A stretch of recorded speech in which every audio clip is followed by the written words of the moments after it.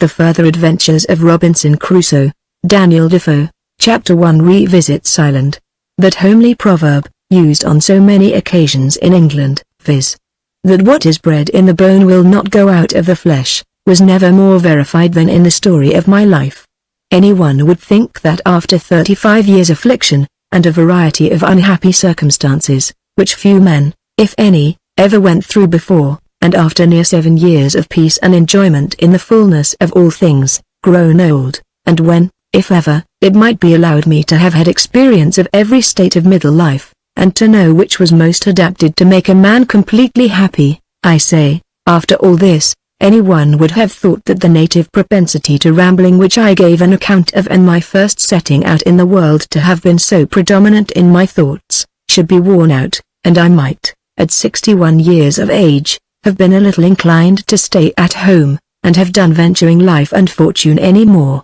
Nay, father, the common motive of foreign adventures was taken away in me, for I had no fortune to make, I had nothing to seek. If I had gained £10,000 I had been no richer, for I had already sufficient for me, and for those I had to leave it to, and what I had was visibly increasing, for, having no great family, I could not spend the income of what I had unless I would set up for an expensive way of living, such as a great family, servants, equipage, gaiety, and the like, which were things I had no notion of, or inclination to, so that I had nothing, indeed, to do but to sit still, and fully enjoy what I had got, and see it increase daily upon my hands. Yet all these things had no effect upon me, or at least not enough to resist the strong inclination I had to go abroad again, which hung about me like a chronic distemper. In particular, the desire of seeing my new plantation in the island, and the colony I left there, ran in my head continually. I dreamed of it all night,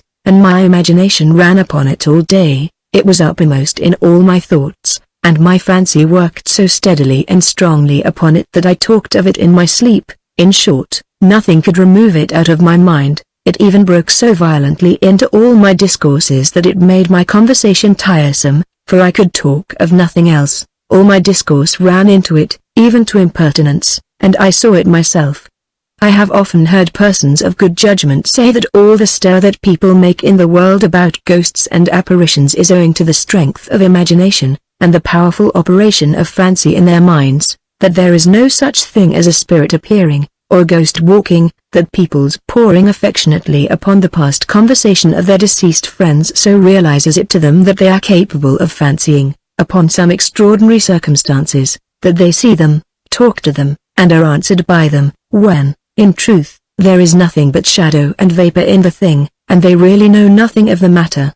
For my part, I know not to this hour whether there are any such things as real apparitions, specters, or walking of people after they are dead, or whether there is anything in the stories they tell us of that kind more than the product of vapors, sick minds, and wandering fancies. But this I know, that my imagination worked up to such a height, and brought me into such excess of vapors, or what else I may call it, that I actually supposed myself often upon the spot, at my old castle, behind the trees, saw my old Spaniard, Friday's father, and the reprobate sailors I left upon the island. Nay, I fancied I talked with them, and looked at them steadily, though I was broad awake, as at persons just before me, and this I did till I often frightened myself with the images my fancy represented to me. One time, in my sleep, I had the villainy of the 3 pirate sailors so lively related to me by the first Spaniard, and Friday's father, that it was surprising. They told me how they barbarously attempted to murder all the Spaniards,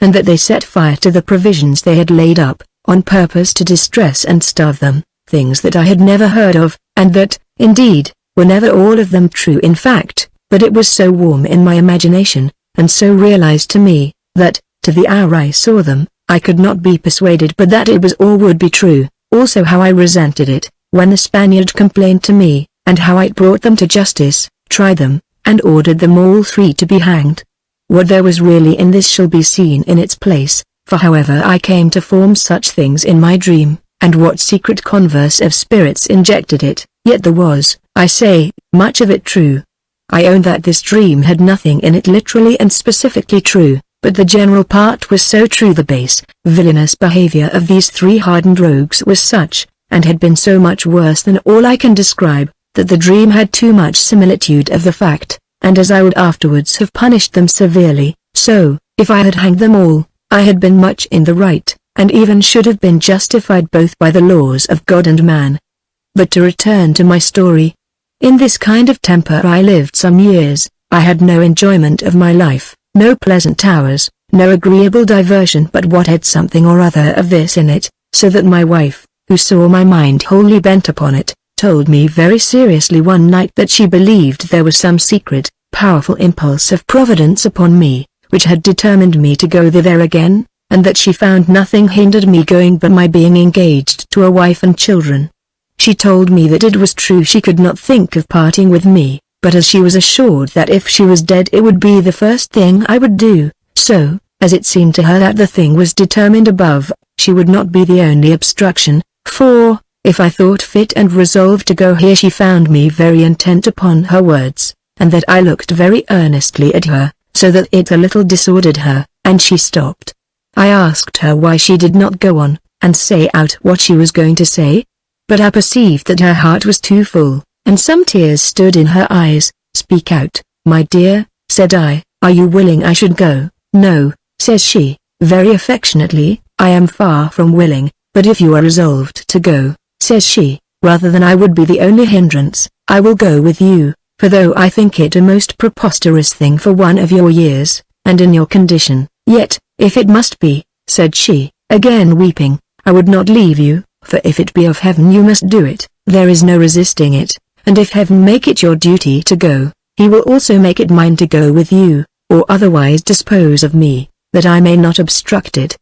This affectionate behavior of my wife's brought me a little out of the vapors, and I began to consider what I was doing. I corrected my wandering fancy, and began to argue with myself sedately what business I had after 60 years, and after such a life of tedious sufferings and disasters, and closed in so happy and easy a manner. I say, what business had I to rush into new hazards, and put myself upon adventures fit only for youth and poverty to run into?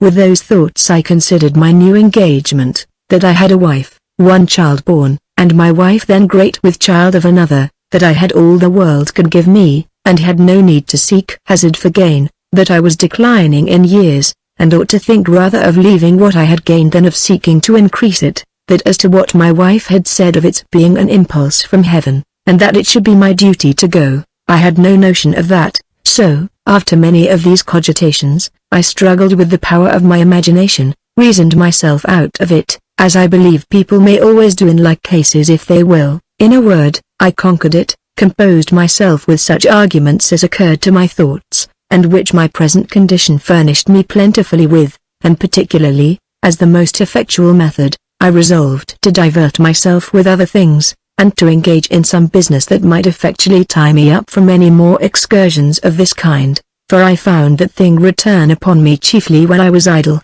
and had nothing to do, nor anything of moment immediately before me. To this purpose, I bought a little farm in the county of Bedford, and resolved to remove myself thither. I had a little convenient house upon it, and the land about it, I found, was capable of great improvement, and it was many ways suited to my inclination, which delighted in cultivating, managing, planting, and improving of land, and particularly, being an inland country, I was removed from conversing among sailors and things relating to the remote parts of the world. I went down to my farm, settled my family, bought plows, harrows, a cart, wagon horses, cows, and sheep, and, setting seriously to work, became in 1/2 year a mere country gentleman. My thoughts were entirely taken up in managing my servants, cultivating the ground, enclosing, planting, and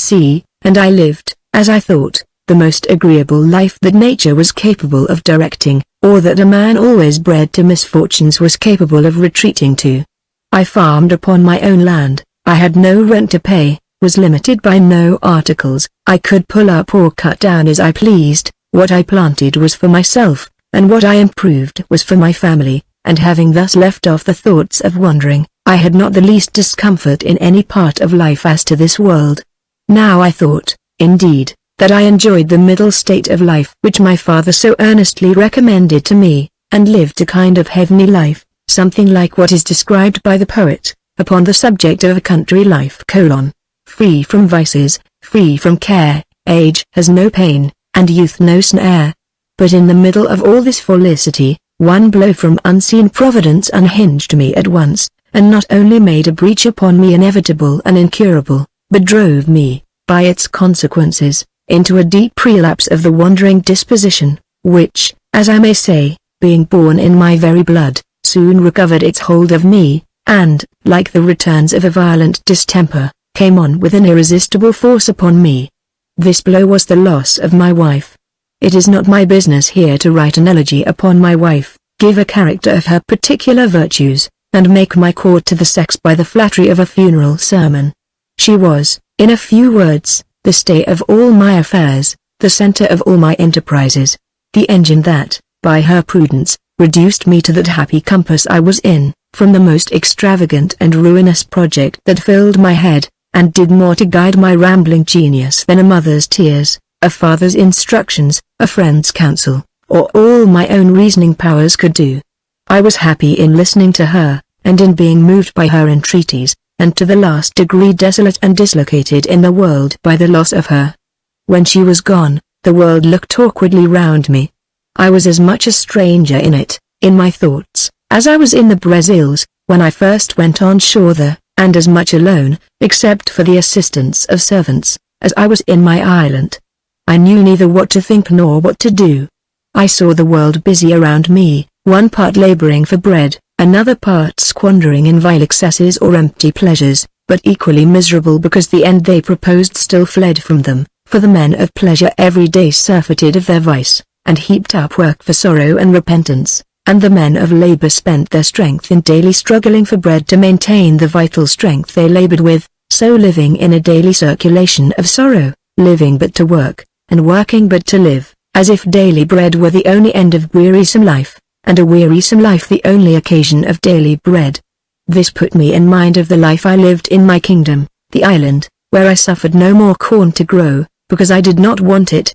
and bred no more goats, because I had no more use for them, where the money lay in the drawer till it grew mouldy, and had scarce the favor to be looked upon in 20 years. All these things, had I improved them as I ought to have done, and as reason and religion had dictated to me, would have taught me to search farther than human enjoyments for a full felicity, and that there was something which certainly was the reason and end of life superior to all these things, and which was either to be possessed, or at least hoped for, on this side of the grave. But my sage counselor was gone. I was like a ship without a pilot, that could only run afore the wind. My thoughts ran all away again into the old affair, my head was quite turned with the whimsies of foreign adventures, and all the pleasant, innocent amusements of my farm, my garden, my cattle, and my family, which before entirely possessed me, were nothing to me, have no relish, and were like music to one that has no ear, or food to one that has no taste. In a word, I resolved to leave off housekeeping, let my farm, and return to London, and in a few months after I did so. When I came to London, I was still as uneasy as I was before. I had no relish for the place, no employment in it, nothing to do but to saunter about like an idle person, of whom it may be said he is perfectly useless in God's creation, and it is not one farthing's matter to the rest of his kind whether he be dead or alive. This also was the thing which, of all circumstances of life, was the most my aversion, who had been all my days used to an active life, and I would often say to myself, a state of idleness is the very dregs of life, and, indeed, I thought I was much more suitably employed when I was 26 days making a deal board. It was now the beginning of the year 1693, when my nephew, whom, as I have observed before, I had brought up to the sea, and had made him commander of a ship, was come home from a short voyage to Bilbao, being the first he had made. He came to me, and told me that some merchants of his acquaintance had been proposing to him to go a voyage for them to the East Indies, and to China, as private traders. And now, uncle, says he, if you will go to sea with me, I will engage to land you upon your old habitation in the island, for we are to touch at the Brazils. Nothing can be a greater demonstration of a future state, and of the existence of an invisible world, than the concurrence of second causes with the idea of things which we form in our minds,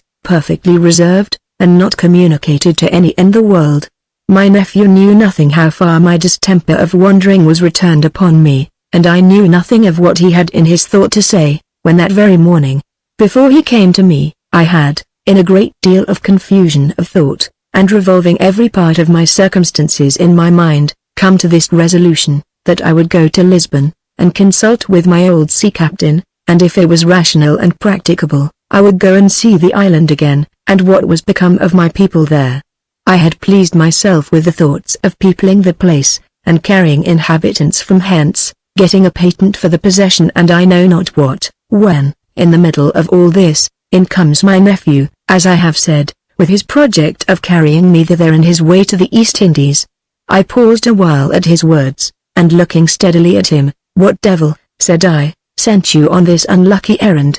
My nephew stared as if he had been frightened at first, but perceiving that I was not much displeased at the proposal, he recovered himself. "I hope it may not be an unlucky proposal, sir," says he. "I dare say you would be pleased to see your new colony there, where you once reigned with more felicity than most of your brother monarchs in the world." In a word, the scheme hit so exactly with my temper, that is to say, the prepossession I was under, and of which I have said so much, that I told him, in a few words, if he agreed with the merchants, I would go with him, but I told him I would not promise to go any further than my own island. "Why, sir," says he, "you don't want to be left there again, I hope." "But," said I, "can you not take me up again on your return?" He told me it would not be possible to do so, that the merchants would never allow him to come that way with a laden ship of such value, it being a month's sail out of his way, and might be 3 or 4. "Besides, sir, if I should miscarry," said he, "and not return at all, then you would be just reduced to the condition you were in before." This was very rational, but we both found out a remedy for it, which was to carry a framed sloop on board the ship, which, being taken in pieces, might, by the help of some carpenters, whom we agreed to carry with us, be set up again in the island, and finished fit to go to sea in a few days. I was not long resolving, for indeed the importunities of my nephew joined so effectually with my inclination that nothing could oppose me. On the other hand, my wife being dead, none concerned themselves so much for me as to persuade me one way or the other, except my ancient good friend the widows, who earnestly struggled with me to consider my years, my easy circumstances, and the needless hazards of a long voyage, and above all, my young children.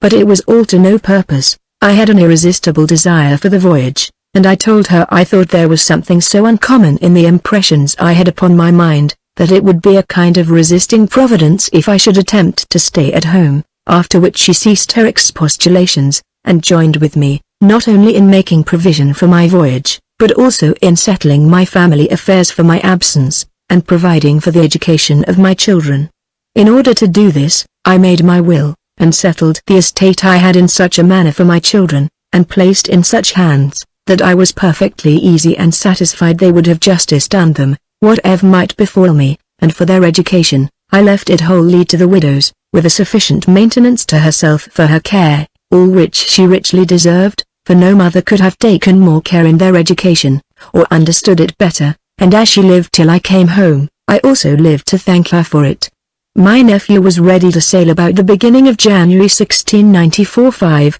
and I, with my man Friday, went on board, in the Downs, the 8th, having, besides that sloop which I mentioned above, a very considerable cargo of all kinds of necessary things for my colony, which, if I did not find in good condition, I resolved to leave so. First, I carried with me some servants whom I purposed to place there as inhabitants, or at least to set on work there upon my account while I stayed, and either to leave them the raw or carry them forward, as they should appear willing. Particularly, I carried 2 carpenters, a smith, and a very handy, ingenious fellow, who was a cooper by trade, and was also a general mechanic, for he was dexterous at making wheels and hand mills to grind corn, was a good turner and a good pot maker. He also made anything that was proper to make of earth or of wood. In a word, we called him our jack of all trades. With these I carried a tailor, who had offered himself to go a passenger to the East Indies with my nephew, but afterwards consented to stay on our new plantation, and who proved a most necessary handy fellow as could be desired in many other businesses besides that of his trade, for, as I observed formerly, necessity arms us for all employments. My cargo, as near as I can recollect, for I have not kept account of the particulars, consisted of a sufficient quantity of linen, and some English thin stuffs, for clothing the Spaniards that I expected to find there, and enough of them, as by my calculation might comfortably supply them for 7 years, if I remember right. The materials I carried for clothing them, with gloves, hats, shoes, stockings, and all such things as they could want for wearing, amounted to about £200, including some beds, bedding, and household stuff, particularly kitchen utensils, with pots, kettles, pewter, brass, and and near £100 more in ironwork, nails, tools of every kind, staples, hooks, hinges, and every necessary thing I could think of. I carried also 100 spare arms, muskets, and fusées, besides some pistols, a considerable quantity of shot of all sizes, 3 or 4 tons of lead, and 2 pieces of brass cannon, and, because I knew not what time and what extremities I was providing for, I carried 100 barrels of powder, besides swords, cutlasses, and the iron part of some pikes and halberds. In short, we had a large magazine of all sorts of store, and I made my nephew carry 2 small quarter-deck guns more than he wanted for his ship, to leave behind if there was occasion, so that when he came there we might build a fort and man it against all sorts of enemies. Indeed, I at first thought there would be need enough for all, and much more, if we hoped to maintain our possession of the island, as shall be seen in the course of that story. I had not such bad luck in this voyage as I had been used to meet with, and therefore shall have the less occasion to interrupt the reader, who perhaps may be impatient to hear how matters went with my colony. Yet some odd accidents, cross winds and bad weather happened on this first setting out, which made the voyage longer than I expected it at first, and I, who had never made but one voyage, my first voyage to Guinea, in which I might be said to come back again, as the voyage was at first designed, began to think the same ill fate attended me, and that I was born to be never contented with being on shore, and yet to be always unfortunate at sea. Contrary winds first put us to the northward, and we were obliged to put in at Galway, in Ireland, where we lay wind-bound 22 days, but we had this satisfaction with the disaster, that provisions were here exceeding cheap, and in the utmost plenty, so that while we lay here we never touched the ship's stores, but rather added to them. Here, also, I took in several live hogs, and 2 cows with their calves, which I resolved, if I had a good passage, to put on shore in my island, but we found occasion to dispose otherwise of them. We set out on the 5th of February from Ireland, and had a very fair gale of wind for some days. As I remember, it might be about the 20th of February in the evening late, when the mate, having the watch, came into the round house and told us he saw a flash of fire, and heard a gun fired, and while he was telling us of it, a boy came in and told us the boatswain heard another. This made us all run out upon the quarter-deck, where for a while we heard nothing, but in a few minutes we saw a very great light, and found that there was some very terrible fire at a distance. Immediately we had recourse to our reckonings, in which we all agreed that there could be no land that way in which the fire showed itself, no, not for 500 leagues, for it appeared at WNW. Upon this, we concluded it must be some ship on fire at sea, and as, by our hearing the noise of guns just before, we concluded that it could not be far off, we stood directly towards it, and were presently satisfied we should discover it,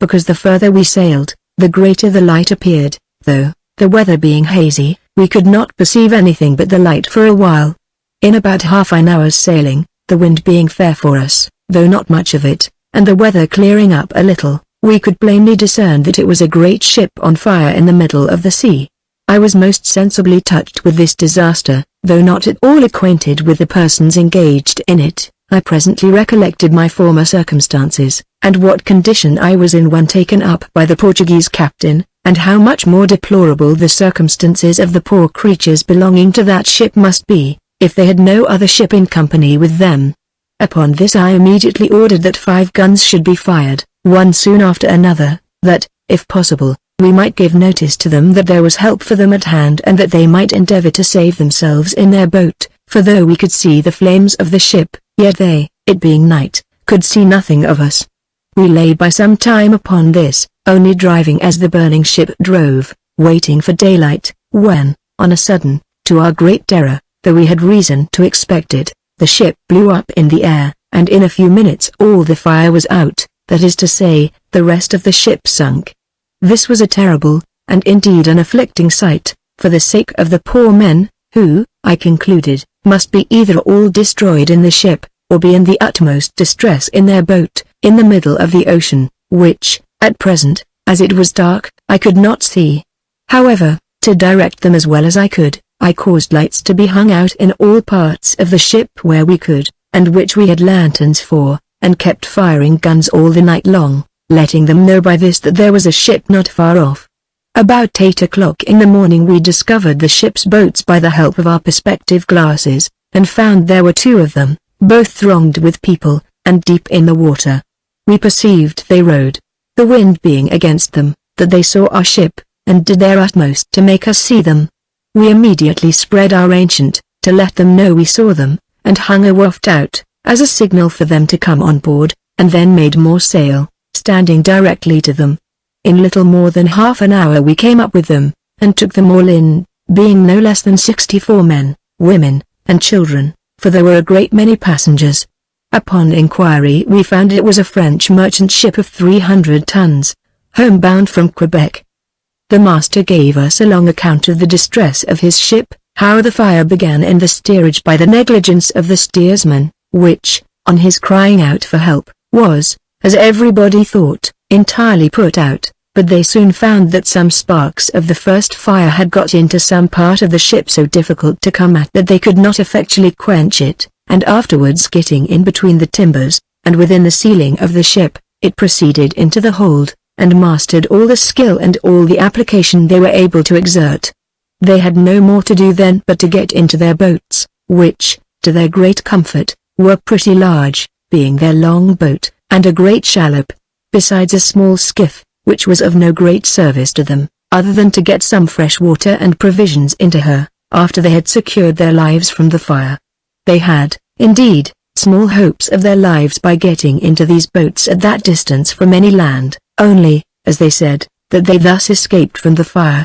and there was a possibility that some ship might happen to be at sea, and might take them in. They had sails, oars, and a compass, and had as much provision and water as, with sparing it so as to be next door to starving, might support them about 12 days, in which, if they had no bad weather and no contrary winds, the captain said he hoped he might get to the banks of Newfoundland, and might perhaps take some fish, to sustain them till they might go on shore. But there were so many chances against them in all these cases, such as storms, to overset and founder them, rains and cold, to benumb and perish their limbs, contrary winds, to keep them out and starve them, that it must have been next to miraculous if they had escaped. In the midst of their consternation, everyone being hopeless and ready to despair, the captain, with tears in his eyes, told me they were on a sudden surprised with the joy of hearing a gun fire, and after that 4 more. These were the 5 guns which I caused to be fired at first seeing the light. This revived their hearts, and gave them the notice, which, as above, I desired it should, that there was a ship at hand for their help. It was upon the hearing of these guns that they took down their masts and sails, the sound coming from the windward. They resolved to lie by till morning. Some time after this, hearing no more guns, they fired 3 muskets, one a considerable while after another, but these, the wind being contrary, we never heard. Some time after that again they were still more agreeably surprised with seeing our lights, and hearing the guns, which, as I have said, I caused to be fired all the rest of the night. This set them to work with their oars, to keep their boats ahead, at least that we might the sooner come up with them, and at last, to their inexpressible joy, they found we saw them. It is impossible for me to express the several gestures, the strange ecstasies, the variety of postures which these poor delivered people ran into, to express the joy of their souls at so unexpected a deliverance. Grief and fear are easily described, sighs, tears, groans, and a very few motions of the head and hands, make up the sum of its variety, but an excess of joy, a surprise of joy, has 1,000 extravagances in it. There were some in tears, some raging and tearing themselves, as if they had been in the greatest agonies of sorrow, some stark raving and downright lunatic, some ran about the ship stamping with their feet, others wringing their hands, some were dancing, some singing, some laughing, more crying, many quite dumb, not able to speak a word, others sick and vomiting, several swooning and ready to faint, and a few were crossing themselves and giving God thanks. I would not wrong them either, there might be many that were thankful afterwards. But the passion was too strong for them at first, and they were not able to master it, then were thrown into ecstasies, and a kind of frenzy, and it was but a very few that were composed and serious in their joy. Perhaps also, the case may have some addition to it from the particular circumstance of that nation they belong to, I mean the French, whose temper is allowed to be more volatile, more passionate, and more sprightly, and their spirits more fluid than in other nations. I am not philosopher enough to determine the cause, but nothing I had ever seen before came up to it. The ecstasies poor Friday, my trusty savage, was in when he found his father in the boat came the nearest to it, and the surprise of the master and his 2 companions, whom I delivered from the villains that set them on shore in the island, came a little way towards it, but nothing was to compare to this, either that I saw in Friday, or anywhere else in my life. It is further observable, that these extravagances did not show themselves in that different manner I have mentioned, in different persons only, but all the variety would appear, in a short succession of moments, in one and the same person. A man that we saw this minute dumb, and, as it were, stupid and confounded, would the next minute be dancing and hallooing like an antic, and the next moment be tearing his hair, or pulling his clothes to pieces, and stamping them under his feet like a madman. In a few moments after that we would have him all in tears, then sick, swooning, and, had not immediate help been had, he would in a few moments have been dead. Thus it was, not with 1 or 2, or 10 or 20, but with the greatest part of them, and, if I remember right, our surgeon was obliged to let blood of about 30 persons.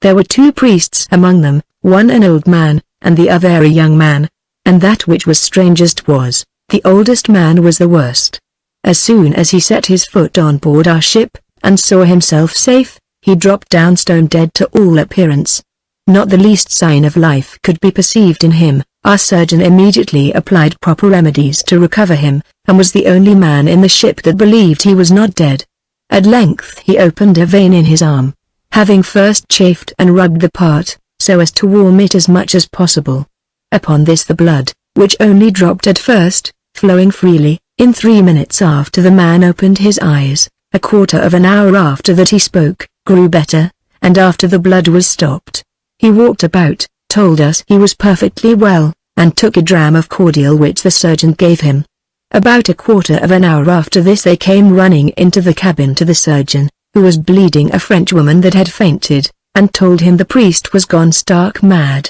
It seems he had begun to revolve a change of his circumstances in his mind, and again this put him into an ecstasy of joy. His spirits whirled about faster than the vessels could convey them, the blood grew hot and feverish, and the man was as fit for Bedlam as any creature that ever was in it. The surgeon would not bleed him again in that condition, but gave him something to doze and put him to sleep, which, after some time, operated upon him, and he awoke next morning perfectly composed and well. The younger priest behaved with great command of his passions, and was really an example of a serious, well-governed mind. At his first coming on board the ship he threw himself flat on his face, prostrating himself in thankfulness for his deliverance, in which I unhappily and unseasonably disturbed him, really thinking he had been in a swoon, but he spoke calmly, thanked me, told me he was giving God thanks for his deliverance, begged me to leave him a few moments, and that, next to his Maker, he would give me thanks also. I was heartily sorry that I disturbed him, and not only left him, but kept others from interrupting him also. He continued in that posture about 3 minutes, or little more, after I left him, then came to me, as he had said he would, and with a great deal of seriousness and affection, but with tears in his eyes, thanked me, that had, under God, given him and so many miserable creatures their lives. I told him I had no need to tell him to thank God for it, rather than me, for I had seen that he had done that already, but I added that it was nothing but what reason and humanity dictated to all men, and that we had as much reason as he to give thanks to God, who had blessed us so far as to make us the instruments of his mercy to so many of his creatures. After this the young priest applied himself to his countrymen, and labored to compose them. He persuaded, entreated, argued, reasoned with them, and did his utmost to keep them within the exercise of their reason, and with some he had success, though others were for a time out of all government of themselves. I cannot help committing this to writing, as perhaps it may be useful to those into whose hands it may fall, for guiding themselves in the extravagances of their passions, for if an excess of joy can carry men out to such a length beyond the reach of their reason, what will not the extravagances of anger, rage, and a provoked mind carry us to? And, indeed, here I saw reason for keeping an exceeding watch over our passions of every kind, as well those of joy and satisfaction as those of sorrow and anger. We were somewhat disordered by these extravagances among our new guests for the first day, but after they had retired to lodgings provided for them as well as our ship would allow, and had slept heartily as most of them did, being fatigued and frightened, they were quite another sort of people the next day. Nothing of good manners, or civil acknowledgments for the kindness shown them, was wanting. The French, it is known, are naturally apartment enough to exceed that way. The captain and one of the priests came to me the next day, and desired to speak with me and my nephew. The commander began to consult with us what should be done with them, and first, they told us we had saved their lives, so all they had was little enough for a return to us for that kindness received. The captain said they had saved some money and some things of value in their boats, caught hastily out of the flames, and if we would accept it they were ordered to make an offer of it all to us. They only desired to be set on shore somewhere in our way, where, if possible, they might get a passage to France. My nephew wished to accept their money at first word, and to consider what to do with them afterwards, but I overruled him in that part, for I knew what it was to be set on shore in a strange country, and if the Portuguese captain that took me up at sea had served me so, and taken all I had for my deliverance, I must have been starved, or have been as much a slave at the Brazils as I had been at Barbary. The mere being sold to a Mahometan accepted, and perhaps a Portuguese is not a much better master than a Turk, if not in some cases much worse. I therefore told the French captain that we had taken them up in their distress. It was true, but that it was our duty to do so, as we were fellow creatures, and we would desire to be so delivered if we were in the like or any other extremity, that we had done nothing for them but what we believed they would have done for us if we had been in their case and they in ours, but that we took them up to save them, not to plunder them, and it would be a most barbarous thing to take that little from them which they had saved out of the fire, and then set them on shore and leave them, that this would be first to save them from death, and then kill them ourselves, save them from drowning, and abandon them to starving, and therefore I would not let the least thing be taken from them. As to setting them on shore, I told them indeed that was an exceeding difficulty to us, for that the ship was bound to the East Indies, and though we were driven out of our course to the westward a very great way, and perhaps were directed by heaven on purpose for their deliverance, yet it was impossible for us wilfully to change our voyage on their particular account, nor could my nephew, the captain, answer it to the freighters, with whom he was under charter to pursue his voyage by way of Brazil, and all I knew we could do for them was to put ourselves in the way of meeting with other ships homeward bound from the West Indies, and get them a passage, if possible, to England or France. The first part of the proposal was so generous and kind they could not but be very thankful for it, but they were in very great consternation, especially the passengers, at the notion of being carried away to the East Indies. They then entreated me that as I was driven so far to the westward before I met with them, I would at least keep on the same course to the banks of Newfoundland, where it was probable I might meet with some ship or sloop that they might hire to carry them back to Canada. I thought this was but a reasonable request on their part, and therefore I inclined to agree to it, for indeed I considered that to carry this whole company to the East Indies would not only be an intolerable severity upon the poor people, but would be ruining our whole voyage by devouring all our provisions, so I thought it no breach of charter party, but what an unforeseen accident made absolutely necessary to us, and in which no one could say we were to blame, for the laws of God and nature would have forbid that we should refuse to take up 2 boats full of people in such a distressed condition, and the nature of the thing, as well respecting ourselves as the poor people, obliged us to set them on shore somewhere or other from their deliverance. So I consented that we would carry them to Newfoundland, if wind and weather would permit, and if not, I would carry them to Martinico, in the West Indies. The wind continued fresh easterly, but the weather pretty good, and as the winds have continued in the points between me and say a long time, we missed several opportunities of sending them to France, for we met several ships bound to Europe, whereof 2 were French, from Street Christopher's, but they had been so long beating up against the wind that they durst take in no passengers, for fear of wanting provisions for the voyage, as well for themselves as for those they should take in, so we were obliged to go on. It was about a week after this that we made the banks of Newfoundland, where, to shorten my story, we put all our French people on board a bark, which they hired at sea there, to put them on shore, and afterwards to carry them to France,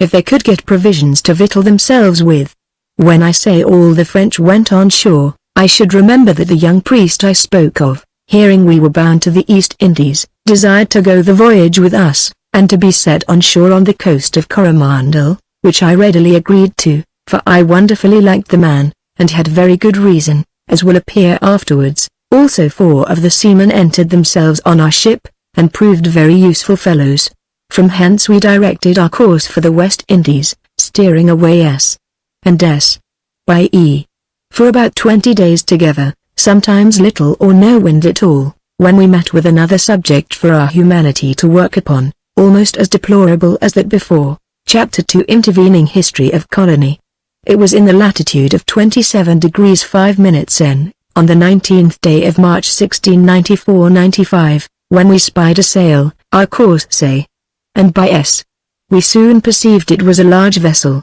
and that she bore up to us, but could not at first know what to make of her, till, after coming a little nearer, we found she had lost her main topmast, foremast, and bowsprit, and presently she fired a gun as a signal of distress. The weather was pretty good, wind at NNW, a fresh gale, and we soon came to speak with her. We found her a ship of Bristol, bound home from Barbados, but had been blown out of the road at Barbados a few days before she was ready to sail, by a terrible hurricane, while the captain and chief mate were both gone on shore, so that, besides the terror of the storm, they were in an indifferent case for good mariners to bring the ship home. They had been already 9 weeks at sea, and had met with another terrible storm, after the hurricane was over, which had blown them quite out of their knowledge to the westward, and in which they lost their masts. They told us they expected to have seen the Bahama Islands, but were then driven away again to the southeast, by a strong gale of wind at NNW, the same that blew now, and having no sails to work the ship with but a main course, and a kind of square sail upon a jury foremast, which they had set up, they could not lie near the wind, but were endeavoring to stand away for the Canaries. But that which was worst of all was, that they were almost starved for want of provisions, besides the fatigues they had undergone, their bread and flesh were quite gone, they had not 1 ounce left in the ship, and had had none for 11 days.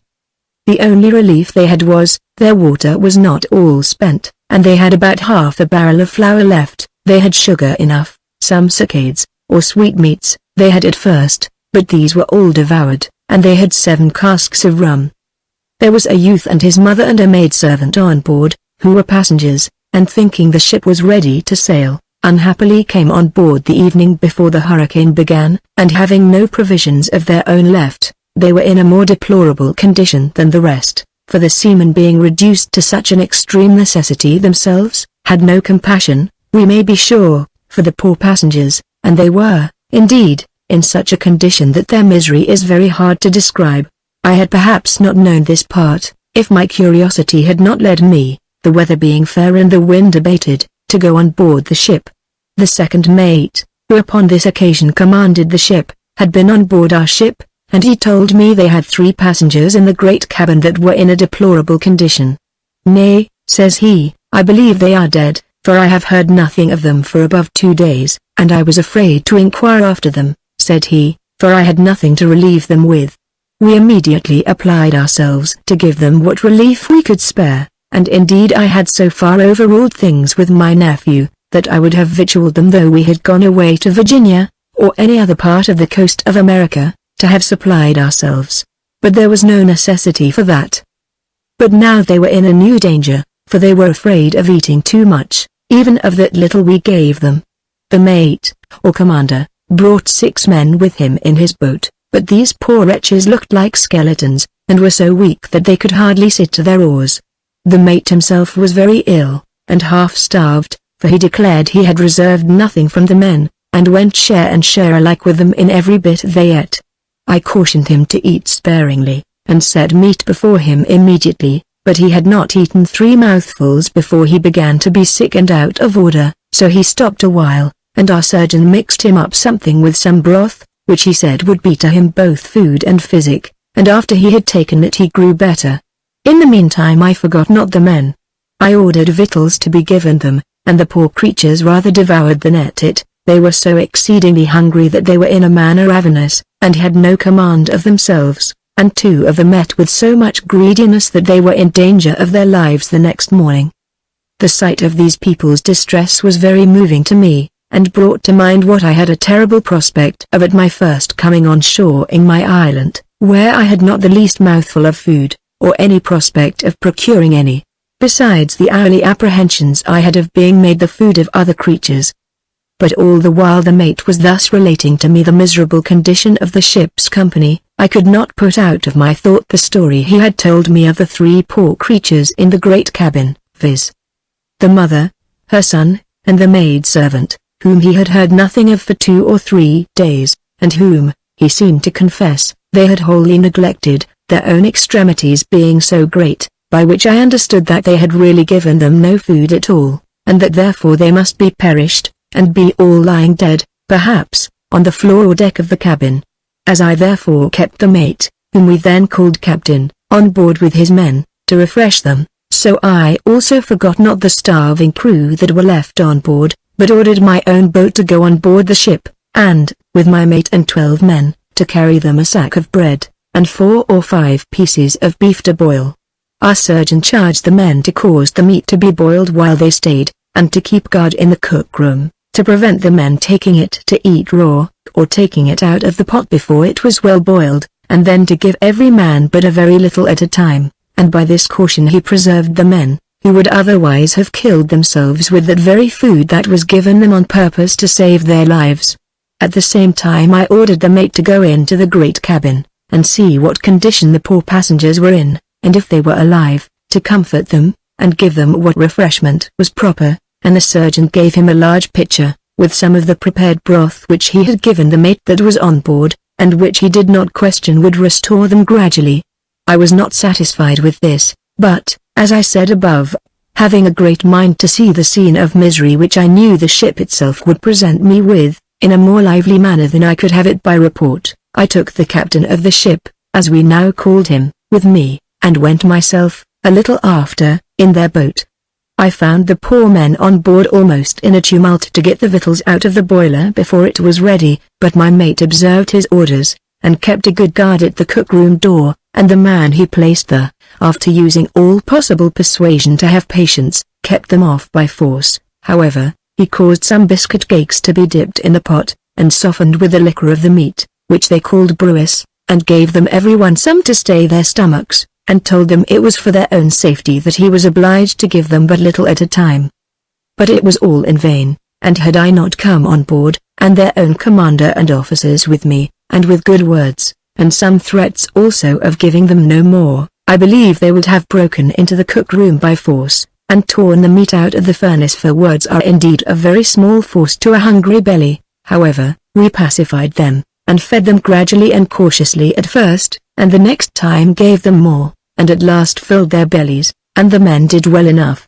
But the misery of the poor passengers in the cabin was of another nature, and far beyond the rest, for as, first, the ship's company had so little for themselves, it was but too true that they had at first kept them very low, and at last totally neglected them, so that for 6 or 7 days it might be said they had really no food at all, and for several days before very little. The poor mother, who, as the men reported, was a woman of sense and good breeding, had spared all she could so affectionately for her son, that at last she entirely sank under it, and when the mate of our ship went in, she sat upon the floor on deck, with her back up against the sides, between two chairs, which were lashed fast, and her head sunk between her shoulders like a corpse, though not quite dead. My mate said all he could to revive and encourage her, and with a spoon put some broth into her mouth. She opened her lips, and lifted up one hand, but could not speak, yet she understood what he said, and made signs to him,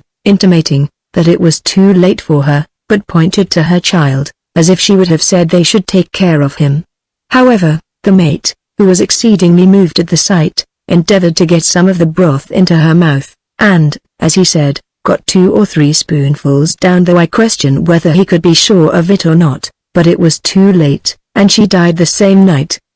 The youth, who was preserved at the price of his most affectionate mother's life, was not so far gone, yet he lay in a cabin bed, as one stretched out, with hardly any life left in him. He had a piece of an old glove in his mouth. Having eaten up the rest of it, however, being young, and having more strength than his mother, the mate got something down his throat, and he began sensibly to revive, though by giving him, some time after, but 2 or 3 spoonfuls extraordinary, he was very sick, and brought it up again. But the next care was the poor maid. She lay all along upon the deck, hard by her mistress, and just like one that had fallen down in a fit of apoplexy, and struggled for life.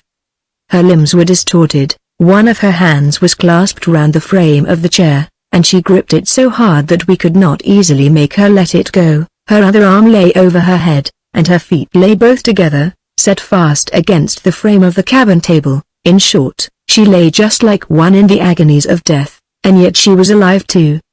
The poor creature was not only starved with hunger, and terrified with the thoughts of death, but, as the men told us afterwards, was broken-hearted for her mistress, whom she saw dying for 2 or 3 days before, and whom she loved most tenderly. We knew not what to do with this poor girl, for when our surgeon, who was a man of very great knowledge and experience, had, with great application, recovered her as to life, he had her upon his hands still, for she was little less than distracted for a considerable time after. Whoever shall read these memorandums must be desired to consider that visits at sea are not like a journey into the country, where sometimes people stay a week or a fortnight at a place. Our business was to relieve this distressed ship's crew, but not lie by for them, and though they were willing to steer the same course with us for some days, yet we could carry no sail to keep pace with a ship that had no masts. However, as their captain begged of us to help him to set up a main topmast, and a kind of a topmast to his jury foremast,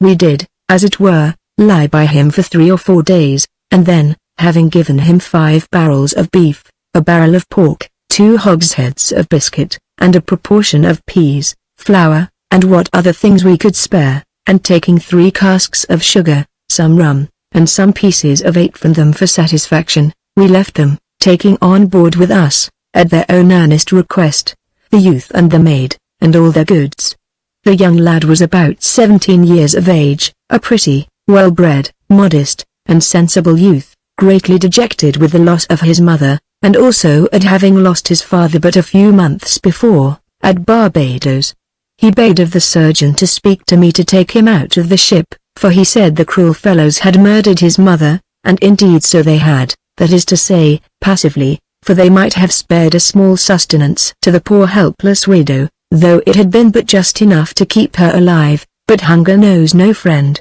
no relation, no justice, no right, and therefore is remorseless, and capable of no compassion. The surgeon told him how far we were going, and that it would carry him away from all his friends, and put him, perhaps, in as bad circumstances almost as those we found him in, that is to say, starving in the world. He said it mattered not whither he went, if he was but delivered from the terrible crew that he was among, that the captain, by which he meant me, for he could know nothing of my nephew, had saved his life, and he was sure would not hurt him, and as for the maid, he was sure, if she came to herself, she would be very thankful for it, let us carry them where we would. The surgeon represented the case so affectionately to me that I yielded, and we took them both on board, with all their goods, except 11 hogsheads of sugar, which could not be removed or come at, and as the youth had a bill of lading for them, I made his commander sign a writing, obliging himself to go, as soon as he came to Bristol, to one Mr. Rogers, a merchant there, to whom the youth said he was related, and to deliver a letter which I wrote to him, and all the goods he had belonging to the deceased widow, which, I suppose, was not done, for I could never learn that the ship came to Bristol, but was, as is most probable, lost at sea, being in so disabled a condition, and so far from any land, that I am of opinion the first storm she met with afterwards she might founder, for she was leaky, and had damage in her hold when we met with her. I was now in the latitude of 19 degrees 32 minutes, and had hitherto a tolerable voyage as to weather, though at first the winds had been contrary. I shall trouble nobody with the little incidents of wind, weather, currents, and sea, on the rest of our voyage, but to shorten my story, shall observe that I came to my old habitation, the island, on the 10th of April 1695. It was with no small difficulty that I found the place, for as I came to it and went to it before on the south and east side of the island, coming from the Brazils, so now, coming in between the main and the island, and having no chart for the coast, nor any landmark, I did not know it when I saw it, or, know whether I saw it or not. We beat about a great while, and went on shore on several islands in the mouth of the great river Orinoco, but none for my purpose, only this I learned by my coasting the shore, that I was under one great mistake before, viz. That the continent which I thought I saw from the island I lived in was really no continent, but a long island, or rather a ridge of islands, reaching from one to the other side of the extended mouth of that great river, and that the savages who came to my island were not properly those which we call Caribbees, but islanders, and other barbarians of the same kind, who inhabited nearer to our side than the rest. In short, I visited several of these islands to no purpose. Some I found were inhabited, and some were not. On one of them I found some Spaniards, and thought they had lived there, but speaking with them, found they had a sloop lying in a small creek hard by, and came thither to make salt, and to catch some pearl mussels if they could, but that they belonged to the Isle de Trinidad, which lay farther north, in the latitude of 10 and 11 degrees, thus coasting from one island to another, sometimes with the ship, sometimes with the Frenchman's shallop, which we had found a convenient boat, and therefore kept her with their very good will. At length I came fair on the south side of my island, and presently knew the very countenance of the place, so I brought the ship safe to an anchor, broadside with the little creek where my old habitation was. As soon as I saw the place I called for Friday, and asked him if he knew where he was. He looked about a little, and presently clapping his hands, cried, "Oh yes, oh there, oh yes, oh there," pointing to our old habitation, and fell dancing and capering like a mad fellow, and I had much ado to keep him from jumping into the sea to swim ashore to the place. "Well, Friday," says I, "do you think we shall find anybody here or no? And do you think we shall see your father?" The fellow stood mute as a stock a good while, but when I named his father, the poor affectionate creature looked dejected, and I could see the tears run down his face very plentifully. "What is the matter, Friday? Are you troubled because you may see your father?" "No, no," says he, shaking his head, "no see him more, no, never more see him again." "Why so, Friday? How do you know that?" Oh no, says Friday, "he long ago die, long ago, he much old man." Well, Friday, you don't know, but shall we see anyone else, then?" The fellow, it seems, had better eyes than I, and he points to the hill just above my old house, and though we lay half a league off, he cries out, "We see. We see. Yes, we see much man there, and there, and there." I looked, but I saw nobody, no, not with a perspective glass, which was, I suppose, because I could not hit the place, for the fellow was right, as I found upon inquiry the next day, and there were 5 or 6 men altogether, who stood to look at the ship, not knowing what to think of us. As soon as Friday told me he saw people, I caused the English ancient to be spread, and fired 3 guns, to give them notice we were friends, and in about a quarter of an hour after we perceived a smoke arise from the side of the creek, so I immediately ordered the boat out, taking Friday with me, and hanging out a white flag, I went directly on shore,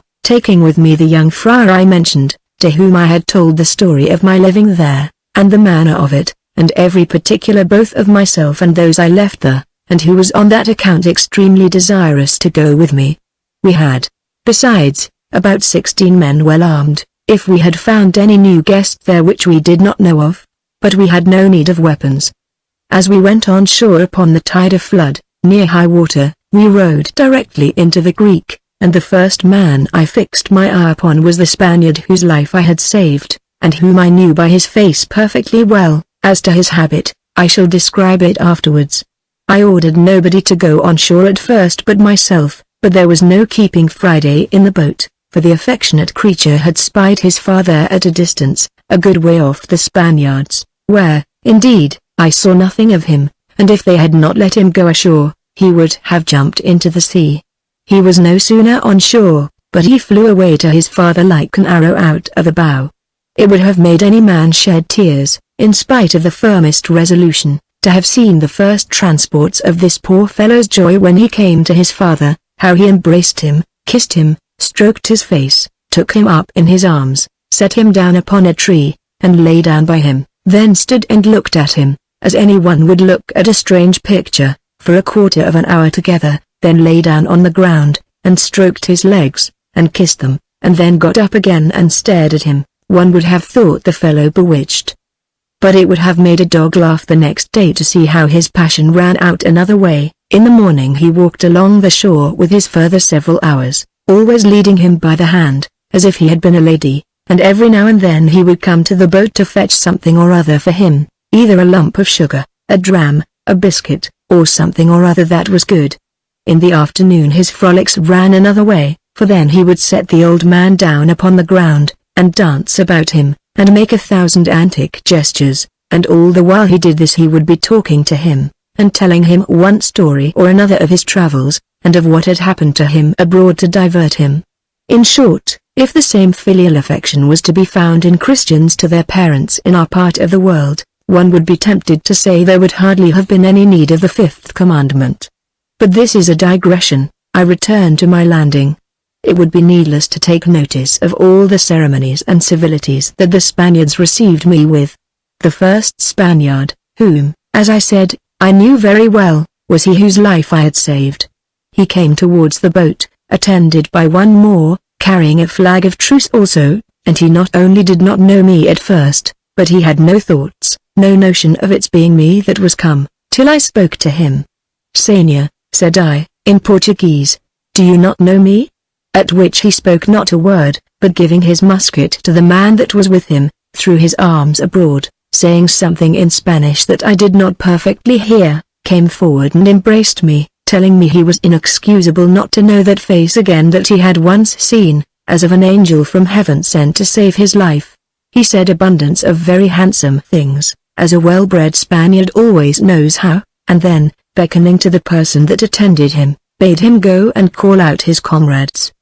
He then asked me if I would walk to my old habitation, where he would give me possession of my own house again, and where I should see they had made but mean improvements. I walked along with him, but, alas! I could no more find the place than if I had never been there, for they had planted so many trees, and placed them in such a position, so thick and close to one another, and in 10 years' time they were grown so big, that the place was inaccessible, except by such windings and blind ways as they themselves only, who made them, could find. I asked them what put them upon all these fortifications. He told me I would say there was need enough of it when they had given me an account how they had passed their time since their arriving in the island, especially after they had the misfortune to find that I was gone.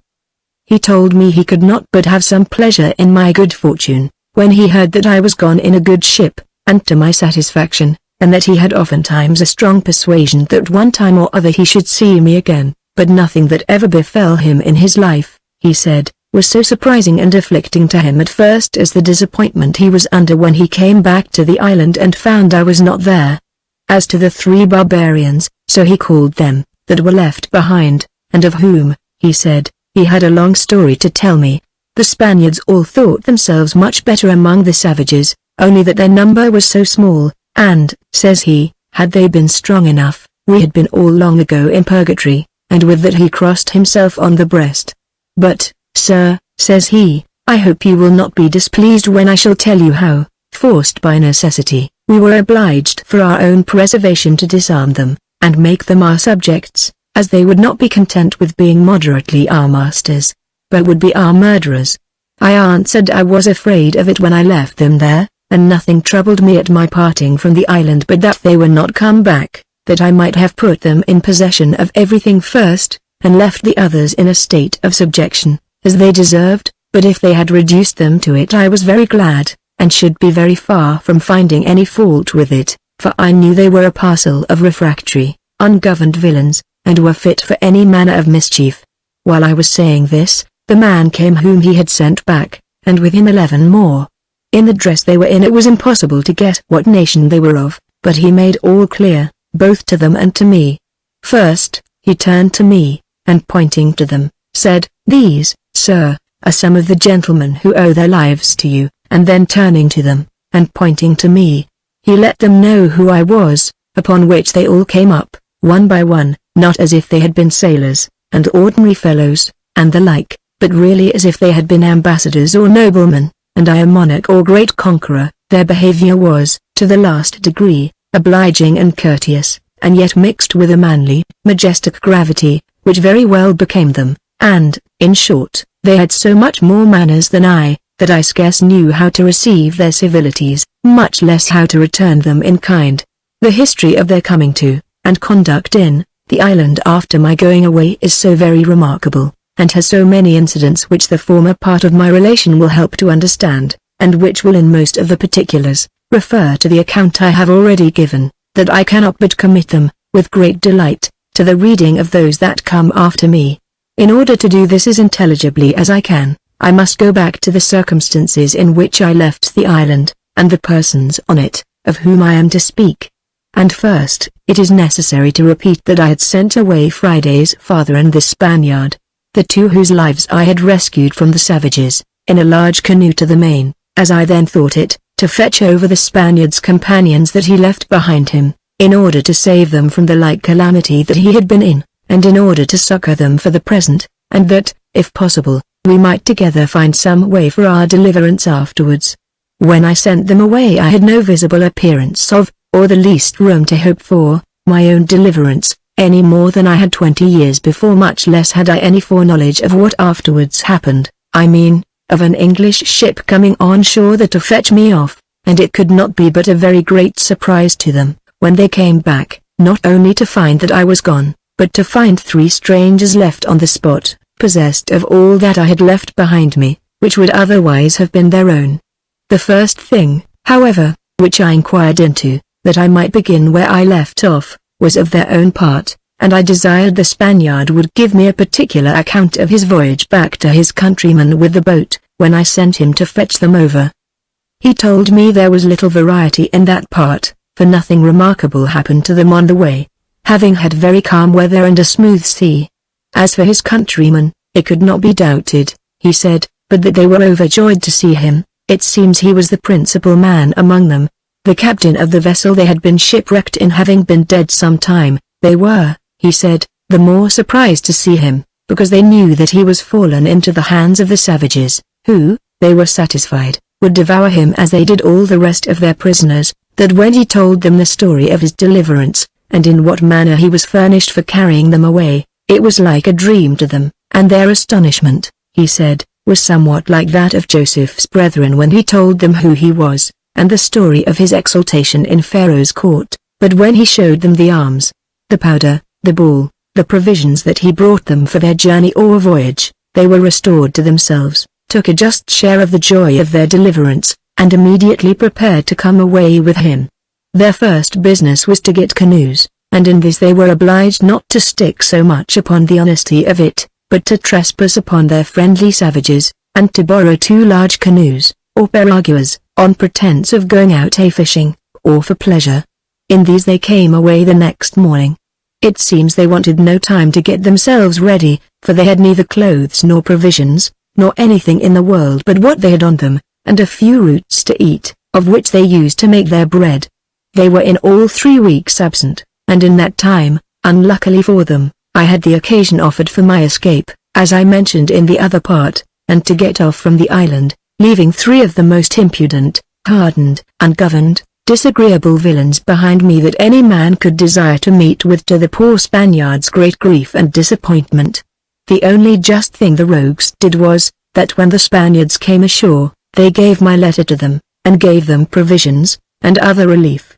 as I had ordered them to do. Also they gave them the long paper of directions which I had left with them, containing the particular methods which I took for managing every part of my life there, the way I baked my bread, bred up tame goats, and planted my corn, how I cured my grapes, made my pots, and, in a word, everything I did. All this being written down, they gave to the Spaniards. 2 of them understood English well enough, nor did they refuse to accommodate the Spaniards with anything else, for they agreed very well for some time. They gave them an equal admission into the house or cave, and they began to live very sociably, and the head Spaniard, who had seen pretty much of my methods, together with Friday's father, managed all their affairs. But as for the Englishmen, they did nothing but ramble about the island, shoot parrots, and catch tortoises, and when they came home at night, the Spaniards provided their suppers for them.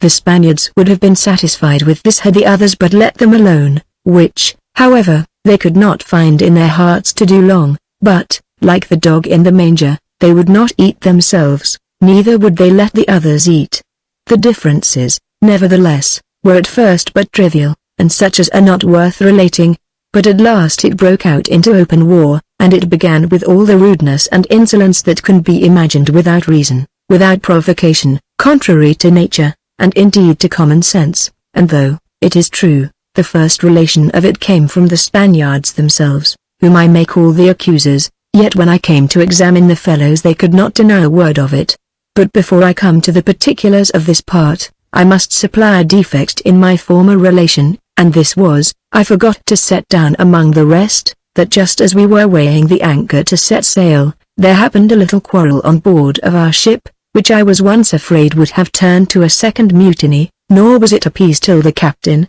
rousing up his courage, and taking us all to his assistance, parted them by force, and making 2 of the most refractory fellows prisoners, he laid them in irons, and as they had been active in the former disorders, and let fall some ugly, dangerous words the second time, he threatened to carry them in irons to England, and have them hanged for mutiny and running away with the ship.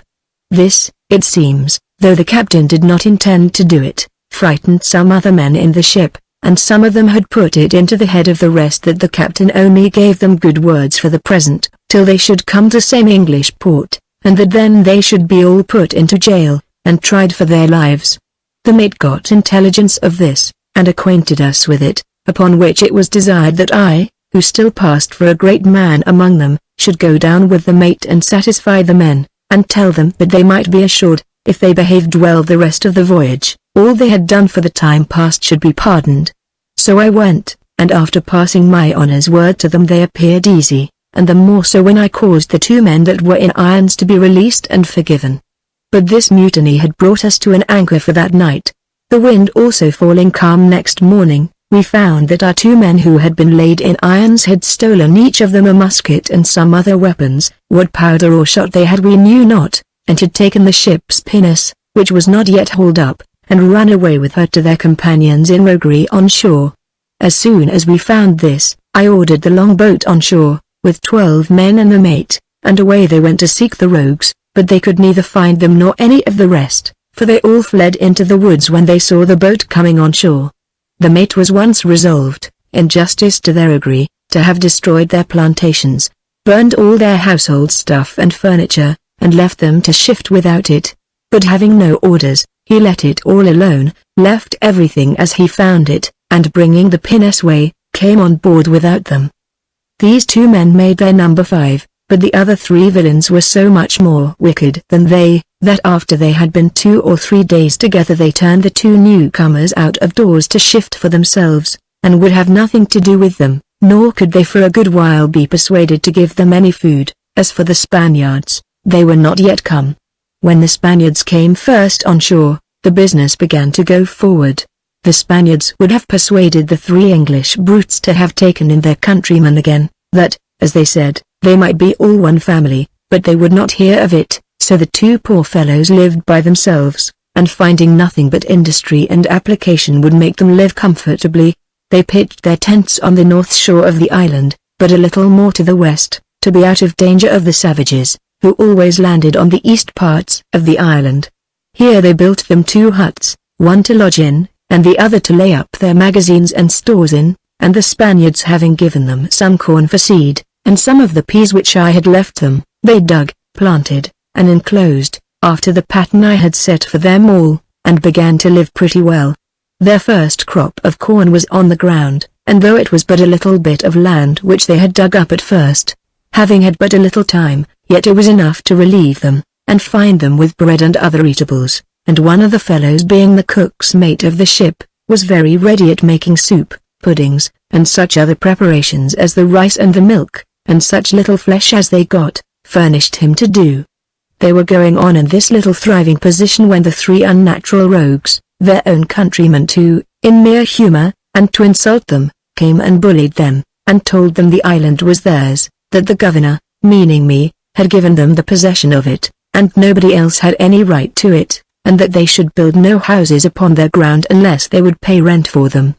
The 2 men, thinking they were jesting at first, asked them to come in and sit down, and see what fine houses they were that they had built, and to tell them what rent they demanded, and one of them merrily said if they were the ground landlords, he hoped if they built tenements upon their land, and made improvements, they would, according to the custom of landlords, grant a long lease, and desired they would get a scrivener to draw the writings. One of the 3, cursing and raging, told them they should see they were not in jest, and going to a little place at a distance, where the honest men had made a fire to dress their victuals, he takes a firebrand, and claps it to the outside of their hut, and set it on fire. Indeed, it would have been all burned down in a few minutes if one of the 2 had not run to the fellow, thrust him away, and trod the fire out with his feet, and that not without some difficulty too. The fellow was in such a rage at the honest man's thrusting him away, that he returned upon him, with a pole he had in his hand, and had not the man avoided the blow very nimbly, and run into the hut, he had ended his days at once. His comrade, seeing the danger they were both in, ran after him, and immediately they came both out with their muskets, and the man that was first struck at with the pole knocked the fellow down that began the quarrel with the stock of his musket, and that before the other 2 could come to help him, and then, seeing the rest come at them, they stood together, and presenting the other ends of their pieces to them, bade them stand off. The others had firearms with them too, but one of the 2 honest men, bolder than his comrade, and made desperate by his danger, told them if they offered to move hand or foot they were dead men, and boldly commanded them to lay down their arms. They did not, indeed, lay down their arms, but seeing him so resolute, it brought them to a parley, and they consented to take their wounded man with them and be gone, and, indeed, it seems the fellow was wounded sufficiently with the blow. However, they were much in the wrong, since they had the advantage, that they did not disarm them effectually, as they might have done, and have gone immediately to the Spaniards, and given them an account how the rogues had treated them, for the 3 villains studied nothing but revenge, and every day gave them some intimation that they did so. Chapter 3 Fight with Cannibals. But not to crowd this part with an account of the lesser part of the rogueries with which they plagued them continually, night and day, it forced the 2 men to such a desperation that they resolved to fight them all 3, the first time they had a fair opportunity. In order to do this they resolved to go to the castle, as they called my old dwelling, where the 3 rogues and the Spaniards all lived together at that time, intending to have a fair battle, and the Spaniards should stand by to see fair play. So they got up in the morning before day, and came to the place, and called the Englishmen by their names, telling a Spaniard that answered that they wanted to speak with them. It happened that the day before 2 of the Spaniards, having been in the woods, had seen one of the 2 Englishmen, whom, for distinction, I called the honest men, and he had made a sad complaint to the Spaniards of the barbarous usage they had met with from their 3 countrymen, and how they had ruined their plantation, and destroyed their corn, that they had labored so hard to bring forward, and killed the milch goat and their 3 kids, which was all they had provided for their sustenance, and that if he and his friends, meaning the Spaniards, did not assist them again, they should be starved. When the Spaniards came home at night, and they were all at supper, one of them took the freedom to reprove the 3 Englishmen, though in very gentle and mannerly terms, and asked them how they could be so cruel, they being harmless, inoffensive fellows, that they were putting themselves in a way to subsist by their labor, and that it had cost them a great deal of pains to bring things to such perfection as they were then in. One of the Englishmen returned very briskly. What had they to do there? That they came on shore without leave, and that they should not plant or build upon the island, it was none of their ground. Why, says the Spaniard, very calmly, Señor Ingles, they must not starve. The Englishman replied, like a rough tarpaulin, they might starve, they should not plant nor build in that place. But what must they do then, Señor? Said the Spaniard. Another of the brutes returned, do? They should be servants, and work for them. But how can you expect that of them? Says the Spaniard, they are not bought with your money, you have no right to make them servants. The Englishman answered, the island was theirs, the governor had given it to them, and no man had anything to do there but themselves, and with that he swore that he would go and burn all their new huts, they should build none upon their land. Why, Señor, says the Spaniard, by the same rule, we must be your servants, too. Returned the bold dog, and so you shall, too, before we have done with you, mixing 2 or 3 oaths in the proper intervals of his speech. The Spaniard only smiled at that, and made him no answer. However, this little discourse had heated them, and starting up, one says to the other, I think it was he they called Will Atkins, come, Jack, let's go and have t'other brush with them, we'll demolish their castle, I'll warrant you, they shall plant no colony in our dominions. Upon this they were all trooping away, with every man a gun, a pistol, and a sword, and muttered some insolent things among themselves of what they would do to the Spaniards, too, when opportunity offered, but the Spaniards, it seems, did not so perfectly understand them as to know all the particulars, only that in general they threatened them hard for taking the 2 Englishmen's part. Whither they went, or how they bestowed their time that evening, the Spaniards said they did not know, but it seems they wandered about the country part of the night, and them lying down in the place which I used to call my bower, they were weary and overslept themselves. The case was this, they had resolved to stay till midnight, and so take the 2 poor men when they were asleep, and as they acknowledged afterwards, intended to set fire to their huts while they were in them, and either burn them there or murder them as they came out. As malice seldom sleeps very sound, it was very strange they should not have been kept awake. However, as the 2 men had also a design upon them, as I have said, though a much fairer one than that of burning and murdering, it happened, and very luckily for them all, that they were up and gone abroad before the bloody-minded rogues came to their huts. When they came there, and found the men gone, Atkins, who it seems was the forwardest man, called out to his comrade, Ha, Jack, here's the nest, but the birds are flown. They mused a while, to think what should be the occasion of their being gone abroad so soon, and suggested presently that the Spaniards had given them notice of it, and with that they shook hands, and swore to one another that they would be revenged of the Spaniards. As soon as they had made this bloody bargain they fell to work with the poor men's habitation. They did not set fire, indeed, to anything, but they pulled down both their houses, and left not the least stick standing, or scarce any sign on the ground where they stood. They tore all their household stuff in pieces, and threw everything about in such a manner, that the poor men afterwards found some of their things a mile off. When they had done this, they pulled up all the young trees which the poor men had planted, broke down an enclosure they had made to secure their cattle and their corn, and, in a word, sacked and plundered everything as completely as a horde of Tartars would have done. The 2 men were at this juncture gone to find them out, and had resolved to fight them wherever they had been, though they were but 2 to 3, so that, had they met, there certainly would have been bloodshed among them, for they were all very stout, resolute fellows, to give them their due.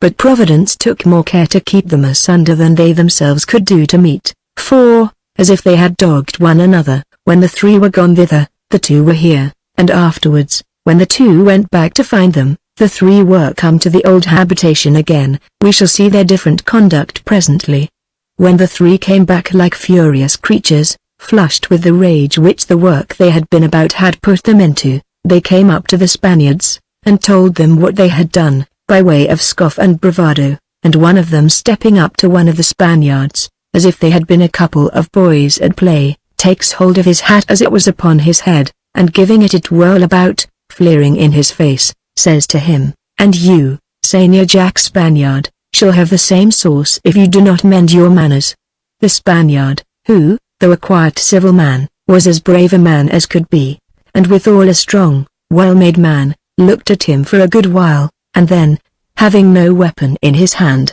stepped gravely up to him, and, with one blow of his fist, knocked him down, as an ox is felled with a poleaxe, at which one of the rogues, as insolent as the first, fired his pistol at the Spaniard immediately. He missed his body, indeed, for the bullets went through his hair, but one of them touched the tip of his ear, and he bled pretty much. The blood made the Spaniard believe he was more hurt than he really was, and that put him into some heat, for before he acted all in a perfect calm, but now resolving to go through with his work, he stooped, and taking the fellow's musket whom he had knocked down, was just going to shoot the man who had fired at him, when the rest of the Spaniards, being in the cave, came out, and calling to him not to shoot, they stepped in, secured the other two, and took their arms from them. When they were thus disarmed, and found they had made all the Spaniards their enemies, as well as their own countrymen, they began to cool, and giving the Spaniards better words, would have their arms again, but the Spaniards, considering the feud that was between them and the other two Englishmen, and that it would be the best method they could take to keep them from killing one another, told them they would do them no harm, and if they would live peaceably, they would be very willing to assist and associate with them as they did before, but that they could not think of giving them their arms again, while they appeared so resolved to do mischief with them to their own countrymen, and had even threatened them all to make them their servants. The rogues were now quite deaf to all reason, and being refused their arms, they raved away like madmen, threatening what they would do, though they had no firearms.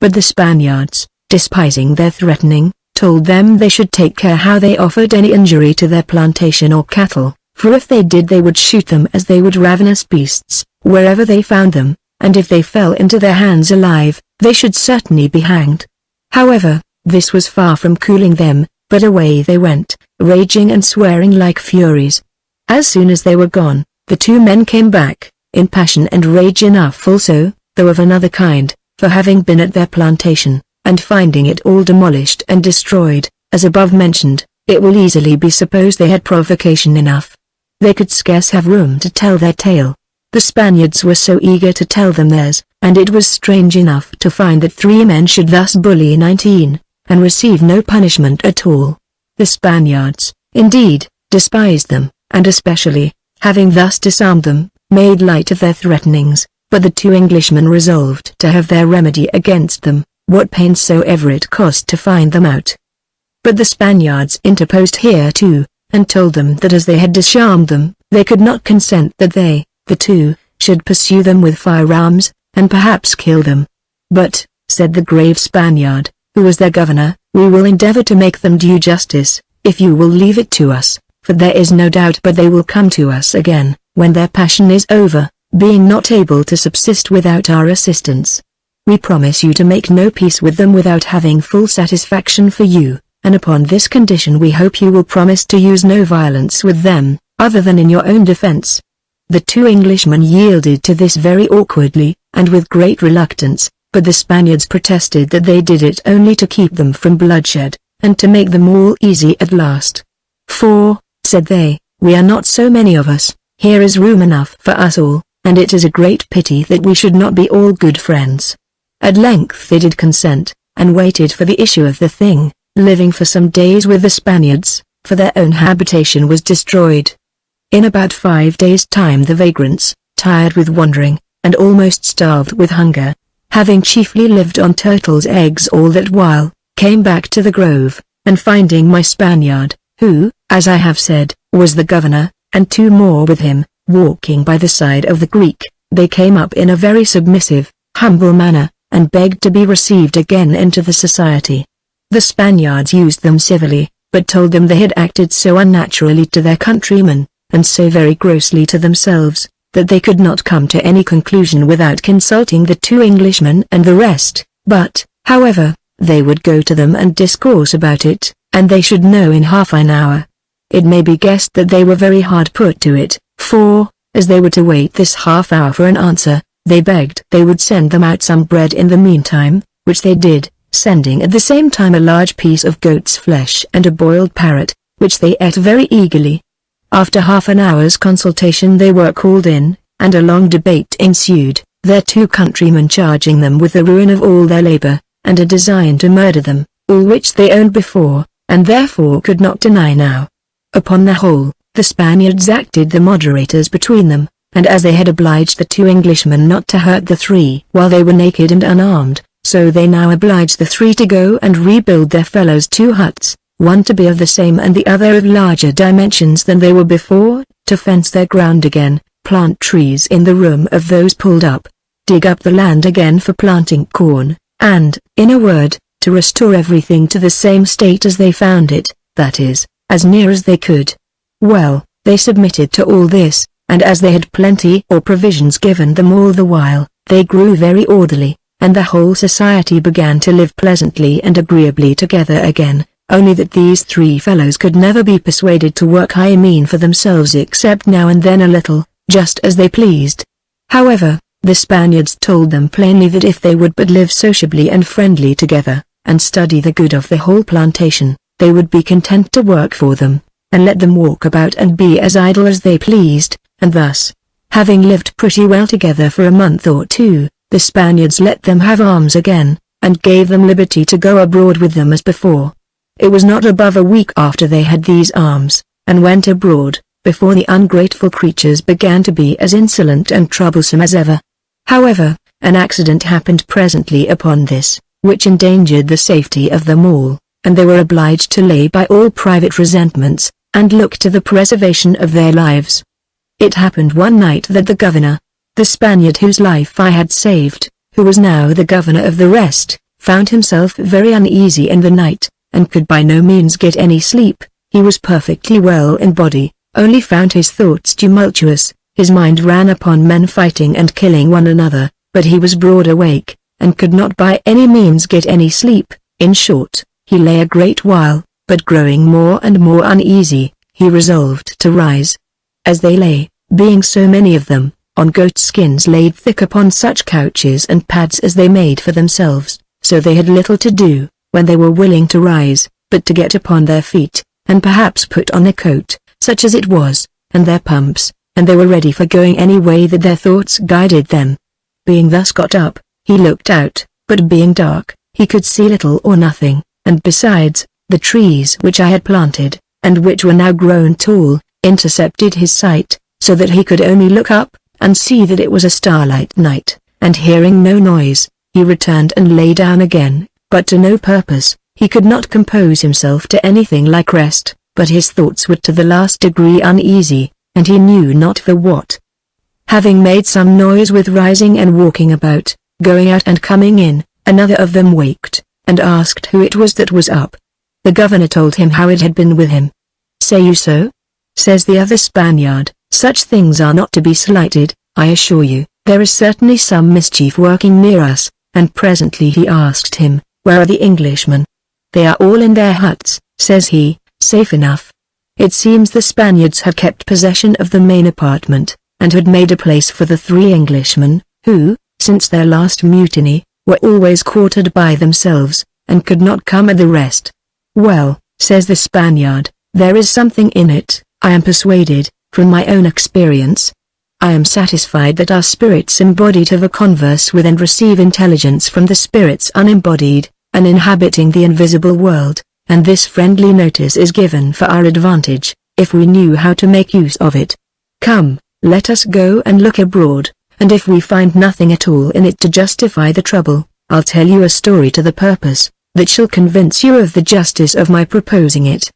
They went out presently to go up to the top of the hill, where I used to go, but they being strong, and a good company, nor alone, as I was, used none of my cautions to go up by the ladder, and pulling it up after them, to go up a second stage to the top, but were going round through the grove unwarily, when they were surprised with seeing a light as of fire, a very little way from them, and hearing the voices of men, not of 1 or 2, but of a great number. Among the precautions I used to take on the savages landing on the island, it was my constant care to prevent them making the least discovery of there being any inhabitant upon the place, and when by any occasion they came to know it, they felt it so effectually that they that got away were scarce able to give any account of it, for we disappeared as soon as possible, nor did ever any that had seen me escape to tell any one else, except it was the 3 savages in our last encounter who jumped into the boat, of whom, I mentioned, I was afraid they should go home and bring more help.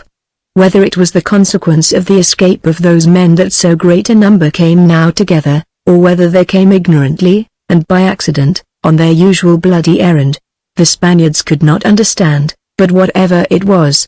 their business either to have concealed themselves or not to have seen them at all, much less to have let the savages have seen there were any inhabitants in the place, or to have fallen upon them so effectually as not a man of them should have escaped, which could only have been by getting in between them and their boats, but this presence of mind was wanting to them, which was the ruin of their tranquillity for a great while. We need not doubt but that the governor and the man with him, surprised with this sight, ran back immediately and raised their fellows, giving them an account of the imminent danger they were all in, and they again as readily took the alarm, but it was impossible to persuade them to stay close within where they were, but they must all run out to see how things stood. While it was dark, indeed, they were safe, and they had opportunity enough for some hours to view the savages by the light of 3 fires they had made at a distance from one another. What they were doing they knew not, neither did they know what to do themselves. For, first, the enemy were too many, and secondly,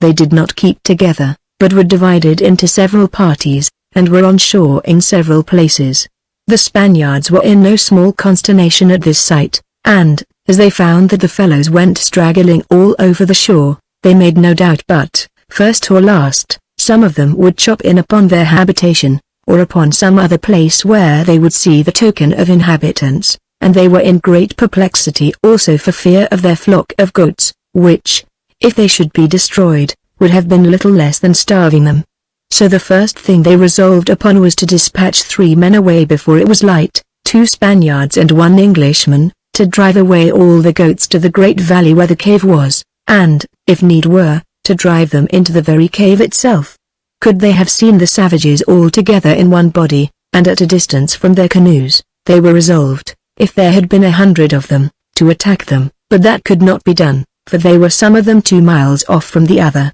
and, as it appeared afterwards, were of 2 different nations. After having mused a great while on the course they should take, they resolved at last, while it was still dark, to send the old savage, Friday's father, out as a spy, to learn, if possible, something concerning them, as what they came for, what they intended to do, and the like.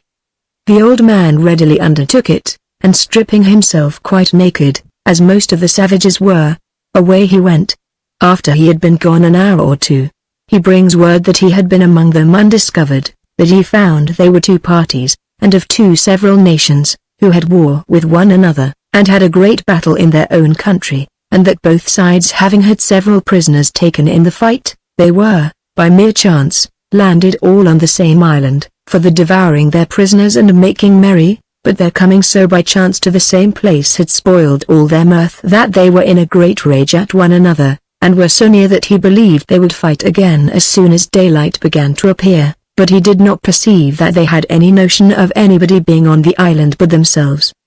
He had hardly made an end of telling his story, when they could perceive, by the unusual noise they made, that the 2 little armies were engaged in a bloody fight. Friday's father used all the arguments he could to persuade our people to lie close, and not be seen. He told them their safety consisted in it, and that they had nothing to do but lie still, and the savages would kill one another to their hands, and then the rest would go away, and it was so to a tittle. But it was impossible to prevail, especially upon the Englishmen. Their curiosity was so importunate that they must run out and see the battle. However, they used some caution too. They did not go openly, just by their own dwelling, but went farther into the woods, and placed themselves to advantage, where they might securely see them manage the fight, and, as they thought, not be seen by them, but the savages did see them, as we shall find hereafter.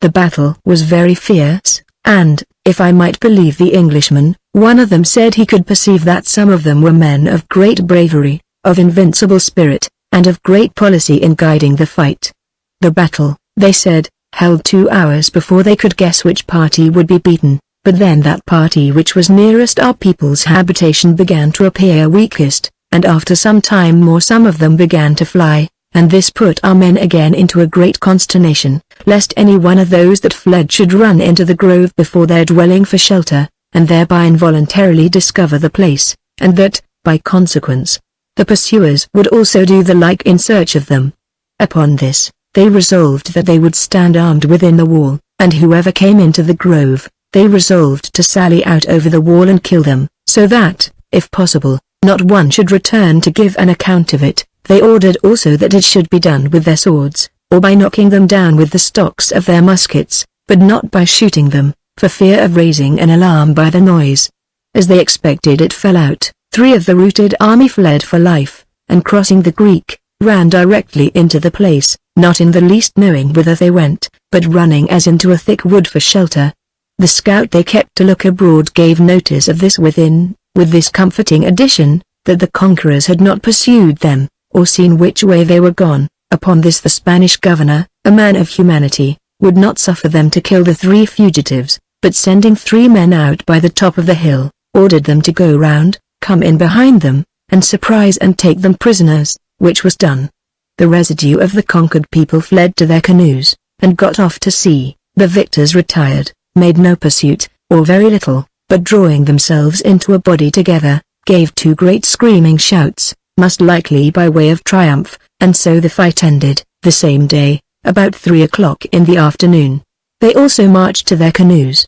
And thus the Spaniards had the island again free to themselves. Their fright was over, and they saw no savages for several years after. After they were all gone, the Spaniards came out of their den, and viewing the field of battle, they found about 32 men dead on the spot. Some were killed with long arrows, which were found sticking in their bodies, but most of them were killed with great wooden swords, 16 or 17 of which they found in the field of battle, and as many bows, with a great many arrows. These swords were strange, unwieldy things, and they must be very strong men that used them. Most of those that were killed with them had their heads smashed to pieces, as we may say, or, as we call it in English, their brains knocked out, and several their arms and legs broken, so that it is evident they fight with inexpressible rage and fury. We found not one man that was not stone dead, for either they stay by their enemy till they have killed him, or they carry all the wounded men that are not quite dead away with them.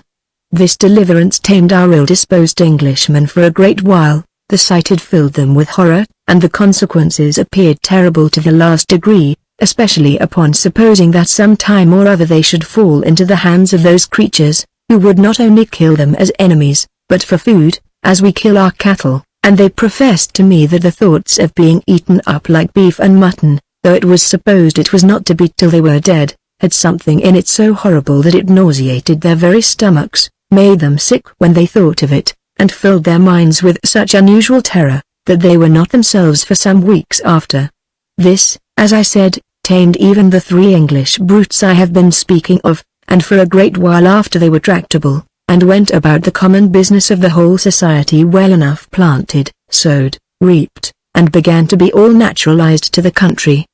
But some time after this they fell into such simple measures again as brought them into a great deal of trouble. They had taken 3 prisoners, as I observed, and these 3 being stout young fellows, they made them servants, and taught them to work for them, and as slaves they did well enough, but they did not take their measures as I did by my man Friday, viz.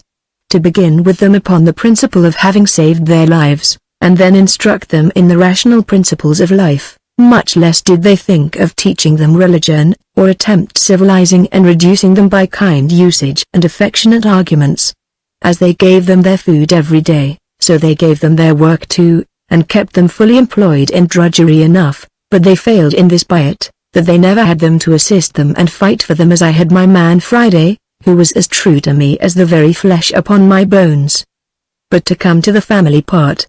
Being all now good friends for common danger, as I said above, had effectually reconciled them, they began to consider their general circumstances, and the first thing that came under consideration was whether, seeing the savages particularly haunted that side of the island, and that there were more remote and retired parts of it equally adapted to their way of living, and manifestly to their advantage, they should not rather move their habitation, and plant in some more proper place for their safety, and especially for the security of their cattle and corn.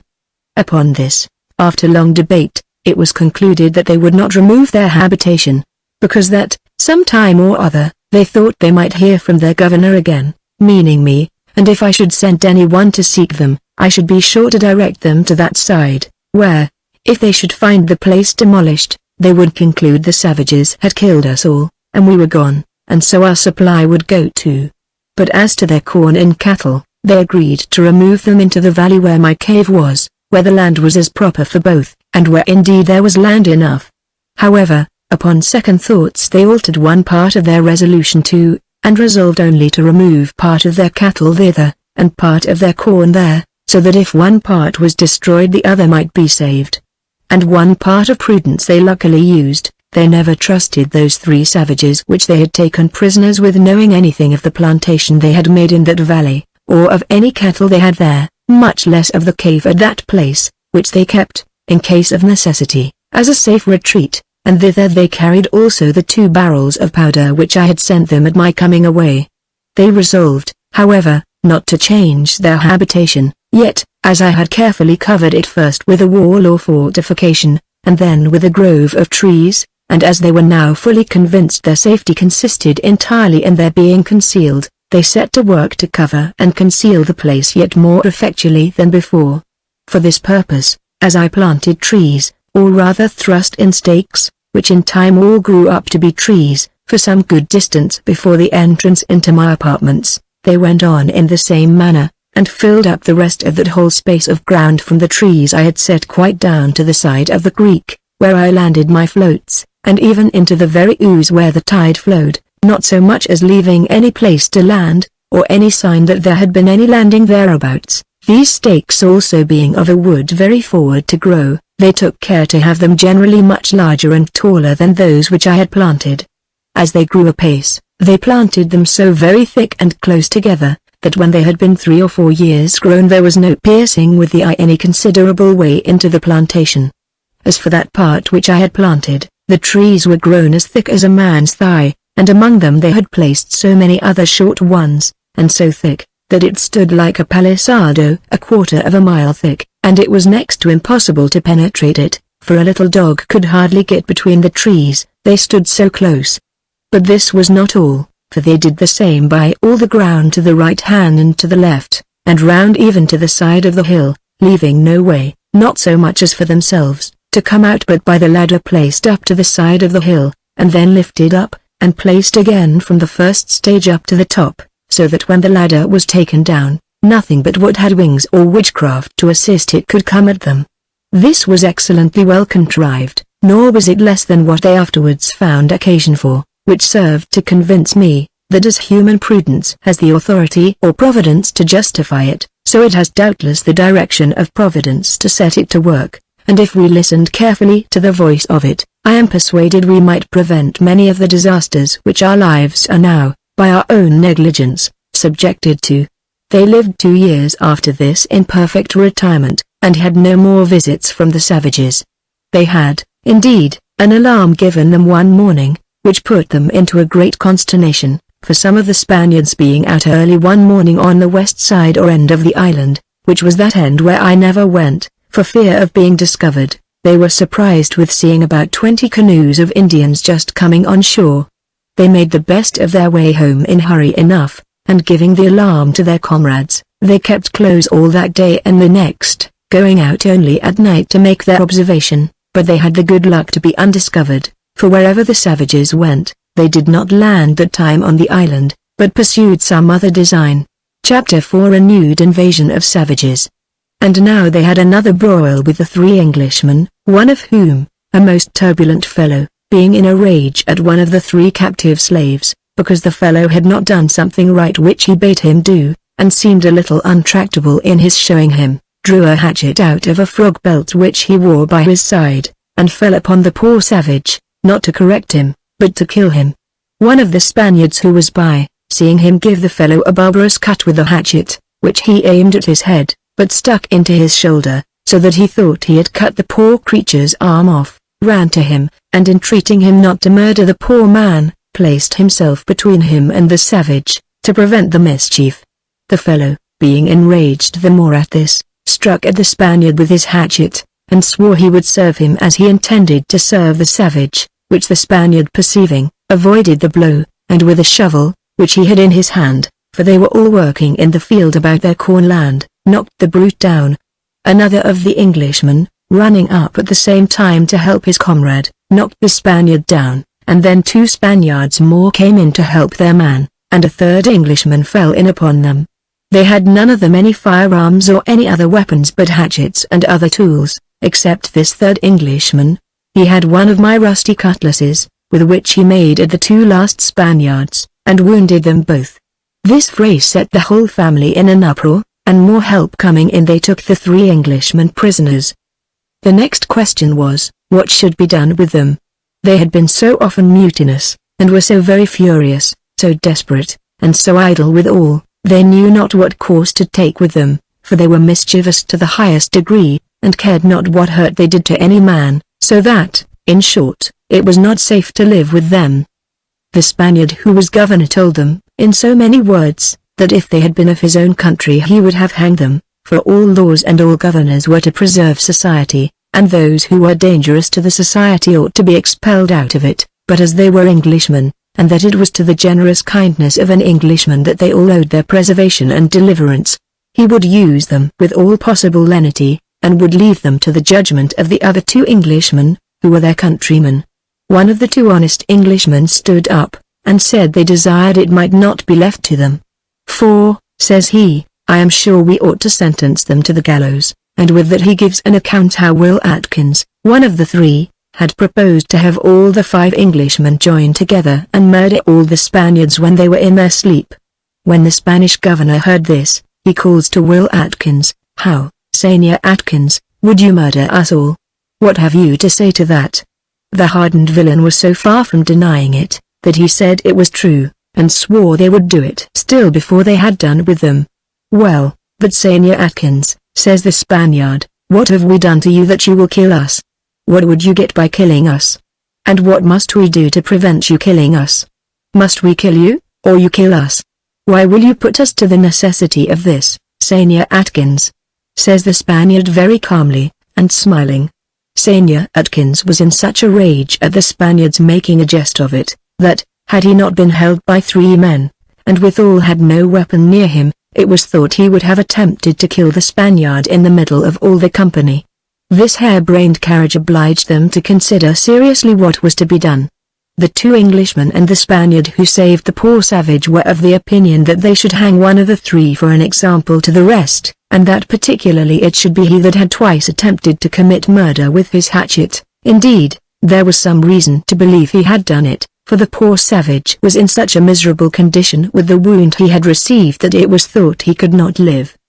But the governor Spaniard still said no, it was an Englishman that had saved all their lives, and he would never consent to put an Englishman to death, though he had murdered half of them. Nay, he said if he had been killed himself by an Englishman, and had time left to speak, it should be that they should pardon him. This was so positively insisted on by the governor Spaniard, that there was no gainsaying it, and as merciful counsels are most apartment to prevail where they are so earnestly pressed, so they all came into it. But then it was to be considered what should be done to keep them from doing the mischief they designed, for all agreed, governor and all, that means were to be used for preserving the society from danger. After a long debate, it was agreed that they should be disarmed, and not permitted to have either gun, powder, shot, sword, or any weapon, that they should be turned out of the society, and left to live where they would and how they would, by themselves, but that none of the rest, either Spaniards or English, should hold any kind of converse with them, or have anything to do with them, that they should be forbid to come within a certain distance of the place where the rest dwelt, and if they offered to commit any disorder, so as to spoil, burn, kill, or destroy any of the corn, plantings, buildings, fences, or cattle belonging to the society, they should die without mercy, and they would shoot them wherever they could find them. The humane governor, musing upon the sentence, considered a little upon it, and turning to the 2 honest Englishmen, said, Hold, you must reflect that it will be long ere they can raise corn and cattle of their own, and they must not starve, we must therefore allow them provisions. So he caused to be added, that they should have a proportion of corn given them to last them 8 months, and for seed to sow, by which time they might be supposed to raise some of their own, that they should have 6 milch goats, 4 he-goats, and 6 kids given them, as well for present subsistence as for a store, and that they should have tools given them for their work in the fields, but they should have none of these tools or provisions unless they would swear solemnly that they would not hurt or injure any of the Spaniards with them, or of their fellow Englishmen. Thus they dismissed them the society, and turned them out to shift for themselves. They went away sullen and refractory, as neither content to go away nor to stay, but, as there was no remedy, they went, pretending to go and choose a place where they would settle themselves, and some provisions were given them, but no weapons. About 4 or 5 days after, they came again for some victuals, and gave the governor an account where they had pitched their tents, and marked themselves out a habitation and plantation, and it was a very convenient place indeed, on the remotest part of the island,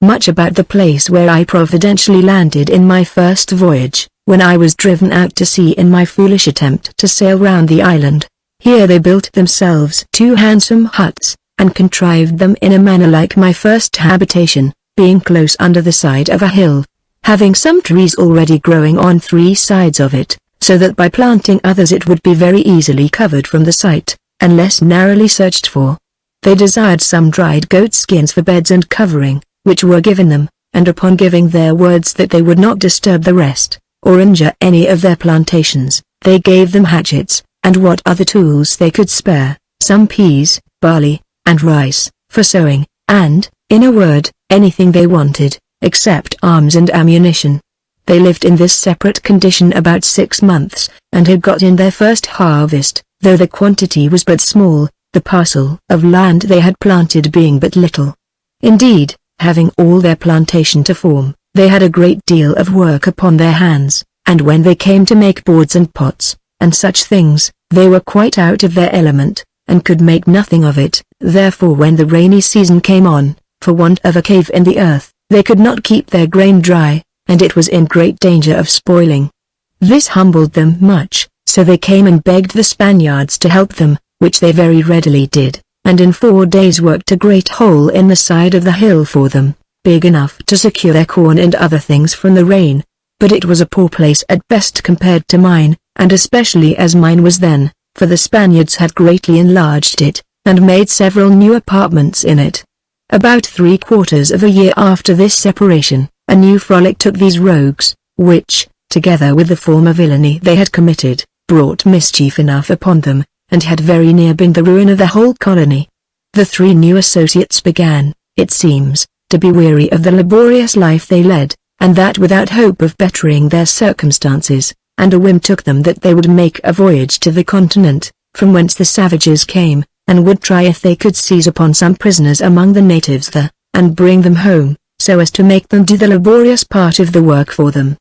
The project was not so preposterous, if they had gone no further. But they did nothing, and proposed nothing, but had either mischief in the design, or mischief in the event. And if I may give my opinion, they seem to be under a blast from heaven, for if we will not allow a visible curse to pursue visible crimes, how shall we reconcile the events of things with the divine justice? It was certainly an apparent vengeance on their crime of mutiny and piracy that brought them to the state they were in, and they showed not the least remorse for the crime, but added new villainies to it, such as the piece of monstrous cruelty of wounding a poor slave because he did not, or perhaps could not, understand to do what he was directed, and to wound him in such a manner as made him a cripple all his life, and in a place where no surgeon or medicine could be had for his cure, and, what was still worse, the intentional murder, for such to be sure it was, as was afterwards the form design they all laid to murder the Spaniards in cold blood,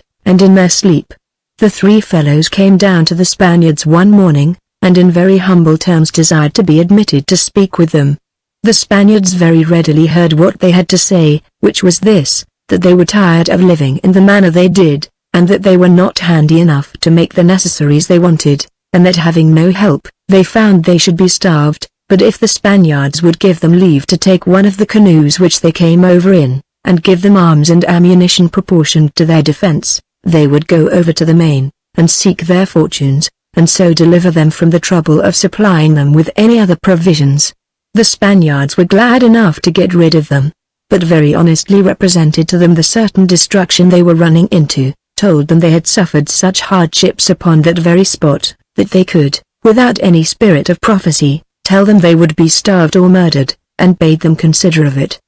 The men replied audaciously, they should be starved if they stayed here, for they could not work, and would not work, and they could but be starved abroad, and if they were murdered, there was an end of them. They had no wives or children to cry after them, and, in short, insisted importunately upon their demand, declaring they would go, whether they gave them any alms or not. The Spaniards told them, with great kindness, that if they were resolved to go they should not go like naked men, and be in no condition to defend themselves, and that though they could ill spare firearms, not having enough for themselves, yet they would let them have 2 muskets, a pistol, and a cutlass, and each man a hatchet, which they thought was sufficient for them. In a word, they accepted the offer, and having baked bread enough to serve them a month given them, and as much goat's flesh as they could eat while it was sweet, with a great basket of dried grapes, a pot of fresh water, and a young kid alive, they boldly set out in the canoe for a voyage over the sea, where it was at least 40 miles broad. The boat, indeed, was a large one, and would very well have carried 15 or 20 men, and therefore was rather too big for them to manage, but as they had a fair breeze and flood tide with them, they did well enough. They had made a mast of a long pole, and a sail of 4 large goat skins dried, which they had sewed or laced together, and away they went merrily together. The Spaniards called after them bon voyage, and no man ever thought of seeing them any more. The Spaniards were often saying to one another, and to the 2 honest Englishmen who remained behind, how quietly and comfortably they lived, now these 3 turbulent fellows were gone. As for their coming again, that was the remotest thing from their thoughts that could be imagined, when, behold, after 22 days' absence, one of the Englishmen being abroad upon his planting work, sees 3 strange men coming towards him at a distance, with guns upon their shoulders.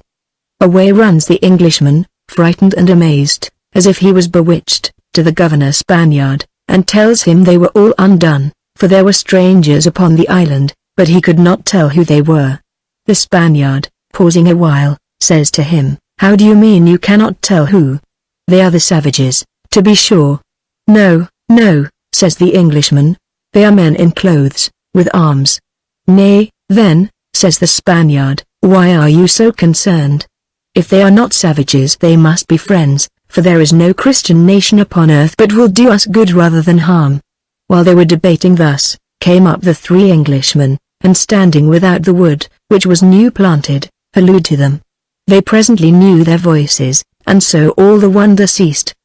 But now the admiration was turned upon another question: what could be the matter, and what made them come back again? It was not long before they brought the men in, and inquiring where they had been, and what they had been doing, they gave them a full account of their voyage in a few words, that they reached the land in less than 2 days, but finding the people alarmed at their coming, and preparing with bows and arrows to fight them, they durst not go on shore, but sailed on to the northward 6 or 7 hours, till they came to a great opening, by which they perceived that the land they saw from our island was not the main, but an island, that upon entering that opening of the sea they saw another island on the right hand north, and several more west, and being resolved to land somewhere, they put over to one of the islands which lay west, and went boldly on shore, that they found the people very courteous and friendly to them, and they gave them several roots and some dried fish, and appeared very sociable, and that the women, as well as the men, were very forward to supply them with anything they could get for them to eat, and brought it to them a great way, on their heads. They continued here for 4 days, and inquired as well as they could of them by signs, what nations were this way, and that way, and were told of several fierce and terrible people that lived almost every way, who, as they made known by signs to them, used to eat men, but, as for themselves, they said they never ate men or women, except only such as they took in the wars, and then they owned they made a great feast, and ate their prisoners. The Englishmen inquired when they had had a feast of that kind, and they told them about 2 moons ago, pointing to the moon and to 2 fingers, and that their great king had 200 prisoners now, which he had taken in his war, and they were feeding them to make them fat for the next feast. The Englishmen seemed mighty desirous of seeing those prisoners, but the others mistaking them, thought they were desirous to have some of them to carry away for their own eating. So they beckoned to them, pointing to the setting of the sun, and then to the rising, which was to signify that the next morning at sunrising they would bring some for them, and accordingly the next morning they brought down 5 women and 11 men, and gave them to the Englishmen to carry with them on their voyage, just as we would bring so many cows and oxen down to a seaport town to victual a ship. As brutish and barbarous as these fellows were at home, their stomachs turned at this sight, and they did not know what to do. To refuse the prisoners would have been the highest affront to the savage gentry that could be offered them, and what to do with them they knew not. However, after some debate, they resolved to accept of them, and, in return, they gave the savages that brought them one of their hatchets, an old key, a knife, and 6 or 7 of their bullets, which, though they did not understand their use, they seemed particularly pleased with, and then tying the poor creatures' hands behind them, they dragged the prisoners into the boat for our men. The Englishmen were obliged to come away as soon as they had them, or else they that gave them this noble present would certainly have expected that they should have gone to work with them, have killed 2 or 3 of them the next morning, and perhaps have invited the donors to dinner. But having taken their leave, with all the respect and thanks that could well pass between people, where on either side they understood not one word they could say, they put off with their boat, and came back towards the first island, where, when they arrived, they set 8 of their prisoners at liberty, there being too many of them for their occasion.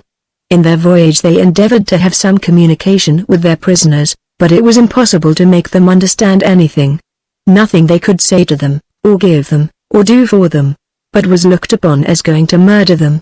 They first of all unbound them, but the poor creatures screamed at that, especially the women, as if they had just felt the knife at their throats, for they immediately concluded they were unbound on purpose to be killed. If they gave them thing to eat, it was the same thing, they then concluded it was for fear they should sink in flesh, and so not be fat enough to kill. If they looked at one of them more particularly, the party presently concluded it was to see whether he or she was fattest, and fittest to kill first, nay, after they had brought them quite over, and began to use them kindly, and treat them well, still they expected every day to make a dinner or supper for their new masters. When the 3 wanderers had given this unaccountable history or journal of their voyage, the Spaniard asked them where their new family was, and being told that they had brought them on shore, and put them into one of their huts, and were come up to beg some victuals for them, they, the Spaniards, and the other 2 Englishmen, that is to say, the whole colony, resolved to go all down to the place and see them, and did so, and Friday's father with them. When they came into the hut, that they sat, all bound, for when they had brought them on shore they bound their hands that they might not take the boat and make their escape. There, I say, they sat, all of them stark naked. First, there were 3 comely fellows, well-shaped, with straight limbs, about 30 to 35 years of age, and 5 women, whereof 2 might be from 30 to 40, 2 more about 4 or 5 and 20, and the 5th, a tall, comely maiden, about 17. The women were well-favored, agreeable persons,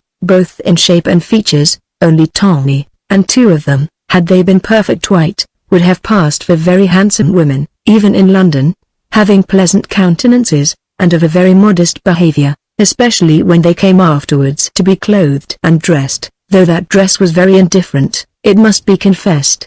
The sight, you may be sure, was something uncouth to us Spaniards, who were, to give them a just character, men of the most calm, sedate tempers, and perfect good humor, that ever I met with, and, in particular, of the utmost modesty. I say, the sight was very uncouth, to see 3 naked men and 5 naked women, all together bound, and in the most miserable circumstances that human nature could be supposed to be, viz. to be expecting every moment to be dragged out and have their brains knocked out, and then to be eaten up like a calf that is killed for a dainty. The first thing they did was to cause the old Indian, Friday's father, to go in, and see first if he knew any of them, and then if he understood any of their speech. As soon as the old man came in, he looked seriously at them, but knew none of them, neither could any of them understand a word he said, or a sign he could make, except one of the women. However, this was enough to answer the end, which was to satisfy them that the men into whose hands they were fallen were Christians, that they abhorred eating men or women,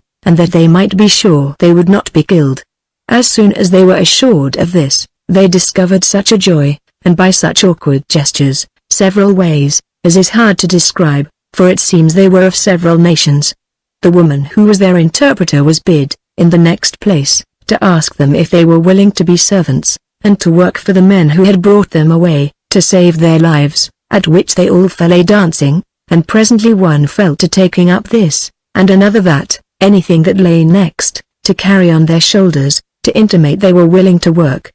The governor, who found that the having women among them would presently be attended with some inconvenience, and might occasion some strife, and perhaps blood, asked the three men what they intended to do with these women, and how they intended to use them, whether as servants or as wives. One of the Englishmen answered, very boldly and readily, that they would use them as both, to which the governor said, I am not going to restrain you from it, you are your own masters as to that, but this I think is but just, for avoiding disorders and quarrels among you, and I desire it of you for that reason only, viz. that you will all engage, that if any of you take any of these women as a wife, he shall take but one, and that having taken one, none else shall touch her, for though we cannot marry any one of you, yet it is but reasonable that, while you stay here, the woman any of you takes shall be maintained by the man that takes her, and should be his wife I mean, says he, while he continues here, and that none else shall have anything to do with her. All this appeared so just, that everyone agreed to it without any difficulty. Then the Englishman asked the Spaniards if they designed to take any of them? But every one of them answered no. Some of them said they had wives in Spain, and the others did not like women that were not Christians, and all together declared that they would not touch one of them, which was an instance of such virtue as I have not met with in all my travels. On the other hand, the 5 Englishmen took them every one a wife, that is to say, a temporary wife, and so they set up a new form of living, for the Spaniards and Friday's father lived in my old habitation, which they had enlarged exceedingly within. The 3 servants which were taken in the last battle of the savages lived with them, and these carried on the main part of the colony, supplied all the rest with food, and assisted them in anything as they could, or as they found necessity required. But the wonder of the story was, how 5 such refractory, ill-matched fellows should agree about these women, and that some 2 of them should not choose the same woman, especially seeing 2 or 3 of them were, without comparison, more agreeable than the others, but they took a good way enough to prevent quarreling among themselves, for they set the 5 women by themselves in one of their huts, and they went all into the other hut, and drew lots among them who should choose first. Him that drew to choose first went away by himself to the hut where the poor naked creatures were, and fetched out her he chose, and it was worth observing, that he that chose first took her that was reckoned the homeliest and oldest of the 5, which made mirth enough amongst the rest, and even the Spaniards laughed at it. But the fellow considered better than any of them, that it was application and business they were to expect assistance in, as much as in anything else, and she proved the best wife of all the parcel. When the poor women saw themselves set in a row thus, and fetched out one by one, the terrors of their condition returned upon them again, and they firmly believed they were now going to be devoured.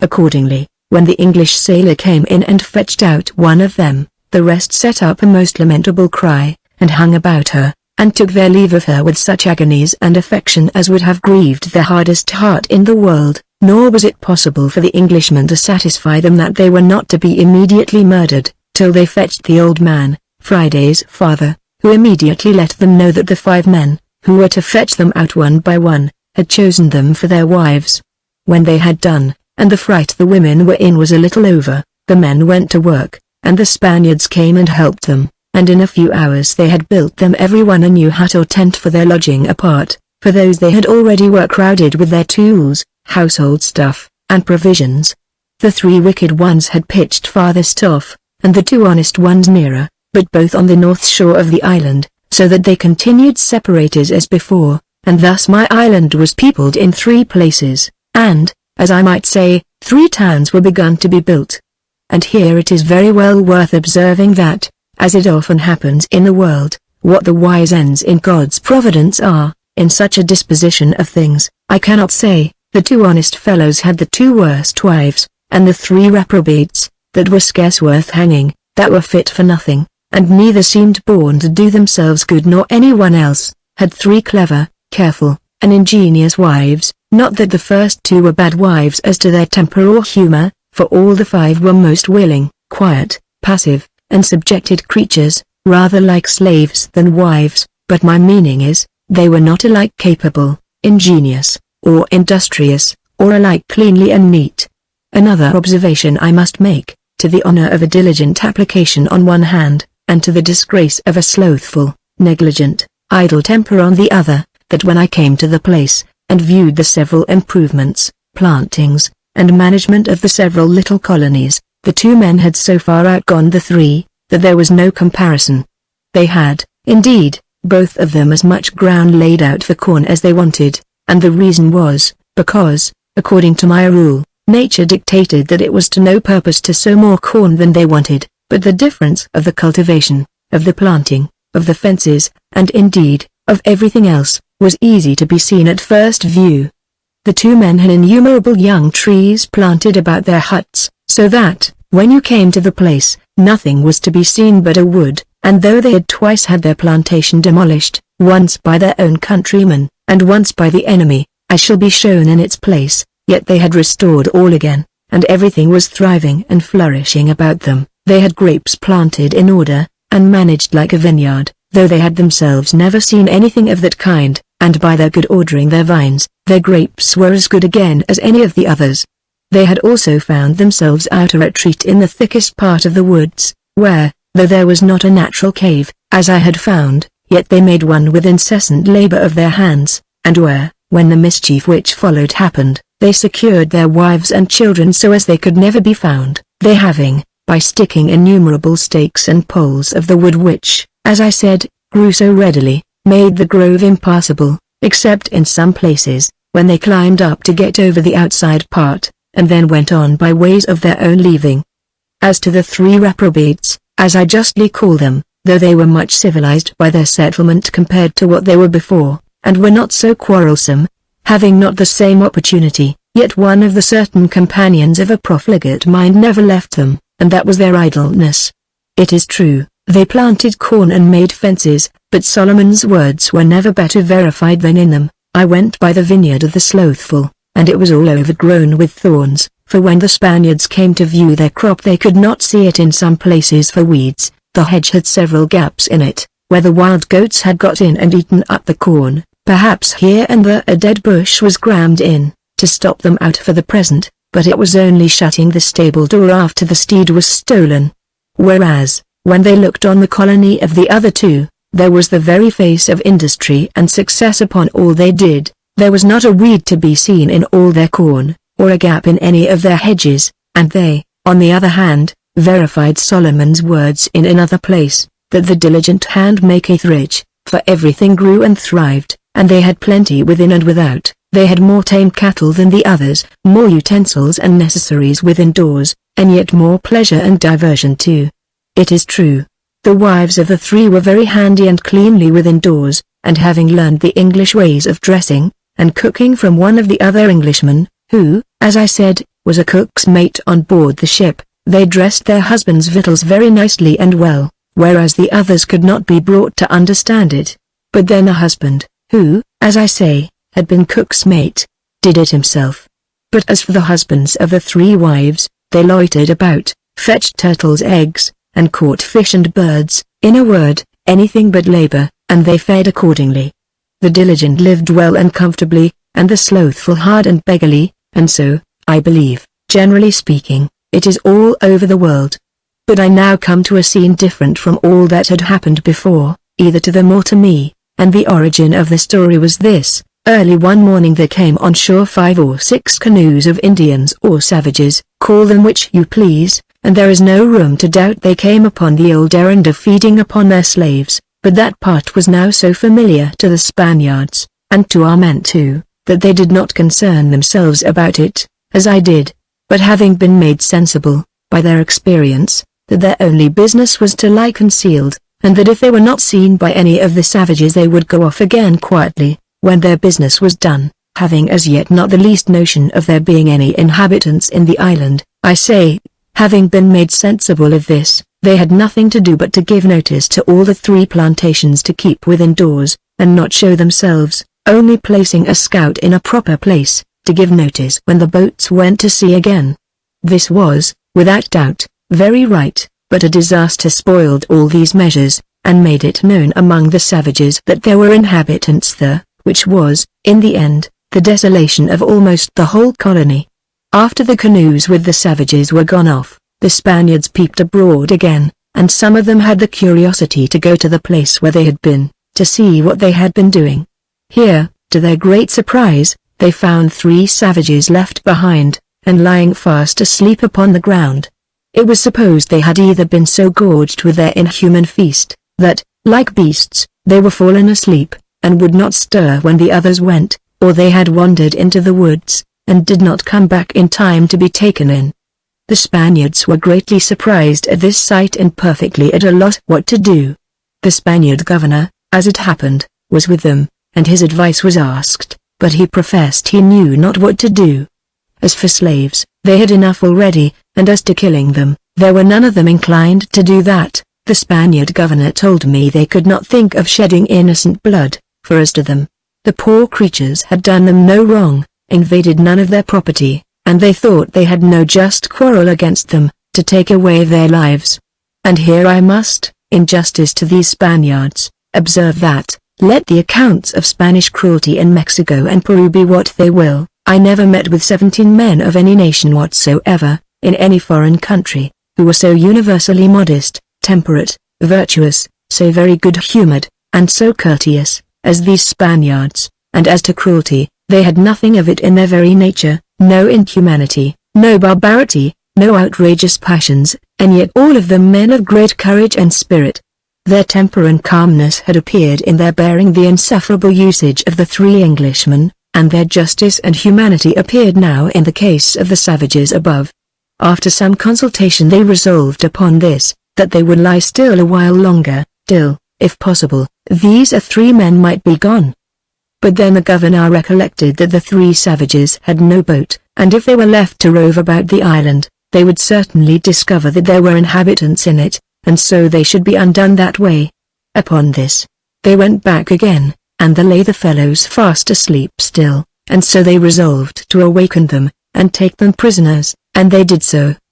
The poor fellows were strangely frightened when they were seized upon and bound, and afraid, like the women, that they should be murdered and eaten, for it seems those people think all the world does as they do, in eating men's flesh, but they were soon made easy as to that, and away they carried them. It was very happy for them that they did not carry them home to the castle, I mean to my palace under the hill, but they carried them first to the bower, where was the chief of their country work, such as the keeping the goats, the planting the corn, and sea, and afterward they carried them to the habitation of the 2 Englishmen. Here they were set to work, though it was not much they had for them to do, and whether it was by negligence in guarding them, or that they thought the fellows could not mend themselves, I know not, but one of them ran away, and, taking to the woods, they could never hear of him any more. They had good reason to believe he got home again soon after in some other boats or canoes of savages who came on shore 3 or 4 weeks afterwards, and who,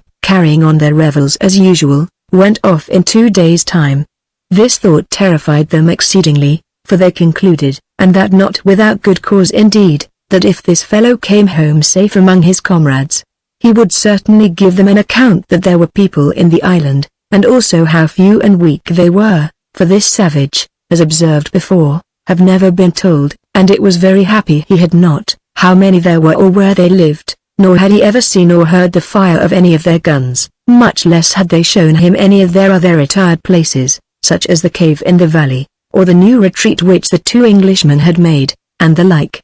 The first testimony they had that this fellow had given intelligence of them was, that about 2 mouths after this 6 canoes of savages, with about 7, 8, or 10 men in a canoe, came rowing along the north side of the island, where they never used to come before, and landed, about an hour after sunrise, at a convenient place, about a mile from the habitation of the 2 Englishmen, where this escaped man had been kept.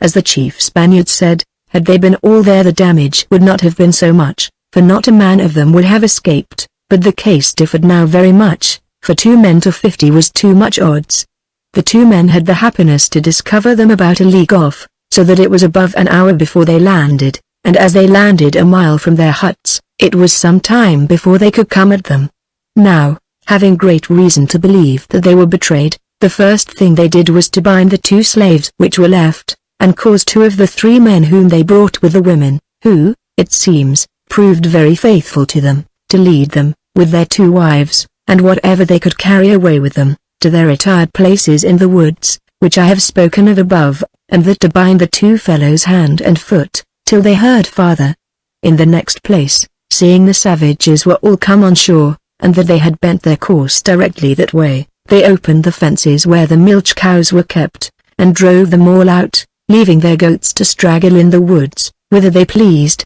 that the savages might think they were all bred wild, but the rogue who came with them was too cunning for that, and gave them an account of it all, for they went directly to the place. When the 2 poor frightened men had secured their wives and goods, they sent the other slave they had of the 3 who came with the women, and who was at their place by accident, away to the Spaniards with all speed, to give them the alarm, and desire speedy help, and, in the meantime, they took their arms and what ammunition they had, and retreated towards the place in the wood where their wives were sent, keeping at a distance, yet so that they might see, if possible, which way the savages took. They had not gone far but that from a rising ground they could see the little army of their enemies come on directly to their habitation, and, in a moment more, could see all their huts and household stuff flaming up together, to their great grief and mortification, for this was a great loss to them, irretrievable, indeed, for some time.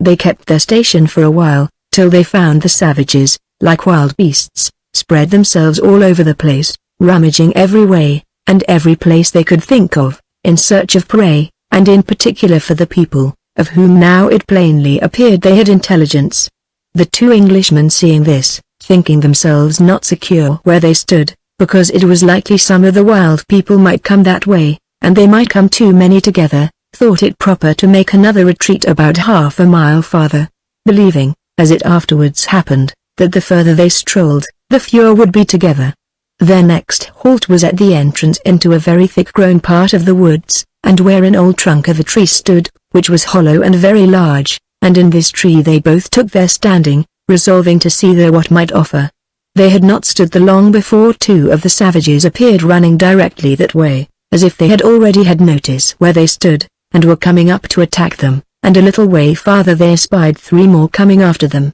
and 5 more beyond them, all coming the same way, besides which, they saw 7 or 8 more at a distance, running another way, for in a word, they ran every way, like sportsmen beating for their game. The poor men were now in great perplexity whether they should stand and keep their posture or fly, but after a very short debate with themselves, they considered that if the savages ranged the country thus before help came, they might perhaps find their retreat in the woods, and then all would be lost, so they resolved to stand them there, and if they were too many to deal with, then they would get up to the top of the tree, from whence they doubted not to defend themselves, fire excepted, as long as their ammunition lasted, though all the savages that were landed, which was near 50, were to attack them. Having resolved upon this, they next considered whether they should fire at the first 2, or wait for the 3, and so take the middle party, by which the 2 and the 5 that followed would be separated. At length they resolved to let the first 2 pass by, unless they should spy them the tree, and come to attack them. The first 2 savages confirmed them also in this resolution, by turning a little from them towards another part of the wood, but the 3, and the 5 after them, came forward directly to the tree, as if they had known the Englishmen were there. Seeing them come so straight towards them, they resolved to take them in a line as they came, and as they resolved to fire but one at a time, perhaps the first shot might hit them all 3, for which purpose the man who was to fire put 3 or 4 small bullets into his piece, and having a fair loophole, as it were, from a broken hole in the tree, he took a sure aim, without being seen, waiting till they were within about 30 yards of the tree, so that he could not miss. While they were thus waiting, and the savages came on, they plainly saw that one of the 3 was the runaway savage that had escaped from them, and they both knew him distinctly, and resolved that, if possible, he should not escape, though they should both fire. So the other stood ready with his piece, that if he did not drop at the first shot, he should be sure to have a second. but the first was too good a marksman to miss his aim, for as the savages kept near one another, a little behind in a line, he fired, and hit 2 of them directly. The foremost was killed outright, being shot in the head. The second, which was the runaway Indian, was shot through the body, and fell, but was not quite dead, and the third had a little scratch in the shoulder, perhaps by the same ball that went through the body of the second, and being dreadfully frightened, though not so much hurt, sat down upon the ground, screaming and yelling in a hideous manner. The 5 that were behind, more frightened with the noise than sensible of the danger, stood still at first, for the woods made the sound 1,000 times bigger than it really was, the echoes rattling from one side to another, and the fowls rising from all parts, screaming, and every sort making a different noise, according to their kind, just as it was when I fired the first gun that perhaps was ever shot off in the island. However, all being silent again, and they not knowing what the matter was, came on unconcerned, till they came to the place where their companions lay in a condition miserable enough. Here the poor ignorant creatures, not sensible that they were within reach of the same mischief, stood all together over the wounded man, talking, and, as may be supposed, inquiring of him how he came to be hurt, and who, it is very rational to believe, told them that a flash of fire first, and immediately after that thunder from their gods, had killed those 2 and wounded him. This, I say, is rational, for nothing is more certain than that, as they saw no man near them, so they had never heard a gun in all their lives, nor so much as heard of a gun, neither knew they anything of killing and wounding at a distance with fire and bullets. If they had, one might reasonably believe they would not have stood so unconcerned to view the fate of their fellows, without some apprehensions of their own. Our 2 men, as they confessed to me, were grieved to be obliged to kill so many poor creatures, who had no notion of their danger, yet, having them all thus in their power, and the first having loaded his piece again, resolved to let fly both together among them, and singling out, by agreement, which to aim at, they shot together, and killed, or very much wounded, 4 of them. The 5th, frightened even to death, though not hurt, fell with the rest, so that our men, seeing them all fall together, thought they had killed them all. The belief that the savages were all killed made our 2 men come boldly out from the tree before they had charged their guns, which was a wrong step, and they were under some surprise when they came to the place, and found no less than 4 of them alive, and of them 2 very little hurt, and 1 not at all. This obliged them to fall upon them with the stocks of their muskets, and first they made sure of the runaway savage, that had been the cause of all the mischief, and of another that was hurt in the knee, and put them out of their pain. Then the man that was not hurt at all came and kneeled down to them, with his 2 hands held up, and made piteous moans to them, by gestures and signs, for his life, but could not say one word to them that they could understand. However, they made signs to him to sit down at the foot of a tree hard by, and one of the Englishmen, with a piece of rope yarn, which he had by great chance in his pocket, tied his 2 hands behind him, and there they left him, and with what speed they could made after the other 2, which were gone before, fearing they, or any more of them, should find way to their covered place in the woods, where their wives, and the few goods they had left, lay. They came once in sight of the 2 men, but it was at a great distance. However, they had the satisfaction to see them cross over a valley towards the sea, quite the contrary way from that which led to their retreat, which they were afraid of, and being satisfied with that, they went back to the tree where they left their prisoner, who, as they supposed, was delivered by his comrades, for he was gone, and the 2 pieces of rope yarn with which they had bound him lay just at the foot of the tree. They were now in as great concern as before, not knowing what course to take, or how near the enemy might be, or in what number, so they resolved to go away to the place where their wives were, to see if all was well there, and to make them easy. These were in fright enough, to be sure, for though the savages were their own countrymen, yet they were most terribly afraid of them, and perhaps the more for the knowledge they had of them. When they came there, they found the savages had been in the wood, and very near that place, but had not found it, for it was indeed inaccessible, from the trees standing so thick, unless the persons seeking it had been directed by those that knew it, which these did not. They found, therefore, everything very safe, only the women in a terrible fright. While they were here they had the comfort to have 7 of the Spaniards come to their assistance, the other 10, with their servants, and Friday's father, were gone in a body to defend their bower, and the corn and cattle that were kept there, in case the savages should have roved over to that side of the country, but they did not spread so far. With the 7 Spaniards came one of the 3 savages, who, as I said, were their prisoners formerly, and with them also came the savage whom the Englishman had left bound hand and foot at the tree, for it seems they came that way, saw the slaughter of the 7 men, and unbound the 8th, and brought him along with them, where, however, they were obliged to bind again, as they had the 2 others who were left when the 3rd ran away. The prisoners now began to be a burden to them, and they were so afraid of their escaping, that they were once resolving to kill them all, believing they were under an absolute necessity to do so for their own preservation. However, the chief of the Spaniards would not consent to it, but ordered, for the present, that they should be sent out of the way to my old cave in the valley, and be kept there, with 2 Spaniards to guard them, and have food for their subsistence, which was done, and they were bound their hand and foot for that night. When the Spaniards came, the 2 Englishmen were so encouraged,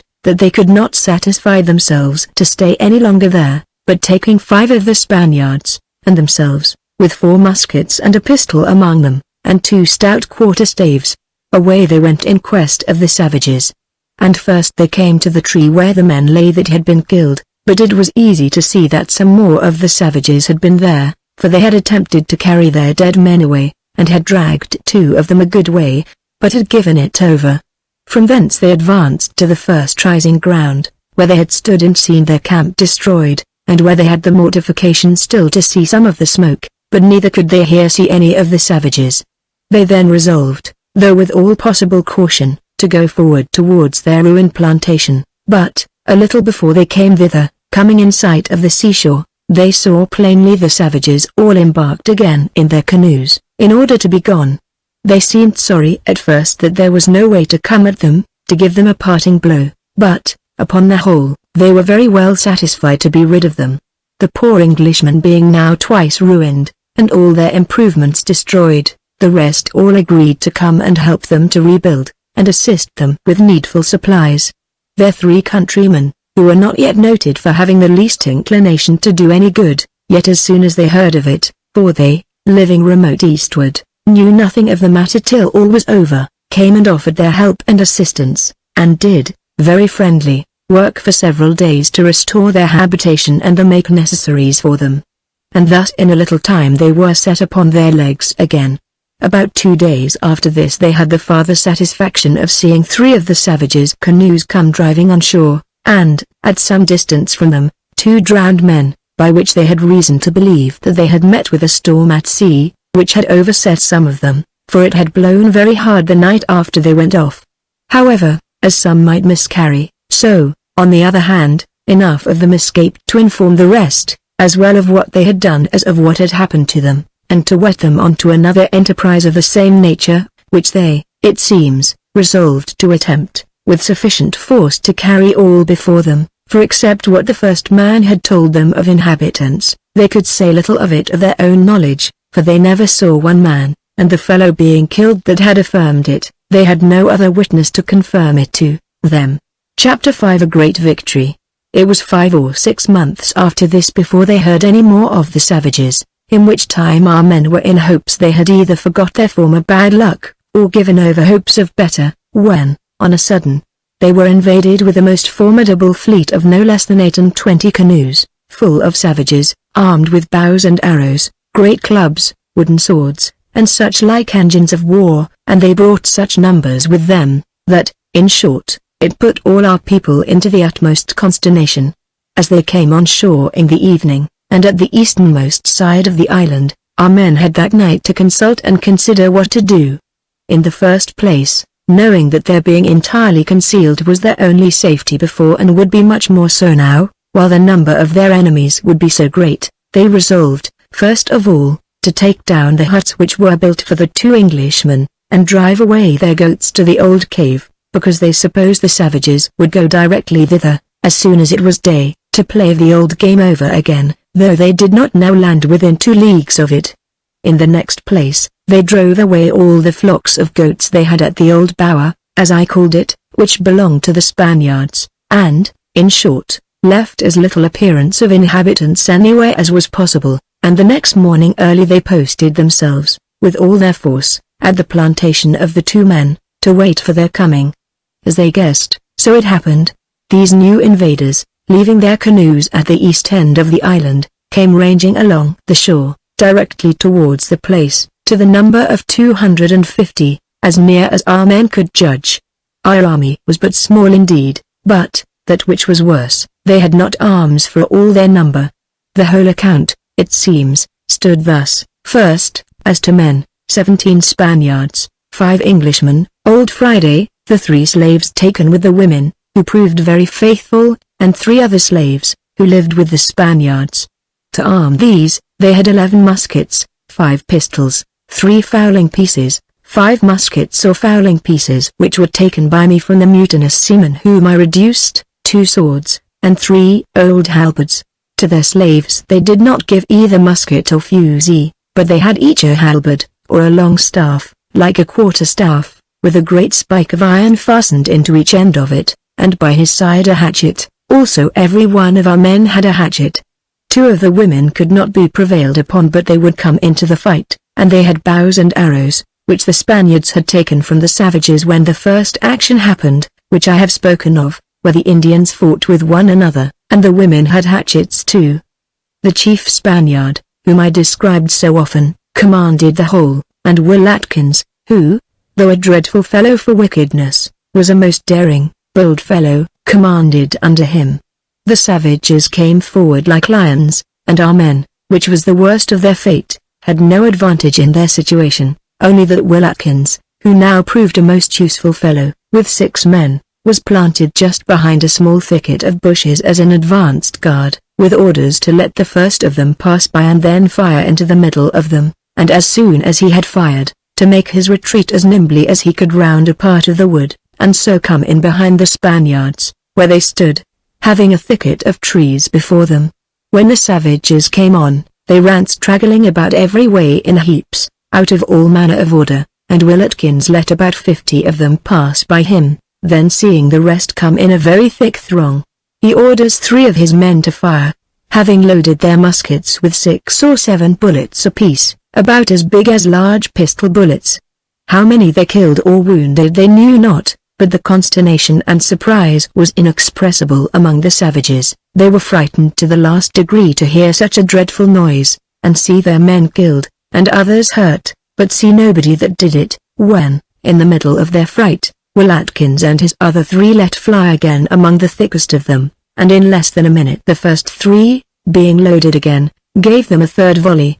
Had Will Atkins and his men retired immediately, as soon as they had fired, as they were ordered to do, or had the rest of the body been at hand to have poured in their shot continually, the savages had been effectually routed, for the terror that was among them came principally from this, that they were killed by the gods with thunder and lightning, and could see nobody that hurt them.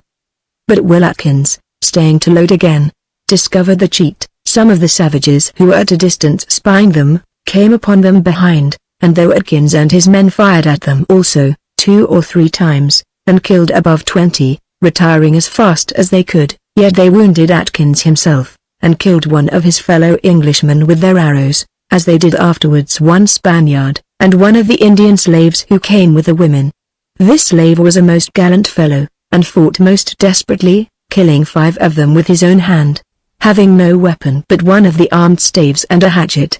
Our men being thus hard laid at, Atkins wounded, and 2 other men killed, retreated to a rising ground in the wood, and the Spaniards, after firing 3 volleys upon them, retreated also, for their number was so great, and they were so desperate, that though above 50 of them were killed, and more than as many wounded, yet they came on in the teeth of our men, fearless of danger, and shot their arrows like a cloud, and it was observed that their wounded men, who were not quite disabled, were made outrageous by their wounds, and fought like madmen. When our men retreated, they left the Spaniard and the Englishmen that were killed behind them, and the savages, when they came up to them, killed them over again in a wretched manner, breaking their arms, legs, and heads, with their clubs and wooden swords, like true savages. But finding our men were gone, they did not seem inclined to pursue them, but drew themselves up in a ring, which is, it seems, their custom, and shouted twice, in token of their victory, after which, They had the mortification to see several of their wounded men fall, dying with them a loss of blood. The Spaniard governor having drawn his little body up together upon a rising ground, Atkins, though he was wounded, would have had them march and charge again all together at once, but the Spaniard replied, "Senior Atkins, you see how their wounded men fight, let them alone till morning, all the wounded men will be stiff and sore with their wounds, and faint with the loss of blood, and so we shall have the fewer to engage." This advice was good, but Will Atkins replied merrily, "That is true, Senior, and so shall I too. And that is the reason I would go on while I am warm." "Well, Senior Atkins," says the Spaniard, "you have behaved gallantly, and done your part. We will fight for you if you cannot come on, but I think it best to stay till morning." So they waited. But as it was a clear moonlight night, and they found the savages in great disorder about their dead and wounded men, and a great noise and hurry among them where they lay, they afterwards resolved to fall upon them in the night, especially if they could come to give them but one volley before they were discovered, which they had a fair opportunity to do, for one of the Englishmen in whose quarter it was where the fight began, led them round between the woods and the seaside westward, and then turning short south, they came so near where the thickest of them lay, that before they were seen or heard 8 of them fired in among them, and did dreadful execution upon them. In half a minute more 8 others fired after them, pouring in their small shot in such a quantity that abundance were killed and wounded, and all this while they were not able to see who hurt them, or which way to fly. The Spaniards charged again with the utmost expedition, and then divided themselves into 3 bodies, and resolved to fall in among them all together. They had in each body 8 persons, that is to say, 22 men and the 2 women, who, by the way, fought desperately. They divided the firearms equally in each party, as well as the halberds and staves. They would have had the women kept back, but they said they were resolved to die with their husbands. Having thus formed their little army, they marched out from among the trees, and came up to the teeth of the enemy, shouting and hallooing as loud as they could. The savages stood all together, but were in the utmost confusion, hearing the noise of our men shouting from 3 quarters together. They would have fought if they had seen us, for as soon as we came near enough to be seen, some arrows were shot, and poor old Friday was wounded, though not dangerously. But our men gave them no time, but running up to them, fired among them 3 ways, and then fell in with the butt ends of their muskets, their swords, armed staves, and hatchets, and laid about them so well that, in a word, they set up a dismal screaming and howling, flying to save their lives which way soever they could. Our men were tired with the execution, and killed or mortally wounded in the 2 fights about 180 of them. The rest, being frightened out of their wits, scoured through the woods and over the hills, with all the speed that fear and nimble feet could help them to, and as we did not trouble ourselves much to pursue them, they got all together to the seaside, where they landed, and where their canoes lay. But their disaster was not at an end yet, for it blew a terrible storm of wind that evening from the sea, so that it was impossible for them to go off. Nay, the storm continuing all night, when the tide came up their canoes were most of them driven by the surge of the sea so high upon the shore that it required infinite toil to get them off, and some of them were even dashed to pieces against the beach. Our men, though glad of their victory, yet got little rest that night, but having refreshed themselves as well as they could, they resolved to march to that part of the island where the savages were fled, and see what posture they were in. This necessarily led them over the place where the fight had been, and where they found several of the poor creatures not quite dead, and yet past recovering life, a sight disagreeable enough to generous minds, for a truly great man, though obliged by the law of battle to destroy his enemy, takes no delight in his misery. However, there was no need to give any orders in this case, for their own savages, who were their servants, dispatched these poor creatures with their hatchets. At length they came in view of the place where the more miserable remains of the savages' army lay, where there appeared about 100 still. Their posture was generally sitting upon the ground, with their knees up towards their mouth, and the head put between the 2 hands, leaning down upon the knees. When our men came within 2 musket shots of them, the Spaniard governor ordered 2 muskets to be fired without ball, to alarm them. This he did, that by their countenance he might know what to expect, whether they were still in heart to fight, or were so heartily beaten as to be discouraged, and so he might manage accordingly. This stratagem took, for as soon as the savages heard the first gun, and saw the flash of the second, they started up upon their feet in the greatest consternation imaginable, and as our men advanced swiftly towards them, they all ran screaming and yelling away, with a kind of howling noise, which our men did not understand, and had never heard before, and thus they ran up the hills into the country.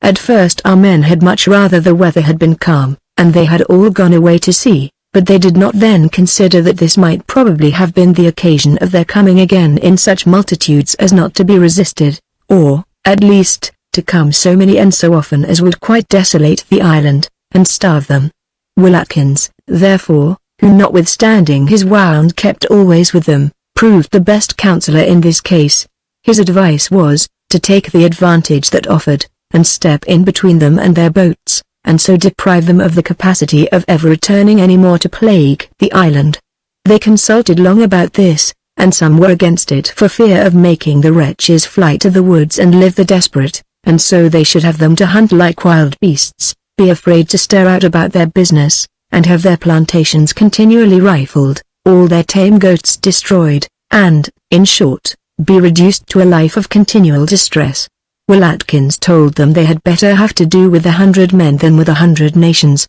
that, as they must destroy their boats, so they must destroy the men, or be all of them destroyed themselves. In a word, he showed them the necessity of it so plainly that they all came into it, so they went to work immediately with the boats, and getting some dry wood together from a dead tree, they tried to set some of them on fire, but they were so wet that they would not burn. However, the fire so burned the upper part that it soon made them unfit for use at sea. When the Indians saw what they were about, some of them came running out of the woods, and coming as near as they could to our men, kneeled down and cried, "Oh, oh, Waramakoa," and some other words of their language, which none of the others understood anything of, but as they made pitiful gestures and strange noises, it was easy to understand they begged to have their boats spared, and that they would be gone, and never come there again. But our men were now satisfied that they had no way to preserve themselves, or to save their colony, but effectually to prevent any of these people from ever going home again,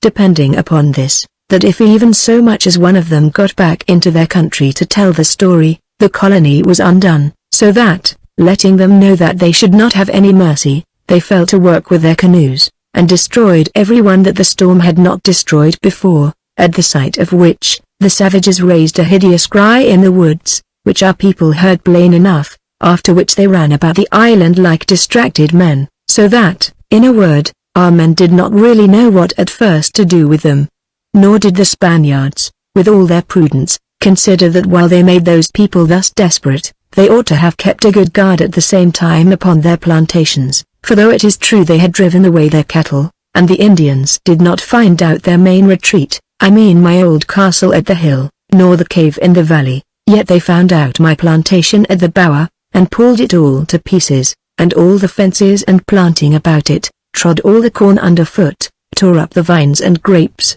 being just then almost ripe, and did our men inestimable damage, though to themselves not 1 farthing's worth of service.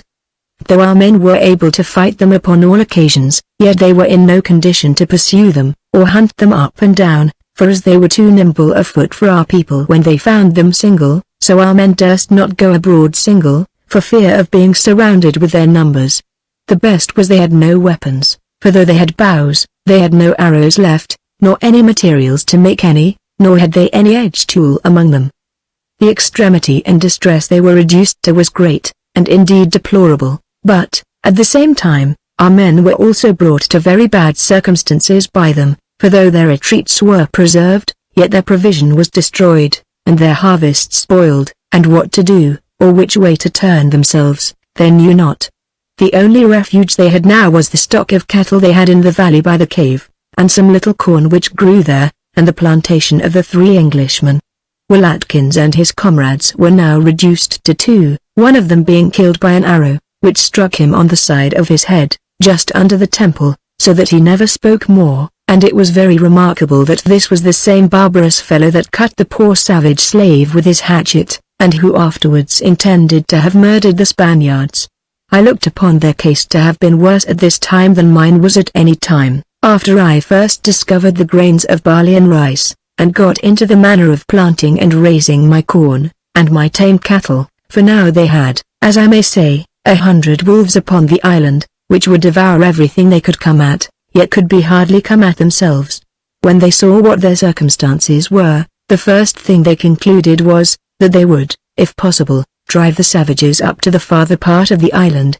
southwest, that if any more came on shore they might not find one another. Then, that they would daily hunt and harass them, and kill as many of them as they could come at, till they had reduced their number, and if they could at last tame them, and bring them to anything, they would give them corn, and teach them how to plant, and live upon their daily labor. In order to do this, they so followed them, and so terrified them with their guns, that in a few days, if any of them fired a gun at an Indian, if he did not hit him, yet he would fall down for fear. So dreadfully frightened were they that they kept out of sight farther and farther, till at last our men followed them, and almost every day killing or wounding some of them, they kept up in the woods or hollow places so much, that it reduced them to the utmost misery for want of food, and many were afterwards found dead in the woods, without any hurt, absolutely starved to death. When our men found this, it made their hearts relent, and pity moved them, especially the generous-minded Spaniard governor, and he proposed, if possible, to take one of them alive and bring him to understand what they meant, so far as to be able to act as interpreter, and go among them and see if they might be brought to some conditions that might be depended upon, to save their lives and do us no harm. It was some while before any of them could be taken, but being weak and half-starved, one of them was at last surprised and made a prisoner. He was sullen at first, and would neither eat nor drink, but finding himself kindly used, and victuals given to him, and no violence offered him, he at last grew tractable, and came to himself. They often brought old Friday to talk to him, who always told him how kind the others would be to them all, that they would not only save their lives, but give them part of the island to live in, provided they would give satisfaction that they would keep in their own bounds, and not come beyond it to injure or prejudice others, and that they should have corn given them to plant and make it grow for their bread, and some bread given them for their present subsistence. And old Friday bade the fellow go and talk with the rest of his countrymen, and see what they said to it, assuring them that, if they did not agree immediately, they should be all destroyed. The poor wretches, thoroughly humbled, and reduced in number to about 37, closed with the proposal at the first offer, and begged to have some food given them, upon which 12 Spaniards and 2 Englishmen, well armed, with 3 Indian slaves and old Friday, marched to the place where they were. The 3 Indian slaves carried them a large quantity of bread, some rice boiled up to cakes and dried in the sun, and 3 live goats, and they were ordered to go to the side of a hill, where they sat down, ate their provisions very thankfully, and were the most faithful fellows to their words that could be thought of, for, except when they came to beg victuals and directions, they never came out of their bounds. And there they lived when I came to the island and I went to see them. They had taught them both to plant corn, make bread, breed tame goats, and milk them. They wanted nothing but wives in order for them soon to become a nation. They were confined to a neck of land, surrounded with high rocks behind them, and lying plain towards the sea before them, on the southeast corner of the island. They had land enough, and it was very good and fruitful, about 1.5 miles broad, and 3 or 4 miles in length. Our men taught them to make wooden spades, such as I made for myself, and gave among them 12 hatchets and 3 or 4 knives, and there they lived, the most subjected, innocent creatures that ever were heard of.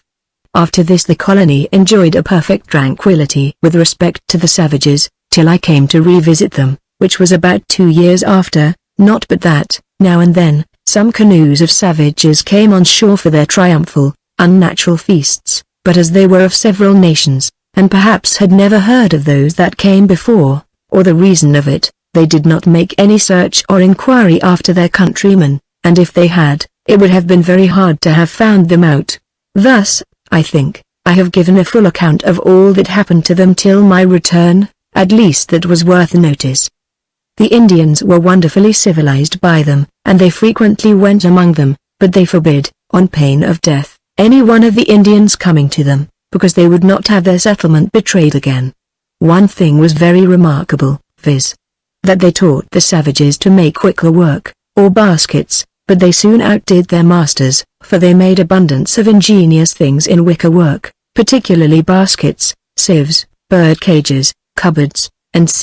as also chairs, stools, beds, couches, being very ingenious at such work when they were once put in the way of it. My coming was a particular relief to these people, because we furnished them with knives, scissors, spades, shovels, pickaxes, and all things of that kind which they could want. With the help of those tools they were so very handy that they came at last to build up their huts or houses very handsomely, rattling or working it up like basket work all the way round. This piece of ingenuity, although it looked very odd, was an exceeding good fence, as well against heat as against all sorts of vermin, and our men were so taken with it that they got the Indians to come and do the like for them, so that when I came to see the 2 Englishmen's colonies, they looked at a distance as if they all lived like bees in a hive.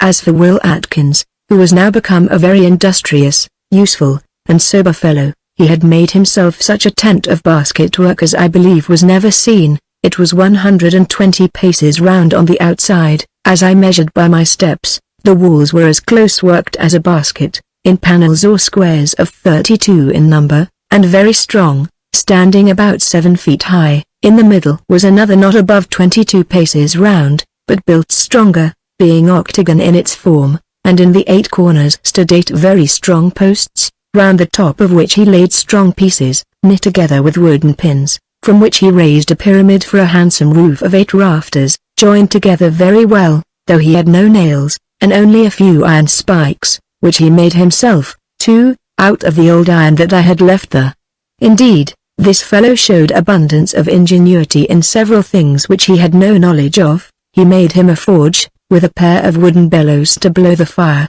He made himself charcoal for his work, and he formed out of the iron crows a middling good anvil to hammer upon. In this manner he made many things, but especially hooks, staples, and spikes, bolts and hinges. But to return to the house, after he had pitched the roof of his innermost tent, he worked it up between the rafters with basket work, so firm, and thatched that over again so ingeniously with rice straw, and over that a large leaf of a tree, which covered the top, that his house was as dry as if it had been tiled or slated.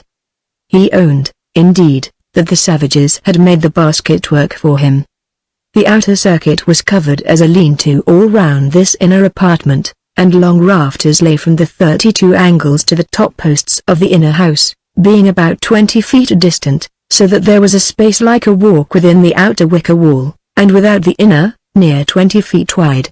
The inner place he partitioned off with the same wickerwork, but much fairer, and divided into 6 apartments, so that he had 6 rooms on a floor, and out of every one of these there was a door, first into the entry, or coming into the main tent, another door into the main tent, and another door into the space or walk that was round it, so that walk was also divided into 6 equal parts, which served not only for a retreat, but to store up any necessaries which the family had occasion for. These 6 spaces not taking up the whole circumference, what other apartments the outer circle had were thus ordered. As soon as you were in at the door of the outer circle you had a short passage straight before you to the door of the inner house, but on either side was a wicker partition and a door in it, by which you went first into a large room or storehouse, 20 feet wide and about 30 feet long, and through that into another not quite so long, so that in the outer circle were 10 handsome rooms, 6 of which were only to be come at through the apartments of the inner tent, and served as closets or retiring rooms to the respective chambers of the inner circle, and 4 large warehouses, or barns, or what you please to call them, which went through one another, 2 on either hand of the passage, that led through the outer door to the inner tent. Such a piece of basket work, I believe, was never seen in the world, nor a house or tent so neatly contrived, much less so built. In this great beehive lived the 3 families, that is to say, Will Atkins and his companion. The third was killed, but his wife remained with 3 children, and the other 2 were not at all backward to give the widow her full share of everything, I mean as to their corn, milk, grapes, and and when they killed a kid, or found a turtle on the shore, so that they all lived well enough, though it was true they were not so industrious as the other 2, as has been observed already. One thing, however, cannot be omitted, viz. that as for religion, I do not know that there was anything of that kind among them. They often, indeed, put one another in mind that there was a God, by the very common method of seamen, swearing by his name, nor were their poor ignorant savage wives much better for having been married to Christians, as we must call them, for as they knew very little of God themselves, so they were utterly incapable of venturing into any discourse with their wives about a God, or to talk anything to them concerning religion. The utmost of all the improvement which I can say the wives had made from them was, that they had taught them to speak English pretty well, and most of their children, who were near 20 in all, were taught to speak English too, from their first learning to speak, though they at first spoke it in a very broken manner, like their mothers. None of these children were above 6 years old when I came thither, for it was not much above 7 years since they had fetched these 5 savage ladies over. They had all children, more or less. The mothers were all a good sort of well-governed, quiet, laborious women, modest and decent, helpful to one another, mighty observant, and subject to their masters. I cannot call them husbands, and lacked nothing but to be well instructed in the Christian religion, and to be legally married, both of which were happily brought about afterwards by my means, or at least in consequence of my coming among them. Chapter 6 The French Clergyman's Council. Having thus given an account of the colony in general, and pretty much of my runagate Englishmen, I must say something of the Spaniards, who were the main body of the family, and in whose story there are some incidents also remarkable enough. I had a great many discourses with them about their circumstances when they were among the savages. They told me readily that they had no instances to give of their application or ingenuity in that country, that they were a poor, miserable, dejected handful of people, that even if means had been put into their hands, yet they had so abandoned themselves to despair, and were so sunk under the weight of their misfortune, that they thought of nothing but starving. One of them, a grave and sensible man, told me he was convinced they were in the wrong, that it was not the part of wise men to give themselves up to their misery, but always to take hold of the helps which reason offered, as well for present support as for future deliverance. He told me that grief was the most senseless, insignificant passion in the world, for that it regarded only things past, which were generally impossible to be recalled or to be remedied, but had no views of things to come, and had no share in anything that looked like deliverance, but rather added to the affliction than proposed a remedy, and upon this he repeated a Spanish proverb, which, though I cannot repeat in the same words that he spoke it in, yet I remember I made it into an English proverb of my own, thus: in trouble to be troubled, is to have your trouble doubled. He then ran on in remarks upon all the little improvements I had made in my solitude, my unwearied application, as he called it, and how I had made a condition, which in its circumstances was at first much worse than theirs, 1,000 times more happy than theirs was, even now when they were all together. He told me it was remarkable that Englishmen had a greater presence of mind in their distress than any people that ever he met with, that their unhappy nation and the Portuguese were the worst men in the world to struggle with misfortunes, for that their first step in dangers, after the common efforts were over, was to despair, lie down under it, and die, without rousing their thoughts up to proper remedies for escape. I told him their case and mine differed exceedingly, that they were cast upon the shore without necessaries, without supply of food, or present sustenance till they could provide for it, that, it was true, I had this further disadvantage and discomfort, that I was alone, but then the supplies I had providentially thrown into my hands, by the unexpected driving of the ship on the shore, was such a help as would have encouraged any creature in the world to have applied himself as I had done. Senior, says the Spaniard, had we poor Spaniards been in your case, we should never have got half those things out of the ship, as you did. Nay, says he, we should never have found means to have got a raft to carry them, or to have got the raft on shore without boat or sail. And how much less should we have done if any of us had been alone? Well, I desired him to abate his compliments, and go on with the history of their coming on shore, where they landed. He told me they unhappily landed at a place where there were people without provisions, whereas, had they had the common sense to put off to sea again, and gone to another island a little further, they had found provisions, though without people, there being an island that way, as they had been told, where there were provisions, though no people, that is to say, that the Spaniards of Trinidad had frequently been there, and had filled the island with goats and hogs at several times, where they had bread in such multitudes, and where turtle and sea fowls were in such plenty, that they could have been in no want of flesh, though they had found no bread, whereas, here they were only sustained with a few roots and herbs, which they understood not, and which had no substance in them, and which the inhabitants gave them sparingly enough, and they could treat them no better, unless they would turn cannibals and eat men's flesh. They gave me an account how many ways they strove to civilize the savages they were with, and to teach them rational customs in the ordinary way of living,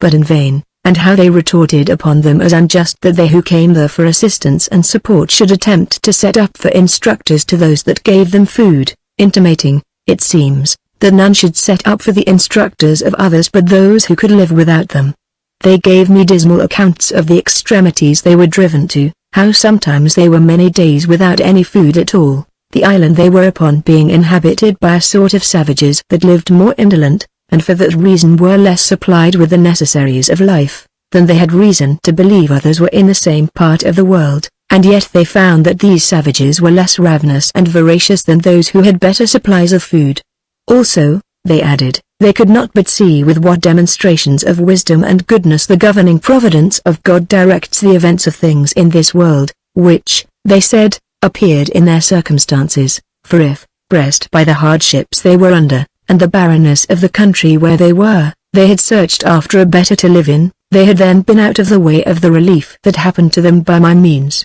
They then gave me an account how the savages whom they lived amongst expected them to go out with them into their wars, and, it was true, that as they had firearms with them, had they not had the disaster to lose their ammunition, they could have been serviceable not only to their friends, but have made themselves terrible both to friends and enemies, for being without powder and shot, and yet in a condition that they could not in reason decline to go out with their landlords to their wars, so when they came into the field of battle they were in a worse condition than the savages themselves, for they had neither bows nor arrows, nor could they use those the savages gave them. So they could do nothing but stand still and be wounded with arrows, till they came up to the teeth of the enemy, and then, indeed, the 3 halberds they had were of use to them, and they would often drive a whole little army before them with those halberds, and sharpened sticks put into the muzzles of their muskets.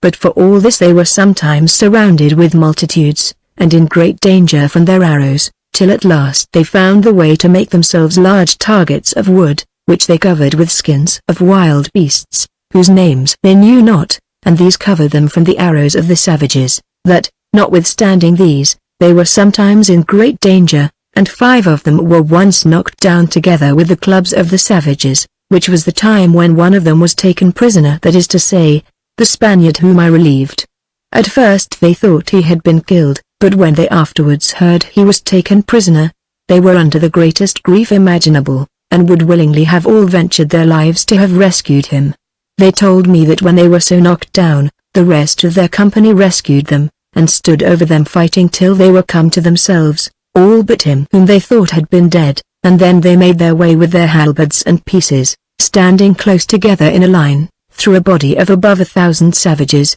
beating down all that came in their way, got the victory over their enemies, but to their great sorrow, because it was with the loss of their friend, whom the other party finding alive, carried off with some others, as I gave an account before. They described, most affectionately, how they were surprised with joy at the return of their friend and companion in misery, who they thought had been devoured by wild beasts of the worst kind, wild men, and yet, how more and more they were surprised with the account he gave them of his errand, and that there was a Christian in any place near, much more one that was able, and had humanity enough, to contribute to their deliverance. They described how they were astonished at the sight of the relief I sent them, and at the appearance of loaves of bread, things they had not seen since their coming to that miserable place, how often they crossed it and blessed it as bread sent from heaven, and what a reviving cordial it was to their spirits to taste it, as also the other things I had sent for their supply, and, after all, they would have told me something of the joy they were in at the sight of a boat and pilots,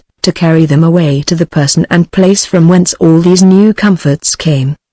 But it was impossible to express it by words, for their excessive joy naturally driving them to unbecoming extravagances. They had no way to describe them but by telling me they bordered upon lunacy. Having no way to give vent to their passions suitable to the sense that was upon them, that in some it worked one way and in some another, and that some of them, through a surprise of joy, would burst into tears, others be stark mad, and others immediately faint. This discourse extremely affected me, and called to my mind Friday's ecstasy when he met his father, and the poor people's ecstasy when I took them up at sea after their ship was on fire, the joy of the mate of the ship when he found himself delivered in the place where he expected to perish, and my own joy, when, after 28 years' captivity, I found a good ship ready to carry me to my own country. All these things made me more sensible of the relation of these poor men, and more affected with it. Having thus given a view of the state of things as I found them, I must relate the heads of what I did for these people, and the condition in which I left them. It was their opinion, and mine too, that they would be troubled no more with the savages, or if they were, they would be able to cut them off, if they were twice as many as before, so they had no concern about that. Then I entered into a serious discourse with the Spaniard, whom I call governor, about their stay in the island, for as I was not come to carry any of them off, so it would not be just to carry off some and leave others, who, perhaps, would be unwilling to stay if their strength was diminished. On the other hand, I told them I came to establish them there, not to remove them, and then I let them know that I had brought with me relief of sundry kinds for them, that I had been at a great charge to supply them with all things necessary, as well for their convenience as their defense, and that I had such and such particular persons with me, as well to increase and recruit their number, as by the particular necessary employments which they were bred to, being artificers, to assist them in those things in which at present they were in want. They were all together when I talked thus to them, and before I delivered to them the stores I had brought, I asked them, one by one, if they had entirely forgot and buried the first animosities that had been among them, and would shake hands with one another, and engage in a strict friendship and union of interest, that so there might be no more misunderstandings and jealousies. Will Atkins, with abundance of frankness and good humor, said they had met with affliction enough to make them all sober, and enemies enough to make them all friends, that, for his part, he would live and die with them, and was so far from designing anything against the Spaniards, that he owned they had done nothing to him but what his own mad humor made necessary, and what he would have done, and perhaps worse, in their case, and that he would ask them pardon, if I desired it, for the foolish and brutish things he had done to them, and was very willing and desirous of living in terms of entire friendship and union with them, and would do anything that lay in his power to convince them of it. And as for going to England, he cared not if he did not go thither these 20 years. The Spaniards said they had, indeed, at first disarmed and excluded Willotkins and his 2 countrymen for their ill conduct, as they had let me know, and they appealed to me for the necessity they were under to do so, but that Willotkins had behaved himself so bravely in the great fight they had with the savages, and on several occasions since, and had showed himself so faithful to, and concerned for, the general interest of them all, that they had forgotten all that was past, and thought he merited as much to be trusted with arms and supplied with necessaries as any of them, that they had testified their satisfaction in him by committing the command to him next to the governor himself, and as they had entire confidence in him and all his countrymen, so they acknowledged they had merited that confidence by all the methods that honest men could merit to be valued and trusted, and they most heartily embraced the occasion of giving me this assurance, that they would never have any interest separate from one another. Upon these frank and open declarations of friendship, we appointed the next day to dine all together, and, indeed, we made a splendid feast. I caused the ship's cook and his mate to come on shore and dress our dinner, and the old cook's mate we had on shore assisted. We brought on shore 6 pieces of good beef and 4 pieces of pork, out of the ship's provisions, with our punch bowl and materials to fill it, and in particular I gave them 10 bottles of French claret, and 10 bottles of English beer, things that neither the Spaniards nor the English had tasted for many years, and which it may be supposed they were very glad of. The Spaniards added to our feast 5 whole kids, which the cooks roasted, and 3 of them were sent, covered up close, on board the ship to the seamen, that they might feast on fresh meat from on shore, as we did with their salt meat from on board.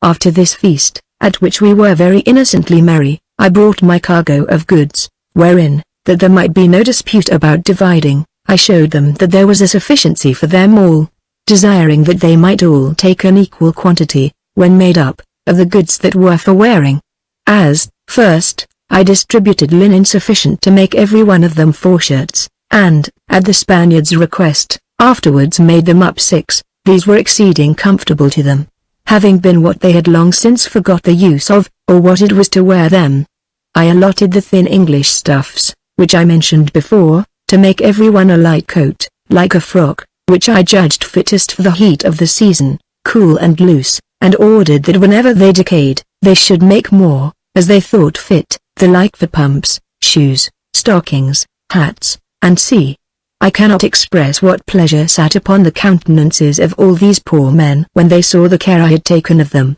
and how well I had furnished them. They told me I was a father to them, and that having such a correspondent as I was in so remote a part of the world, it would make them forget that they were left in a desolate place, and they all voluntarily engaged to me not to leave the place without my consent. Then I presented to them the people I had brought with me, particularly the tailor, the smith, and the 2 carpenters, all of them most necessary people, but, above all, my general artificer, than whom they could not name anything that was more useful to them, and the tailor, to show his concern for them, went to work immediately, and, with my leave, made them every one a shirt, the first thing he did, and, what was still more, he taught the women not only how to sew and stitch, and use the needle, but made them assist to make the shirts for their husbands, and for all the rest. As to the carpenters, I scarce need mention how useful they were, for they took to pieces all my clumsy, unhandy things, and made clever convenient tables, stools, bedsteads, cupboards, lockers, shelves, and everything they wanted of that kind. But to let them see how nature made artificers at first, I carried the carpenters to see Will Atkins's basket house, as I called it, and they both owned they never saw an instance of such natural ingenuity before, nor anything so regular and so handily built, at least of its kind, and one of them, when he saw it, after musing a good while, turning about to me, "I am sure," says he, "that man has no need of us, you need do nothing but give him tools."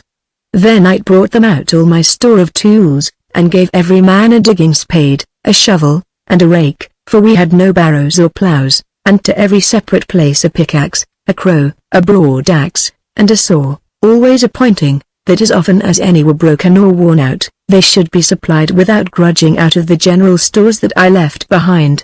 Nails, staples, hinges, hammers, chisels, knives, scissors, and all sorts of ironwork, they had without reserve, as they required, for no man would take more than he wanted, and he must be a fool that would waste or spoil them on any account whatever, and for the use of the smith I left 2 tons of unwrought iron for a supply. My magazine of powder and arms which I brought them was such, even to profusion, that they could not but rejoice at them, for now they could march as I used to do, with a musket upon each shoulder, if there was occasion, and were able to fight 1,000 savages, if they had but some little advantages of situation, which also they could not miss, if they had occasion. I carried on shore with me the young man whose mother was starved to death, and the maid also. She was a sober, well-educated, religious young woman, and behaved so inoffensively that everyone gave her a good word. She had, indeed, an unhappy life with us, there being no woman in the ship but herself, but she bore it with patience.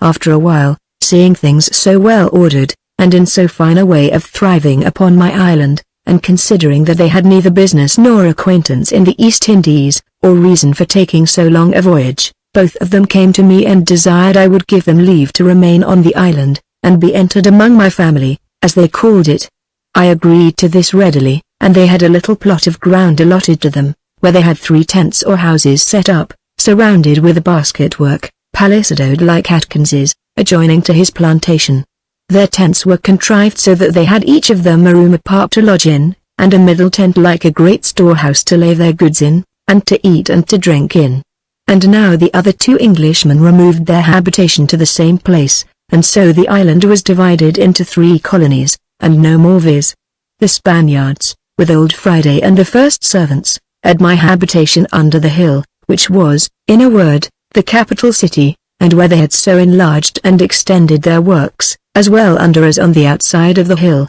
that they lived, though perfectly concealed, yet full at large. Never was there such a little city in a wood, and so hid, in any part of the world, for I verify believe that 1,000 men might have ranged the island a month, and, if they had not known there was such a thing, and looked on purpose for it, they would not have found it.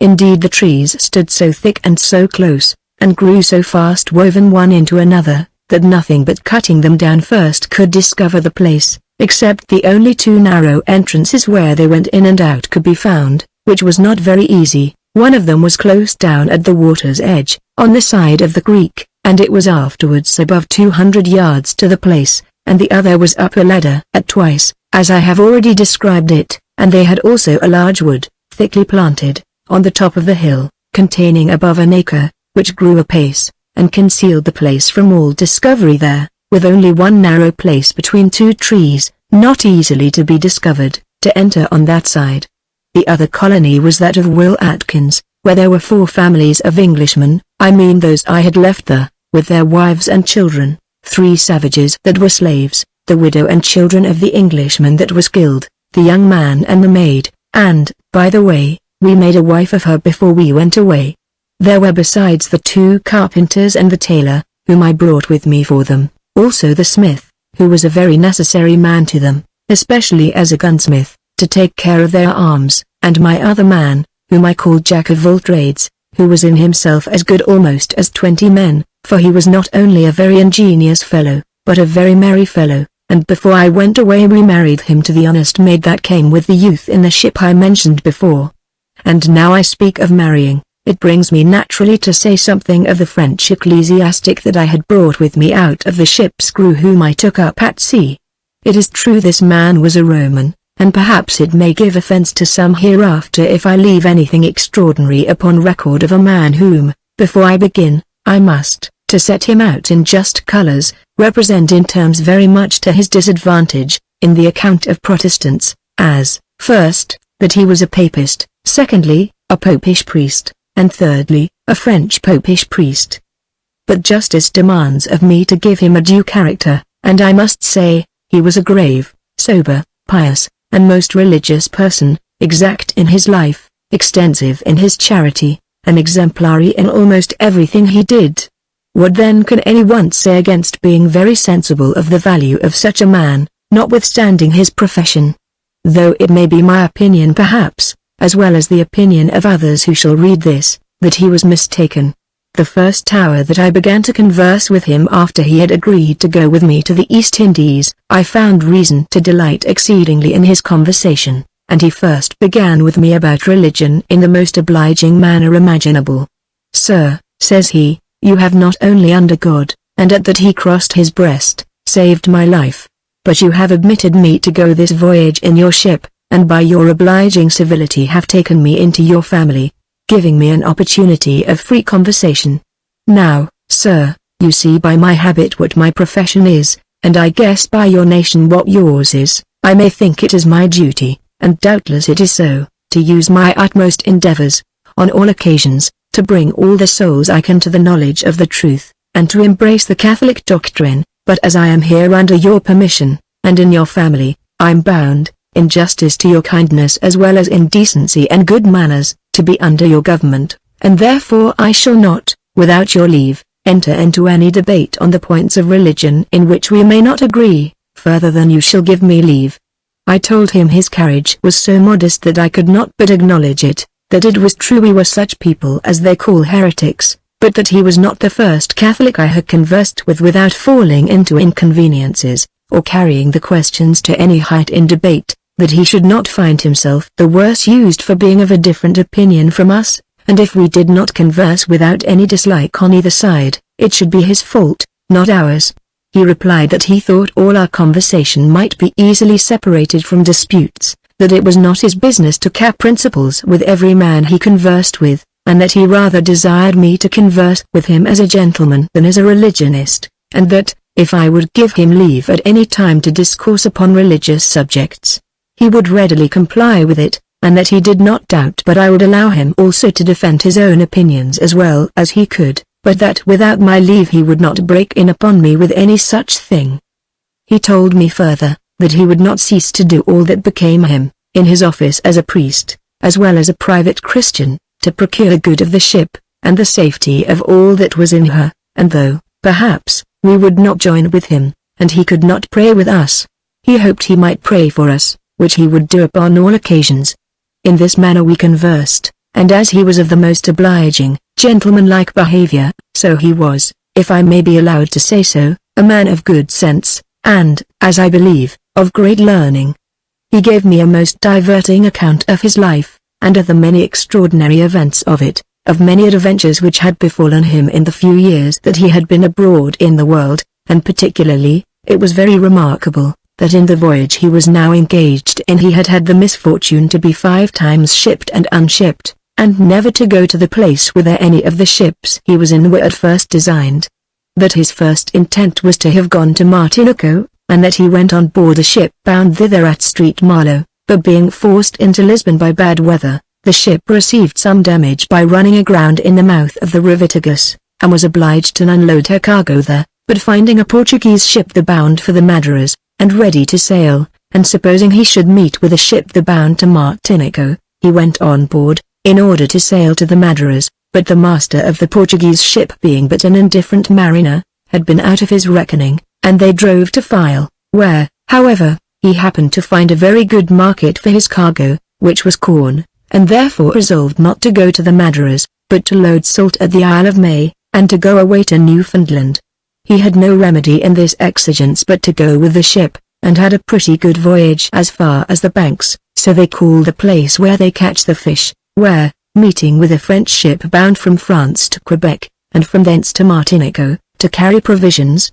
he thought he should have an opportunity to complete his first design, but when he came to Quebec, the master of the ship died, and the vessel proceeded no further, so the next voyage he shipped himself for France, in the ship that was burned when we took them up at sea, and then shipped with us for the East Indies, as I have already said. Thus he had been disappointed in 5 voyages, all, as I may call it, in one voyage, besides what I shall have occasion to mention further of him. But I shall not make digression into other men's stories which have no relation to my own, so I return to what concerns our affair in the island. He came to me one morning, for he lodged among us all the while we were upon the island, and it happened to be just when I was going to visit the Englishman's colony, at the furthest part of the island. I say, he came to me, and told me, with a very grave countenance, that he had for 2 or 3 days desired an opportunity of some discourse with me, which he hoped would not be displeasing to me, because he thought it might in some measure correspond with my general design,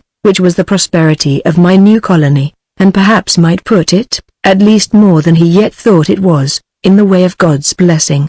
I looked a little surprised at the last of his discourse, and turning a little short, "How, sir," said I, "can it be said that we are not in the way of God's blessing, after such visible assistances and deliverances as we have seen here, and of which I have given you a large account? If you had pleased, sir," said he, with a world of modesty, and yet great readiness, to have heard me, you would have found no room to have been displeased, much less to think so hard of me, that I should suggest that you have not had wonderful assistances and deliverances, and I hope, on your behalf, that you are in the way of God's blessing, and your design is exceeding good, and will prosper. But, sir, though it were more so than is even possible to you, yet there may be some among you that are not equally right in their actions, and you knows that in the story of the children of Israel, one Achan in the camp removed God's blessing from them, and turned his hand so against them, that 36 of them, though not concerned in the crime, were the objects of divine vengeance, and bore the weight of that punishment. I was sensibly touched with this discourse, and told him his inference was so just, and the whole design seemed so sincere, and was really so religious in its own nature, that I was very sorry I had interrupted him, and begged him to go on, and, in the meantime, because it seemed that what we had both to say might take up some time, I told him I was going to the Englishman's plantations, and asked him to go with me, and we might discourse of it by the way. He told me he would the more willingly wait on me thither, because partly the thing was acted which he desired to speak to me about, so we walked on, and I pressed him to be free and plain with me in what he had to say. "Why, then, sir," said he, "be pleased to give me leave to lay down a few propositions, as the foundation of what I have to say, that we may not differ in the general principles, though we may be of some differing opinions in the practice of particulars. First, sir, though we differ in some of the doctrinal articles of religion, and it is very unhappy it is so, especially in the case before us, as I shall show afterwards, yet there are some general principles in which we both agree that there is a God, and that this God having given us some stated general rules for our service and obedience, we ought not willingly and knowingly to offend him, either by neglecting to do what he has commanded, or by doing what he has expressly forbidden. And let our different religions be what they will, this general principle is readily owned by us all, that the blessing of God does not ordinarily follow presumptuous sinning against his command, and every good Christian will be affectionately concerned to prevent any that are under his care living in a total neglect of God and his commands. It is not your men being Protestants, whatever my opinion may be of such, that discharges me from being concerned for their souls, and from endeavoring, if it lies before me, that they should live in as little distance from enmity with their Maker as possible, especially if you give me leave to meddle so far in your circuit. I could not yet imagine what he aimed at, and told him I granted all he had said, and thanked him that he would so far concern himself for us, and begged he would explain the particulars of what he had observed, that like Joshua, to take his own parable, I might put away the accursed thing from us. Why, then, sir, says he, I will take the liberty you give me, and there are 3 things, which, if I am right, must stand in the way of God's blessing upon your endeavors here, and which I should rejoice, for your sake and their own, to see removed. And, sir, I promise myself that you will fully agree with me in them all, as soon as I name them, especially because I shall convince you, that every one of them may, with great ease, and very much to your satisfaction, be remedied. First, sir, says he, you have here 4 Englishmen, who have fetched women from among the savages, and have taken them as their wives, and have had many children by them all, and yet are not married to them after any stated legal manner, as the laws of God and man require. To this, sir, I know, you will object that there was no clergyman or priest of any kind to perform the ceremony, nor any pen and ink, or paper, to write down a contract of marriage, and have it signed between them. And I know also, sir, what the Spaniard governor has told you, I mean of the agreement that he obliged them to make when they took those women, viz.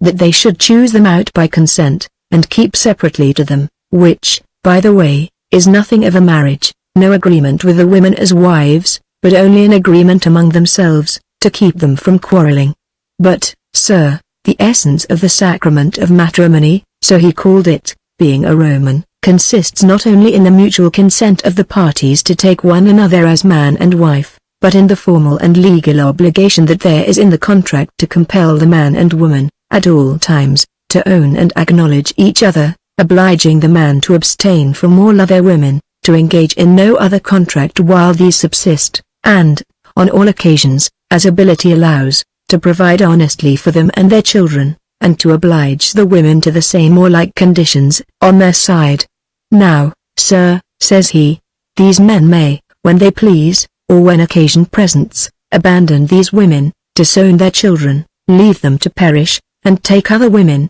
and marry them while these are living, and here he added, with some warmth, how, sir, is God honored in this unlawful liberty? And how shall a blessing succeed your endeavors in this place, however good in themselves, and however sincere in your design, while these men, who at present are your subjects, under your absolute government and dominion, are allowed by you to live in open adultery? I confess I was struck with the thing itself, but much more with the convincing arguments he supported it with, but I thought to have got off my young priest by telling him that all that part was done when I was not there, and that they had lived so many years with them now, that if it was adultery, it was past remedy, nothing could be done in it now. Sir, says he, asking your pardon for such freedom, you are right in this, that, it being done in your absence, you could not be charged with that part of the crime, but, I beseech you, flatter not yourself that you are not, therefore, under an obligation to do your utmost now to put an end to it. You should legally and effectually marry them, and as, sir, my way of marrying may not be easy to reconcile them to, though it will be effectual, even by your own laws, so your way may be as well before God, and as valid among men. I mean by a written contract signed by both man and woman, and by all the witnesses present, which all the laws of Europe would decree to be valid. I was amazed to see so much true piety, and so much sincerity of zeal, besides the unusual impartiality in his discourse as to his own party or church, and such true warmth for preserving people that he had no knowledge of or relation to from transgressing the laws of God. But recollecting what he had said of marrying them by a written contract, which I knew he would stand to, I returned it back upon him, and told him I granted all that he had said to be just, and on his part very kind, that I would discourse with the men upon the point now, when I came to them, and I knew no reason why they should scruple to let him marry them all, which I knew well enough would be granted to be as authentic and valid in England as if they were married by one of our own clergymen. I then pressed him to tell me what was the second complaint which he had to make, acknowledging that I was very much his debtor for the first, and thanking him heartily for it.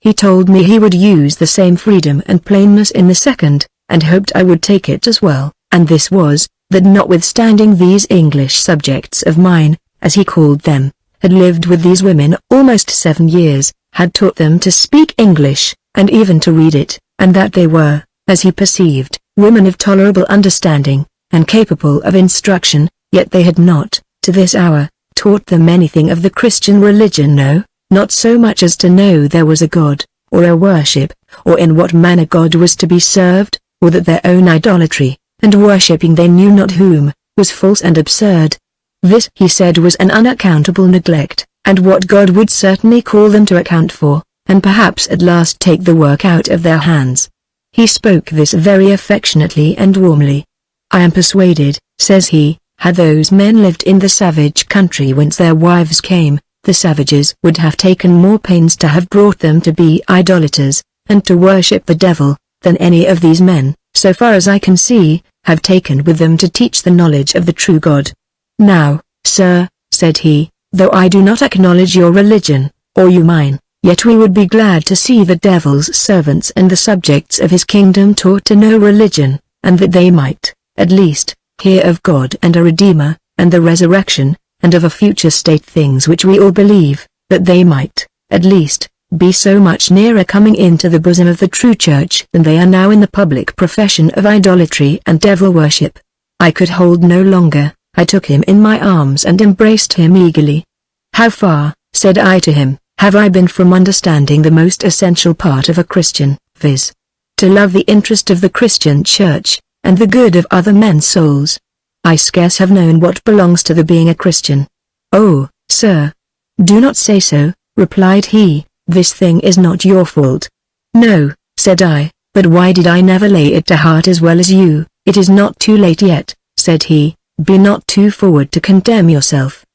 But what can be done now? Said I, you see I am going away. Will you give me leave to talk with these poor men about it? Yes, with all my heart, said I, and oblige them to give heed to what you say too. As to that, said he, we must leave them to the mercy of Christ, but it is your business to assist them, encourage them, and instruct them, and if you give me leave, and God his blessing, I do not doubt but the poor ignorant souls shall be brought home to the great circle of Christianity, if not into the particular faith we all embrace, and that even while you stay here. Upon this I said, I shall not only give you leave, but give you 1,000 thanks for it. I now pressed him for the third article in which we were to blame. Why, really, says he, it is of the same nature. It is about your poor savages, who are, as I may say, your conquered subjects. It is a maxim, sir, that is or ought to be received among all Christians, of what church or pretended church soever,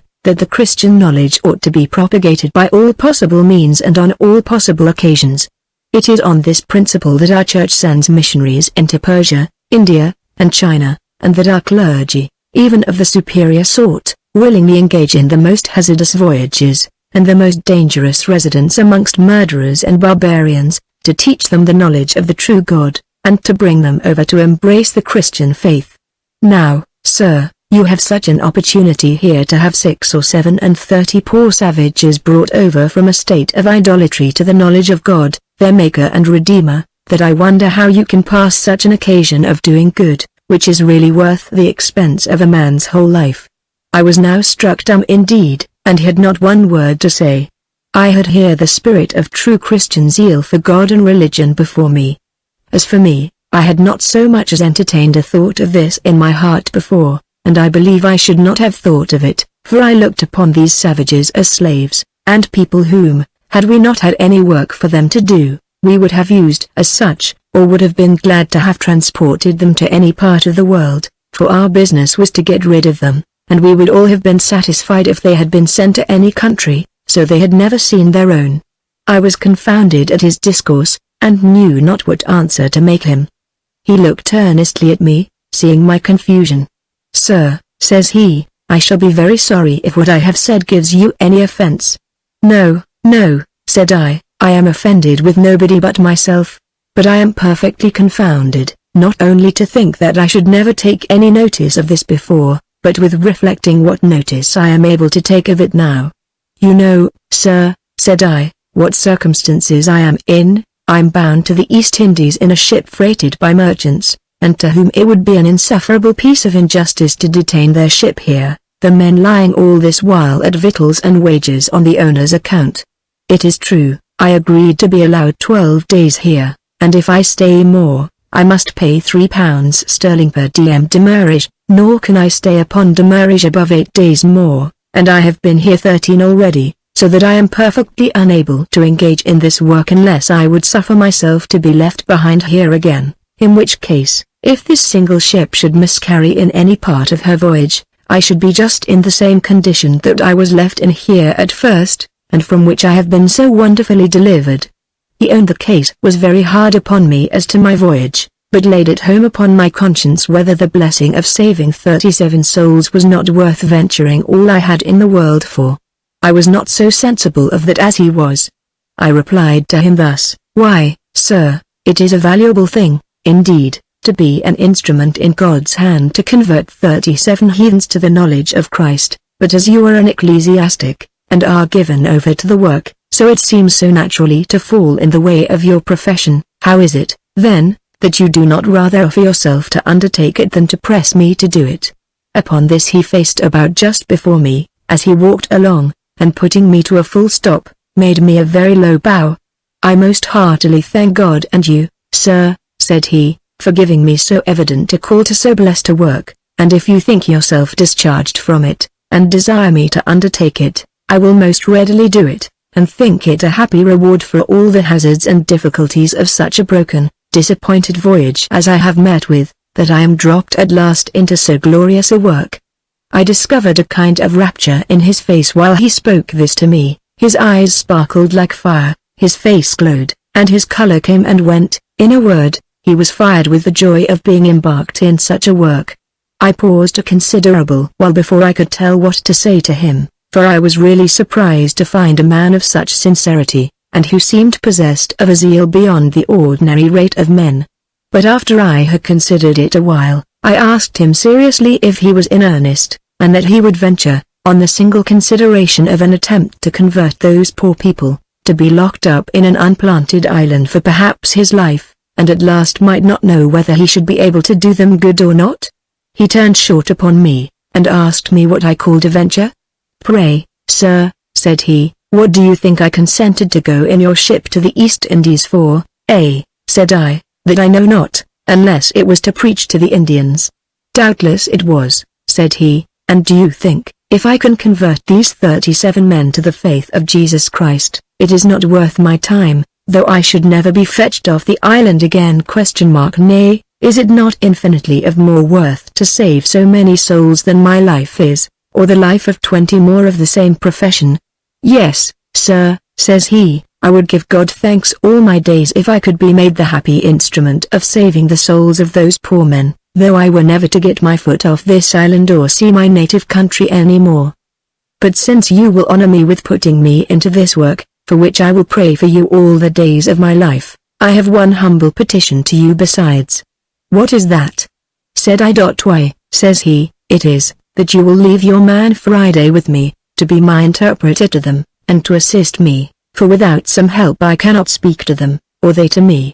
I was sensibly touched at his requesting Friday, because I could not think of parting with him, and that for many reasons. He had been the companion of my travels, he was not only faithful to me, but sincerely affectionate to the last degree, and I had resolved to do something considerable for him if he outlived me, as it was probable he would. Then I knew that, as I had bred Friday up to be a Protestant, it would quite confound him to bring him to embrace another religion, and he would never, while his eyes were open, believe that his old master was a heretic, and would be damned, and this might in the end ruin the poor fellow's principles, and so turn him back again to his first idolatry. However, a sudden thought relieved me in this strait, and it was this: I told him I could not say that I was willing to part with Friday on any account whatever, though a work that to him was of more value than his life ought to be of much more value than the keeping or parting with a servant. On the other hand, I was persuaded that Friday would by no means agree to part with me,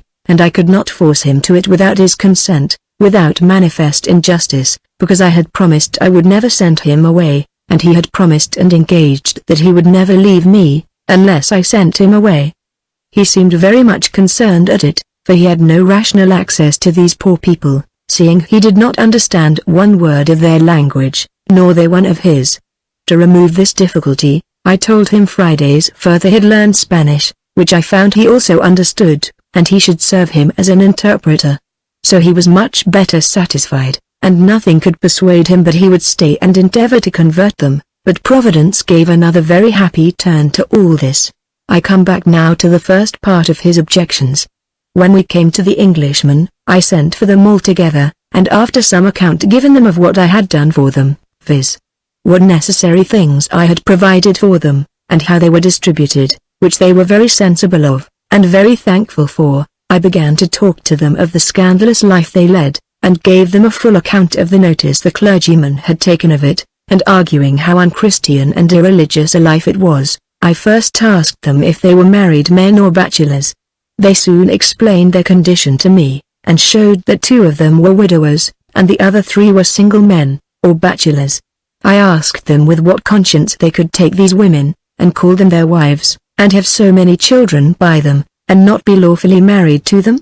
They all gave me the answer I expected, viz. that there was nobody to marry them, that they agreed before the governor to keep them as their wives, and to maintain them and own them as their wives, and they thought, as things stood with them, they were as legally married as if they had been married by a parson and with all the formalities in the world.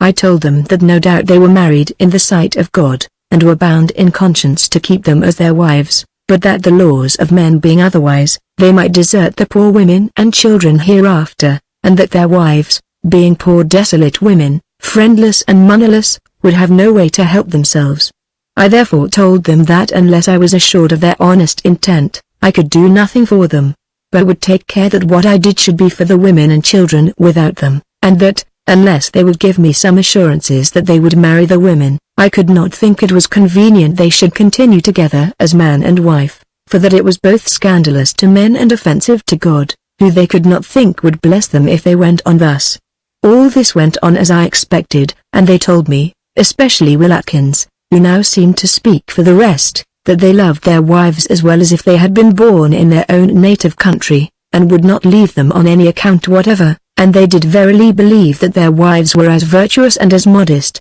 and did, to the utmost of their skill, as much for them and for their children, as any woman could possibly do, and they would not part with them on any account. Will Atkins, for his own particular, added that if any man would take him away, and offer to carry him home to England, and make him captain of the best man of war in the navy, he would not go with him if he might not carry his wife and children with him, and if there was a clergyman in the ship, he would be married to her now with all his heart.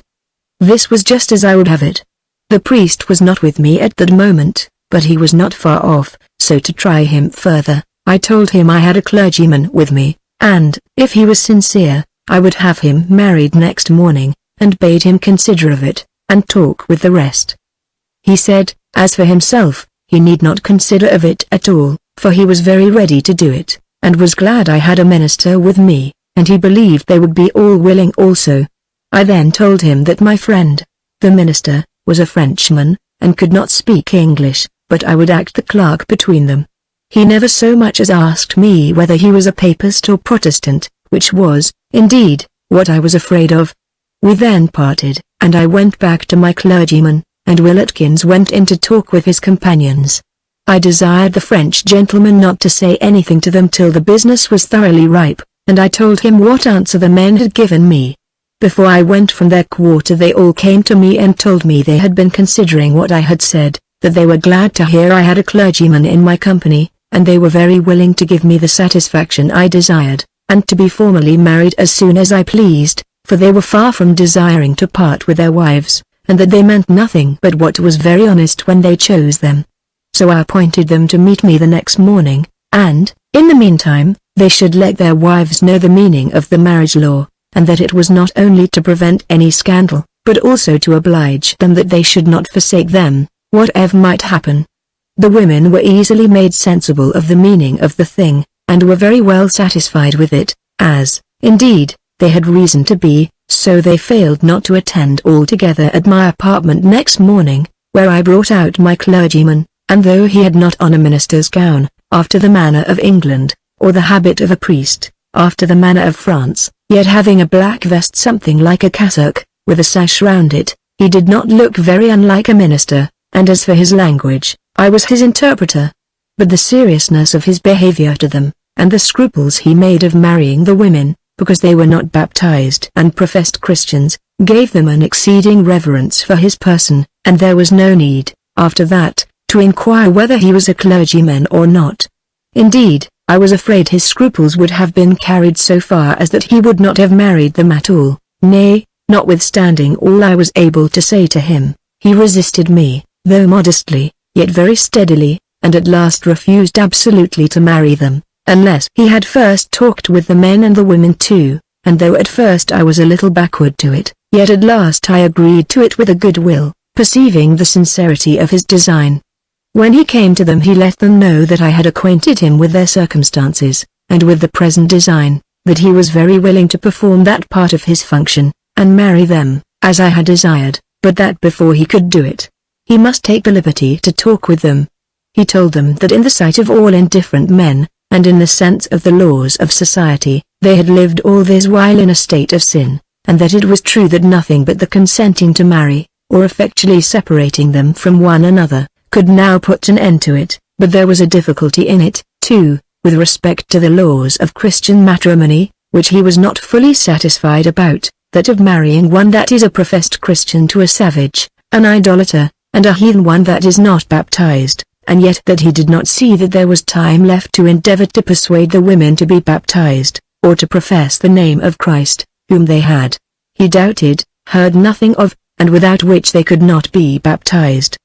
He told them he doubted they were but indifferent Christians themselves, that they had but little knowledge of God or of his ways, and, therefore, he could not expect that they had said much to their wives on that head yet, but that unless they would promise him to use their endeavors with their wives to persuade them to become Christians, and would, as well as they could, instruct them in the knowledge and belief of God that made them, and to worship Jesus Christ that redeemed them, he could not marry them, for he would have no hand in joining Christians with savages, nor was it consistent with the principles of the Christian religion, and was, indeed, expressly forbidden in God's law. They heard all this very attentively, and I delivered it very faithfully to them from his mouth, as near his own words as I could, only sometimes adding something of my own, to convince them how just it was, and that I was of his mind, and I always very carefully distinguished between what I said from myself and what were the clergyman's words. They told me it was very true what the gentleman said, that they were very indifferent Christians themselves, and that they had never talked to their wives about religion. Lord, sir, says Will Atkins, how should we teach them religion? Why, we know nothing ourselves, and besides, sir, said he, should we talk to them of God and Jesus Christ, and heaven and hell, it would make them laugh at us, and ask us what we believe ourselves. And if we should tell them that we believe all the things we speak of to them, such as of good people going to heaven, and wicked people to the devil, they would ask us where we intend to go ourselves, that believe all this, and are such wicked fellows as we indeed are? Why, sir, 'tis enough to give them a surfeit of religion at first hearing. Folks must have some religion themselves before they begin to teach other people. Will Atkins, said I to him, though I am afraid that what you say has too much truth in it, yet can you not tell your wife she is in the wrong, that there is a God and a religion better than her own, that her gods are idols, that they can neither hear nor speak, that there is a great being that made all things, and that can destroy all that he has made, that he rewards the good and punishes the bad, and that we are to be judged by him at last for all we do here? You are not so ignorant, but even nature itself will teach you that all this is true, and I am satisfied you know it all to be true, and believe it yourself. That is true, sir, said Atkins, but with what face can I say anything to my wife of all this, when she will tell me immediately it cannot be true, not true? Said I, what do you mean by that? Why, sir, said he, she will tell me it cannot be true that this God I shall tell her of can be just, or can punish or reward, since I am not punished and sent to the devil, that I have been such a wicked creature as she knows I have been, even to her, and to everybody else, and that I should be suffered to live, that have been always acting so contrary to what I must tell her is good, and to what I ought to have done. Why, truly, Atkins, said I am afraid thou speakest too much truth, and with that I informed the clergyman of what Atkins had said, for he was impatient to know. Oh, said the priest, tell him there is one thing will make him the best minister in the world to his wife, and that is repentance, for none teach repentance like true penitence. He wants nothing but to repent, and then he will be so much the better qualified to instruct his wife. He will then be able to tell her that there is not only a God, and that he is the just rewarder of good and evil, but that he is a merciful being, and with infinite goodness and long-suffering forbears to punish those that offend, waiting to be gracious, and willing not the death of a sinner, but rather that he should return and live, and even reserves damnation to the general day of retribution, that it is a clear evidence of God and of a future state that righteous men receive not their reward, or wicked men their punishment, till they come into another world, and this will lead him to teach his wife the doctrine of the resurrection and of the last judgment. Let him but repent himself, he will be an excellent preacher of repentance to his wife. I repeated all this to Atkins, who looked very serious all the while, and, as we could easily perceive, was more than ordinarily affected with it, when being eager, and hardly suffering me to make an end. I know all this, master, says he, and a great deal more, but I have not the impudence to talk thus to my wife, when God and my conscience know, and my wife will be an undeniable evidence against me, that I have lived as if I had never heard of a God or future state, or anything about it, and to talk of my repenting, alas. And with that he fetched a deep sigh, and I could see that the tears stood in his eyes. 'Tis past all that with me. Past it, Atkins? Said I, what dost thou mean by that? I know well enough what I mean, says he, I mean 'tis too late, and that is too true. I told the clergyman, word for word, what he said, and this affectionate man could not refrain from tears, but, recovering himself, said to me, ask him but one question. Is he easy that it is too late, or is he troubled, and wishes it were not so? I put the question fairly to Atkins, and he answered with a great deal of passion, how could any man be easy in a condition that must certainly end in eternal destruction? That he was far from being easy, but that, on the contrary, he believed it would one time or other ruin him. What do you mean by that? Said I. Why, he said, he believed he should one time or other cut his throat, to put an end to the terror of it. The clergyman shook his head, with great concern in his face, when I told him all this, but turning quick to me upon it, says, if that be his case, we may assure him it is not too late, Christ will give him repentance. But pray, says he, explain this to him, that as no man is saved but by Christ, and the merit of his passion procuring divine mercy for him, how can it be too late for any man to receive mercy? Does he think he is able to sin beyond the power or reach of divine mercy? Pray tell him there may be a time when provoked mercy will no longer strive, and when God may refuse to hear, but that it is never too late for men to ask mercy, and we, that are Christ's servants, are commanded to preach mercy at all times, in the name of Jesus Christ, to all those that sincerely repent, so that it is never too late to repent. I told Atkins all this, and he heard me with great earnestness, but it seemed as if he turned off the discourse to the rest, for he said to me he would go and have some talk with his wife, so he went out a while, and we talked to the rest. I perceived they were all stupidly ignorant as to matters of religion, as much as I was when I went rambling away from my father, yet there were none of them backward to hear what had been said, and all them seriously promised that they would talk with their wives about it, and do their endeavors to persuade them to turn Christians. The clergyman smiled upon me when I reported what answer they gave, but said nothing a good while, but at last, shaking his head, "We that are Christ's servants," says he, "can go no further than to exhort and instruct. And when men comply, submit to the reproof, and promise what we ask, 'tis all we can do, we are bound to accept their good words. But believe me, sir," said he, "whatever you may have known of the life of that man you call Will Atkins, I believe he is the only sincere convert among them. I will not despair of the rest, but that man is apparently struck with the sense of his past life, and I doubt not, when he comes to talk of religion to his wife, he will talk himself effectually into it, for attempting to teach others is sometimes the best way of teaching ourselves. If that poor Atkins begins but once to talk seriously of Jesus Christ to his wife, he will assuredly talk himself into a thorough convert, make himself a penitent, and who knows what may follow." Upon this discourse, however, and their promising, as above, to endeavor to persuade their wives to embrace Christianity, he married the two other couple, but Will Atkins and his wife were not yet come in. After this, my clergyman, waiting a while, was curious to know where Atkins was gone, and turning to me, said, "I entreat you, sir, let us walk out of your labyrinth here and look. I dare say we shall find this poor man somewhere or other talking seriously to his wife, and teaching her already something of religion." I began to be of the same mind, so we went out together, and I carried him away which none knew but myself, and where the trees were so very thick that it was not easy to see through the thicket of leaves, and far harder to see in than to see out. When, coming to the edge of the wood, I saw Atkins and his tawny wife sitting under the shade of a bush, very eager in discourse, I stopped short till my clergyman came up to me, and then having showed him where they were, we stood and looked very steadily at them a good while.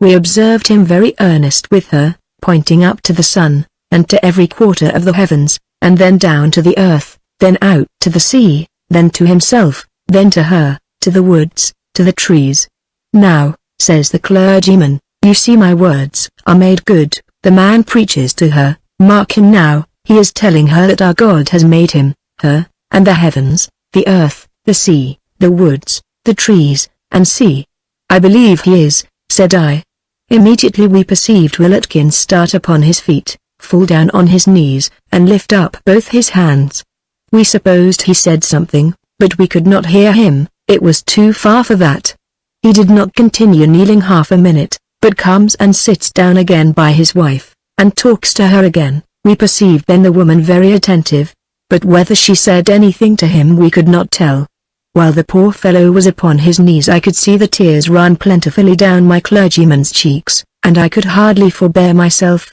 but it was a great affliction to us both that we were not near enough to hear anything that passed between them. Well, however, we could come no nearer for fear of disturbing them, so we resolved to see an end of this piece of still conversation, and it spoke loud enough to us without the help of voice. He sat down again, as I have said, close by her, and talked again earnestly to her, and 2 or 3 times we could see him embrace her most passionately. Another time we saw him take out his handkerchief and wipe her eyes, and then kiss her again with a kind of transport very unusual, and after several of these things, we saw him on a sudden jump up again, and lend her his hand to help her up, when immediately leading her by the hand a step or two, they both kneeled down together, and continued so about 2 minutes. My friend could bear it no longer, but cries out aloud, "St. Paul! St. Paul! Behold he prayeth!" I was afraid Atkins would hear him, therefore I entreated him to withhold himself a while, that we might see an end of the scene, which to me, I must confess, was the most affecting that ever I saw in my life. Well, he strove with himself for a while, but was in such raptures to think that the poor heathen woman was become a Christian, that he was not able to contain himself. He wept several times, then throwing up his hands and crossing his breast, said over several things ejaculatory, and by the way of giving God thanks for so miraculous a testimony of the success of our endeavors. Some he spoke softly, and I could not well hear others. Some things he said in Latin, some in French, then 2 or 3 times the tears would interrupt him, that he could not speak at all. But I begged that he would contain himself, and let us more narrowly and fully observe what was before us. which he did for a time, the scene not being near ended yet, for after the poor man and his wife were risen again from their knees,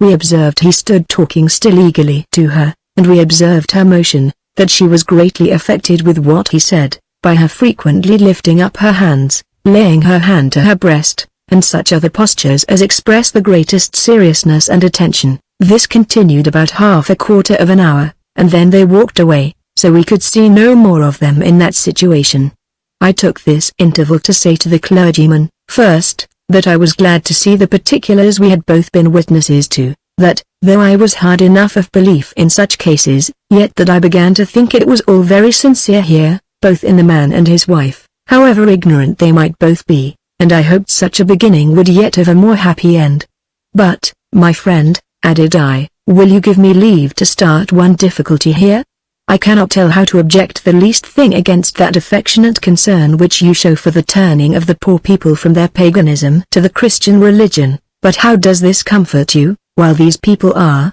in your account, out of the pale of the Catholic Church, without which you believe there is no salvation? So that you esteem these bad heretics, as effectually lost as the pagans themselves.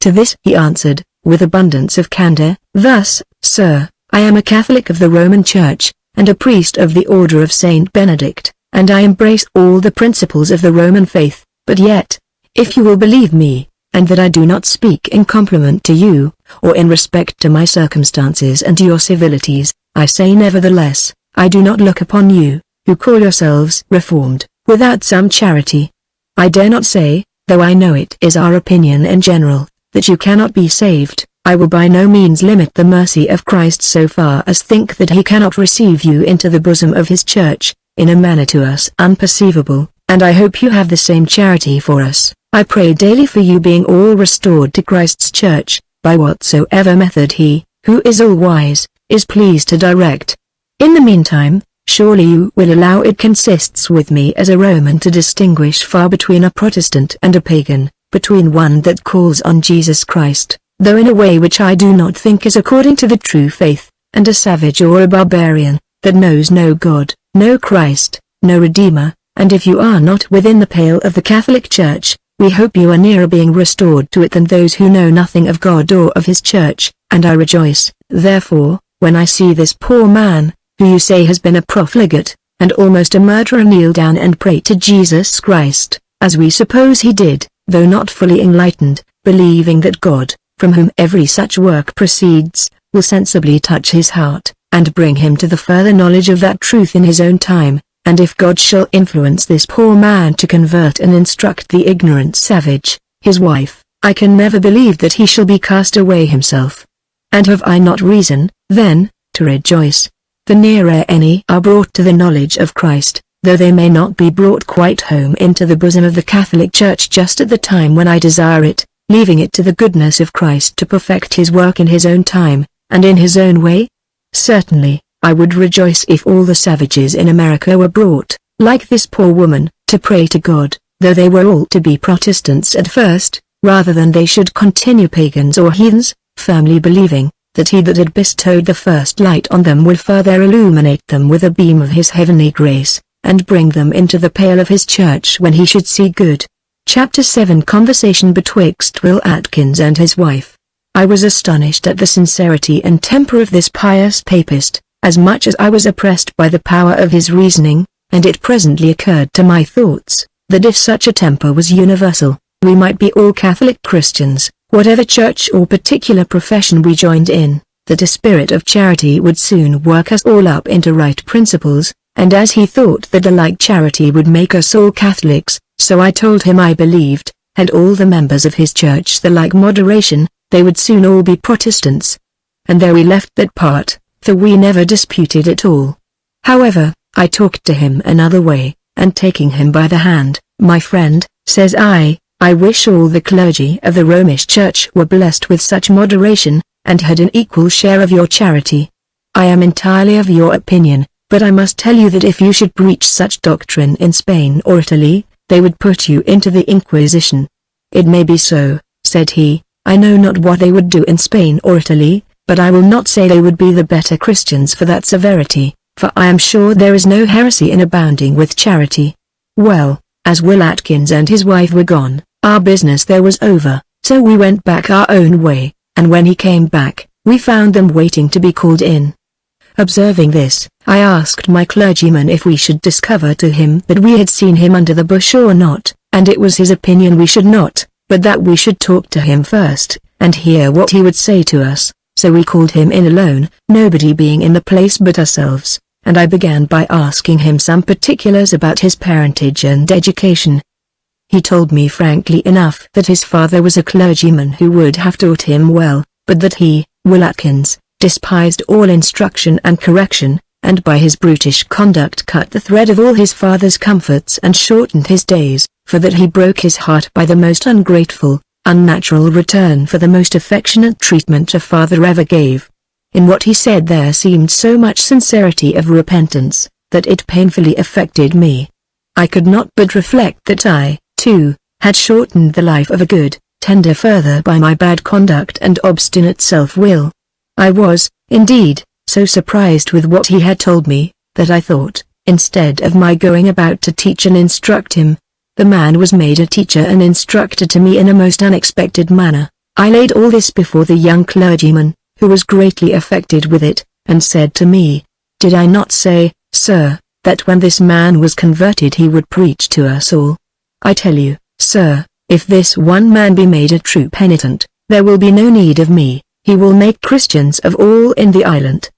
But having a little composed myself, I renewed my discourse with Will Atkins. "But, Will," said I, "how comes the sense of this matter to touch you just now? Sir, you have set me about a work that has struck a dart through my very soul. I have been talking about God and religion to my wife, in order, as you directed me, to make a Christian of her, and she has preached such a sermon to me as I shall never forget while I live. No, it is not your wife has preached to you, but when you were moving religious arguments to her, conscience has flung them back upon you, sir, with such force as is not to be resisted.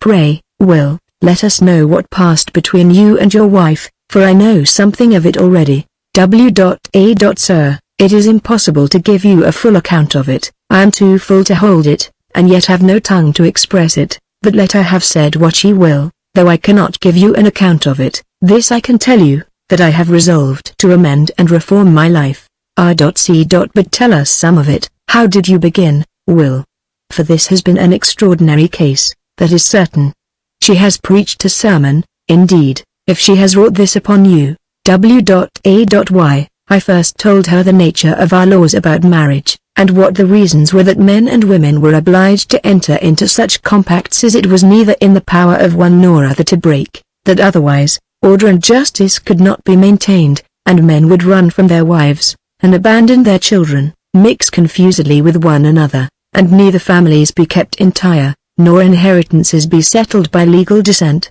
You talk like a civilian, Will. Could you make her understand what you meant by inheritance and families? They know no such things among the savages, but marry anyhow, without regard to relation, consanguinity, or family, brother and sister, nay, as I have been told, even the father and the daughter, and the son and the mother. I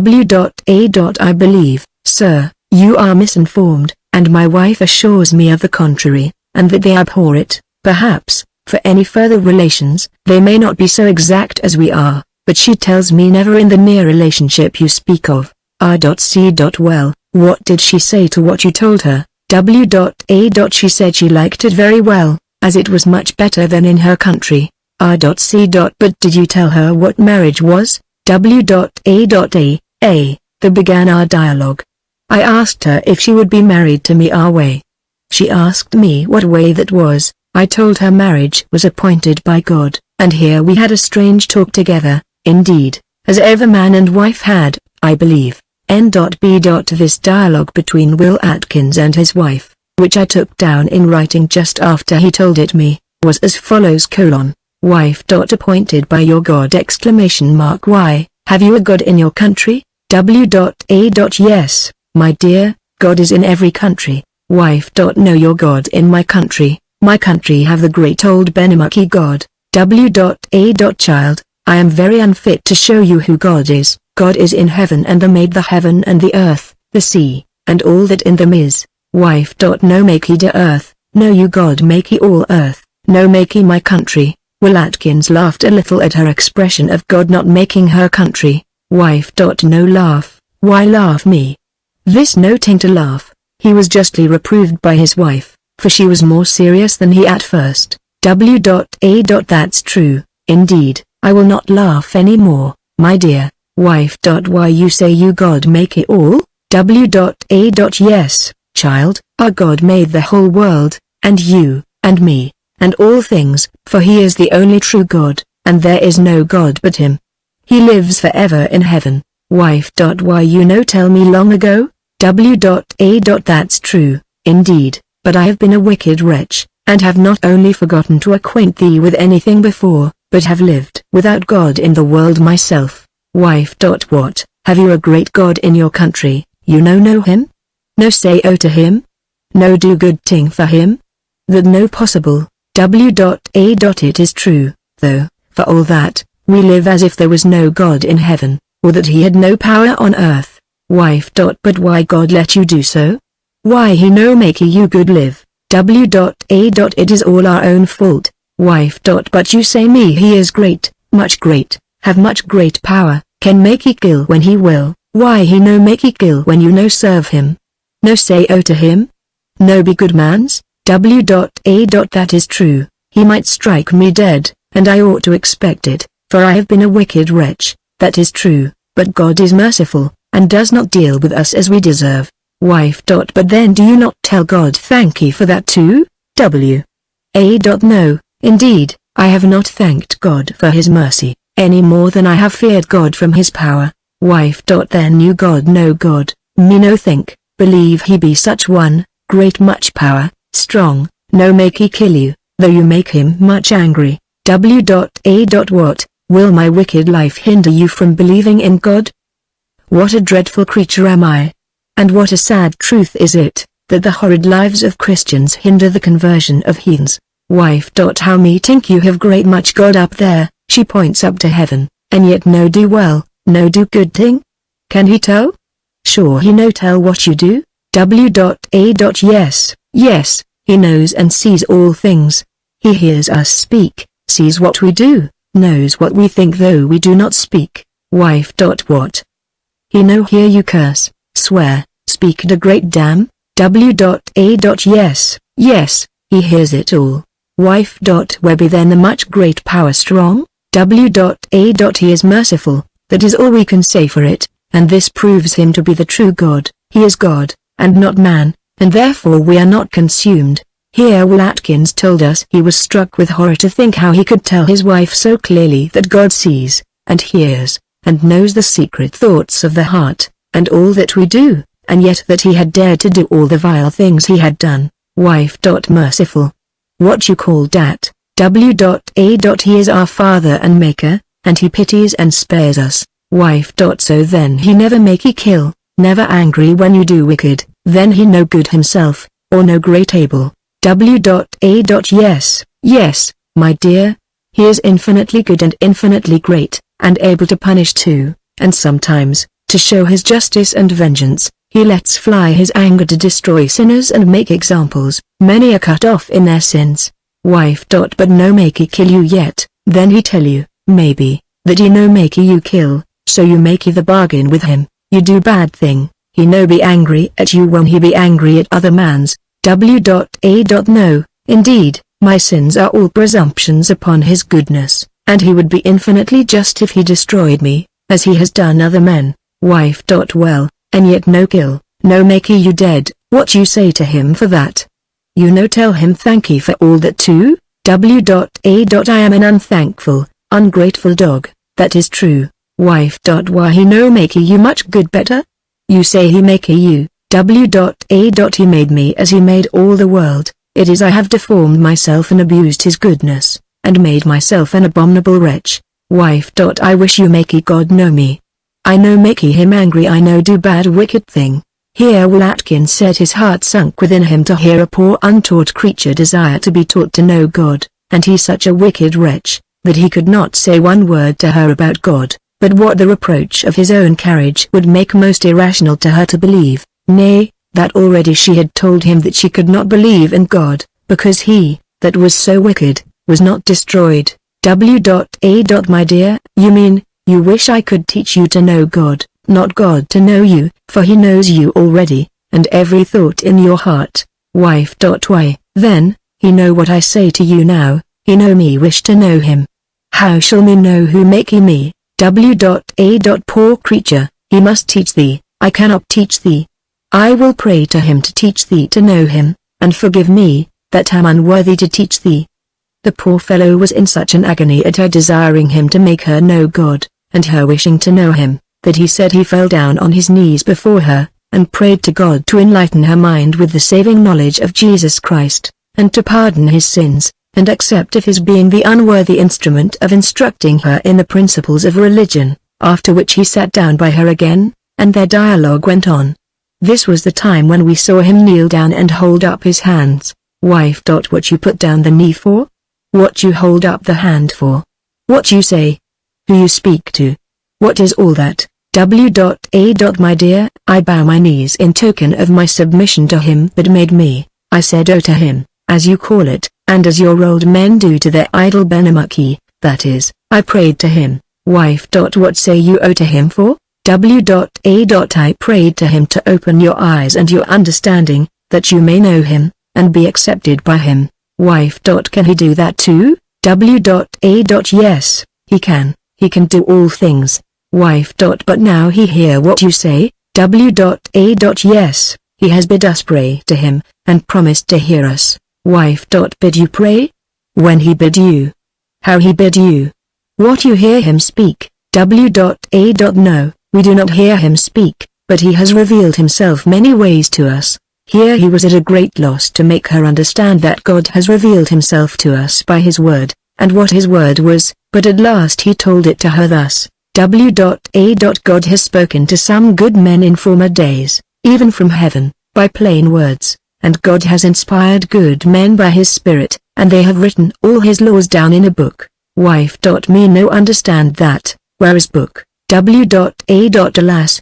my poor creature, I have not this book, but I hope I shall one time or other get it for you, and help you to read it. Here he embraced her with great affection, but with inexpressible grief that he had not a Bible. Wife. But how you making me know that God teach ye them to write that book? By the same rule that we know him to be God. Wife. What rule? What way you know him? Because he teaches and commands nothing but what is good, righteous, and holy, and tends to make us perfectly good, as well as perfectly happy, and because he forbids and commands us to avoid all that is wicked, that is evil in itself, or evil in its consequence. Wife. That me will understand, that me fain see, if he teach ye all good thing, he make ye all good thing, he give all thing, he hear me when I say to him, as you do just now, he make me good if I wish to be good, he spare me, no make he kill me, when I no be good. All this you say he do, yet he be great God. Me take, think, believe him to be great God, me say to him with you, my dear. Here the poor man could forbear no longer, but raised her up, made her kneel by him, and he prayed to God aloud to instruct her in the knowledge of himself, by his Spirit, and that by some good providence, if possible, she might, some time or other, come to have a Bible, that she might read the word of God, and be taught by it to know him. This was the time that we saw him lift her up by the hand, and saw him kneel down by her, as above. They had several other discourses, it seems, after this, and particularly she made him promise that, since he confessed his own life had been a wicked, abominable course of provocations against God, that he would reform it, and not make God angry any more, lest he should make him dead, as she called it, and then she would be left alone, and never be taught to know this God better, and lest he should be miserable, as he had told her wicked men would be after death. This was a strange account, and very affecting to us both, but particularly to the young clergyman. He was, indeed, wonderfully surprised with it, but under the greatest affliction imaginable that he could not talk to her, that he could not speak English to make her understand him, and as she spoke but very broken English, he could not understand her. However, he turned himself to me, and told me that he believed that there must be more to do with this woman than to marry her. I did not understand him at first, but at length he explained himself, viz. that she ought to be baptized. I agreed with him in that part readily, and wished it to be done presently. No, no, hold, sir, says he, though I would have her be baptized, by all means, for I must observe that Will Atkins, her husband, has indeed brought her, in a wonderful manner, to be willing to embrace a religious life, and has given her just ideas of the being of a God, of his power, justice, and mercy. Yet I desire to know of him if he has said anything to her of Jesus Christ, and of the salvation of sinners, of the nature of faith in him, and redemption by him, of the Holy Spirit, the resurrection, the last judgment, and the future state. I called Will Atkins again, and asked him, but the poor fellow fell immediately into tears, and told us he had said something to her of all those things, but that he was himself so wicked a creature, and his own conscience so reproached him with his horrid, ungodly life, that he trembled at the apprehensions that her knowledge of him should lessen the attention she should give to those things, and make her rather contemn religion than receive it. But he was assured, he said, that her mind was so disposed to receive due impressions of all those things, and that if I would but discourse with her, she would make it appear to my satisfaction that my labor would not be lost upon her.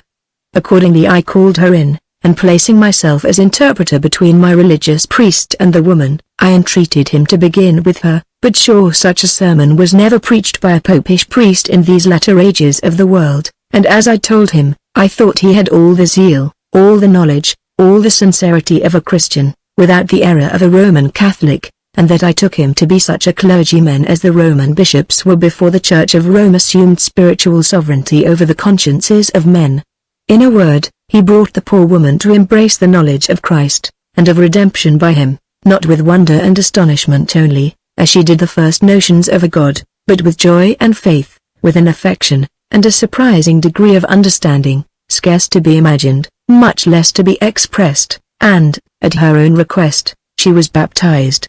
When he was preparing to baptize her, I entreated him that he would perform that office with some caution, that the man might not perceive he was of the Roman Church, if possible, because of other ill consequences which might attend a difference among us in that very religion which we were instructing the other in.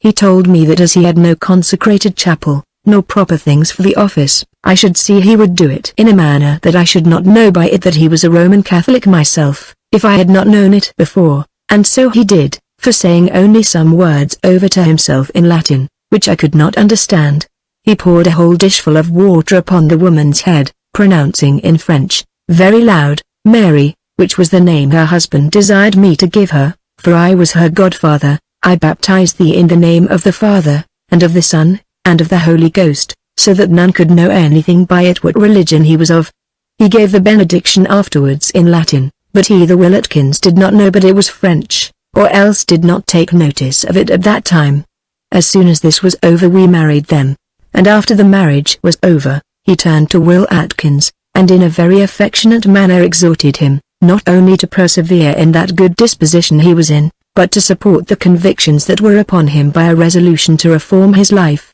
told him it was in vain to say he repented if he did not forsake his crimes, represented to him how God had honored him with being the instrument of bringing his wife to the knowledge of the Christian religion, and that he should be careful he did not dishonor the grace of God, and that if he did, he would see the heathen a better Christian than himself, the savage converted, and the instrument cast away. He said a great many good things to them both, and then, recommending them to God's goodness, gave them the benediction again, I repeating everything to them in English, and thus ended the ceremony. I think it was the most pleasant and agreeable day to me that ever I passed in my whole life. But my clergyman had not done yet. His thoughts hung continually upon the conversion of the 37 savages, and fain he would have stayed upon the island to have undertaken it, but I convinced him, first, that his undertaking was impracticable in itself, and, secondly, that perhaps I would put it into a way of being done in his absence to his satisfaction. Having thus brought the affairs of the island to a narrow compass, I was preparing to go on board the ship, when the young man I had taken out of the famished ship's company came to me, and told me he understood I had a clergyman with me, and that I had caused the Englishman to be married to the savages, that he had a match too, which he desired might be finished before I went, between two Christians, which he hoped would not be disagreeable to me. I knew this must be the young woman who was his mother's servant, for there was no other Christian woman on the island, so I began to persuade him not to do anything of that kind rashly, or because he found himself in this solitary circumstance. I represented to him that he had some considerable substance in the world, and good friends, as I understood by himself, and the maid also, that the maid was not only poor, and a servant, but it was unequal to him, she being 6 or 27 years old, and he not above 17 or 18, that he might very probably, with my assistance, make a remove from this wilderness, and come into his own country again, and that then it would be 1,000 to 1 but he would repent his choice, and the dislike of that circumstance might be disadvantageous to both. I was going to say more, but he interrupted me, smiling, and told me, with a great deal of modesty, that I mistook in my guesses that he had nothing of that kind in his thoughts, and he was very glad to hear that I had an intent of putting them in a way to see their own country again, and nothing should have made him think of staying there, but that the voyage I was going was so exceeding long and hazardous, and would carry him quite out of the reach of all his friends, that he had nothing to desire of me but that I would settle him in some little property in the island where he was, give him a servant or two, and some few necessaries, and he would live here like a planter, waiting the good time when, if ever I returned to England, I would redeem him.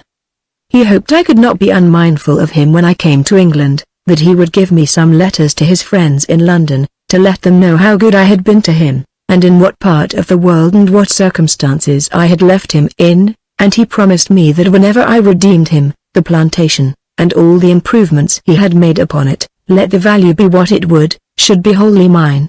His discourse was very prettily delivered, considering his youth, and was the more agreeable to me, because he told me positively the match was not for himself. I gave him all possible assurances that if I lived to come safe to England, I would deliver his letters, and do his business effectually, and that he might depend I should never forget the circumstances I had left him in. But still I was impatient to know who was the person to be married, upon which he told me it was my jack of all trades and his maid Susan. I was most agreeably surprised when he named the match, for, indeed, I thought it very suitable.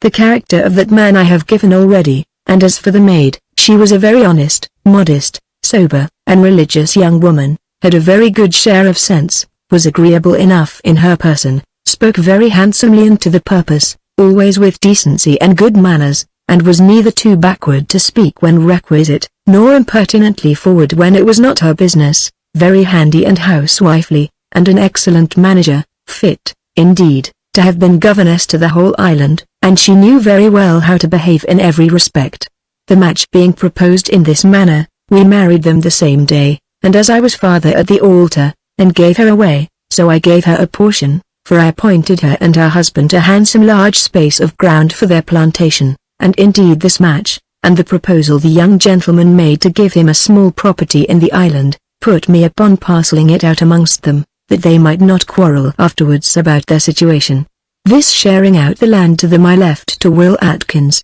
who was now grown a sober, grave, managing fellow, perfectly reformed, exceedingly pious and religious, and, as far as I may be allowed to speak positively in such a case, I verily believe he was a true penitent.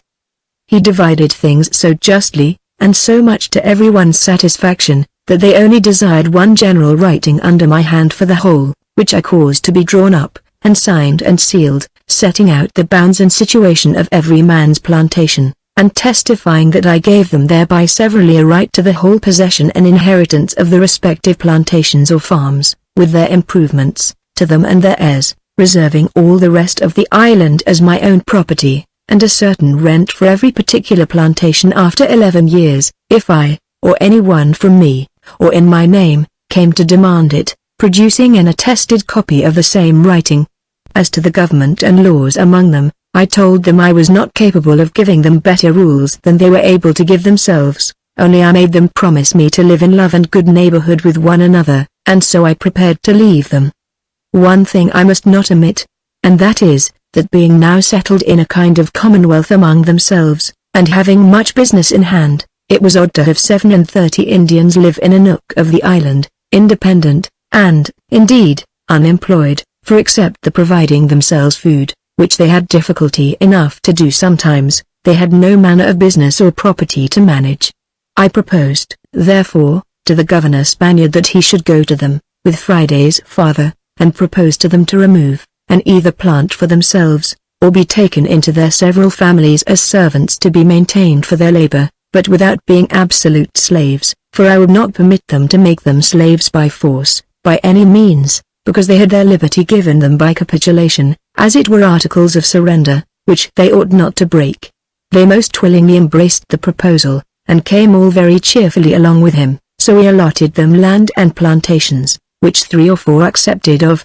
but all the rest chose to be employed as servants in the several families we had settled. Thus my colony was in a manner settled as follows. The Spaniards possessed my original habitation, which was the capital city, and extended their plantations all along the side of the brook, which made the creek that I have so often described, as far as my bower, and as they increased their culture, it went always eastward.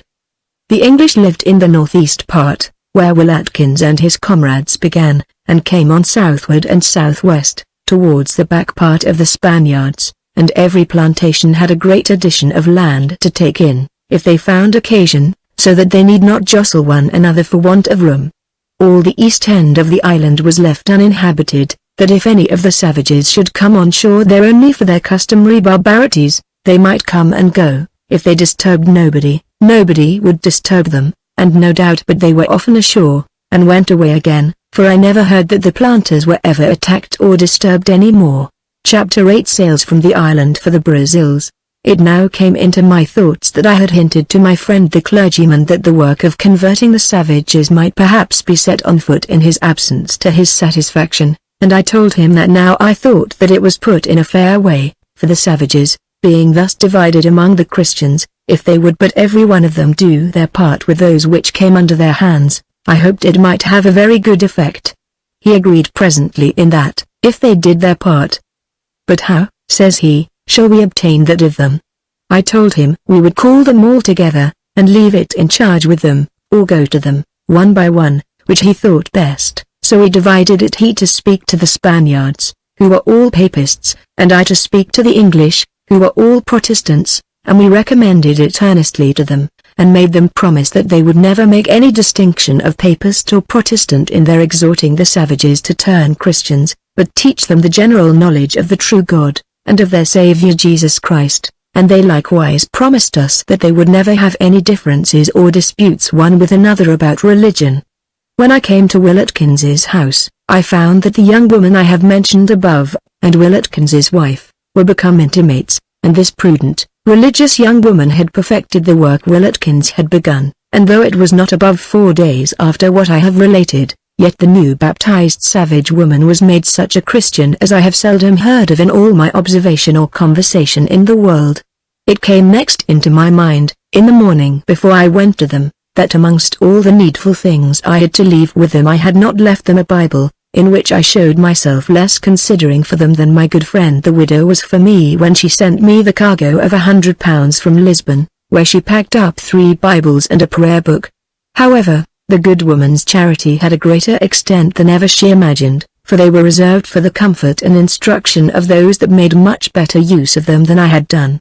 I took one of the Bibles in my pocket, and when I came to Will Atkins's tent, or house, and found the young woman and Atkins's baptized wife had been discoursing of religion together, for Will Atkins told it me with a great deal of joy. I asked if they were together now, and he said, yes, so I went into the house, and he with me, and we found them together very earnest in discourse. Oh, sir, says Will Atkins, when God has sinners to reconcile to himself, and aliens to bring home, he never wants a messenger. My wife has got a new instructor. I knew I was unworthy, as I was incapable of that work. That young woman has been sent hither from heaven. She is enough to convert a whole island of savages. The young woman blushed, and rose up to go away, but I desired her to sit still. I told her she had a good work upon her hands, and I hoped God would bless her in it. We talked a little, and I did not perceive that they had any book among them, though I did not ask, but I put my hand into my pocket, and pulled out my Bible. Here, said I to Atkins, I have brought you an assistant that perhaps you had not before." The man was so confounded that he was not able to speak for some time, but, recovering himself, he takes it with both his hands, and turning to his wife, "Here, my dear," says he, "did not I tell you our God, though he lives above, could hear what we have said? Here's the book I prayed for when you and I kneeled down under the bush. Now God has heard us and sent it." When he had said so, the man fell into such passionate transports, that between the joy of having it, and giving God thanks for it, the tears ran down his face like a child that was crying. The woman was surprised, and was like to have run into a mistake that none of us were aware of, for she firmly believed God had sent the book upon her husband's petition. It is true that providentially it was so, and might be taken so in a consequent sense, but I believe it would have been no difficult matter at that time to have persuaded the poor woman to have believed that an express messenger came from heaven on purpose to bring that individual book. But it was too serious a matter to suffer any delusion to take place, so I turned to the young woman, and told her we did not desire to impose upon the new convert in her first and more ignorant understanding of things, and begged her to explain to her that God may be very properly said to answer our petitions, when, in the course of his providence, such things are in a particular manner brought to pass as we petitioned for, but we did not expect returns from heaven in a miraculous and particular manner, and it is a mercy that it is not so. This the young woman did afterwards effectually, so that there was no priestcraft used here, and I should have thought it one of the most unjustifiable frauds in the world to have had it so. But the effect upon Will Atkins is really not to be expressed, and there, we may be sure, was no delusion. Sure no man was ever more thankful in the world for anything of its kind than he was for the Bible, nor, I believe, never any man was glad of a Bible from a better principle, and though he had been a most profligate creature, headstrong, furious, and desperately wicked, yet this man is a standing rule to us all for the well-instructing children, viz. That parents should never give over to teach and instruct, nor ever despair of the success of their endeavors, let the children be ever so refractory, or to appearance insensible to instruction, for if ever God in his providence touches the conscience of such, the force of their education turns upon them, and the early instruction of parents is not lost, though it may have been many years laid asleep, but some time or other they may find the benefit of it. Thus it was with this poor man. However ignorant he was of religion and Christian knowledge, he found he had some to do with now more ignorant than himself, and that the least part of the instruction of his good father that now came to his mind was of use to him. Among the rest, it occurred to him, he said, how his father used to insist so much on the inexpressible value of the Bible, and the privilege and blessing of it to nations, families, and persons, but he never entertained the least notion of the worth of it till now, when, being to talk to heathens, savages, and barbarians, he wanted the help of the written oracle for his assistance. The young woman was glad of it also for the present occasion, though she had won, and so had the youth, on board our ship among their goods, which were not yet brought on shore. And now, having said so many things of this young woman, I cannot omit telling one story more of her and myself, which has something in it very instructive and remarkable. I have related to what extremity the poor young woman was reduced, how her mistress was starved to death, and died on board that unhappy ship we met at sea, and how the whole ship's company was reduced to the last extremity. The gentlewoman, and her son, and this maid, were first hardly used as to provisions, and at last totally neglected and starved, that is to say, brought to the last extremity of hunger. One day, being discoursing with her on the extremities they suffered, I asked her if she could describe, by what she had felt, what it was to starve, and how it appeared. She said she believed she could, and told her tale very distinctly thus: First, we had for some days fared exceedingly hard, and suffered very great hunger, but at last we were wholly without food of any kind except sugar, and a little wine and water. The first day after I had received no food at all, I found myself towards evening, empty and sick at the stomach, and near night much inclined to yawning and sleep. I lay down on the couch in the great cabin to sleep, and slept about 3 hours, and awaked a little refreshed, having taken a glass of wine when I lay down. After being about 3 hours awake, it being about 5 o'clock in the morning, I found myself empty, and my stomach sickish, and lay down again, but could not sleep at all, being very faint and ill, and thus I continued all the second day with a strange variety, first hungry, then sick again, with retchings to vomit. The second night, being obliged to go to bed again without any food more than a draught of fresh water, and being asleep, I dreamed I was at Barbados, and that the market was mightily stocked with provisions, that I bought some for my mistress, and went and dined very heartily. I thought my stomach was full after this, as it would have been after a good dinner, but when I awaked I was exceedingly sunk in my spirits to find myself in the extremity of family. The last glass of wine we had I drank, and put sugar in it, because of its having some spirit to supply nourishment, but there being no substance in the stomach for the digesting office to work upon, I found the only effect of the wine was to raise disagreeable fumes from the stomach into the head, and I lay, as they told me, stupid and senseless, as one drunk, for some time. The third day, in the morning, after a night of strange, confused, and inconsistent dreams, and rather dozing than sleeping, I awaked ravenous and furious with hunger, and I question, had not my understanding returned and conquered it, whether if I had been a mother, and had had a little child with me, its life would have been safe or not. This lasted about 3 hours, during which time I was twice raging mad as any creature in Bedlam, as my young master told me, and as he can now inform you.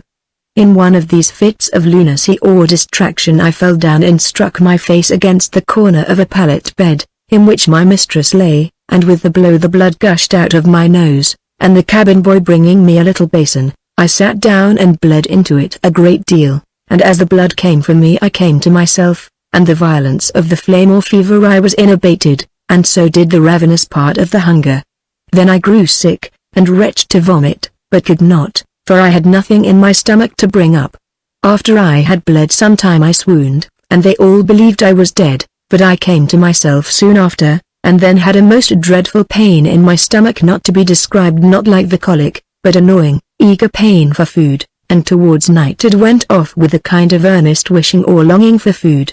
I took another draught of water with sugar in it, but my stomach loathed the sugar and brought it all up again. Then I took a draught of water without sugar, and that stayed with me, and I laid me down upon the bed, praying most heartily that it would please God to take me away, and composing my mind in hopes of it, I slumbered a while, and then waking, thought myself dying, being light with vapors from an empty stomach. I recommended my soul then to God, and then earnestly wished that somebody would throw me into the sea.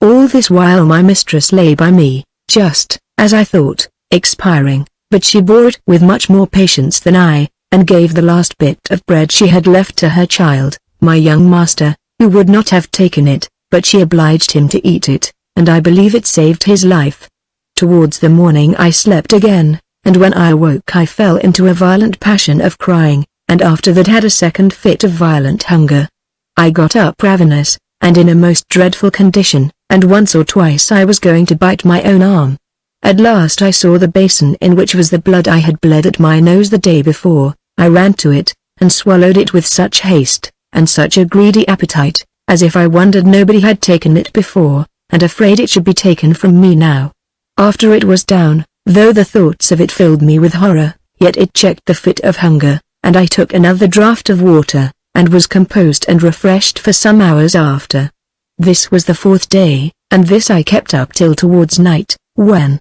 within the compass of 3 hours, I had all the several circumstances over again, one after another, viz. Sick, sleepy, eagerly hungry, pain in the stomach, then ravenous again, then sick, then lunatic, then crying, then ravenous again, and so every quarter of an hour, and my strength wasted exceedingly. At night I lay me down, having no comfort but in the hope that I should die before morning.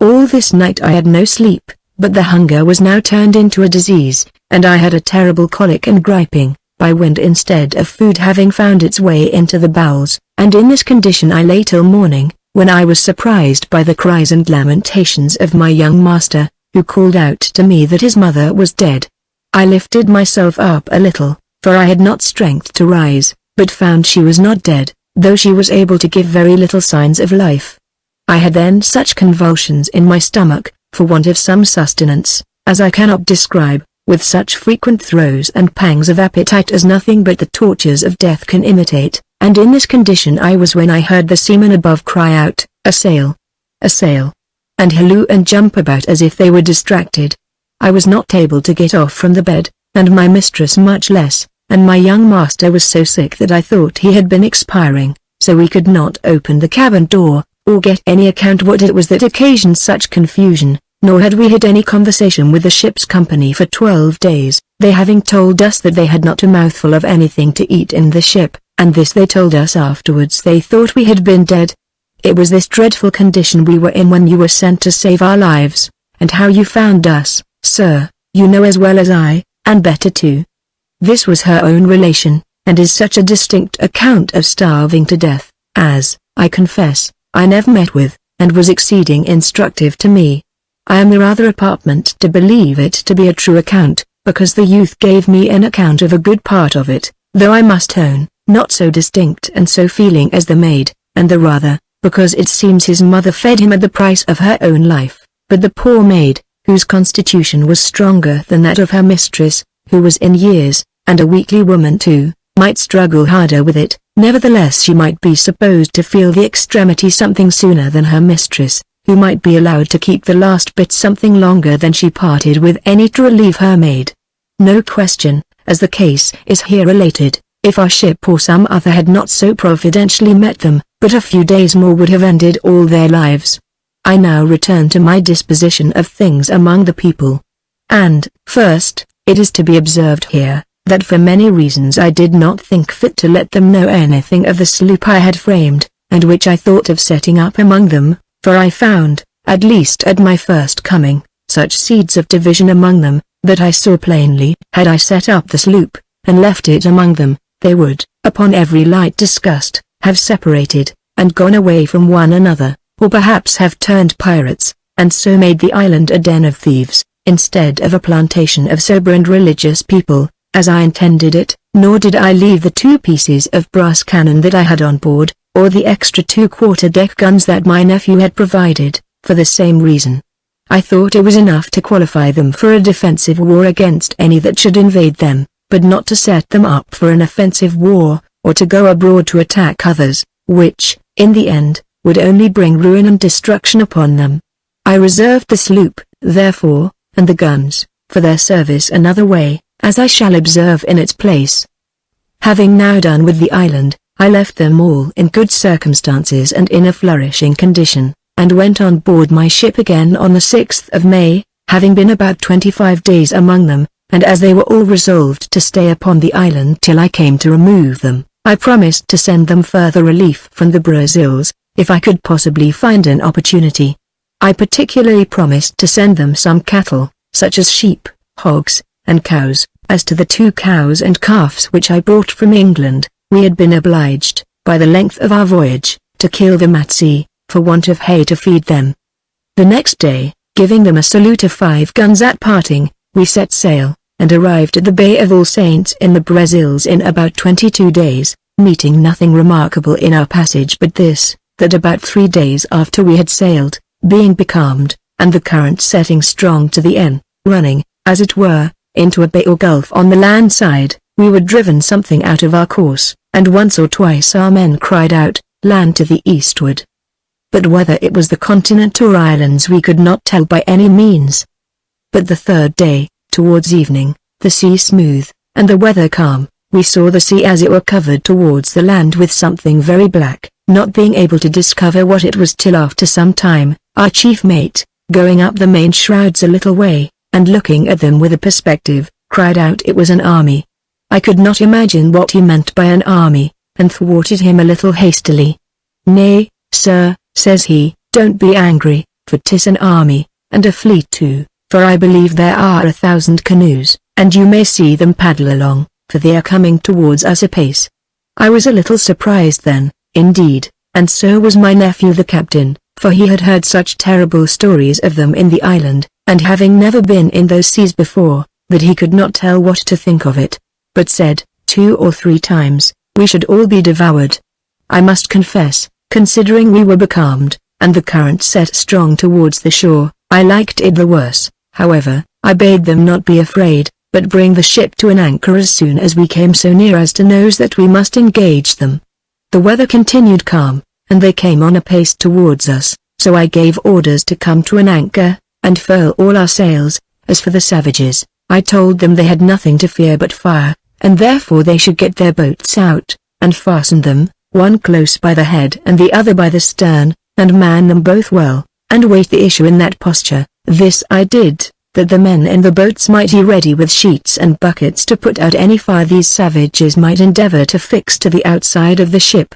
In this posture we lay by for them, and in a little while they came up with us, but never was such a horrid sight seen by Christians, though my mate was much mistaken in his calculation of their number. Yet when they came up we reckoned about 126 canoes. Some of them had 16 or 17 men in them, and some more, and the least 6 or 7. When they came nearer to us, they seemed to be struck with wonder and astonishment, as at a sight which doubtless they had never seen before, nor could they at first, as we afterwards understood, know what to make of us. They came boldly up, however, very near to us, and seemed to go about to row round us. But we called to our men in the boats not to let them come too near them. This very order brought us to an engagement with them, without our designing it, for 5 or 6 of the large canoes came so near our long boat, that our men beckoned with their hands to keep them back, which they understood very well, and went back, but at their retreat about 50 arrows came on board us from those boats,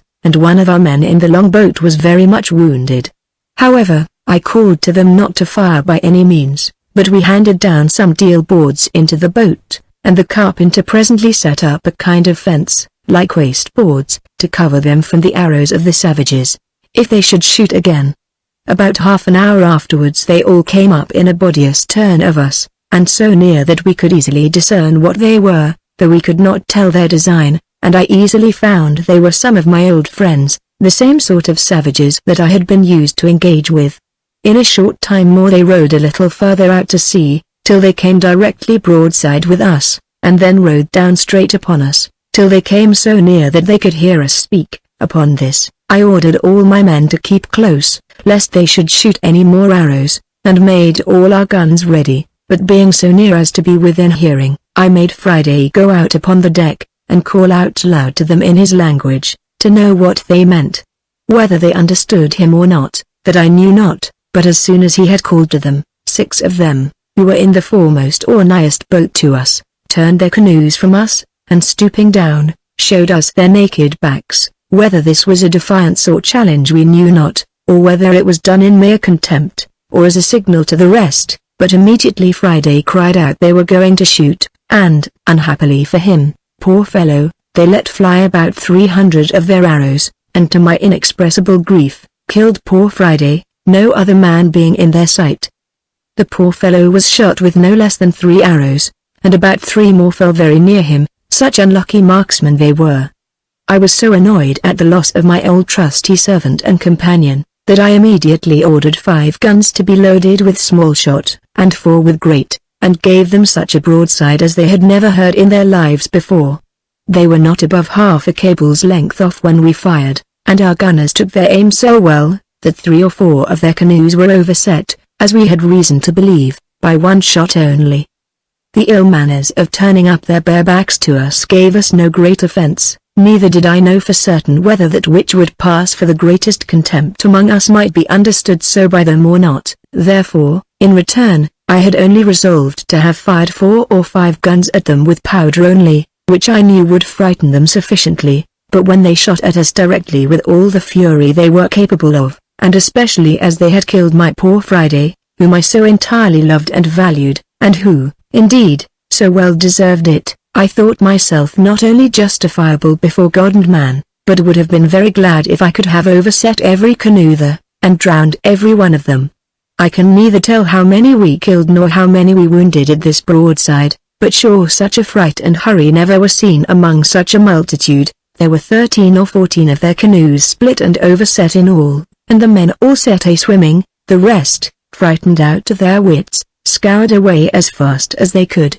taking but little care to save those whose boats were split or spoiled with our shot, so I suppose that many of them were lost, and our men took up one poor fellow swimming for his life. Above an hour after they were all gone. The small shot from our cannon must needs kill and wound a great many, but, in short, We never knew how it went with them, for they fled so fast, that in 3 hours or thereabouts we could not see above 3 or 4 straggling canoes, nor did we ever see the rest any more, for a breeze of wind springing up the same evening, we weighed and set sail for the Brazils. We had a prisoner, indeed, but the creature was so sullen that he would neither eat nor speak, and we all fancied he would starve himself to death. But I took away to cure him, for I had made them take him and turn him into the longboat, and make him believe they would toss him into the sea again, and so leave him where they found him, if he would not speak, nor would that do, but they really did throw him into the sea, and came away from him. Then he followed them, for he swam like a cork, and called to them in his tongue, though they knew not one word of what he said. However at last they took him in again, and then he began to be more tractable, nor did I ever design they should drown him. We were now under sail again, but I was the most disconsolate creature alive for want of my man Friday, and would have been very glad to have gone back to the island, to have taken one of the rest from thence for my occasion, but it could not be, so we went on. We had one prisoner, as I have said, and it was a long time before we could make him understand anything, but in time our men taught him some English, and he began to be a little tractable. Afterwards, we inquired what country he came from, but could make nothing of what he said, for his speech was so odd, all gutturals, and he spoke in the throat in such a hollow, odd manner, that we could never form a word after him, and we were all of opinion that they might speak that language as well if they were gagged as otherwise, nor could we perceive that they had any occasion either for teeth, tongue, lips, or palate, but formed their words just as a hunting horn forms a tune with an open throat. He told us, however, some time after, when we had taught him to speak a little English, that they were going with their kings to fight a great battle. When he said kings, we asked him how many kings. He said they were 5 nation. We could not make him understand the pluraless, and that they all joined to go against 2 nation. We asked him what made them come up to us.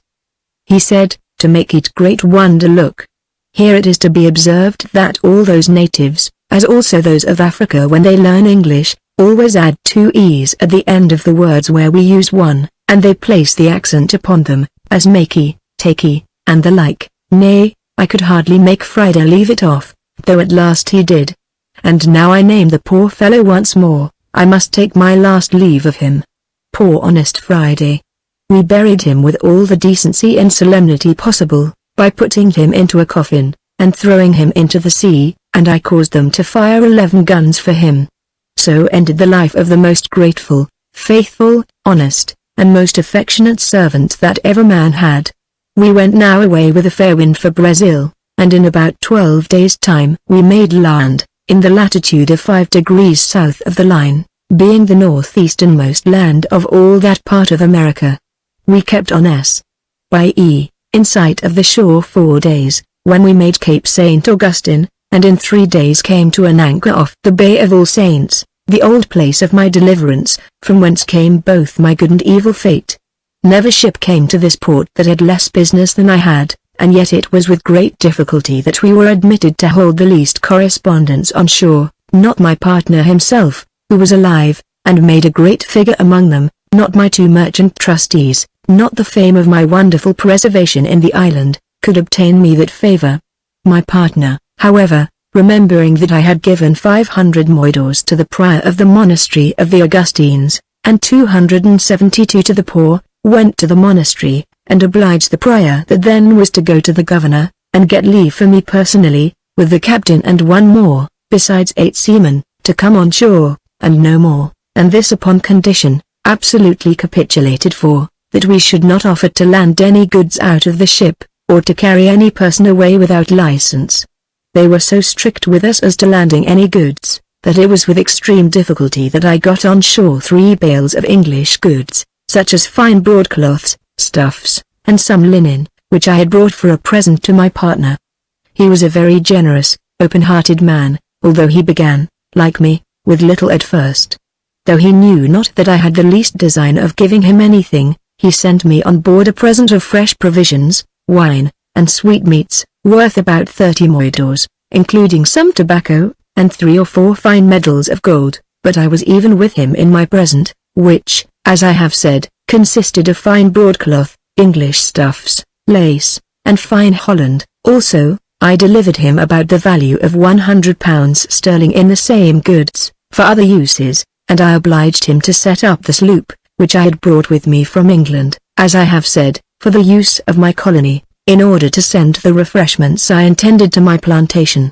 Accordingly, he got hands, and finished the sloop in a very few days, for she was already framed, and I gave the master of her such instructions that he could not miss the place, nor did he, as I had an account from my partner afterwards. I got him soon loaded with the small cargo I sent them, and one of our seamen, that had been on shore with me there, offered to go with the sloop and settle there, upon my letter to the governor Spaniard to allot him a sufficient quantity of land for a plantation, and on my giving him some clothes and tools for his planting work, which he said he understood, having been an old planter at Maryland, and a buccaneer into the bargain.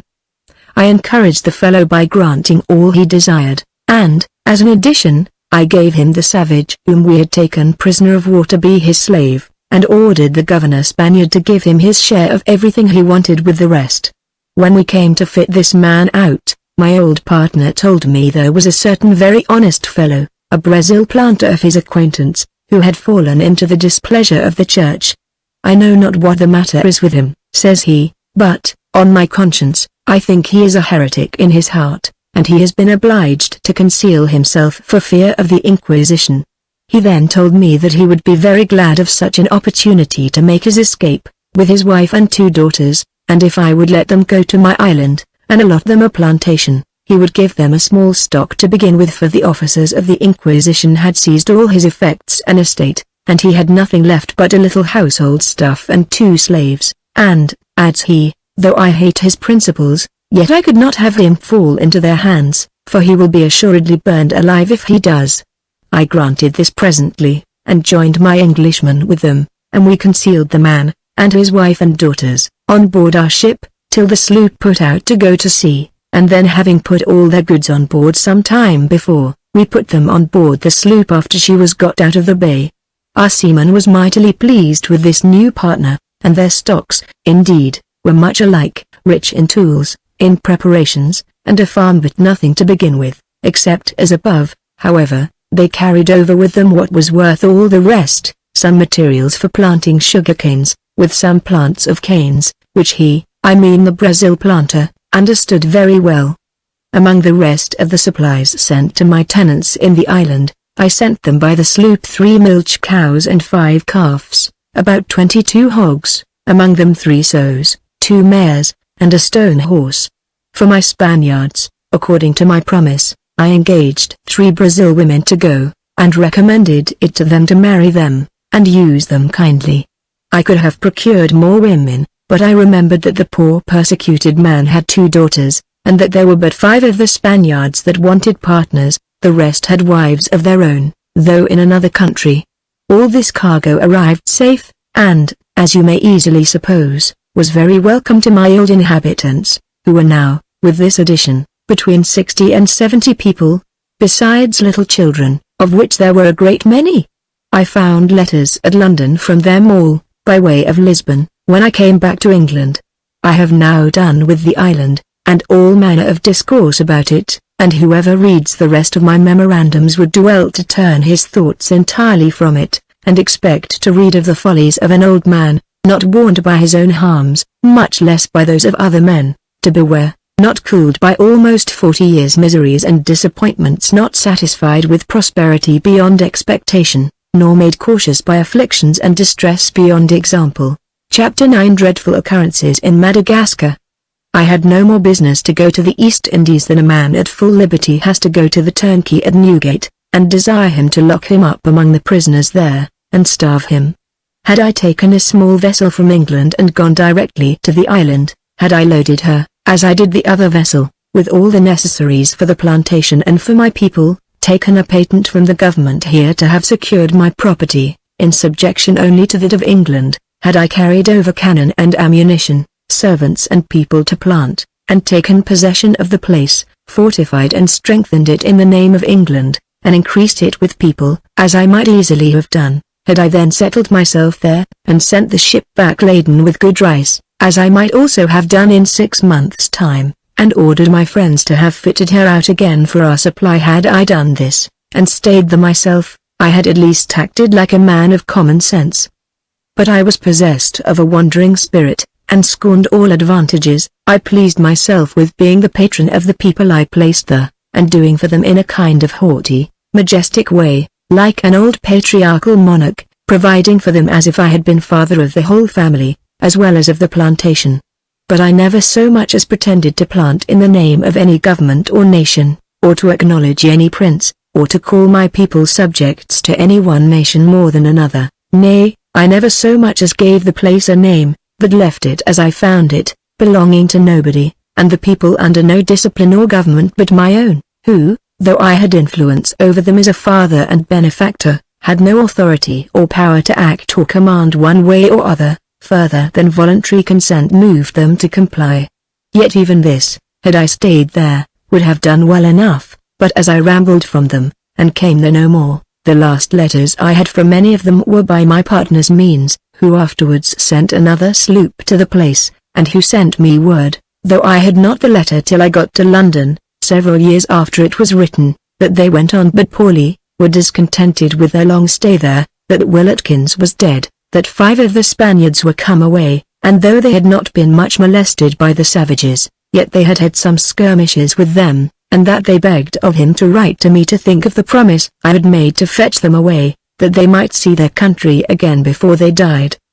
But I was gone a wild goose chase indeed, and they that will have any more of me must be content to follow me into a new variety of follies, hardships, and wild adventures, wherein the justice of Providence may be duly observed, and we may see how easily heaven can gorge us with our own desires, make the strongest of our wishes be our affliction, and punish us most severely with those very things which we think it would be our utmost happiness to be allowed to possess. Whether I had business or no business, away I went. It is no time now to enlarge upon the reason or absurdity of my own conduct, but to come to the history. I was embarked for the voyage, and the voyage I went. I shall only add a word or two concerning my honest popish clergymen, for let their opinion of us, and all other heretics in general, as they call us, be as uncharitable as it may, I verily believe this man was very sincere, and wished the good of all men, yet I believe he used reserve in many of his expressions, to prevent giving me offence, for I scarce heard him once call on the Blessed Virgin, or mention Street Jago, or his guardian angel, though so common with the rest of them. However, I say I had not the least doubt of his sincerity and pious intentions, and I am firmly of opinion, if the rest of the popish missionaries were like him, they would strive to visit even the poor Tartars and Laplanders, where they have nothing to give them, as well as covet to flock to India, Persia, China, and see the most wealthy of the heathen countries, for if they expected to bring no gains to their church by it, it may well be admired how they came to admit the Chinese Confucius into the calendar of the Christian saints. A ship being ready to sail for Lisbon, my pious priest asked me leave to go thither, being still, as he observed, bound never to finish any voyage he began. How happy it had been for me if I had gone with him! But it was too late now, all things heaven appoints for the best. Had I gone with him I had never had so many things to be thankful for, and the reader had never heard of the second part of the travels and adventures of Robinson Crusoe, so I must here leave exclaiming at myself, and go on with my voyage. From the Brazils we made directly over the Atlantic Sea to the Cape of Good Hope, and had a tolerably good voyage, our course generally southeast, now and then a storm, and some contrary winds. But my disasters at sea were at an end. My future rubs and cross events were to befall me on shore, that it might appear the land was as well prepared to be our scourge as the sea. Our ship was on a trading voyage, and had a supercargo on board, who was to direct all her motions after she arrived at the Cape, only being limited to a certain number of days for stay, by charter party, at the several ports she was to go to. This was none of my business, neither did I meddle with it, my nephew, the captain, and the supercargo adjusting all those things between them as they thought fit. We stayed at the Cape no longer than was needful to take in fresh water, but made the best of our way for the coast of Coromandel. We were, indeed, informed that a French man of war, of 50 guns, and 2 large merchant ships, were gone for the Indies, and as I knew we were at war with France, I had some apprehensions of them, but they went their own way, and we heard no more of them. I shall not pester the reader with a tedious description of places, journals of our voyage, variations of the compass, latitudes, trade winds, and sea. It is enough to name the ports and places which we touched at, and what occurred to us upon our passages from one to another. We touched first at the island of Madagascar, where, though the people are fierce and treacherous, and very well armed with lances and bows, which they use with inconceivable dexterity, yet we fared very well with them a while. They treated us very civilly, and for some trifles which we gave them, such as knives, scissors, and they brought us 11 good fat bullocks, of a middling size, which we took in, partly for fresh provisions for our present spending, and the rest to salt for the ship's use. We were obliged to stay here some time after we had furnished ourselves with provisions, and I, who was always too curious to look into every nook of the world wherever I came, went on shore as often as I could. It was on the east side of the island that we went on shore one evening, and the people, who, by the way, are very numerous, came thronging about us, and stood gazing at us at a distance. As we had traded freely with them, and had been kindly used, we thought ourselves in no danger, but when we saw the people, we cut 3 boughs out of a tree, and stuck them up at a distance from us, which, it seems, is a mark in that country not only of a truce and friendship, but when it is accepted the other side set up 3 poles or boughs, which is a signal that they accept the truce too. But then this is a known condition of the truce, that you are not to pass beyond their 3 poles towards them, nor they to come past your 3 poles or boughs towards you, so that you are perfectly secure within the 3 poles, and all the space between your poles and theirs is allowed like a market for free converse, traffic, and commerce. When you go there you must not carry your weapons with you, and if they come into that space they stick up their javelins and lances all at the first poles, and come on unarmed. But if any violence is offered them, and the truce thereby broken, away they run to the poles, and lay hold of their weapons, and the truce is at an end. It happened one evening, when we went on shore, that a greater number of their people came down than usual, but all very friendly and civil, and they brought several kinds of provisions, for which we satisfied them with such toys as we had. The women also brought us milk and roots, and several things very acceptable to us, and all was quiet. And we made us a little tent or hut of some boughs or trees, and lay on shore all night. I know not what was the occasion, but I was not so well satisfied to lie on shore as the rest, and the boat riding at an anchor at about a stone's cast from the land, with 2 men in her to take care of her. I made one of them come on shore, and getting some boughs of trees to cover us also in the boat, I spread the sail on the bottom of the boat, and lay under the cover of the branches of the trees all that night in the boat. About 2 o'clock in the morning we heard one of our men making a terrible noise on the shore, calling out, for God's sake, to bring the boat in and come and help them, for they were all like to be murdered, and at the same time I heard the fire of 5 muskets, which was the number of guns they had, and that 3 times over, for it seems the natives here were not so easily frightened with guns as the savages were in America, where I had to do with them. All this while, I knew not what was the matter, but rousing immediately from sleep with the noise, I caused the boat to be thrust in, and resolved with 3 fusees we had on board to land and assist our men. We got the boat soon to the shore, but our men were in too much haste, for being come to the shore, they plunged into the water, to get to the boat with all the expedition they could, being pursued by between 300 and 400 men.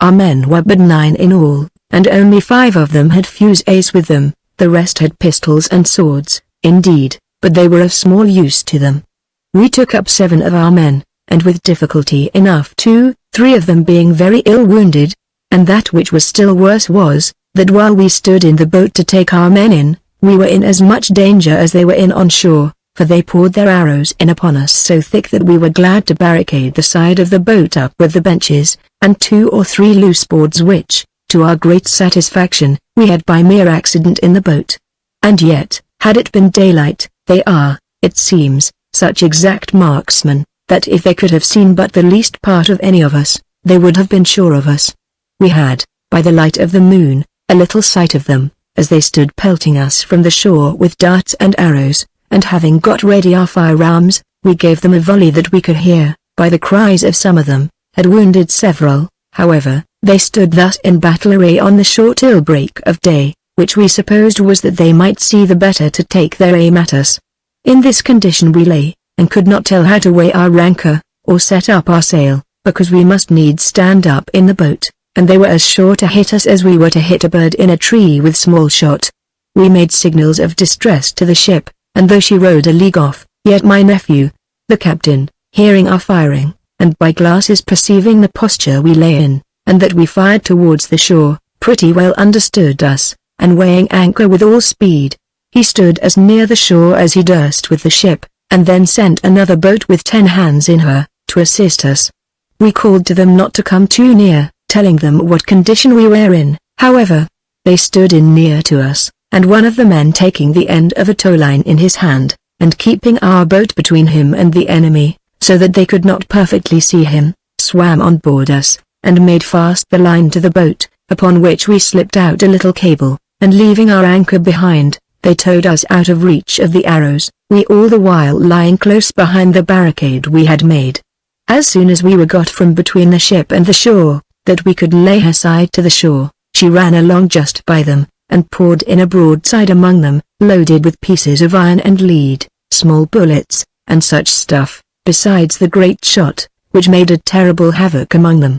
When we were got on board and out of danger, we had time to examine into the occasion of this fray, and indeed our supercargo, who had been often in those parts, put me upon it, for he said he was sure the inhabitants would not have touched us after we had made a truce, if we had not done something to provoke them to it. At length it came out that an old woman, who had come to sell us some milk, had brought it within our poles, and a young woman with her, who also brought us some roots or herbs, and while the old woman, whether she was mother to the young woman or no they could not tell, was selling us the milk, one of our men offered some rudeness to the girl that was with her, at which the old woman made a great noise. However, the seaman would not quit his prize, but carried her out of the old woman's sight among the trees. It being almost dark, the old woman went away without her, and, as we may suppose, made an outcry among the people she came from, who, upon notice, raised that great army upon us in 3 or 4 hours,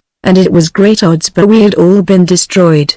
One of our men was killed with a lance thrown at him just at the beginning of the attack, as he sallied out of the tent they had made. The rest came off free, all but the fellow who was the occasion of all the mischief, who paid dear enough for his brutality, for we could not hear what became of him for a great while. We lay upon the shore 2 days after, though the wind presented, and made signals for him, and made our boat sail up shore and down shore several leagues, but in vain, so we were obliged to give him over, and if he alone had suffered for it, the loss had been less. I could not satisfy myself, however, without venturing on shore once more, to try if I could learn anything of him or them. It was the 3rd night after the action that I had a great mind to learn, if I could by any means, what mischief we had done, and how the game stood on the Indian side. I was careful to do it in the dark, lest we should be attacked again, but I ought indeed to have been sure that the men I went with had been under my command, before I engaged in a thing so hazardous and mischievous as I was brought into by it, without design. We took 20 as stout fellows with us as any in the ship, besides the supercargo and myself, and we landed 2 hours before midnight, at the same place where the Indians stood drawn up in the evening before. I landed here, because my design, as I have said, was chiefly to see if they had quitted the field, and if they had left any marks behind them of the mischief we had done them, and I thought if we could surprise 1 or 2 of them, perhaps we might get our man again, by way of exchange. We landed without any noise, and divided our men into 2 bodies, whereof the boatswain commanded one and I the other. We neither saw nor heard anybody stir when we landed, and we marched up, one body at a distance from another, to the place. At first we could see nothing, it being very dark, till by and by our boatswain, who led the first party, stumbled and fell over a dead body. This made them halt a while, for knowing by the circumstances that they were at the place where the Indians had stood, they waited for my coming up there. We concluded to halt till the moon began to rise, which we knew would be in less than an hour, when he could easily discern the havoc we had made among them. We told 32 bodies upon the ground, whereof 2 were not quite dead, some had an arm and some a leg shot off, and one his head. Those that were wounded, we supposed, they had carried away. When we had made, as I thought, a full discovery of all we could come to the knowledge of, I resolved on going on board, but the boatswain and his party sent me word that they were resolved to make a visit to the Indian town, where these dogs, as they called them, dwelt, and asked me to go along with them, and if they could find them, as they still fancied they should, they did not doubt of getting a good booty, and it might be they might find Tom Jeffrey there, that it was the man's name we had lost.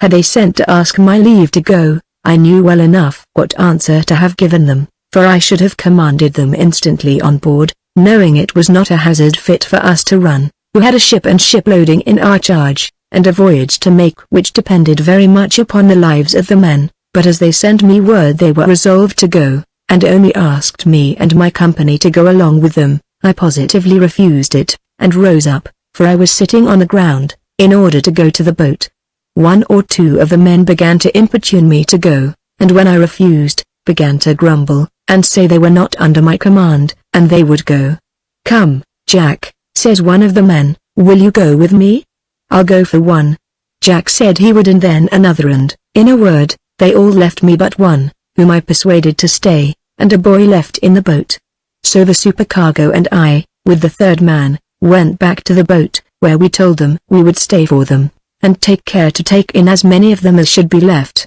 for I told them it was a mad thing they were going about, and supposed most of them would have the fate of Tom Jeffrey. They told me, like seamen, they would warrant it they would come off again, and they would take care, and see, so away they went. I entreated them to consider the ship and the voyage, that their lives were not their own, and that they were entrusted with the voyage, in some measure, that if they miscarried, the ship might be lost for want of their help, and that they could not answer for it to God or man.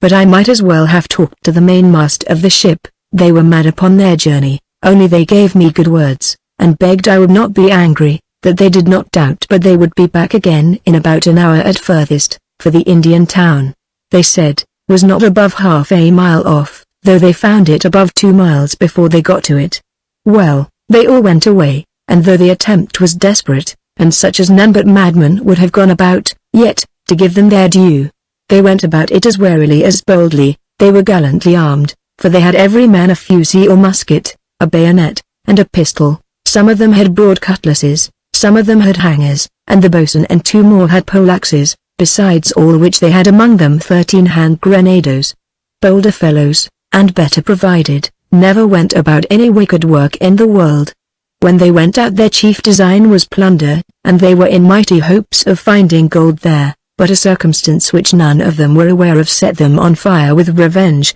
and made devils of them all. When they came to the few Indian houses which they thought had been the town, which was not above half a mile off, they were under great disappointment, for there were not above 12 or 13 houses, and where the town was, or how big, they knew not. They consulted, therefore, what to do, and were some time before they could resolve, for if they fell upon these, they must cut all their throats, and it was 10 to 1 but some of them might escape, it being in the night, though the moon was up, and if one escaped, he would run and raise all the town, so they should have a whole army upon them. On the other hand, if they went away and left those untouched, for the people were all asleep, they could not tell which way to look for the town. However, the last was the best advice, so they resolved to leave them, and look for the town as well as they could. They went on a little way, and found a cow tied to a tree. This, they presently concluded, would be a good guide to them, for, they said, the cow certainly belonged to the town before them,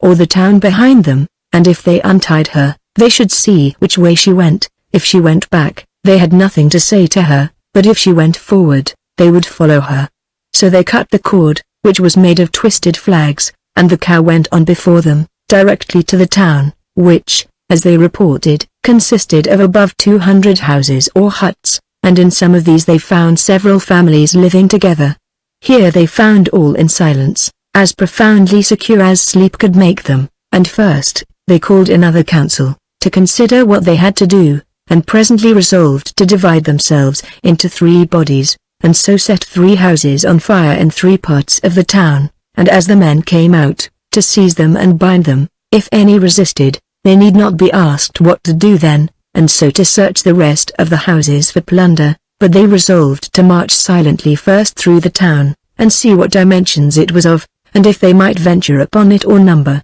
They did so, and desperately resolved that they would venture upon them. But while they were animating one another to the work, 3 of them, who were a little before the rest, called out aloud to them, and told them that they had found Tom Jeffrey. They all ran up to the place, where they found the poor fellow hanging up naked by one arm, and his throat cut. There was an Indian house just by the tree, where they found 16 or 17 of the principal Indians, who had been concerned in the fray with us before, and 2 or 3 of them wounded with our shot, and our men found they were awake, and talking one to another in that house, but knew not their number. The sight of their poor mangled comrades so enraged them, as before, that they swore to one another that they would be revenged, and that not an Indian that came into their hands should have any quarter, and to work they went immediately, and yet not so madly as might be expected from the rage and fury they were in. Their first care was to get something that would soon take fire, but, after a little search,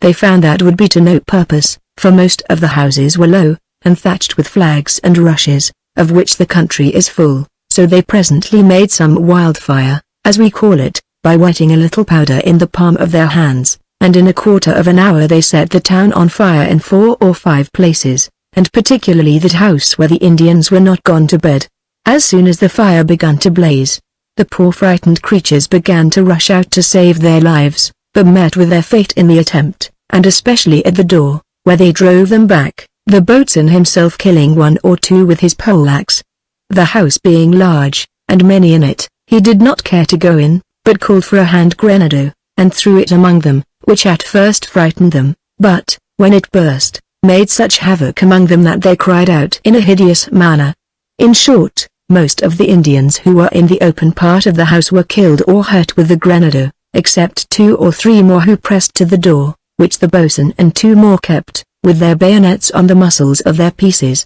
and dispatched all that came in their way. But there was another apartment in the house, where the prince or king, or whatever he was, and several others were, and these were kept until the house, which was by this time all in a light flame, fell in upon them, and they were smothered together. All this while they fired not a gun, because they would not waken the people faster than they could master them. But the fire began to waken them fast enough, and our fellows were glad to keep a little together in bodies, for the fire grew so raging, all the houses being made of light combustible stuff, that they could hardly bear the street between them. Their business was to follow the fire, for the surer execution, as fast as the fire either forced the people out of those houses which were burning, or frightened them out of others. Our people were ready at their doors to knock them on the head, still calling and hallooing one to another to remember Tom Jeffrey. While this was doing, I must confess I was very uneasy, and especially when I saw the flames of the town, which, it being night, seemed to be close by me. My nephew, the captain, who was roused by his men seeing such a fire, was very uneasy, not knowing what the matter was, or what danger I was in, especially hearing the guns too, for by this time they began to use their firearms. 1,000 thoughts oppressed his mind concerning me and the supercargo, what would become of us, and at last, though he could ill spare any more men, yet not knowing what exigence we might be in, he took another boat, and with 13 men and himself came ashore to me. He was surprised to see me and the supercargo in the boat with no more than 2 men, and though he was glad that we were well, yet he was in the same impatience with us to know what was doing, for the noise continued, and the flame increased. In short, it was next to an impossibility for any men in the world to restrain their curiosity to know what had happened, or their concern for the safety of the men. In a word, the captain told me he would go and help his men, let what would come. I argued with him, as I did before with the men, the safety of the ship, the danger of the voyage, the interests of the owners and merchants, and told him I and the 2 men would go, and only see if we could at a distance learn what was likely to be the event, and come back and tell him. It was in vain to talk to my nephew, as it was to talk to the rest before he would go, he said, and he only wished he had left but 10 men in the ship, for he could not think of having his men lost for want of help. He had rather lose the ship, the voyage, and his life, and all, and away he went. I was no more able to stay behind now than I was to persuade them not to go, so the captain ordered 2 men to row back the pinnace, and fetch 12 men more, leaving the long boat at an anchor, and that, when they came back, 6 men should keep the 2 boats, and 6 more come after us, so that he left only 16 men in the ship, for the whole ship's company consisted of 65 men, whereof 2 were lost in the late quarrel which brought this mischief on. Being now on the march, we felt little of the ground we trod on, and being guided by the fire, we kept no path, but went directly to the place of the flame. If the noise of the guns was surprising to us before, the cries of the poor people were now quite of another nature, and filled us with horror. I must confess I was never at the sacking a city, or at the taking a town by storm. I had heard of Oliver Cromwell taking Drogheda, in Ireland, and killing man, woman, and child, and I had read of Count Tilly sacking the city of Magdeburg and cutting the throats of 22,000 of all sexes, but I never had an idea of the thing itself before, nor is it possible to describe it, or the horror that was upon our minds at hearing it. However, we went on, and at length came to the town, though there was no entering the streets of it for the fire. The first object we met with was the ruins of a hut or house, or rather the ashes of it, for the house was consumed, and just before it, plainly now to be seen by the light of the fire, lay 4 men and 3 women, killed, and, as we thought, 1 or 2 more lay in the heap among the fire. In short, there were such instances of rage, altogether barbarous, and of a fury something beyond what was human, that we thought it impossible our men could be guilty of it, or, if they were the authors of it, we thought they ought to be every one of them put to the worst of deaths. But this was not all. We saw the fire increase forward, and the cry went on just as the fire went on, so that we were in the utmost confusion. We advanced a little way farther, and behold, to our astonishment, 3 naked women, and crying in a most dreadful manner, came flying as if they had wings, and after them 16 or 17 men, natives, in the same terror and consternation, with 3 of our English butchers in the rear, who, when they could not overtake them, fired in among them, and one that was killed by their shot fell down in our sight. When the rest saw us, believing us to be their enemies, and that we would murder them as well as those that pursued them, they set up a most dreadful shriek, especially the women, and 2 of them fell down, as if already dead, with the fright. My very soul shrunk within me, and my blood ran chill in my veins, when I saw this, and, I believe, had the 3 English sailors that pursued them come on, I had made our men kill them all. However, we took some means to let the poor flying creatures know that we would not hurt them, and immediately they came up to us, and kneeling down, with their hands lifted up, made piteous lamentation to us to save them, which we let them know we would, whereupon they crept all together in a huddle close behind us, as for protection. I left my men drawn up together, and, charging them to hurt nobody, but, if possible, to get at some of our people, and see what devil it was possessed them, and what they intended to do, and to command them off, assuring them that if they stayed till daylight they would have 100,000 men about their ears. I say I left them, and went among those flying people, taking only 2 of our men with me, and there was, indeed, a piteous spectacle among them. Some of them had their feet terribly burned with trampling and running through the fire, others their hands burned. One of the women had fallen down in the fire, and was very much burned before she could get out again, and 2 or 3 of the men had cuts in their backs and thighs, from our men pursuing, and another was shot through the body and died while I was there. I would fain have learned what the occasion of all this was, but I could not understand one word they said, though, by signs, I perceived some of them knew not what was the occasion themselves. I was so terrified in my thoughts at this outrageous attempt that I could not stay there, but went back to my own men, and resolved to go into the middle of the town, through the fire, or whatever might be in the way, and put an end to it, cost what it would. Accordingly, as I came back to my men, I told them my resolution, and commanded them to follow me, when, at the very moment, came 4 of our men, with the boatswain at their head, roving over heaps of bodies they had killed, all covered with blood and dust, as if they wanted more people to massacre, when our men hallooed to them as loud as they could halloo, and with much ado one of them made them hear, so that they knew who we were, and came up to us. As soon as the boatswain saw us, he set up a halloo like a shout of triumph, for having, as he thought, more help come, and without waiting to hear me, "Captain," says he, "noble captain, I am glad you are come, we have not half done yet. Villainous hellhound dogs! I'll kill as many of them as poor Tom has hairs upon his head. We have sworn to spare none of them. We'll root out the very nation of them from the earth." And thus he ran on, out of breath, too, with action, and would not give us leave to speak a word. At last, raising my voice that I might silence him a little, "Barbarous dog," said I, "what are you doing?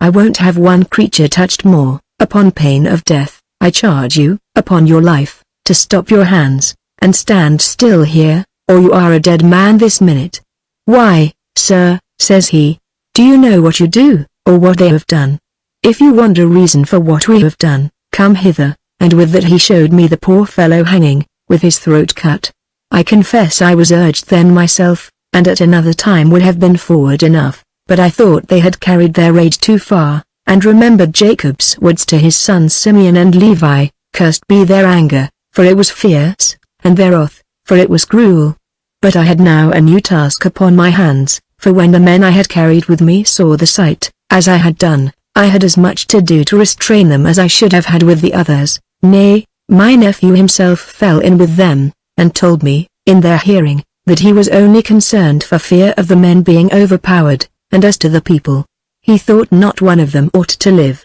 for they had all glutted themselves with the murder of the poor man, and that they ought to be used like murderers. Upon these words, away ran 8 of my men, with the boatswain and his crew, to complete their bloody work, and I, seeing it quite out of my power to restrain them, came away pensive and sad, for I could not bear the sight, much less the horrible noise and cries of the poor wretches that fell into their hands. I got nobody to come back with me but the supercargo and 2 men, and with these walked back to the boat. It was a very great piece of folly in me, I confess, to venture back, as it were, alone, for as it began now to be almost day, and the alarm had run over the country, there stood about 40 men armed with lances and bows at the little place where the 12 or 13 houses stood, mentioned before, but by accident I missed the place, and came directly to the seaside, and by the time I got to the seaside it was broad day. Immediately I took the pinnace and went on board,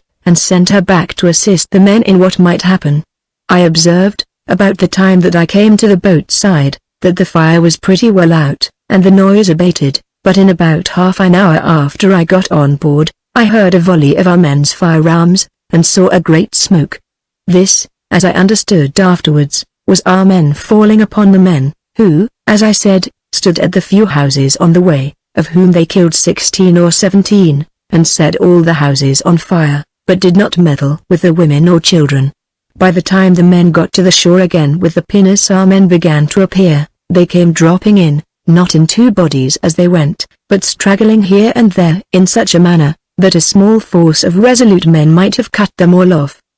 But the dread of them was upon the whole country, and the men were surprised, and so frightened, that I believe 100 of them would have fled at the sight of but 5 of our men. Nor in all this terrible action was there a man that made any considerable defense. They were so surprised between the terror of the fire and the sudden attack of our men in the dark, that they knew not which way to turn themselves, for if they fled one way they were met by one party, if back again by another, so that they were everywhere knocked down, nor did any of our men receive the least hurt, except one that sprained his foot, and another that had one of his hands burned. Chapter 10. He is left on shore. I was very angry with my nephew, the captain, and indeed with all the men, but with him in particular, as well for his acting so out of his duty as a commander of the ship, and having the charge of the voyage upon him, as in his prompting, rather than cooling, the rage of his blind men in so bloody and cruel an enterprise. My nephew answered me very respectfully, but told me that when he saw the body of the poor seaman whom they had murdered in so cruel and barbarous a manner, he was not master of himself, neither could he govern his passion. He owned he should not have done so, as he was commander of the ship, but as he was a man, and nature moved him, he could not bear it. As for the rest of the men, they were not subject to me at all, and they knew it well enough, so they took no notice of my dislike. The next day we set sail, so we never heard any more of it. Our men differed in the account of the number they had killed, but according to the best of their accounts, put all together, they killed or destroyed about 150 people, men, women, and children, and left not a house standing in the town. As for the poor fellow Tom Jeffrey, as he was quite dead, for his throat was so cut that his head was half off. It would do him no service to bring him away, so they only took him down from the tree, where he was hanging by one hand. However just our men thought this action, I was against them in it, and I always, after that time, told them God would bless the voyage, for I looked upon all the blood they shed that night to be murder in them. For though it is true that they had killed Tom Jeffrey, yet Jeffrey was the aggressor, had broken the truce, and had illused a young woman of theirs, who came down to them innocently, and on the faith of the public capitulation. The boatswain defended this quarrel when we were afterwards on board. He said it was true that we seemed to break the truce, but really had not, and that the war was begun the night before by the natives themselves, who had shot at us, and killed one of our men without any just provocation, so that as we were in a capacity to fight them now, we might also be in a capacity to do ourselves justice upon them in an extraordinary manner, that though the poor man had taken a little liberty with the girl, he ought not to have been murdered, and that in such a villainous manner, and that they did nothing but what was just and what the laws of God allowed to be done to murderers. One would think this should have been enough to have warned us against going on shore amongst the heathens and barbarians, but it is impossible to make mankind wise but at their own expense, and their experience seems to be always of most use to them when it is dearest bought. We were now bound to the Gulf of Persia, and from thence to the coast of Coromandel, only to touch at Surat, but the chief of the supercargo's design lay at the Bay of Bengal, where, if he missed his business outward bound, he was to go out to China, and return to the coast as he came home. The first disaster that befell us was in the Gulf of Persia, where 5 of our men, venturing on shore on the Arabian side of the Gulf, were surrounded by the Arabians, and either all killed or carried away into slavery. The rest of the boat's crew were not able to rescue them, and had but just time to get off their boat. I began to upbraid them with the just retribution of heaven in this case, but the boatswain very warmly told me he thought I went further in my censures than I could show any warrant for in Scripture, and referred to Luke 13:4, where our Saviour intimates that those men on whom the Tower of Siloam fell were not sinners above all the Galileans. But that which put me to silence in the case was, that not one of these 5 men who are now lost were of those who went on shore to the massacre of Madagascar, so I always called it, though our men could not bear to hear the word massacre with any patience. But my frequent preaching to them on this subject had worse consequences than I expected, and the boatswain, who had been the head of the attempt, came up boldly to me one time, and told me he found that I brought that affair continually upon the stage, that I made unjust reflections upon it, and had used the men very ill on that account, and himself in particular, that as I was but a passenger, and had no command in the ship, or concern in the voyage, they were not obliged to bear it, that they did not know but I might have some ill design in my head, and perhaps to call them to an account for it when they came to England, and that, therefore, unless I would resolve to have done with it, and also not to concern myself any further with him, or any of his affairs, he would leave the ship, for he did not think it safe to sail with me among them. I heard him patiently enough till he had done, and then told him that I confessed I had all along opposed the massacre of Madagascar, and that I had, on all occasions, spoken my mind freely about it, though not more upon him than any of the rest, that as to having no command in the ship, that was true, nor did I exercise any authority, only took the liberty of speaking my mind in things which publicly concerned us all, and what concern I had in the voyage was none of his business, that I was a considerable owner in the ship. In that claim I conceived I had a right to speak even further than I had done, and would not be accountable to him or anyone else, and began to be a little warm with him.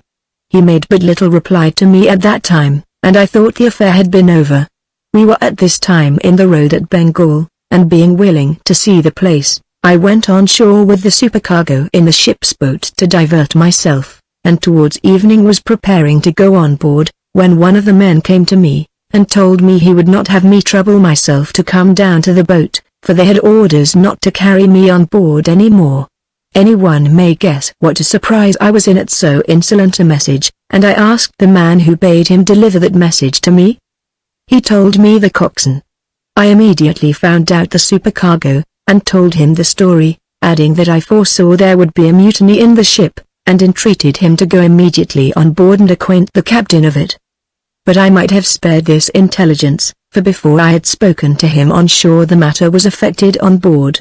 The boatswain, the gunner, the carpenter, and all the inferior officers, as soon as I was gone off in the boat, came up, and desired to speak with the captain, and then the boatswain, making a long harangue, and repeating all he had said to me, told the captain that as I was now gone peaceably on shore, they were loath to use any violence with me, which, if I had not gone on shore, they would otherwise have done, to oblige me to have gone. They therefore thought fit to tell him that as they shipped themselves to serve in the ship under his command, they would perform it well and faithfully, but if I would not quit the ship, or the captain oblige me to quit it, they would all leave the ship, and sail no further with him, and at that word all he turned his face towards the mainmast, which was, it seems, a signal agreed on, when the seamen, being got together there, cried out, one and all. One and all. My nephew, the captain, was a man of spirit, and of great presence of mind, and though he was surprised,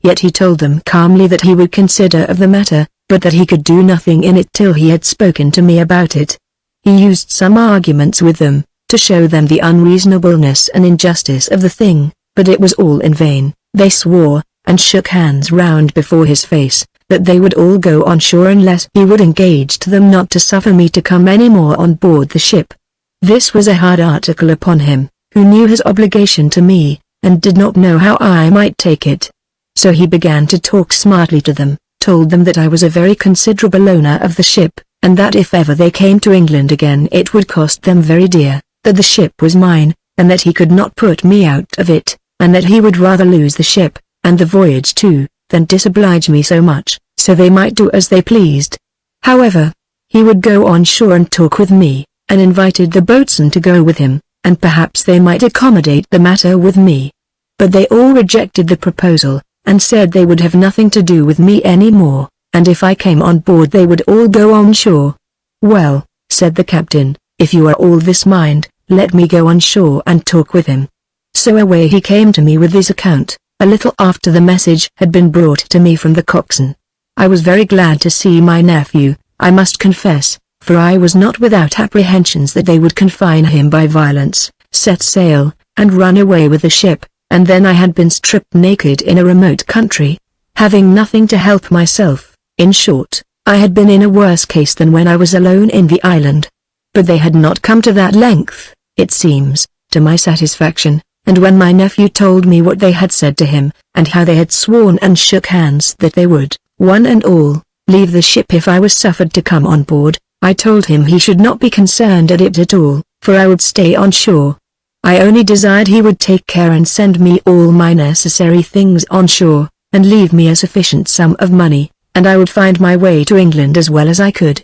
This was a heavy piece of news to my nephew, but there was no way to help it but to comply, so, in short, he went on board the ship again, and satisfied the men that his uncle had yielded to their importunity, and had sent for his goods from on board the ship, so that the matter was over in a few hours. The men returned to their duty, and I began to consider what course I should steer. I was now alone in a most remote part of the world, for I was near 3,000 leagues by sea farther off from England than I was at my island, only, it is true, I might travel here by land over the Great Mogul's country to Surat, might go from thence to Bassorah by sea, up the Gulf of Persia, and take the way of the caravans, over the desert of Arabia, to Aleppo and Scandrune, from thence by sea again to Italy, and so overland into France. I had another way before me, which was to wait for some English ships, which were coming to Bengal from Arakan, on the island of Sumatra, and get passage on board them from England.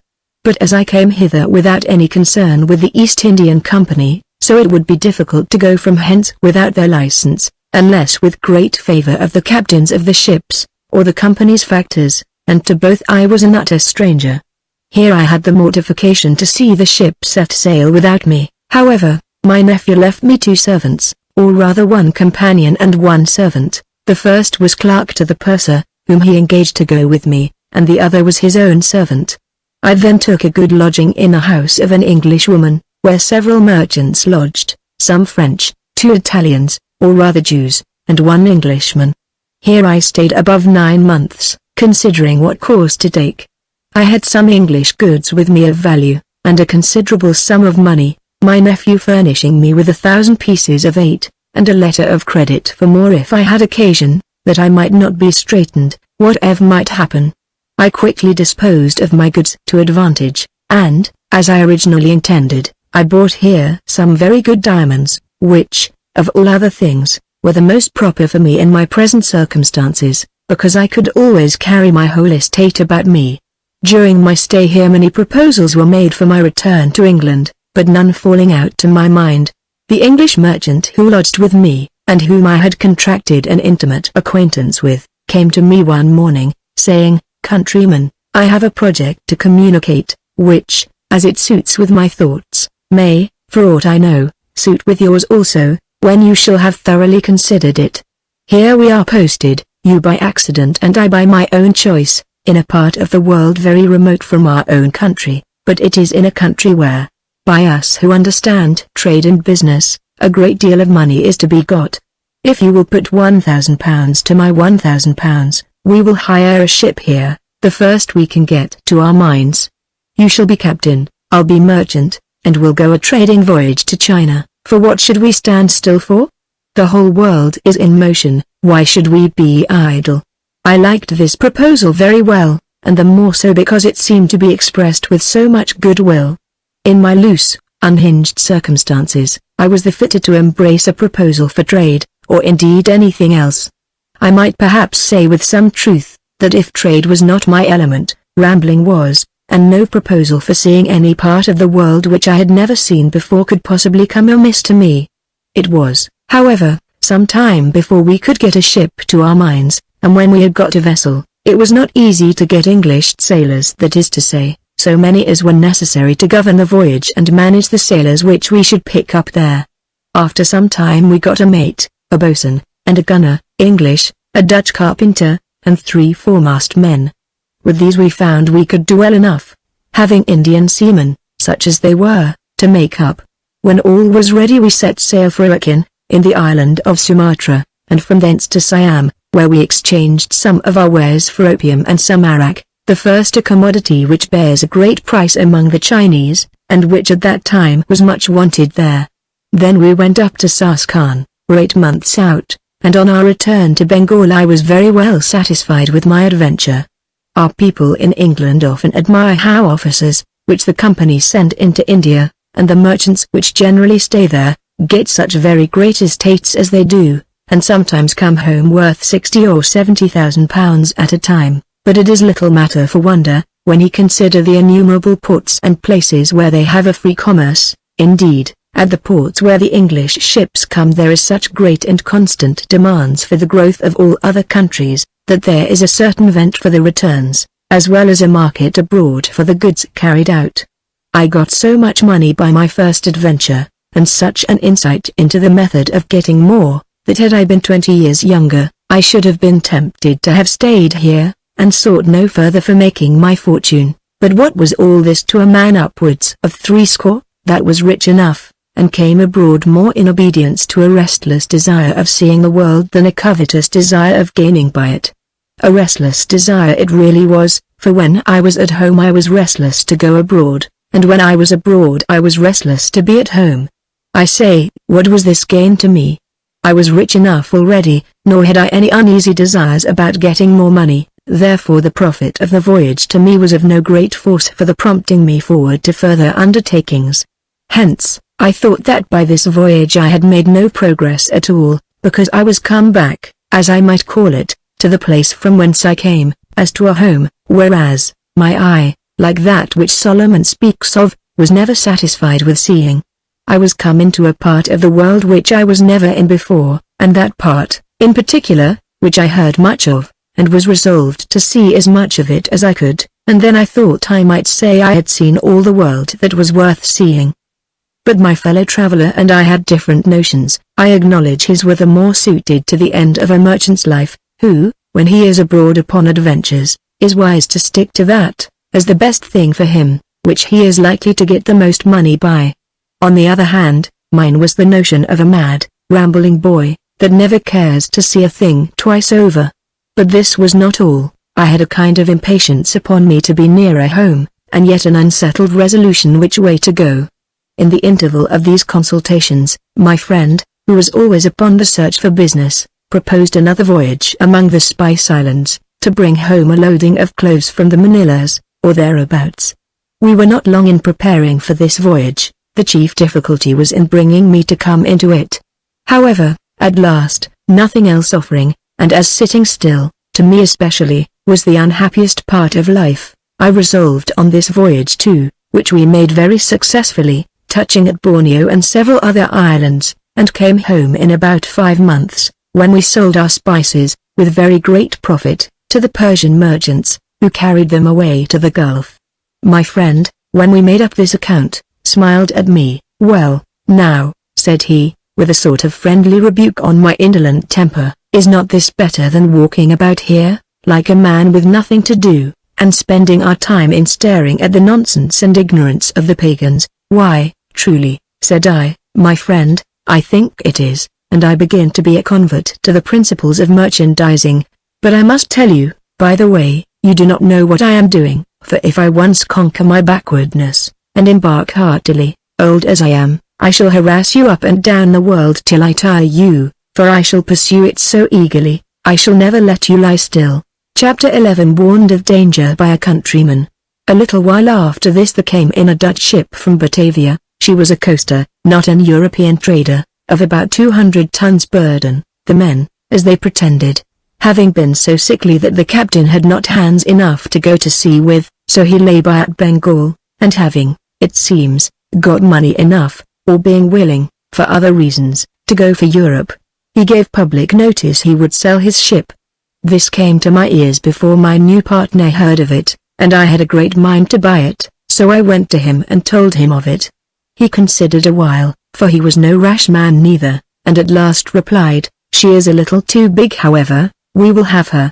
Accordingly, we bought the ship, and agreeing with the master, we paid for her, and took possession. When we had done so we resolved to engage the men, if we could, to join with those we had, for the pursuing our business, but, on a sudden, they having received not their wages, but their share of the money, as we afterwards learned, not one of them was to be found. We inquired much about them, and at length were told that they were all gone together by land to Agra, the great city of the Moguls' residence, to proceed from thence to Surat, and then go by sea to the Gulf of Persia. Nothing had so much troubled me a good while as that I should miss the opportunity of going with them, for such a ramble, I thought, and in such company as would both have guarded and diverted me, would have suited mightily with my great design, and I should have both seen the world and gone homeward too.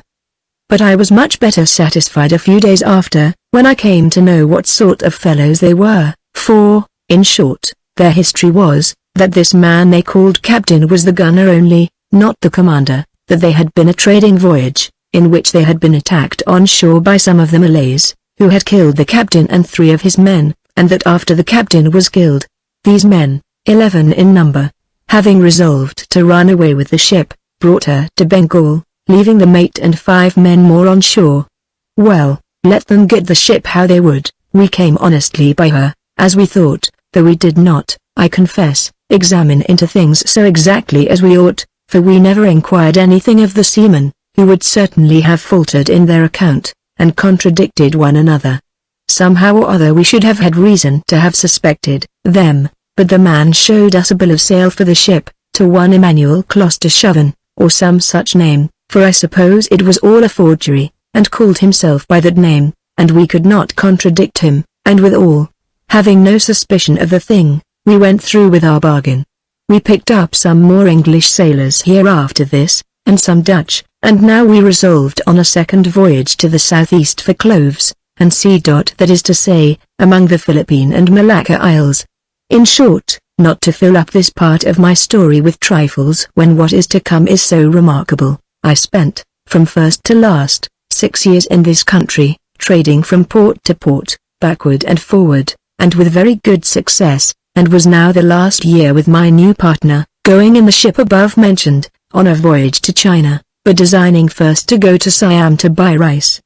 In this voyage, being by contrary winds obliged to beat up and down a great while in the Straits of Malacca and among the islands, we were no sooner got clear of those difficult seas than we found our ship had sprung a leak, but could not discover where it was. This forced us to make some port, and my partner, who knew the country better than I did, directed the captain to put into the river of Cambodia, for I had made the English mate, one Mr. Thompson, captain, not being willing to take the charge of the ship upon myself. This river lies on the north side of the Great Bay or Gulf which goes up to Siam. While we were here, and going often on shore for refreshment, there comes to me one day an Englishman, a gunner's mate on board an English East India ship, then riding in the same river. "Sir," says he, addressing me, "you are a stranger to me, and I to you, but I have something to tell you that very nearly concerns you.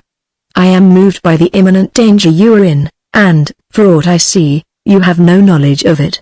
"I know no danger I am in," said I, "but that my ship is leaky, and I cannot find it out, but I intend to lay her aground tomorrow, to see if I can find it." "But, sir," says he, "leaky or not leaky, you will be wiser than to lay your ship on shore tomorrow when you hear what I have to say to you. Do you know, sir," said he, "the town of Cambodia lies about 15 leagues up the river, and there are 2 large English ships about 5 leagues on this side, and 3 Dutch." "Well," said I, "and what is that to me?" "Why, sir," said B., "is it for a man that is upon such adventures as you are to come into a port, and not examine first what ships there are there, and whether he is able to deal with them? I suppose you do not think you are a match for them?" I could not conceive what he meant, and I turned short upon him, and said, "I wish you would explain yourself. I cannot imagine what reason I have to be afraid of any of the company's ships, or Dutch ships. I'm no interloper. What can they have to say to me?" "Well, sir," says he, with a smile, "if you think yourself secure you must take your chance, but take my advice, if you do not put to sea immediately, you will the very next tide be attacked by 5 longboats full of men, and perhaps if you are taken you will be hanged for a pirate, and the particulars be examined afterwards. I thought, sir," added he, "I should have met with a better reception than this for doing you a piece of service of such importance." "I can never be ungrateful," said I, "for any service, or to any man that offers me any kindness, but it is past my comprehension what they should have such a design upon me for. However, since you say there is no time to be lost, and that there is some villainous design on hand against me, I will go on board this minute, and put to sea immediately, if my men can stop the leak. But, sir," said I, "shall I go away ignorant of the cause of all this? Can you give me no further light into it?" "I can tell you but part of the story, sir," says he, "but I have a Dutch seaman here with me, and I believe I could persuade him to tell you the rest, but there is scarce time for it. But the short of the story is this, the first part of which I suppose you know well enough, that you were with this ship at Sumatra, that your captain was murdered by the Malays, with 3 of his men, and that you, or some of those that were on board with you, ran away with the ship, and are since turned pirates. This is the sum of the story, and you will all be seized as pirates, I can assure you, and executed with very little ceremony, for you know merchant ships show but little law to pirates if they get them into their power." "Now you speak plain English," said I, "and I thank you, and though I know nothing that we have done like what you talk of, for I am sure we came honestly and fairly by the ship, yet seeing such a work is doing, as you say, and that you seem to mean honestly, I will be upon my guard." "Nay, sir," says he, "do not talk of being upon your guard, the best defense is to be out of danger. If you have any regard for your life and the lives of all your men, put to sea without fail at high water, and as you have a whole tide before you, you will be gone too far out before they can come down, for they will come away at high water, and as they have 20 miles to come, you will get near 2 hours of them by the difference of the tide, not reckoning the length of the way. Besides, as they are only boats, and not ships, they will not venture to follow you far out to sea, especially if it blows." "Well," said I, "you have been very kind in this, what shall I do to make you amends?" "Sir," says he, "you may not be willing to make me any amends, because you may not be convinced of the truth of it. I will make an offer to you. I have 19 months pay due to me on board the ship, which I came out of England in, and the Dutchman that is with me has 7 months pay due to him. If you will make good our pay to us, we will go along with you. If you find nothing more in it, we will desire no more, but if we do convince you that we have saved your lives, and the ship, and the lives of all the men in her, we will leave the rest to you." I consented to this readily, and went immediately on board, and the 2 men with me. As soon as I came to the ship's side, my partner, who was on board, came out on the quarter-deck, and called to me, with a great deal of joy, "We have stopped the leak, we have stopped the leak, say you so?" Said I, "Thank God, but weigh anchor, then, immediately." "Weigh?" says he, "what do you mean by that?" "What is the matter? Ask no questions," said I, "but set all hands to work, and weigh without losing a minute." He was surprised, however. He called the captain, and he immediately ordered the anchor to be got up, and though the tide was not quite down, yet a little land breeze blowing, we stood out to sea. Then I called him into the cabin, and told him the story, and we called in the men, and they told us the rest of it, but as it took up a great deal of time, before we had done, a seaman comes to the cabin door, and called out to us that the captain bade him tell us we were chased by 5 sloops, or boats, full of men. "Very well," said I, "then it is apparent there is something in it." I then ordered all our men to be called up, and told them there was a design to seize the ship, and take us for pirates, and asked them if they would stand by us, and by one another. The men answered cheerfully, one and all, that they would live and die with us. Then I asked the captain what way he thought best for us to manage a fight with them, for resist them I was resolved we would, and that to the last drop. He said readily, that the way was to keep them off with our great shot as long as we could, and then to use our small arms, to keep them from boarding us, but when neither of these would do any longer, we would retire to our close quarters, for perhaps they had not materials to break open our bulkheads, or get in upon us. The gunner had in the meantime orders to bring 2 guns, to bear fore and aft, out of the steerage, to clear the deck, and load them with musket bullets, and small pieces of old iron, and what came next to hand. Thus we made ready for fight, but all this while we kept out to sea, with wind enough, and could see the boats at a distance, being 5 large longboats, following us with all the sail they could make. 2 of those boats, which by our glasses we could see were English, outsailed the rest, were near 2 leagues ahead of them, and gained upon us considerably, so that we found they would come up with us, upon which we fired a gun without ball, to intimate that they should bring to, and we put out a flag of truce, as a signal for parley, but they came crowding after us still within shot, when we took in our white flag, they having made no answer to it, and hung out a red flag, and fired at them with a shot. Notwithstanding this, they came on till they were near enough to call to them with a speaking trumpet, bidding them keep off at their peril. It was all one, they crowded after us, and endeavored to come under our stern, so as to board us on our quarter, upon which, seeing they were resolute for mischief, and depended upon the strength that followed them, I ordered to bring the ship to, so that they lay upon our broadside, when immediately we fired 5 guns at them, one of which had been levelled so true as to carry away the stern of the hindermost boat, and we then forced them to take down their sail, and to run all to the head of the boat, to keep her from sinking. So she lay by, and had enough of it, but seeing the foremost boat crowd on after us, we made ready to fire at her in particular. While this was doing, one of the 3 boats that followed made up to the boat which we had disabled, to relieve her, and we could see her take out the men. We then called again to the foremost boat, and offered a truce, to parley again, and to know what her business was with us, but had no answer, only she crowded close under our stern. Upon this, our gunner, who was a very dexterous fellow, ran out his 2 case guns, and fired again at her, but the shot missing. The men in the boat shouted, waved their caps, and came on. The gunner, getting quickly ready again, fired among them a second time, one shot of which, though it missed the boat itself, yet fell in among the men, and we could easily see did a great deal of mischief among them. We now wore the ship again, and brought our quarter to bear upon them, and firing 3 guns more, we found the boat was almost split to pieces. In particular, her rudder and a piece of her stern were shot quite away, so they handed her sail immediately, and were in great disorder. To complete their misfortune, our gunner let fly 2 guns at them again. Where he hit them we could not tell, but we found the boat was sinking, and some of the men already in the water. Upon this, I immediately manned out our pinnace, with orders to pick up some of the men if they could, and save them from drowning, and immediately come on board ship with them, because we saw the rest of the boats began to come up.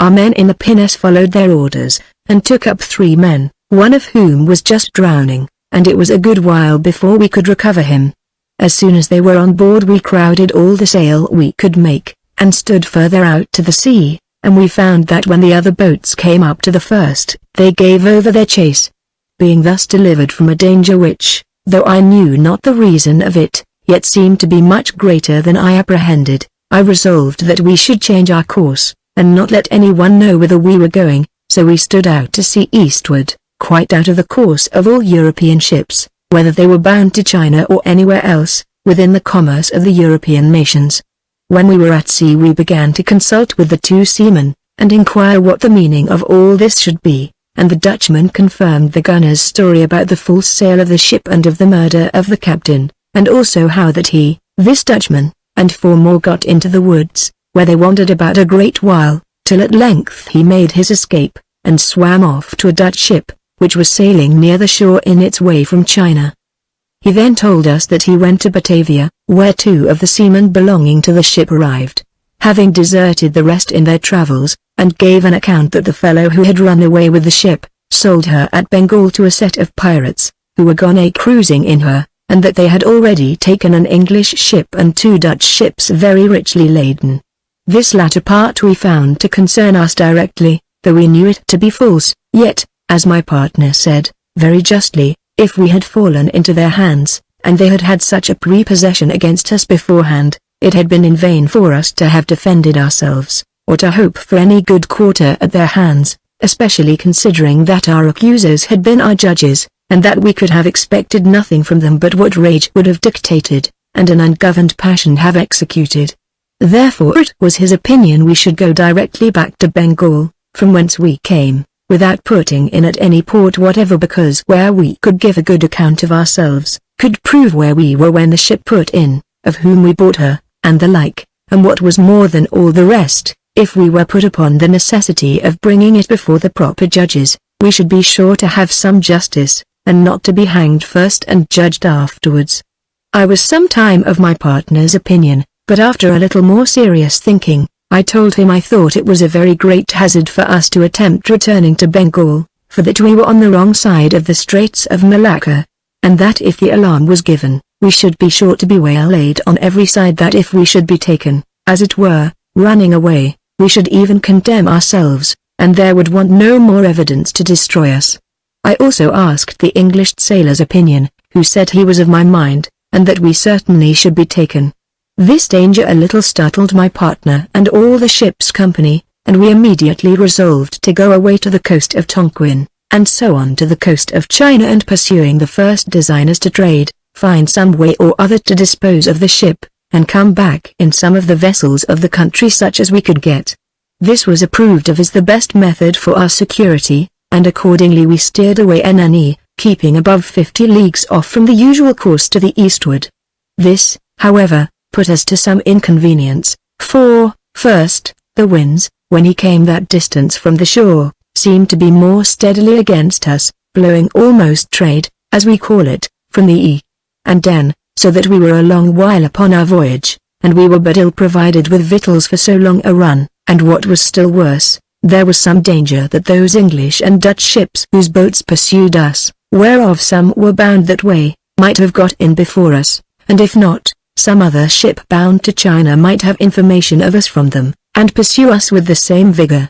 I must confess I was now very uneasy, and thought myself, including the late escape from the longboats, to have been in the most dangerous condition that ever I was in through my past life, for whatever ill circumstances I had been in, I was never pursued for a thief before, nor had I ever done anything that merited the name of dishonest or fraudulent, much less thievish. I had chiefly been my own enemy, or, as I may rightly say, I had been nobody's enemy but my own, but now I was woefully embarrassed, for though I was perfectly innocent, I was in no condition to make that innocence appear, and if I had been taken, it had been under a supposed guilt of the worst kind. This made me very anxious to make an escape, though which way to do it I knew not, or what port or place we could go to. My partner endeavored to encourage me by describing the several ports of that coast, and told me he would put in on the coast of Cochin China, or the Bay of Tonquin, intending afterwards to go to Macao, where a great many European families resided, and particularly the missionary priests, who usually went thither in order to their going forward to China.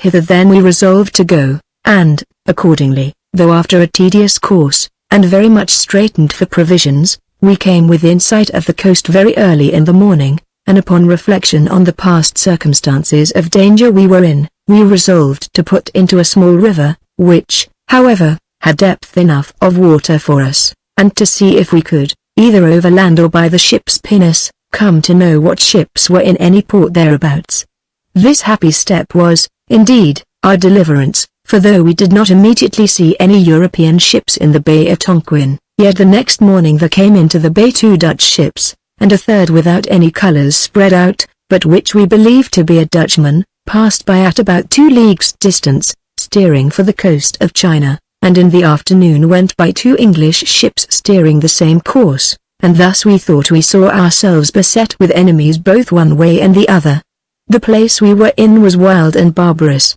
the people thieves by occupation, and though it is true we had not much to seek of them, and, except getting a few provisions, cared not how little we had to do with them, yet it was with much difficulty that we kept ourselves from being insulted by them several ways. We were in a small river of this country, within a few leagues of its utmost limits northward, and by our boat we coasted northeast to the point of land which opens the great Bay of Tonquin, and it was in this beating up along the shore that we discovered we were surrounded with enemies. The people we were among were the most barbarous of all the inhabitants of the coast, and among other customs they have this one, that if any vessel has the misfortune to be shipwrecked upon their coast, they make the men all prisoners or slaves, and it was not long before we found a spice of their kindness this way, on the occasion following. I have observed above that our ship sprung a leak at sea, and that we could not find it out, and it happened that, as I have said, it was stopped unexpectedly, on the eve of our being pursued by the Dutch and English ships in the Bay of Siam, yet, as we did not find the ship so perfectly tight and sound as we desired, we resolved while we were at this place to lay her on shore, and clean her bottom, and, if possible, to find out where the leaks were. Accordingly, having lightened the ship, and brought all our guns and other movables to one side, we tried to bring her down, that we might come at her bottom, but, on second thoughts, we did not care to lay her on dry ground, neither could we find out a proper place for it. Chapter 12 The Carpenter's Whimsical Contrivance. The inhabitants came wandering down the shore to look at us, and seeing the ship lie down on one side in such a manner, and heeling in towards the shore, and not seeing our men, who were at work on her bottom with stages, and with their boats on the off side, they presently concluded that the ship was cast away, and lay fast on the ground. On this supposition they came about us in 2 or 3 hours' time with 10 or 12 large boats, having some of them 8, some 10 men in a boat, intending, no doubt, to have come on board and plundered the ship, and if they found us there, to have carried us away for slaves. When they came up to the ship, and began to row round her, they discovered us all hard at work on the outside of the ship's bottom and side, washing, and graving, and stopping, as every seafaring man knows how. They stood for a while gazing at us, and we, who were a little surprised, could not imagine what their design was, but being willing to be sure, we took this opportunity to get some of us into the ship, and others to hand down arms and ammunition to those that were at work, to defend themselves with if there should be occasion.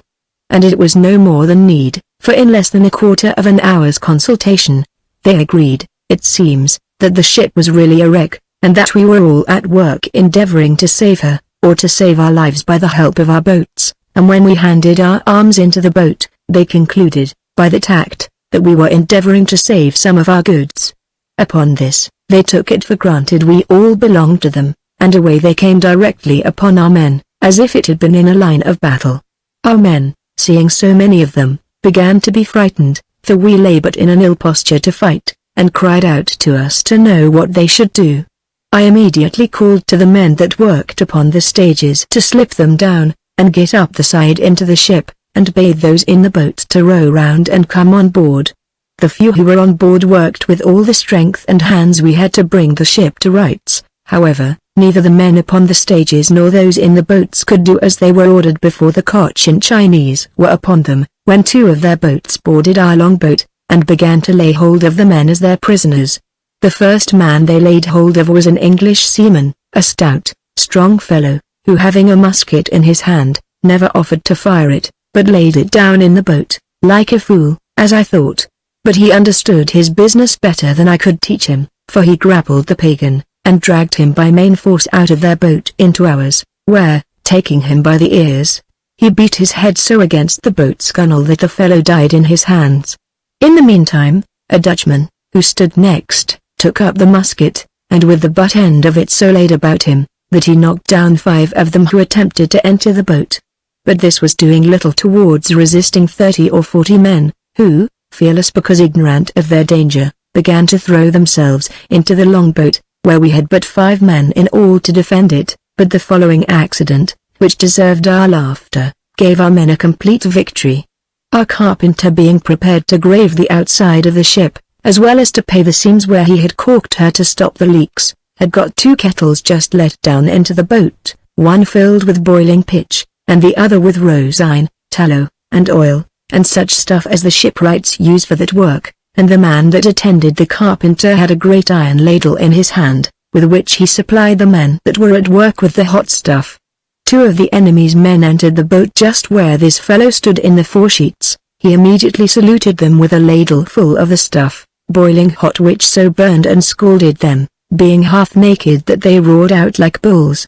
and, enraged with the fire, leapt both into the sea. The carpenter saw it, and cried out, "Well done, Jack! Give them some more of it."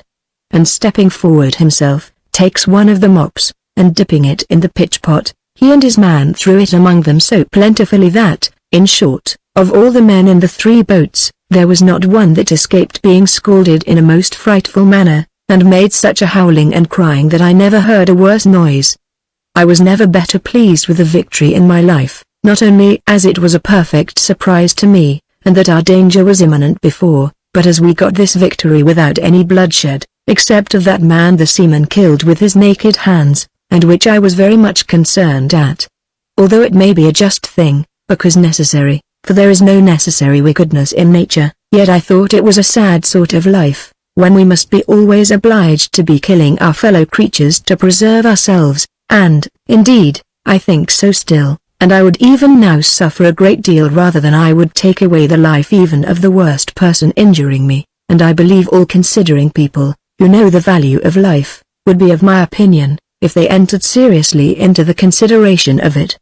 All the while this was doing, my partner and I, who managed the rest of the men on board, had with great dexterity brought the ship almost to rights, and having got the guns into their places again, the gunner called to me to bid our boat get out of the way, for he would let fly among them. I called back again to him, and bid him not offer to fire, for the carpenter would do the work without him, but bid him heat another pitch kettle, which our cook, who was on board, took care of. However, the enemy was so terrified with what they had met with in their first attack, that they would not come on again, and some of them who were farthest off, seeing the ship swim, as it were, upright, began, as we suppose, to see their mistake, and gave over the enterprise, finding it was not as they expected. Thus we got clear of this merry fight, and having got some rice and some roots and bread, with about 16 hogs, on board 2 days before, we resolved to stay here no longer, but go forward, whatever came of it, for we made no doubt but we should be surrounded the next day with rogues enough, perhaps more than our pitch kettle would dispose of for us. We therefore got all our things on board the same evening, and the next morning were ready to sail. In the meantime, lying at anchor at some distance from the shore, we were not so much concerned, being now in a fighting posture, as well as in a sailing posture, if any enemy had presented.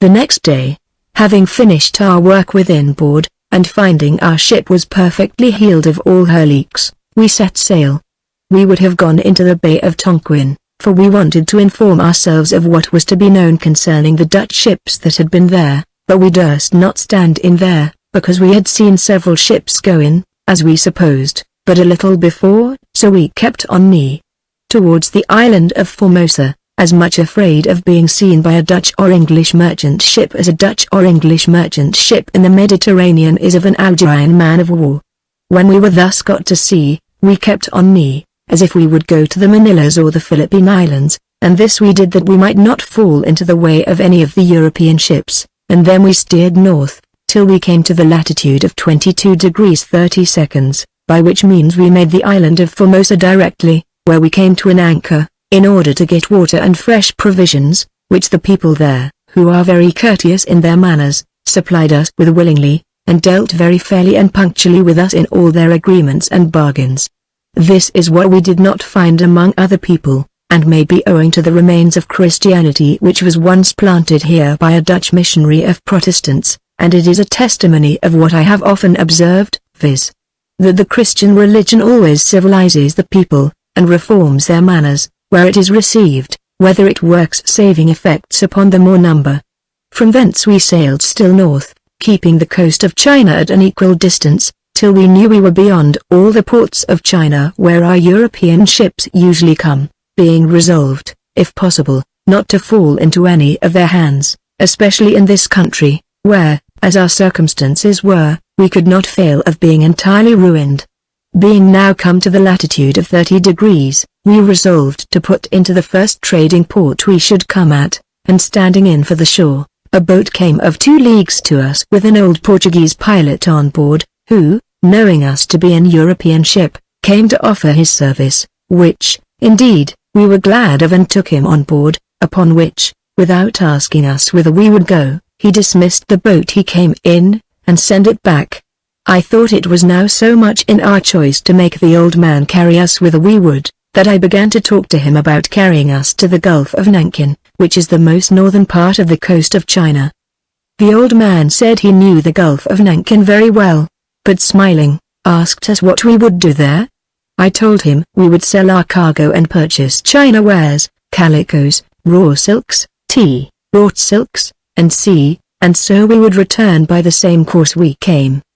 He told us our best port would have been to put in at Macau, where we could not have failed of a market for our opium to our satisfaction, and might for our money have purchased all sorts of China goods as cheap as we could at Nankin. Not being able to put the old man out of his talk, of which he was very opinionated or conceited, I told him we were gentlemen as well as merchants, and that we had a mind to go and see the great city or Pekin, and the famous court of the monarch of China. Why, then, says the old man, you should go to Ningpo, where, by the river which runs into the sea there, you may go up within 5 leagues of the great canal. This canal is a navigable stream, which goes through the heart of that vast empire of China, crosses all the rivers, passes some considerable hills by the help of sluices and gates, and goes up to the city or Pekin, being in length near 270 leagues. Well, said I, Senor Portuguese, but that is not our business now. The great question is, if you can carry us up to the city of Nankin, from whence we can travel to Pekin afterwards. He said he could do so very well, and that there was a great Dutch ship gone up that way just before. This gave me a little shock, for a Dutch ship was now our terror, and we had much rather have met the devil, at least if he had not come in too frightful a figure, and we depended upon it that a Dutch ship would be our destruction, for we were in no condition to fight them, all the ships they trade with into those parts being of great burden, and of much greater force than we were. The old man found me a little confused, and under some concern when he named a Dutch ship, and said to me, Sir, you need be under no apprehensions of the Dutch. I suppose they are not now at war with your nation. No, said I, that's true, but I know not what liberties men may take when they are out of the reach of the laws of their own country. Why, says he, you are no pirates, what need you fear? They will not meddle with peaceable merchants, sure. These words put me into the greatest disorder and confusion imaginable, nor was it possible for me to conceal it so, but the old man easily perceived it. Sir, says he, I find you are in some disorder in your thoughts at my talk. Pray be pleased to go which way you think fit, and depend upon it, I'll do you all the service I can. Upon this we fell into further discourse, in which, to my alarm and amazement, he spoke of the villainous doings of a certain pirate ship that had long been the talk of mariners in those seas, no other, in a word, than the very ship he was now on board of, and which we had so unluckily purchased. I presently saw there was no help for it but to tell him the plain truth, and explain all the danger and trouble we had suffered through this misadventure, and, In particular, our earnest wish to be speedily quit of the ship altogether, for which reason we had resolved to carry her up to Nankin. The old man was amazed at this relation,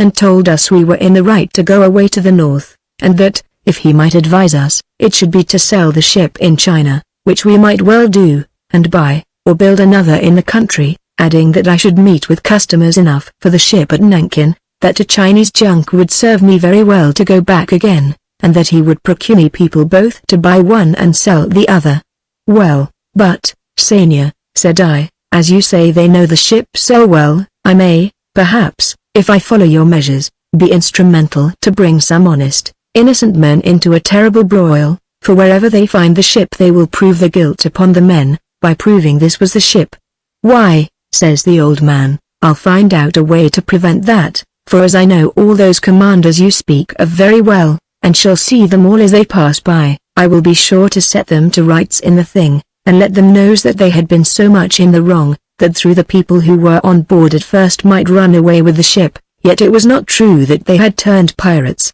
and that, in particular, these were not the men that first went off with the ship, but innocently bought her for their trade, and I am persuaded they will so far believe me as at least to act more cautiously for the time to come.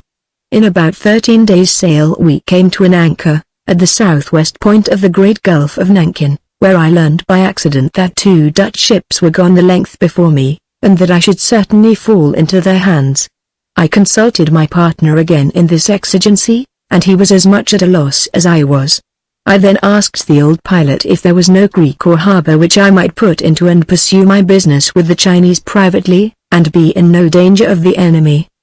He told me if I would sail to the southward about 42 leagues, there was a little port called Quinching, where the fathers of the mission usually landed from Macau, on their progress to teach the Christian religion to the Chinese, and where no European ships ever put in, and if I thought to put in there, I might consider what further course to take when I was on shore. He confessed, he said, it was not a place for merchants, except that at some certain times they had a kind of affair there, when the merchants from Japan came over thither to buy Chinese merchandises. The name of the port I may perhaps spell wrong. Having lost this, together with the names of many other places set down in a little pocket-book, which was spoiled by the water by an accident, but this I remember, that the Chinese merchants we corresponded with called it by a different name from that which our Portuguese pilot gave it, who pronounced it Quinching.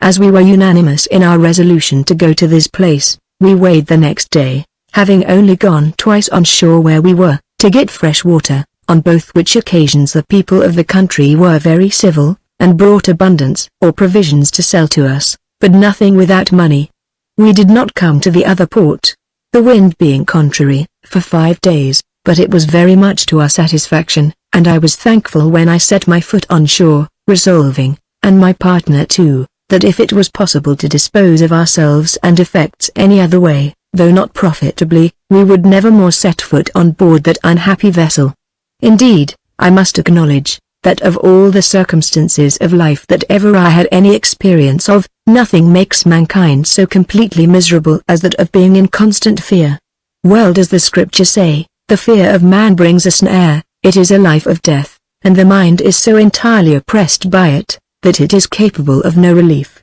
Nor did it fail of its usual operations upon the fancy, by heightening every danger, representing the English and Dutch captains to be men incapable of hearing reason, or of distinguishing between honest men and rogues, or between a story calculated for our own turn, made out of nothing, on purpose to deceive, and a true, genuine account of our whole voyage, progress, and design, for we might many ways have convinced any reasonable creatures that we were not pirates, the goods we had on board, the course we steered, our frankly showing ourselves, and entering into such and such ports, and even our very manner, the force we had, the number of men, the few arms, the little ammunition, short provisions, all these would have served to convince any men that we were no pirates. The opium and other goods we had on board would make it appear the ship had been at Bengal. The Dutchman, who, it was said, had the names of all the men that were in the ship, might easily see that we were a mixture of English,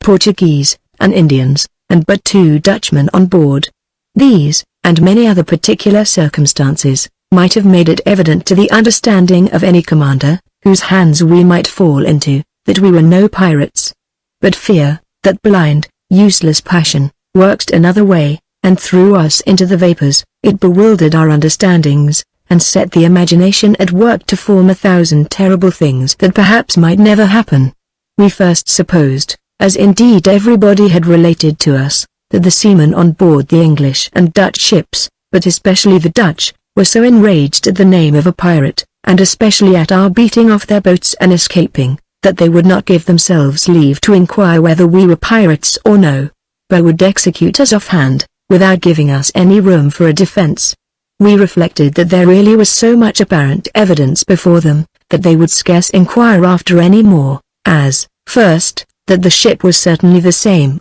and that some of the seamen among them knew her, and had been on board her, and, secondly, that when we had intelligence at the river of Cambodia that they were coming down to examine us, we fought their boats and fled. Therefore we made no doubt but they were as fully satisfied of our being pirates as we were satisfied of the contrary, and, as I often said, I know not but I should have been apartment to have taken those circumstances for evidence, if the tables were turned, and my case was theirs, and have made no scruple of cutting all the crew to pieces, without believing, or perhaps considering, what they might have to offer in their defense.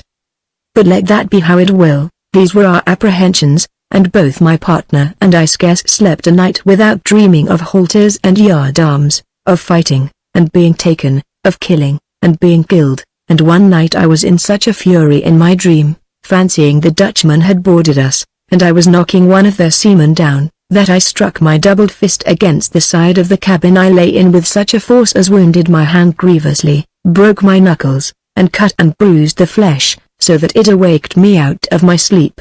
Another apprehension I had was, the cruel usage we might meet with from them if we fell into their hands. Then the story of Amboina came into my head, and how the Dutch might perhaps torture us, as they did our countrymen there, and make some of our men, by extremity of torture, confess to crimes they never were guilty of, or owned themselves and all this to be pirates, and so they would put us to death with a formal appearance of justice, and that they might be tempted to do this for the gain of our ship and cargo, worth altogether £4,000 or £5,000. We did not consider that the captains of ships have no authority to act thus, and if we had surrendered prisoners to them, they could not answer the destroying us, or torturing us, but would be accountable for it when they came to their country. However, if they were to act thus with us, what advantage would it be to us that they should be called to an account for it? Or if we were first to be murdered, what satisfaction would it be to us to have them punished when they came home? I cannot refrain taking notice here what reflections I now had upon the vast variety of my particular circumstances, how hard I thought it that I, who had spent 40 years in a life of continual difficulties, and was at last come, as it were, to the port or haven which all men drive at, viz. To have rest and plenty, should be a volunteer in new sorrows by my own unhappy choice, and that I, who had escaped so many dangers in my youth, should now come to be hanged in my old age, and in so remote a place, for a crime which I was not in the least inclined to, much less guilty of. After these thoughts something of religion would come in, and I would be considering that this seemed to me to be a disposition of immediate providence, and I ought to look upon it and submit to it as such. For, although I was innocent as to men, I was far from being innocent as to my Maker, and I ought to look in and examine what other crimes in my life were most obvious to me, and for which Providence might justly inflict this punishment as a retribution, and thus I ought to submit to this, just as I would to a shipwreck, if it had pleased God to have brought such a disaster upon me. In its turn natural courage would sometimes take its place, and then I would be talking myself up to vigorous resolutions, that I could not be taken to be barbarously used by a parcel of merciless wretches in cold blood, that it were much better to have fallen into the hands of the savages, though I were sure they would feast upon me when they had taken me, than those who would perhaps glut their rage upon me by inhuman tortures and barbarities, that in the case of the savages, I always resolved to die fighting to the last gasp, and why should I not do so now? Whenever these thoughts prevailed, I was sure to put myself into a kind of fever with the agitation of a supposed fight, my blood would boil, and my eyes sparkle, as if I was engaged, and I always resolved to take no quarter at their hands. But even at last, if I could resist no longer, I would blow up the ship and all that was in her, and leave them but little booty to boast of.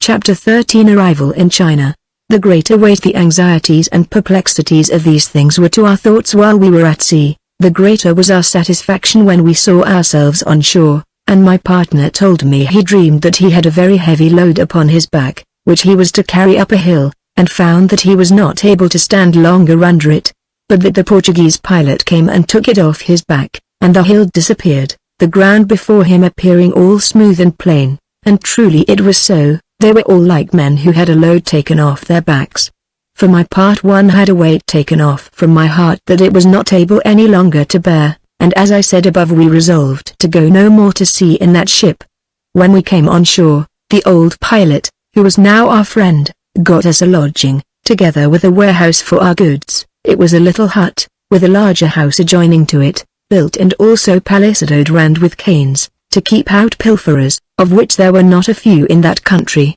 However, the magistrates allowed us a little guard, and we had a soldier with a kind of half-pike, who stood sentinel at our door, to whom we allowed a pint of rice and a piece of money about the value of 3 pence per day, so that our goods were kept very safe. The fair or mart usually kept at this place had been over some time. However, we found that there were 3 or 4 junks in the river, and 2 ships from Japan, with goods which they had bought in China, and were not gone away, having some Japanese merchants on shore. The first thing our old Portuguese pilot did for us was to get us acquainted with 3 missionary Romish priests who were in the town, and who had been there some time converting the people to Christianity, but we thought they made but poor work of it, and made them but sorry Christians when they had done. One of these was a Frenchman, whom they called Father Simon, another was a Portuguese, and a third a Genoese. Father Simon was courteous, and very agreeable company, but the other 2 were more reserved, seemed rigid and austere, and applied seriously to the work they came about, viz.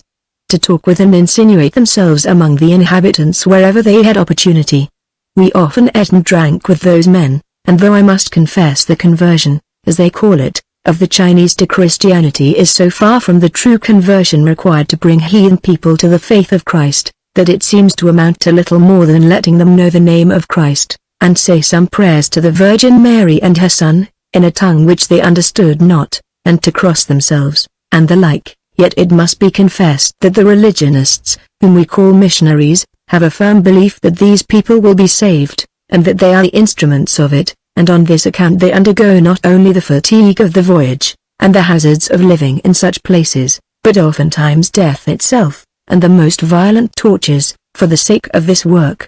Father Simon was appointed, it seems, by order of the chief of the mission, to go up to Pekin, and waited only for another priest, who was ordered to come to him from Macau, to go along with him. We scarce ever met together, but he was inviting me to go that journey, telling me how he would show me all the glorious things of that mighty empire, and, among the rest, Pekin, the greatest city in the world, a city, said he, that your London and our Paris put together cannot be equal to. But as I looked on those things with different eyes from other men, so I shall give my opinion of them in a few words, when I come in the course of my travels to speak more particularly of them. Dining with Father Simon one day, and being very merry together, I showed some little inclination to go with him, and he pressed me and my partner very hard to consent. "Why, Father," says my partner, "should you desire our company so much? You know we are heretics, and you do not love us, nor cannot keep us company with any pleasure." "Oh," says he, "you may perhaps be good Catholics in time, my business here is to convert heathens, and who knows but I may convert you too." "Very well, Father," said I,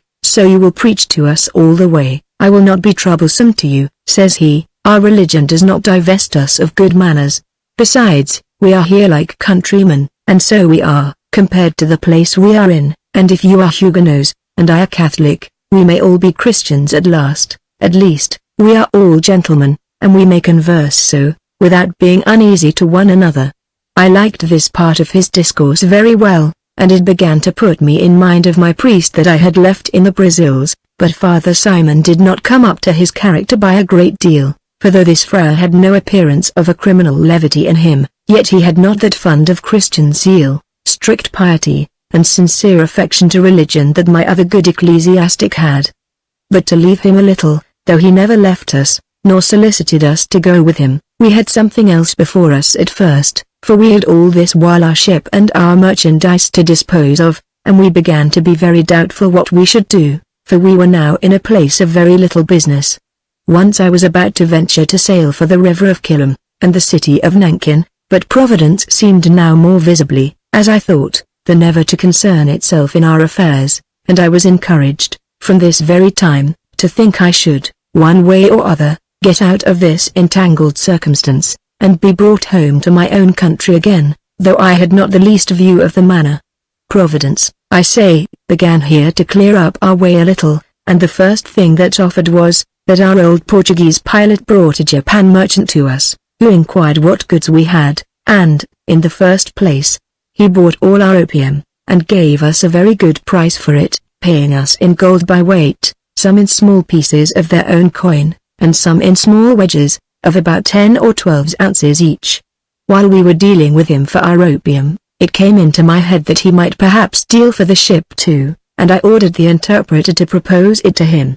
He shrunk up his shoulders at it when it was first proposed to him, but in a few days after he came to me, with one of the missionary priests for his interpreter, and told me he had a proposal to make to me, which was this: he had bought a great quantity of our goods, when he had no thoughts of proposals made to him of buying the ship, and that, therefore, he had not money to pay for the ship, but if I would let the same men who were in the ship navigate her, he would hire the ship to go to Japan, and would send them from thence to the Philippine Islands with another loading, which he would pay the freight of before they went from Japan, and that at their return he would buy the ship. I began to listen to his proposal, and so eager did my head still run upon rambling, that I could not but begin to entertain a notion of going myself with him, and so to set sail from the Philippine Islands away to the South Seas. Accordingly, I asked the Japanese merchant if he would not hire us to the Philippine Islands and discharge us there. He said no, he could not do that, for then he could not have the return of his cargo, but he would discharge us in Japan, at the ship's return. Well, still I was for taking him at that proposal, and going myself, but my partner, wiser than myself, persuaded me from it, representing the dangers, as well of the seas as of the Japanese, who are a false, cruel, and treacherous people, likewise those of the Spaniards at the Philippines, more false, cruel, and treacherous than they. But to bring this long turn of our affairs to a conclusion, the first thing we had to do was to consult with the captain of the ship, and with his men, and know if they were willing to go to Japan. While I was doing this, the young man whom my nephew had left with me as my companion came up, and told me that he thought that voyage promised very fair, and that there was a great prospect of advantage, and he would be very glad if I undertook it, but that if I would not, and would give him leave, he would go as a merchant, or as I pleased to order him, that if ever he came to England, and I was there and alive, he would render me a faithful account of his success, which should be as much mine as I pleased. I was loath to part with him, but considering the prospect of advantage, which really was considerable, and that he was a young fellow likely to do well in it, I inclined to let him go, but I told him I would consult my partner, and give him an answer the next day. I discoursed about it with my partner, who thereupon made a most generous offer. "You know it has been an unlucky ship," said he, "and we both resolve not to go to sea in it again. If your steward," so he called my man, "will venture the voyage, I will leave my share of the vessel to him, and let him make the best of it, and if we live to meet in England, and he meets with success abroad, he shall account for 1/2 of the profits of the ship's freight to us, the other shall be his own." If my partner, who was no way concerned with my young man, made him such an offer, I could not do less than offer him the same, and all the ship's company being willing to go with him, we made over half the ship to him in property, and took a writing from him, obliging him to account for the other, and away he went to Japan. The Japan merchant proved a very punctual, honest man to him, protected him at Japan, and got him a license to come on shore, which the Europeans in general have not lately obtained. He paid him his freight very punctually, sent him to the Philippines loaded with Japan and China wares, and a supercargo of their own, who, trafficking with the Spaniards, brought back European goods again, and a great quantity of spices, and there he was not only paid his freight very well, and at a very good price, but not being willing to sell the ship, then the merchant furnished him goods on his own account, and with some money, and some spices of his own which he brought with him, he went back to the Manilas, where he sold his cargo very well. Here, having made a good acquaintance at Manila, he got his ship made a free ship, and the governor of Manila hired him to go to Acapulco, on the coast of America, and gave him a license to land there, and to travel to Mexico, and to pass in any Spanish ship to Europe with all his men. He made the voyage to Acapulco very happily, and there he sold his ship, and having there also obtained allowance to travel by land to Portobello, he found means to get to Jamaica, with all his treasure, and about 8 years after came to England exceeding rich. But to return to our particular affairs, being now to part with the ship and ship's company, it came before us, of course, to consider what recompense we should give to the 2 men that gave us such timely notice of the design against us in the river Cambodia. The truth was, they had done us a very considerable service, and deserved well at our hands, though, by the way, they were a couple of rogues, too, for, as they believed the story of our being pirates, and that we had really run away with the ship, they came down to us, not only to betray the design that was formed against us, but to go to sea with us as pirates. One of them confessed afterwards that nothing else but the hopes of going a-roguing brought him to do it. However, the service they did us was not the less, and therefore, as I had promised to be grateful to them, I first ordered the money to be paid them which they said was due to them on board their respective ships. Over and above that, I gave each of them a small sum of money in gold, which contented them very well. I then made the Englishman gunner in the ship, the gunner being now made second mate and purser, the Dutchman I made boatswain, so they were both very well pleased, and proved very serviceable, being both able seamen, and very stout fellows. We were now on shore in China. If I thought myself banished, and remote from my own country at Bengal, where I had many ways to get home for my money, what could I think of myself now, when I was about 1,000 leagues farther off from home, and destitute of all manner of prospect of return? All we had for it was this, that in about 4 months' time there was to be another fair at the place where we were, and then we might be able to purchase various manufactures of the country, and withal might possibly find some Chinese junks from Tonquin for sale, that would carry us and our goods whither we pleased. This I liked very well, and resolved to wait. Besides, as our particular persons were not obnoxious, so if any English or Dutch ships came thither, perhaps we might have an opportunity to load our goods, and get passage to some other place in India nearer home. Upon these hopes we resolved to continue here, but, to divert ourselves, we took 2 or 3 journeys into the country.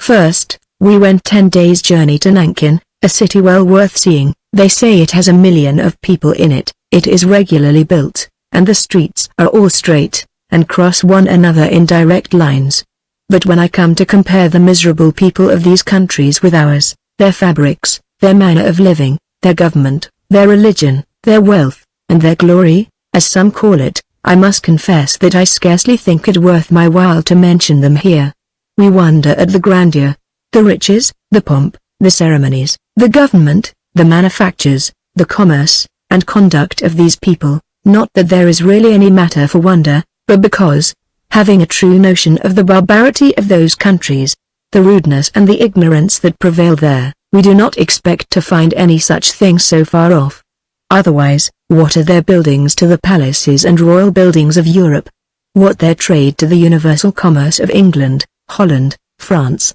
and Spain? What are their cities to ours, for wealth, strength, gaiety of apparel, rich furniture, and infinite variety? What are their ports, supplied with a few junks and barks, to our navigation, our merchant fleets, our large and powerful navies? Our city of London has more trade than half their mighty empire. One English, Dutch, or French man of war of 80 guns would be able to fight almost all the shipping belonging to China. But the greatness of their wealth, their trade, the power of their government, and the strength of their armies, may be a little surprising to us, because, as I have said, considering them as a barbarous nation of pagans, little better than savages, we did not expect such things among them.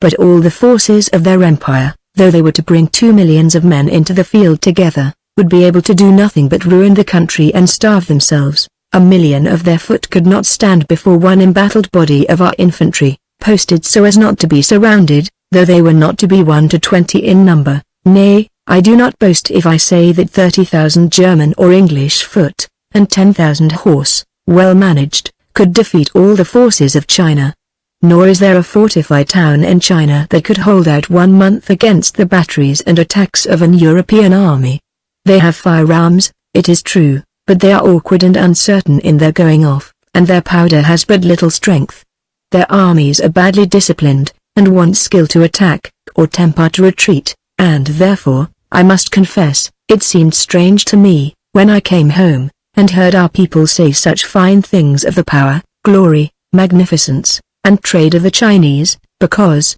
as far as I saw, they appeared to be a contemptible herd or crowd of ignorant, sordid slaves, subjected to a government qualified only to rule such a people, and were not its distance inconceivably great from Muscovy, and that empire in a manner as rude, impotent, and ill-governed as they, the Tsar of Muscovy might with ease drive them all out of their country, and conquer them in one campaign, and had the Tsar, who is now a growing prince, fallen this way, instead of attacking the warlike Swedes, and equally improved himself in the art of war, as they say he has done, and if none of the powers of Europe had envied or interrupted him, he might by this time have been Emperor of China, instead of being beaten by the King of Sweden at Narva, when the latter was not 1 to 6 in number.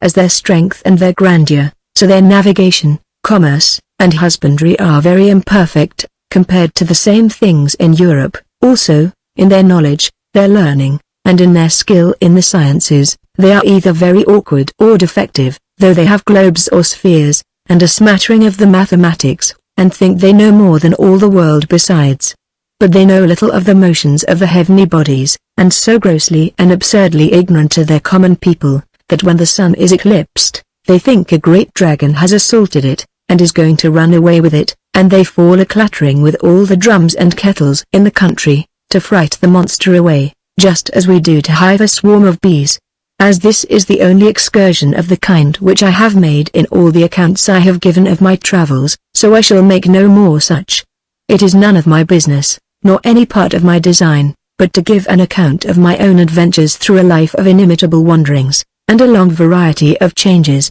which, perhaps, few that come after me will have heard the like of. I shall, therefore, say very little of all the mighty places, desert countries, and numerous people I have yet to pass through, more than relates to my own story, and which my concern among them will make necessary. I was now, as near as I can compute, in the heart of China, about 30 degrees north of the line, for we were returned from Nankin. I had indeed a mind to see the city or Pekin, which I had heard so much of, and Father Simon importuned me daily to do it. At length his time of going away being set, and the other missionary who was to go with him being arrived from Macau, it was necessary that we should resolve either to go or not, so I referred it to my partner, and left it wholly to his choice, who at length resolved it in the affirmative, and we prepared for our journey. We set out with very good advantage as to finding the way, for we got leave to travel in the retinue of one of their mandarins, a kind of viceroy or principal magistrate in the province where they reside, and who take great state upon them, traveling with great attendance, and great homage from the people, who are sometimes greatly impoverished by them, being obliged to furnish provisions for them and all their attendants in their journeys. I particularly observed in our traveling with his baggage, that though we received sufficient provisions both for ourselves and our horses from the country, as belonging to the mandarin, yet we were obliged to pay for everything we had, after the market price of the country, and the mandarin's steward collected it duly from us. Thus our traveling in the retinue of the mandarin, though it was a great act of kindness, was not such a mighty favor to us, but it was a great advantage to him, considering there were above 30 other people traveled in the same manner besides us, under the protection of his retinue, for the country furnished all the provisions for nothing to him, and yet he took our money for them. We were 25 days traveling to Pekin, through a country exceeding populous, but I think badly cultivated, the husbandry, the economy, and the way of living miserable, though they boast so much of the industry of the people. I say miserable, if compared with our own, but not so to these poor wretches, who know no other. The pride of the poor people is infinitely great, and exceeded by nothing but their poverty, in some parts, which adds to that which I call their misery, and I must needs think the savages of America live much more happy than the poorer sort of these, because as they have nothing, so they desire nothing, whereas these are proud and insolent and in the main are in many parts mere beggars and drudges. Their ostentation is inexpressible, and, if they can, they love to keep multitudes of servants or slaves, which is to the last degree ridiculous, as well as their contempt of all the world but themselves. I must confess I travelled more pleasantly afterwards in the deserts and vast wildernesses of Grand Tartary than here, and yet the roads here are well paved and well kept, and very convenient for travellers, but nothing was more awkward to me than to see such a haughty, imperious, insolent people, in the midst of the grossest simplicity and ignorance, and my friend Father Simon and I used to be very merry upon these occasions, to see their beggarly pride. For example, coming by the house of a country gentleman, as Father Simon called him, about 10 leagues off the city of Nankin, we had first of all the honor to ride with the master of the house about 2 miles. The state he rode in was a perfect Don Quixotism, being a mixture of pomp and poverty. His habit was very proper for a merry andrew, being a dirty calico, with hanging sleeves, tassels, and cuts and slashes almost on every side. It covered a taffety vest, so greasy as to testify that his owner must be a most exquisite sloven. His horse was a poor, starved, hobbling creature, and 2 slaves followed him on foot to drive the poor creature along. He had a whip in his hand, and he belaboured the beast as fast about the head as his slaves did about the tail, and thus he rode by us, with about 10 or 12 servants, going from the city to his country seat, about half a league before us. We travelled on gently, but this figure of a gentleman rode away before us, and as we stopped at a village about an hour to refresh us, when he came by the country seat of this great man, we saw him in a little place before his door, eating a repast. It was a kind of garden, but he was easy to be seen, and we were given to understand that the more we looked at him the better he would be pleased. He sat under a tree, something like the palmetto, which effectually shaded him over the head, and on the south side, but under the tree was placed a large umbrella, which made that part look well enough. He sat lolling back in a great elbow chair, being a heavy corpulent man, and had his meat brought him by 2 women slaves. He had 2 more, one of whom fed the squire with a spoon, and the other held the dish with one hand, and scraped off what he let fall upon his worship's beard and taffety vest. Leaving the poor wretch to please himself with our looking at him, as if we admired his idle pomp, we pursued our journey. Father Simon had the curiosity to stay to inform himself what dainties the country justice had to feed on in all his state, which he had the honor to taste of, and which was, I think, a mess of boiled rice, with a great piece of garlic in it, and a little bag filled with green pepper, and another plant which they have something like our ginger, but smelling like musk, and tasting like mustard. All this was put together, and a small piece of lean mutton boiled in it, and this was his worship's repast. 4 or 5 servants more attended at a distance, who we supposed were to eat of the same after their master. As for our mandarin with whom we travelled, he was respected as a king, surrounded always with his gentlemen, and attended in all his appearances with such pomp, that I saw little of him but at a distance. I observed that there was not a horse in his retinue but that our carriers' pack horses in England seemed to me to look much better, though it was hard to judge rightly, for they were so covered with equipage, mantles, trappings, and that we could scarce see anything but their feet and their heads as they went along. I was now light-hearted, and all my late trouble and perplexity being over, I had no anxious thoughts about me, which made this journey the pleasanter to me, in which no ill accident attended me. Only in passing or fording a small river, my horse fell and made me free of the country, as they call it, that is to say, threw me in. The place was not deep, but it wetted me all over. I mention it because it spoiled my pocketbook, wherein I had set down the names of several people and places which I had occasion to remember, and which not taking due care of, the leaves rotted, and the words were never after to be read. At length we arrived at Pekin. I had nobody with me but the youth whom my nephew had given me to attend me as a servant and who proved very trusty and diligent, and my partner had nobody with him but one servant, who was a kinsman. As for the Portuguese pilot, he being desirous to see the court, we bore his charges for his company, and for our use of him as an interpreter, for he understood the language of the country, and spoke good French and a little English. Indeed, this old man was most useful to us everywhere, for we had not been above a week at Pekin, when he came laughing. "Ah, Senior Ringolese," says he, "I have something to tell will make your heart glad." "My heart glad," says I, "what can that be?"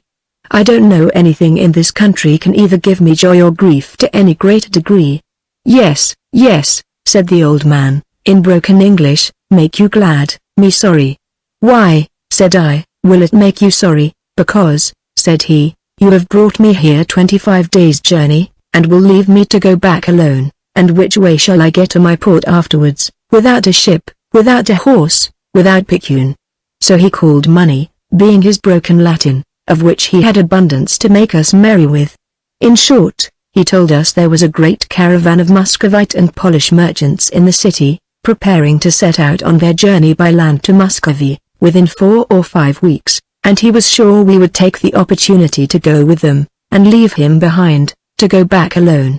I confess I was greatly surprised with this good news, and had scarce power to speak to him for some time. But at last I said to him, "How do you know this? Are you sure it is true?" "Yes," says he, "I met this morning in the street an old acquaintance of mine, an Armenian, who is among them.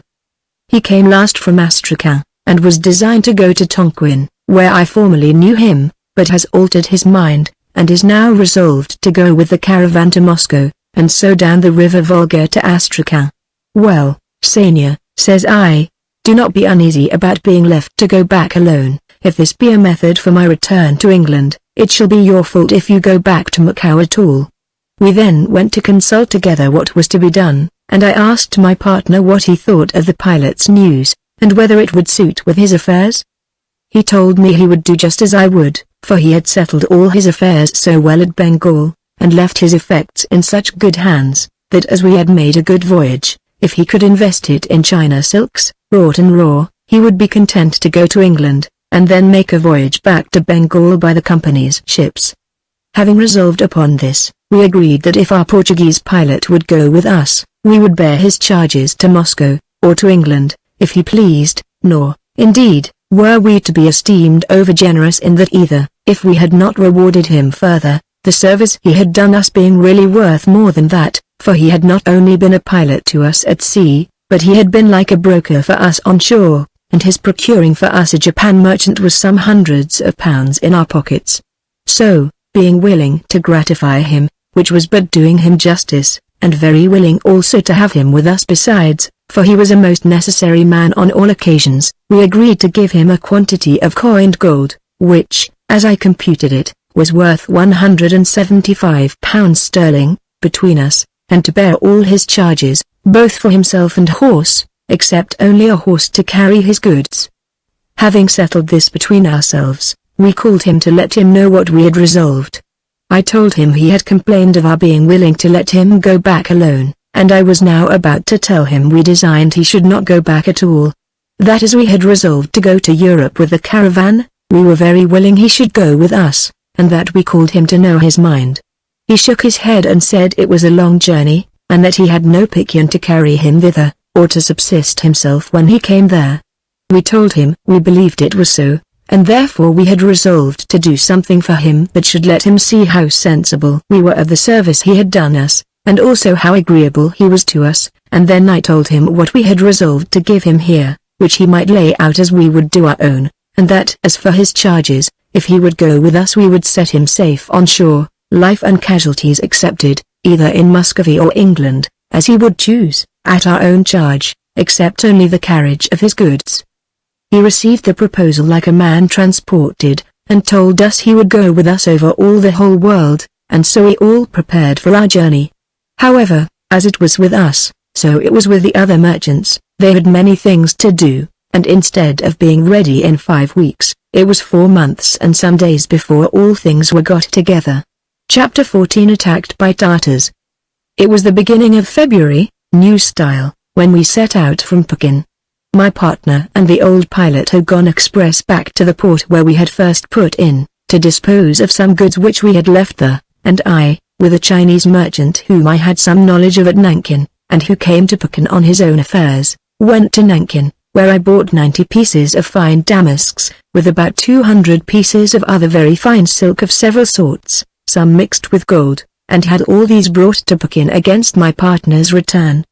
Besides this, we bought a large quantity of raw silk, and some other goods, our cargo amounting, in these goods only, to about £3,500 sterling, which, together with tea and some fine calicos, and 3 camels' loads of nutmegs and cloves, loaded in all 18 camels for our share, besides those we rode upon, these, with 2 or 3 spare horses, and 2 horses loaded with provisions, made together 26 camels and horses in our retinue. The company was very great, and, as near as I can remember, made between 300 and 400 horses, and upwards of 120 men, very well armed and provided for all events, for as the eastern caravans are subject to be attacked by the Arabs, so are these by the Tartars. The company consisted of people of several nations, but there were above 60 of them merchants or inhabitants of Moscow, though of them some were Livonians, and to our particular satisfaction, 5 of them were Scots, who appeared also to be men of great experience in business, and of very good substance. When we had travelled 1 day's journey, the guides, who were 5 in number, called all the passengers, except the servants, to a great council, as they called it. At this council everyone deposited a certain quantity of money to a common stock, for the necessary expense of buying forage on the way, where it was not otherwise to be had, and for satisfying the guides, getting horses, and the like. Here, too, they constituted the journey, as they call it, viz. They named captains and officers to draw us all up, and give the word of command, in case of an attack, and give everyone their turn of command, nor was this forming us into order any more than what we afterwards found needful on the way. The road all on this side of the country is very populous, and is full of potters and earth makers, that is to say, people, that temper the earth for the china ware. As I was coming along, our Portuguese pilot, who had always something or other to say to make us merry, told me he would show me the greatest rarity in all the country, and that I should have this to say of China, after all the ill-humoured things that I had said of it, that I had seen one thing which was not to be seen in all the world beside. I was very importunate to know what it was. At last he told me it was a gentleman's house built with china ware. Well, says I, and not the materials of their buildings the products of their own country, and so it is all china ware, is it not? No, no, says he, I mean it is a house all made of china ware, such as you call it in England, or as it is called in our country, porcelain. Well, says I, such a thing may be. How big is it? Can he carry it in a box upon a camel? If we can we will buy it. Upon a camel, says the old pilot, holding up both his hands. Why, there is a family of 30 people lives in it. I was then curious, indeed, to see it, and when I came to it, it was nothing but this, it was a timber house, or a house built, as we call it in England, with lath and plaster, but all this plastering was really china ware, that is to say, it was plastered with the earth that makes china ware. The outside, which the sun shone hot upon, was glazed, and looked very well, perfectly white, and painted with blue figures, as the large china ware in England is painted, and hard as if it had been burnt. As to the inside, all the walls, instead of wainscot, were lined with hardened and painted tiles, like the little square tiles we call galley tiles in England, all made of the finest china, and the figures exceeding fine indeed, with extraordinary variety of colors, mixed with gold, many tiles making but one figure, but joined so artificially, the mortar being made of the same earth, that it was very hard to see where the tiles met. The floors of the rooms were of the same composition, and as hard as the earthen floors we have in use in several parts of England, as hard as stone, and smooth, but not burnt and painted, except some smaller rooms, like closets, which were all, as it were, paved with the same tile. The ceiling and all the plastering work in the whole house were of the same earth, and, after all, the roof was covered with tiles of the same, but of a deep shining black. This was a china warehouse indeed, truly and literally to be called so, and had I not been upon the journey, I could have stayed some days to see and examine the particulars of it. They told me there were fountains and fish ponds in the garden, all paved on the bottom and sides with the same, and fine statues set up in rows on the walks, entirely formed of the porcelain earth, burnt whole.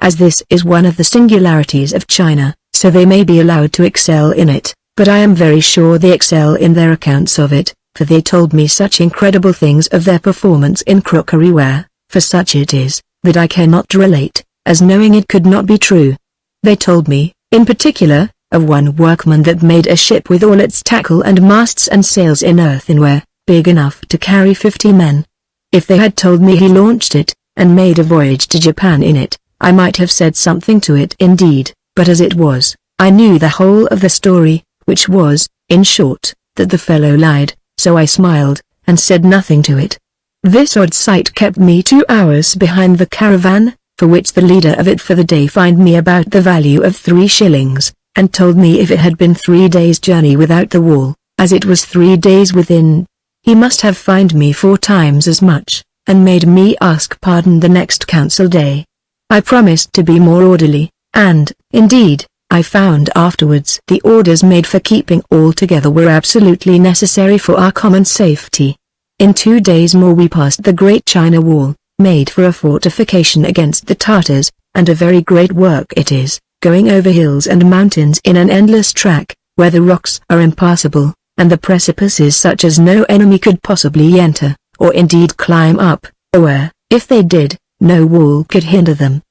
They tell us its length is near 1,000 English miles, but that the country is 500 in a straight measured line, which the wall bounds without measuring the windings and turnings it takes. It is about 4 fathoms high, and as many thick in some places. I stood still an hour or thereabouts without trespassing on our orders, for so long the caravan was in passing the gate, to look at it on every side, near and far off, I mean what was within my view, and the guide, who had been extolling it for the wonder of the world, was mighty eager to hear my opinion of it.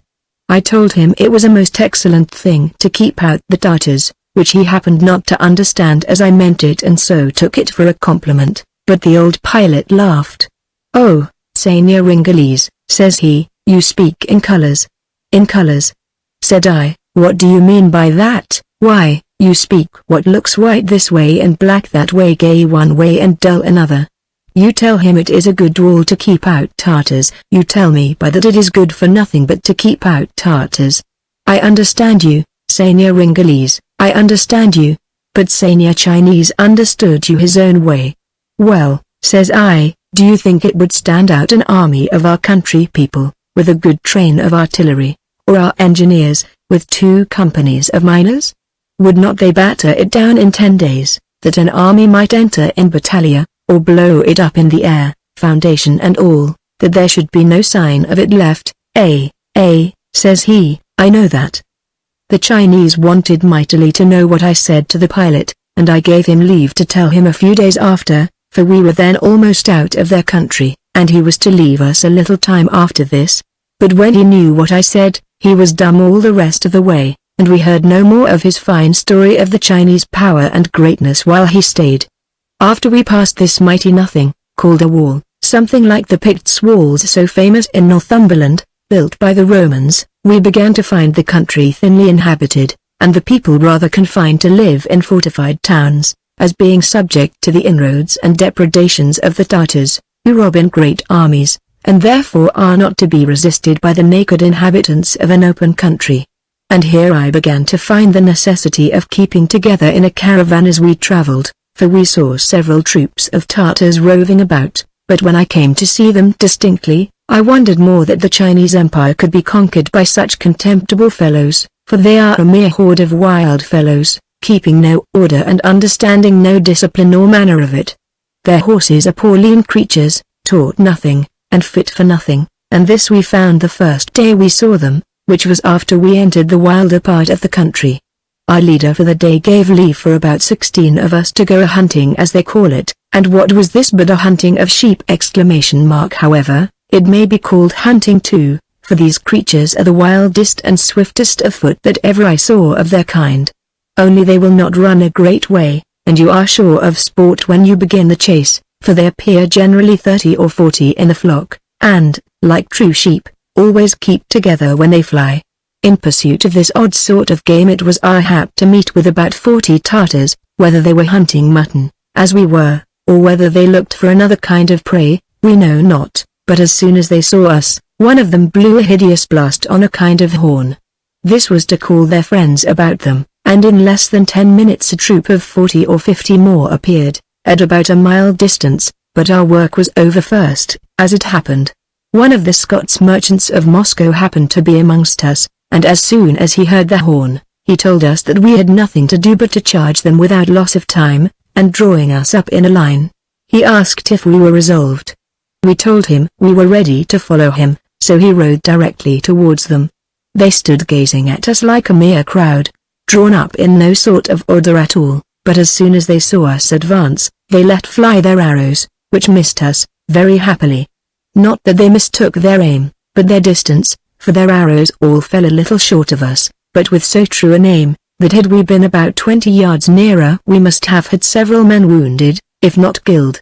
Immediately we halted, and though it was at a great distance, we fired, and sent them leaden bullets for wooden arrows, following our shot full gallop, to fall in among them sword in hand, for so our bold Scot that led us directed. He was, indeed, but a merchant, but he behaved with such vigor and bravery on this occasion, and yet with such cool courage too, that I never saw any man in action fitter for command. As soon as we came up to them we fired our pistols in their faces and then drew, but they fled in the greatest confusion imaginable. The only stand any of them made was on our right, where 3 of them stood, and, by signs, called the rest to come back to them, having a kind of scimitar in their hands, and their bows hanging to their backs. Our brave commander, without asking anybody to follow him, gallops up close to them, and with his fusee knocks one of them off his horse, killed the second with his pistol, and the third ran away. Thus ended our fight, but we had this misfortune attending it, that all our mutton we had in chase got away. We had not a man killed or hurt. As for the Tartars, there were about 5 of them killed. How many were wounded we knew not, but this we knew, that the other party were so frightened with the noise of our guns that they fled, and never made any attempt upon us. We were all this while in the Chinese dominions, and therefore the Tartars were not so bold as afterwards, but in about 5 days we entered a vast wild desert, which held us 3 days and nights' march, and we were obliged to carry our water with us in great leathern bottles,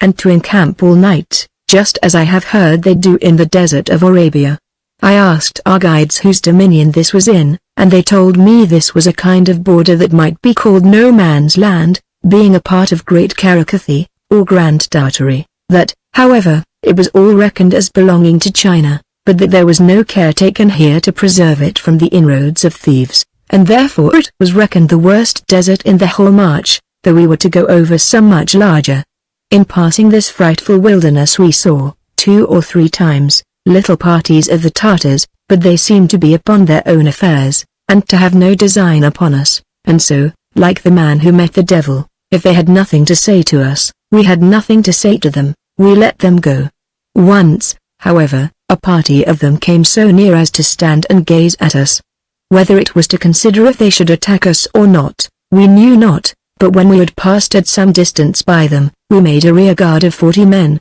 and stood ready for them, letting the caravan pass half a mile or thereabouts before us. After a while they marched off, but they saluted us with 5 arrows at their parting, which wounded a horse so that it disabled him, and we left him the next day, poor creature, in great need of a good farrier. We saw no more arrows or Tartars that time. We travelled near a month after this, the ways not being so good as at first, though still in the dominions of the Emperor of China, but lay for the most part in the villages, some of which were fortified, because of the incursions of the Tartars. When we were come to one of these towns, about 2 days and a half's journey before we came to the city of Norm, I wanted to buy a camel, of which there are plenty to be sold all the way upon that road, and horses also, such as they are, because, so many caravans coming that way, they are often wanted. The person that I spoke to get me a camel would have gone and fetched one for me, but I, like a fool, must be officious, and go myself along with him. The place was about 2 miles out of the village, where it seems they kept the camels and horses feeding under a guard. I walked it on foot, with my old pilot and a Chinese, being very desirous of a little variety. When we came to the place, it was a low, marshy ground, walled round with stones, piled up dry, without mortar or earth among them, like a park, with a little guard of Chinese soldiers at the door. Having bought a camel, and agreed for the price, I came away, and the Chinese that went with me led the camel, when on a sudden came up 5 Tartars on horseback. 2 of them seized the fellow and took the camel from him, while the other 3 stepped up to me and my old pilot, seeing us, as it were, unarmed, for I had no weapon about me but my sword, which could but ill defend me against 3 horsemen. The first that came up stopped short upon my drawing my sword, for they are arrant cowards, but a second, coming upon my left, gave me a blow on the head, which I never felt till afterwards, and wondered, when I came to myself, what was the matter, and where I was, for he laid me flat on the ground, but my never-failing old pilot, the Portuguese, had a pistol in his pocket, which I knew nothing of, nor the Tartars either. If they had, I suppose they would not have attacked us, for cowards are always boldest when there is no danger. The old man, seeing me down, with a bold heart stepped up to the fellow that had struck me, and laying hold of his arm with one hand, and pulling him down by main force a little towards him, with the other shot him into the head, and laid him dead upon the spot. He then immediately stepped up to him who had stopped us, as I said, and before he could come forward again, made a blow at him with a scimitar, which he always wore, but missing the man, struck his horse in the side of his head, cut one of the ears off by the root, and a great slice down by the side of his face. The poor beast, enraged with the wound, was no more to be governed by his rider, though the fellow sat well enough too, but away he flew, and carried him quite out of the pilot's reach, and at some distance, rising upon his hind legs, threw down the Tartar, and fell upon him. In this interval the poor Chinese came in who had lost the camel, but he had no weapon. However, seeing the Tartar down, and his horse fallen upon him, away he runs to him, and seizing upon an ugly weapon he had by his side, something like a poleaxe, he wrenched it from him, and made shift to knock his Tartarian brains out with it. But my old man had the 3rd Tartar to deal with still, and seeing he did not fly, as he expected, nor come on to fight him, as he apprehended, but stood stock still, the old man stood still too, and fell to work with his tackle to charge his pistol again, but as soon as the Tartar saw the pistol away he scoured, and left my pilot, my champion I called him afterwards, a complete victory. By this time I was a little recovered. I thought, when I first began to wake, that I had been in a sweet sleep, but, as I said above, I wondered where I was, how I came upon the ground, and what was the matter. A few moments after, as sense returned, I felt pain, though I did not know where, so I clapped my hand to my head, and took it away bloody. Then I felt my head ache, and in a moment memory returned, and everything was present to me again. I jumped upon my feet instantly, and got hold of my sword, but no enemies were in view. I found a Tartar lying dead, and his horse standing very quietly by him, and, looking further, I saw my deliverer, who had been to see what the Chinese had done, coming back with his hanger in his hand. The old man, seeing me on my feet, came running to me, and joyfully embraced me, being afraid before that I had been killed. Seeing me bloody, he would see how I was hurt, but it was not much, only what we call a broken head. Neither did I afterwards find any great inconvenience from the blow, for it was well again in 2 or 3 days. We made no great gain, however, by this victory, for we lost a camel and gained a horse. I paid for the lost camel, and sent for another, but I did not go to fetch it myself. I had had enough of that. The city of Norm, which we were approaching, is a frontier of the Chinese Empire, and is fortified in their fashion. We wanted, as I have said, above 2 days' journey of this city, when messengers were sent express to every part of the road to tell all travelers and caravans to halt till they had a guard sent for them, for that an unusual body of Tartars, making 10,000 in all, had appeared in the way, about 30 miles beyond the city. This was very bad news to travelers. However, it was carefully done of the governor, and we were very glad to hear we should have a guard. Accordingly, 2 days after, we had 200 soldiers sent us from a garrison of the Chinese on our left, and 300 more from the city of Norm, and with these we advanced boldly. The 300 soldiers from Norm marched in our front, the 200 in our rear, and our men on each side of our camels, with our baggage and the whole caravan in the center. in this order, and well prepared for battle. We thought ourselves a match for the whole 10,000 Mughal Tartars, if they had appeared, but the next day, when they did appear, it was quite another thing. Chapter 15 Description of an idol, which they destroy. Early in the morning, when marching from a little town called Chengdu, we had a river to pass, which we were obliged to ferry, and, had the Tartars had any intelligence, then had been the time to have attacked us. When the caravan being over, the rear guard was behind, but they did not appear there. About 3 hours after, when we were entered upon a desert of about 15 or 16 miles over, we knew by a cloud of dust they raised, that the enemy was at hand, and presently they came on upon the spur. Our Chinese guards in the front, who had talked so big the day before, began to stagger, and the soldiers frequently looked behind them, a certain sign in a soldier that he is just ready to run away. My old pilot was of my mind, and being near me, called out, "Senior Ringales, these fellows must be encouraged, or they will ruin us all, for if the Tartars come on they will never stand it." "If I'm of your mind," said I. "But what must be done?" "Done?" says he, "let 50 of our men advance, and flank them on each wing, and encourage them. They will fight like brave fellows in brave company, but without this they will every man turn his back." Immediately I rode up to our leader and told him, who was exactly of our mind. Accordingly, 50 of us marched to the right wing, and 50 to the left, and the rest made a line of rescue, and so we marched, leaving the last 200 men to make a body of themselves, and to guard the camels, only that, if need were, they should send 100 men to assist the last 50. At last the Tartars came on, and an innumerable company they were. How many we could not tell, but 10,000, we thought, at the least. A party of them came on first, and viewed our posture, traversing the ground in the front of our line, and, as we found them within gunshot, our leader ordered the 2 wings to advance swiftly, and give them a salvo on each wing with their shot, which was done. They then went off, I suppose to give an account of the reception they were like to meet with. Indeed, that salute cloyed their stomachs,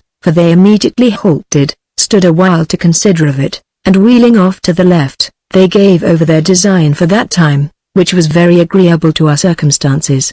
2 days after we came to the city of Norn, or Norm, we thanked the governor for his care of us, and collected to the value of 100 crowns, or thereabouts, which we gave to the soldiers sent to guard us, and here we rested one day. This is a garrison indeed, and there were 900 soldiers kept here, but the reason of it was, that formerly the Muscovite frontiers lay nearer to them than they now do, the Muscovites having abandoned that part of the country, which lies from this city west for about 200 miles, as desolate and unfit for use, and more especially being so very remote, and so difficult to send troops thither for its defense, for we were at above 2,000 miles from Muscovy properly so called.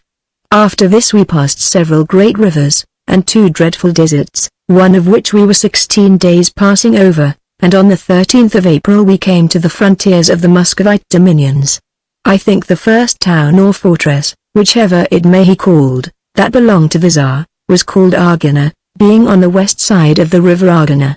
I could not but feel great satisfaction that I was arrived in a country governed by Christians, for though the Muscovites do, in my opinion, but just deserve the name of Christians, yet such they pretend to be, and are very devout in their way. It would certainly occur to any reflecting man who travels the world as I have done, what a blessing it is to be brought into the world where the name of God and a Redeemer is known, adored, and worshipped, and not where the people, given up to strong delusions, worship the devil, and prostrate themselves to monsters, elements, horrid-shaped animals, and monstrous images. Not a town or city we passed through but had their pagodas, their idols, and their temples, and ignorant people worshipping even the works of their own hands. Now we came where, at least, a face of the Christian worship appeared, where the knee was bowed to Jesus, and whether ignorantly or not, yet the Christian religion was owned, and the name of the true God was called upon and adored, and it made my soul rejoice to see it. I saluted the brave Scots merchant with my first acknowledgment of this, and taking him by the hand, I said to him, "Blessed be God, we are once again amongst Christians."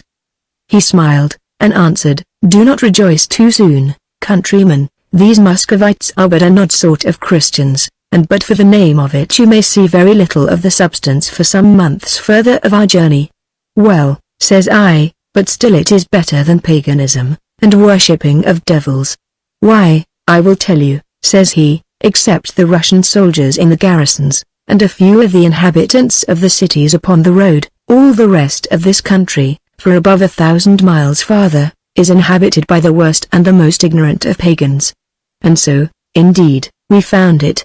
We now launched into the greatest piece of solid earth that is to be found in any part of the world. We had, at least, 12,000 miles to the sea eastward, 2,000 to the bottom of the Baltic Sea westward, and above 3,000, if we left that sea, and went on west, to the British and French channels. We had full 5,000 miles to the Indian or Persian Sea south, and about 800 to the Frozen Sea north. We advanced from the river Argana by easy and moderate journeys, and were very visibly obliged to the care the Tsar has taken to have cities and towns built in as many places as it is possible to place them, where his soldiers keep garrison, something like the stationary soldiers placed by the Romans in the remotest countries of their empire, some of which I had read of were placed in Britain, for the security of commerce, and for the lodging of travelers. Thus it was here, for wherever we came, though at these towns and stations the garrisons and governors were Russians, and professed Christians, yet the inhabitants were mere pagans,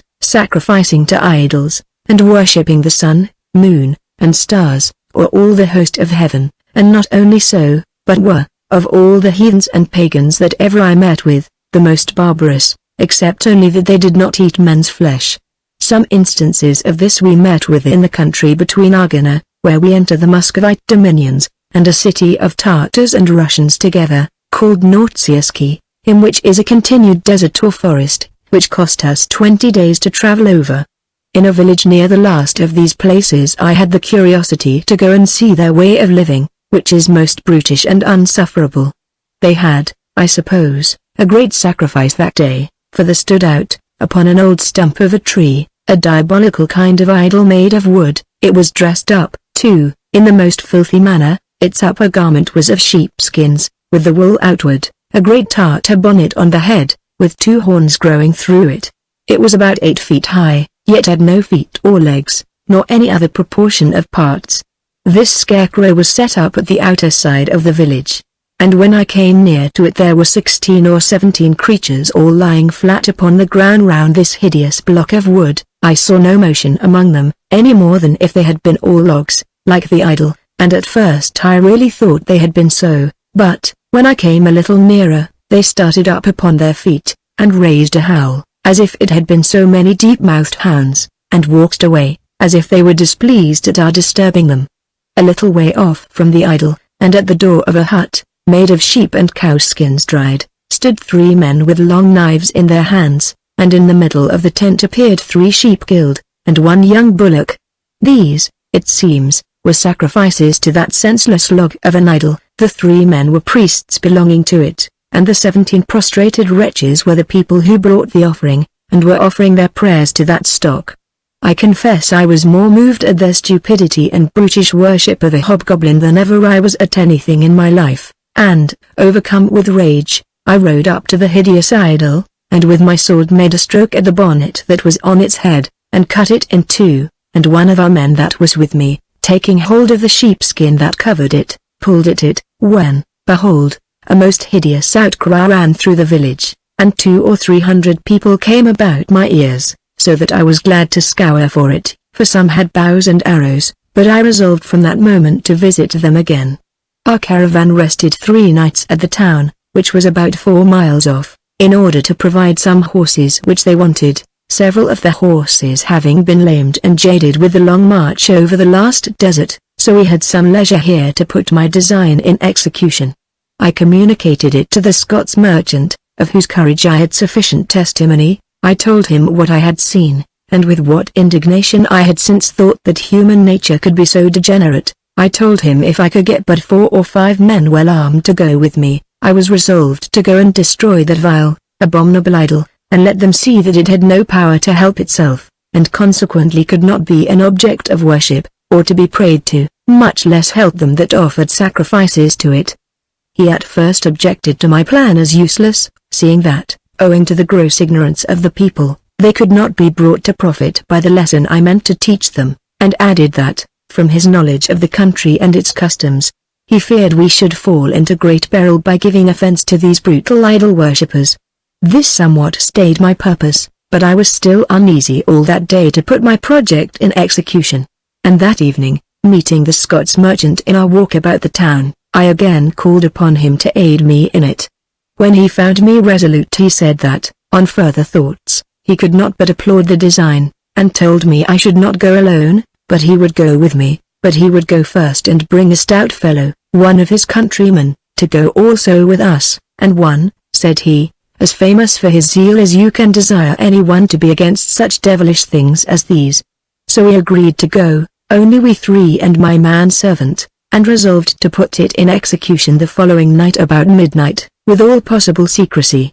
We thought it better to delay it till the next night, because the caravan being to set forward in the morning, we suppose the governor could not pretend to give them any satisfaction upon us when we were out of his power. The Scots merchant, as steady in his resolution for the enterprise as bold in executing, brought me a Tartar's robe or gown of sheepskins, and a bonnet, with a bow and arrows, and had provided the same for himself and his countrymen, that the people, if they saw us, should not determine who we were. All the first night we spent in mixing up some combustible matter, with aquavitae, gunpowder, and such other materials as we could get, and having a good quantity of tar in a little pot. About an hour after night we set out upon our expedition. We came to the place about 11 o'clock at night, and found that the people had not the least suspicion of danger attending their idol. The night was cloudy, yet the moon gave us light enough to see that the idol stood just in the same posture and place that it did before. The people seemed to be all at their rest, only that in the great hut, where we saw the three priests, we saw a light, and going up close to the door, we heard people talking as if there were 5 or 6 of them. We concluded, therefore, that if we set wildfire to the idol, those men would come out immediately, and run up to the place to rescue it from destruction, and what to do with them we knew not. Once we thought of carrying it away, and setting fire to it at a distance, but when he came to handle it, we found it too bulky for our carriage, so we were at a loss again. The second Scotsman was for setting fire to the hut, and knocking the creatures that were there on the head when they came out, but I could not join with that. I was against killing them, if it were possible to avoid it. Well, then, said the Scots merchant, I will tell you what we will do. We will try to make them prisoners, tie their hands, and make them stand and see their idol destroyed. As it happened, we had twine or pack thread enough about us, which we used to tie our firelocks together with, so we resolved to attack these people first, and with as little noise as we could. The first thing we did, we knocked at the door. When one of the priests coming to it, we immediately seized upon him, stopped his mouth, and tied his hands behind him, and led him to the idol, where we gagged him that he might not make a noise, tied his feet also together, and left him on the ground. 2 of us then waited at the door, expecting that another would come out to see what the matter was. But we waited so long till the third man came back to us, and then nobody coming out, we knocked again gently, and immediately out came 2 more, and we served them just in the same manner, but were obliged to go all with them, and lay them down by the idol some distance from one another. When, going back, we found 2 more were come out of the door, and a third stood behind them within the door. We seized the 2, and immediately tied them, when the third, stepping back and crying out, my Scots merchant went in after them, and taking out a composition we had made that would only smoke and stink, he set fire to it, and threw it in among them. By that time the other Scotsman and my man, taking charge of the 2 men already bound, and tied together also by the arm, led them away to the idol, and left them there, to see if their idol would relieve them, making haste back to us. When the fuse we had thrown in had filled the hut with so much smoke that they were almost suffocated, we threw in a small leather bag of another kind, which flamed like a candle, and, following it in, we found there were but 4 people, who, as we supposed, had been about some of their diabolical sacrifices. They appeared, in short, frightened to death, at least so as to sit trembling and stupid, and not able to speak either, for the smoke. We quickly took them from the hut, where the smoke soon drove us out, bound them as we had done the other, and all without any noise. Then we carried them all together to the idol. When he came there, we fell to work with him. First, We daubed him all over, and his robes also, with tar and tallow mixed with brimstone. Then we stopped his eyes and ears and mouth full of gunpowder, and wrapped up a great piece of wildfire in his bonnet. Then sticking all the combustibles we had brought with us upon him, we looked about to see if we could find anything else to help to burn him, when my Scotsman remembered that by the hut, where the men were, there lay a heap of dry forage. Away he and the other Scotsmen ran and fetched their arms full of that. When we had done this, we took all our prisoners, and brought them, having untied their feet and ungagged their mouths, and made them stand up, and set them before their monstrous idol, and then set fire to the whole. We stayed by it a quarter of an hour or thereabouts, till the powder in the eyes and mouth and ears of the idol blew up, and, as we could perceive, had split altogether, and in a word, till we saw it burn so that it would soon be quite consumed. We then began to think of going away, but the Scotsman said, "No, we must not go, for these poor deluded wretches will all throw themselves into the fire, and burn themselves with the idol." So we resolved to stay till the forage has burned down too, and then came away and left them. After the feat was performed, we appeared in the morning among our fellow travelers, exceedingly busy in getting ready for our journey, nor could any man suppose that we had been anywhere but in our beds. But the affair did not end so. The next day came a great number of the country people to the town gates, and in a most outrageous manner demanded satisfaction of the Russian governor for the insult and their priests and burning their great Chamkai-Thou. The people of Nurtsinkai were at first in a great consternation, for they said the Tartars were already no less than 30,000 strong. The Russian governor sent out messengers to appease them, assuring them that he knew nothing of it, and that there had not a soul in his garrison been abroad, so that it could not be from anybody there, but if they could let him know who did it, they should be exemplarily punished. They returned haughtily, that all the country reverenced the great Chamkai-Thou, who dwelt in the sun, and no mortal would have dared to offer violence to his image but some Christian miscreant, and they therefore resolved to denounce war against him and all the Russians, who, they said, were miscreants and Christians. The governor, unwilling to make a breach, or to have any cause of war alleged to be given by him, the Tsar having strictly charged him to treat the conquered country with gentleness, gave them all the good words he could. At last he told them there was a caravan gone towards Russia that morning, and perhaps it was some of them who had done them this injury, and that if they would be satisfied with that, he would send after them to inquire into it. This seemed to appease them a little, and accordingly the governor sent after us, and gave us a particular account how the thing was, intimating withal, that if any in our caravan had done it they should make their escape, but that whether we had done it or no, we should make all the haste forward that was possible, and that, in the meantime, he would keep them in play as long as he could. This was very friendly in the governor. However, when it came to the caravan, there was nobody knew anything of the matter, and as for us that were guilty, we were least of all suspected. However, the captain of the caravan for the time took the hint that the governor gave us, and we travelled 2 days and 2 nights without any considerable stop, and then we lay at a village called Plotus, nor did we make any long stop here, but hastened on towards Jarina, another Muscovite colony, and where we expected we should be safe. But upon the 2nd day's march from Plotus, by the clouds of dust behind us at a great distance, it was plain we were pursued. We had entered a vast desert, and had passed by a great lake called Shanksosa, when we perceived a large body of horse appear on the other side of the lake, to the north, we travelling west. We observed they went away west, as we did, but had supposed we would have taken that side of the lake, whereas we very happily took the south side, and in 2 days more they disappeared again, for they, believing we were still before them, pushed on till they came to the Uda, a very great river when it passes further north, but when he came to it we found it narrow and fordable. The 3rd day they had either found their mistake, or had intelligence of us,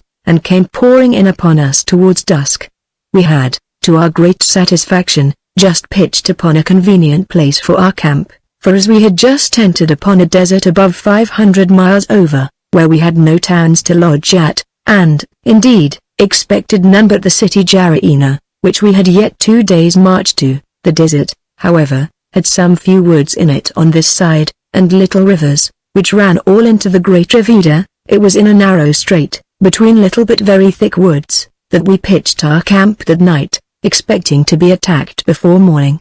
As it was usual for the Mughal Tartars to go about in troops in that desert, so the caravans always fortify themselves every night against them, as against armies of robbers, and it was, therefore, no new thing to be pursued.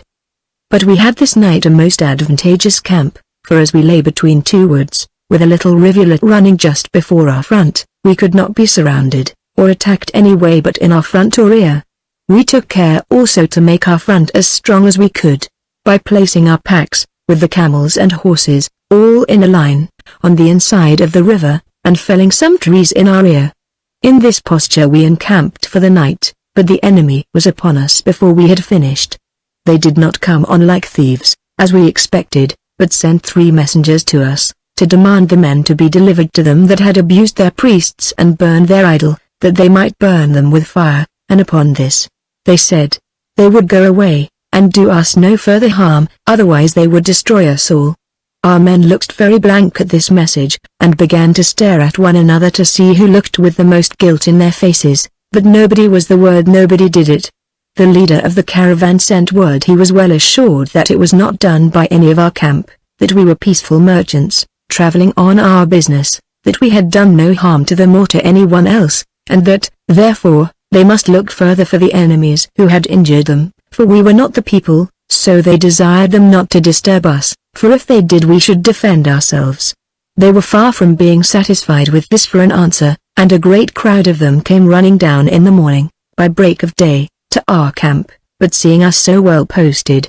they durst come no farther than the brook in our front, where they stood in such number as to terrify us very much. Indeed, some spoke of 10,000. Here they stood and looked at us a while, and then, setting up a great howl, let fly a crowd of arrows among us, but we were well enough sheltered under our baggage, and I do not remember that one of us was hurt. Some time after this we saw them move a little to our right, and expected them on the rear, when a cunning fellow, a Cossack of Jaraina, calling to the leader of the caravan, said to him, I will send all these people away to Cybulka. This was a city 4 or 5 days' journey at least to the right, and rather behind us. So he takes his bow and arrows, and getting on horseback, he rides away from our rear directly, as it were back to Nurtsinski. After this he takes a great circuit about, and comes directly on the army of the Tartars as if he had been sent express to tell them a long story that the people who had burned the Chamkaithu were gone to Cybulka,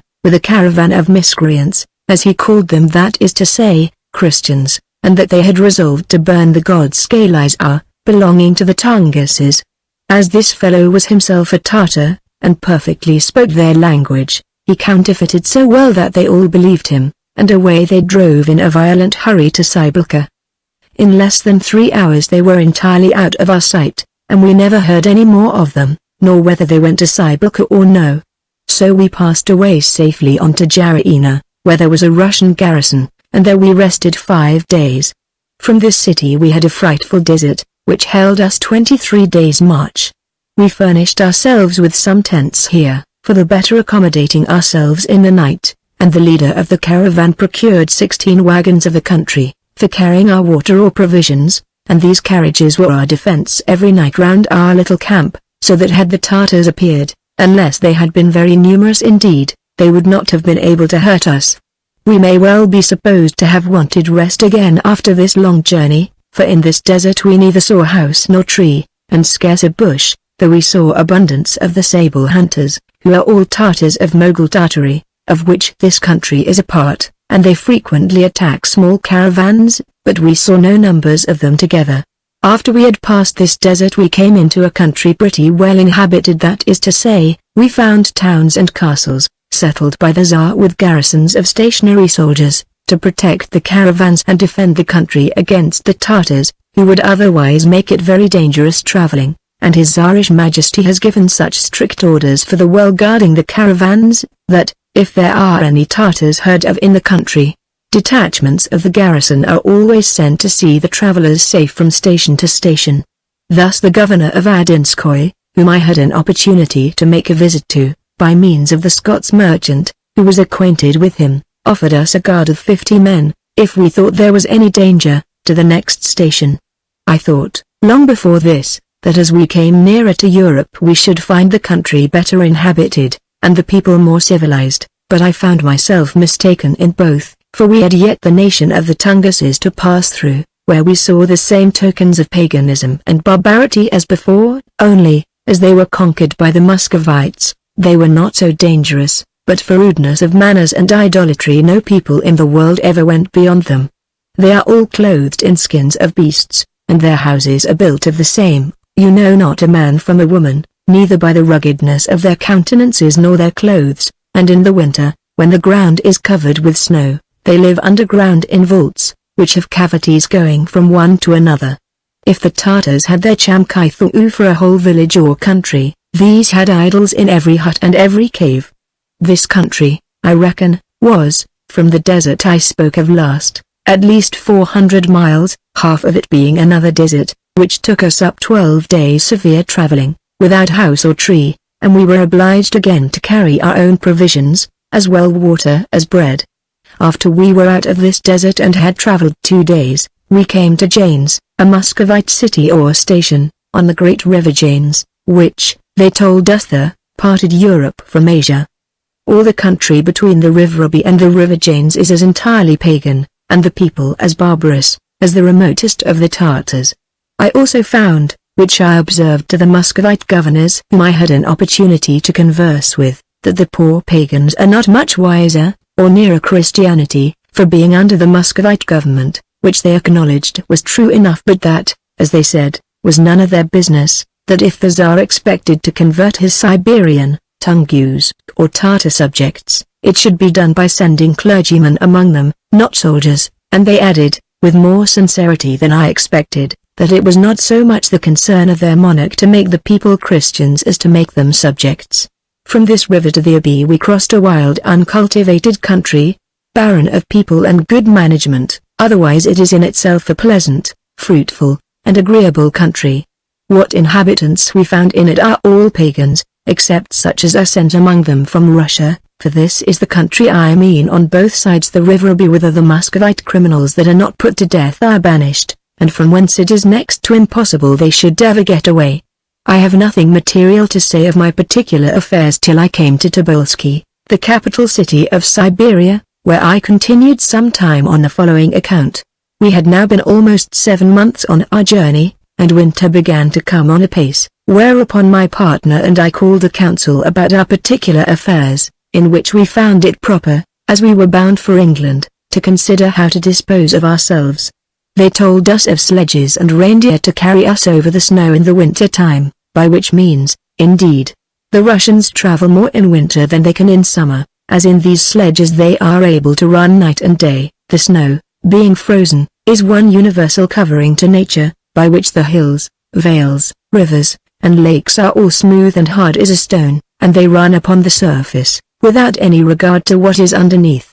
But I had no occasion to urge a winter journey of this kind. I was bound to England, not to Moscow, and my route lay 2 ways. Either I must go on as the caravan went, till I came to Jarislaw, and then go off west for Narva and the Gulf of Finland, and so on to Danzig, where I might possibly sell my China cargo to good advantage, or I must leave the caravan at a little town on the Dwina, from whence I had but 6 days by water to Archangel, and from thence might be sure of shipping either to England, Holland, or Hamburg. Now, to go any one of these journeys in the winter would have been preposterous, for as to Danzig, the Baltic would have been frozen up and I could not get passage, and to go by land in those countries was far less safe than among the Mogul Tartars. Likewise, as to Archangel in October, all the ships would be gone from thence, and even the merchants who dwell there in summer retire south to Moscow in the winter, when the ships are gone, so that I could have nothing but extremity of cold to encounter, with a scarcity of provisions, and must lie in an empty town all the winter. Therefore, upon the whole, I thought it much my better way to let the caravan go, and make provision to winter where I was, at Tobolsky, in Siberia, in the latitude of about 60 degrees, where I was sure of 3 things to wear out a cold winter with, viz. Plenty or provisions, such as the country afforded, a warm house, with fuel enough, and excellent company. I was now in quite a different climate from my beloved island, where I never felt cold, except when I had my ague. On the contrary, I had much to do to bear any clothes on my back, and never made any fire but without doors, which was necessary for dressing my food, and see. Now I had 3 good vests, with large robes or gowns over them, to hang down to the feet, and button close to the wrists, and all these lined with furs, to make them sufficiently warm. As to a warm house, I must confess I greatly dislike our way in England of making fires in every room of the house in open chimneys, which, when the fire is out, always keeps the air in the room cold as the climate. So I took an apartment in a good house in the town, and ordered the chimney to be built like a furnace, in the center of 6 several rooms, like a stove. The funnel to carry the smoke went up one way, the door to come out the fire went in another, and all the rooms were kept equally warm, but no fire seen, just as they heat baths in England. By this means we had always the same climate in all the rooms, and an equal heat was preserved, and yet we saw no fire, nor were ever incommoded with smoke.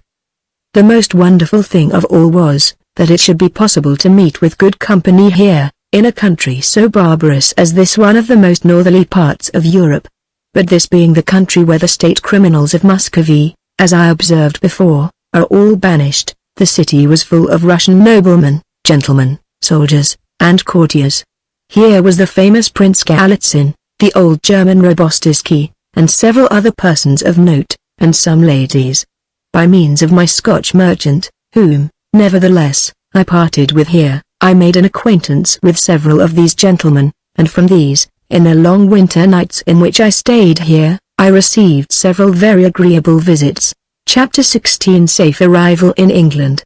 It was talking one night with a certain prince, one of the banished ministers of state belonging to the Tsar, that the discourse of my particular case began. He had been telling me abundance of fine things of the greatness, the magnificence, the dominions, and the absolute power of the Emperor of the Russians. I interrupted him, and told him I was a greater and more powerful prince than ever the Tsar was, though my dominion were not so large, or my people so many. The Russian grandee looked a little surprised, and, fixing his eyes steadily upon me, began to wonder what I meant. I said his wonder would cease when I had explained myself, and told him the story at large of my living in the island, and then how I managed both myself and the people that were under me, just as I have since minuted it down.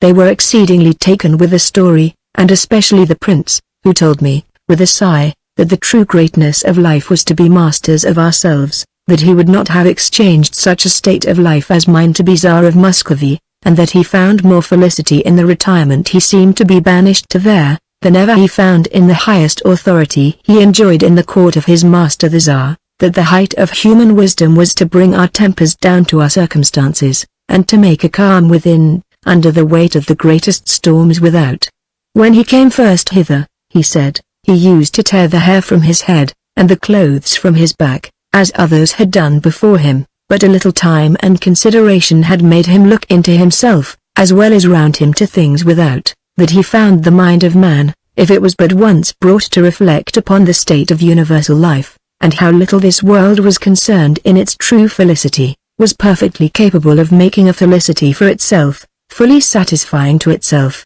and suitable to its own best ends and desires, with but very little assistance from the world. That being now deprived of all the fancied felicity which he enjoyed in the full exercise of worldly pleasures, he said he was at leisure to look upon the dark side of them, where he found all manner of deformity, and was now convinced that virtue only makes a man truly wise, rich, and great, and preserves him in the way to a superior happiness in a future state, and in this, he said, they were more happy in their banishment than all their enemies were, who had the full possession of all the wealth and power they had left behind them. Nor, sir, says he, do I bring my mind to this politically, from the necessity of my circumstances, which some call miserable, but, if I know anything of myself, I would not now go back, though the Tsar my master should call me, and reinstate me in all my former grandeur. He spoke this with so much warmth in his temper, so much earnestness and motion of his spirits, that it was evident it was the true sense of his soul. There was no room to doubt his sincerity. I told him I once thought myself a kind of monarch in my old station, of which I had given him an account, but that I thought he was not only a monarch, but a great conqueror, for he that had got a victory over his own exorbitant desires, and the absolute dominion over himself, he whose reason entirely governs his will, is certainly greater than he that conquers a city. I had been here 8 months, and a dark, dreadful winter I thought it, the cold so intense that I could not so much as look abroad without being wrapped in furs, and a kind of mask of fur before my face, with only a hole for breath, and 2 for sight. The little daylight we had was for 3 months not above 5 hours a day, and 6 at most, only that the snow lying on the ground continually, and the weather being clear, it was never quite dark. Our horses were kept, or rather starved, underground, and as for our servants, whom we hired here to look after ourselves and horses, we had, every now and then, their fingers and toes to thaw and take care of, lest they should mortify and fall off. It is true, within doors we were warm, the houses being close, the walls thick, the windows small, and the glass all double. Our food was chiefly the flesh of deer, dried and cured in the season, bread good enough, but baked as biscuits, dried fish of several sorts, and some flesh of mutton, and of buffaloes, which is pretty good meat. All the stores of provisions for the winter are laid up in the summer, and well cured. Our drink was water, mixed with aqua vitae instead of brandy, and for a treat, mead instead of wine, which, however, they have very good. The hunters, who venture abroad all weathers, frequently brought us in fine venison, and sometimes bear's flesh, but we did not much care for the last. We had a good stock of tea, with which we treated our friends, and we lived cheerfully and well, all things considered. It was now March, the days grown considerably longer, and the weather at least tolerable, so the other travelers began to prepare sledges to carry them over the snow, and to get things ready to be going, but my measures being fixed, as I have said, for Archangel, and not for Muscovy or the Baltic, I made no motion, knowing very well that the ships from the south do not set out for that part of the world till May or June, and that if I was there by the beginning of August, it would be as soon as any ships would be ready to sail. Therefore I made no haste to be gone, as others did. In a word, I saw a great many people, nay, all the travellers, go away before me. It seems every year they go from thence to Muscovy, for trade, to carry furs, and buy necessaries, which they bring back with them to furnish their shops. Also others went on the same errand to Archangel. In the month of May I began to make all ready to pack up, and, as I was doing this, it occurred to me that, seeing all these people were banished by the Tsar to Siberia, and yet, when they came there, were left at liberty to go whither they would, why they did not then go away to any part of the world, wherever they thought fit, and I began to examine what should hinder them from making such an attempt. But my wonder was over when I entered upon that subject with the person I have mentioned, who answered me thus: "Consider, first, sir," said he, "the place where we are, and, secondly, the condition we are in, especially the generality of the people who are banished thither. We are surrounded with stronger things than bars or bolts. On the north side, an unnavigable ocean, where ship never sailed, and boat never swam. Every other way we have above 1,000 miles to pass through the Tsar's own dominion, and by ways utterly impassable, except by the roads made by the government, and through the towns garrisoned by his troops. In short, we could neither pass undiscovered by the road, nor subsist any other way, so that it is in vain to attempt it." I was silenced at once, and found that they were in a prison every jot as secure as if they had been locked up in the castle at Moscow. However, it came into my thoughts that I might certainly be made an instrument to procure the escape of this excellent person, and that, whatever hazard I ran, I would certainly try if I could carry him off. Upon this, I took an occasion one evening to tell him my thoughts. I represented to him that it was very easy for me to carry him away, there being no guard over him in the country, and as I was not going to Moscow, but to Archangel, and that I went in the retinue of a caravan, by which I was not obliged to lie in the stationary towns in the desert, but could encamp every night where I would, we might easily pass uninterrupted to Archangel, where I would immediately secure him on board an English ship, and carry him safe along with me, and as to his subsistence and other particulars, it should be my care till he could better supply himself. He heard me very attentively, and looked earnestly on me all the while I spoke. Nay, I could see in his very face that what I said put his spirits into an exceeding ferment. His color frequently changed, his eyes looked red, and his heart fluttered, till it might be even perceived in his countenance, nor could he immediately answer me when I had done, and, as it were, hesitated what he would say to it, but after he had paused a little, he embraced me, and said, "How unhappy are we, unguarded creatures as we are, that even our greatest acts of friendship are made snares unto us, and we are made tempters of one another." He then heartily thanked me for my offers of service, but withstood resolutely the arguments I used to urge him to set himself free. He declared, in earnest terms, that he was fully bent on remaining where he was rather than seek to return to his former miserable greatness, as he called it, where the seeds of pride, ambition, avarice, and luxury might revive, take root, and again overwhelm him. "Let me remain, dear sir," he said, "in conclusion let me remain in this blessed confinement, banished from the crimes of life, rather than purchase a show of freedom at the expense of the liberty of my reason, and at the future happiness which I now have in my view, but should then, I fear, quickly lose sight of, for I am but flesh, a man, a mere man, and have passions and affections as likely to possess and overthrow me as any man. Oh, be not my friend and tempter both together." If I was surprised before, I was quite dumb now, and stood silent, looking at him, and, indeed, admiring what I saw. The struggle in his soul was so great that, though the weather was extremely cold, it put him into a most violent heat, so I said a word or two, that I would leave him to consider of it, and wait on him again, and then I withdrew to my own apartment. About 2 hours after I heard somebody at or near the door of my room, and I was going to open the door, but he had opened it and come in. "My dear friend," says he, "you had almost overset me, but I am recovered. Do not take it till that I do not close with your offer.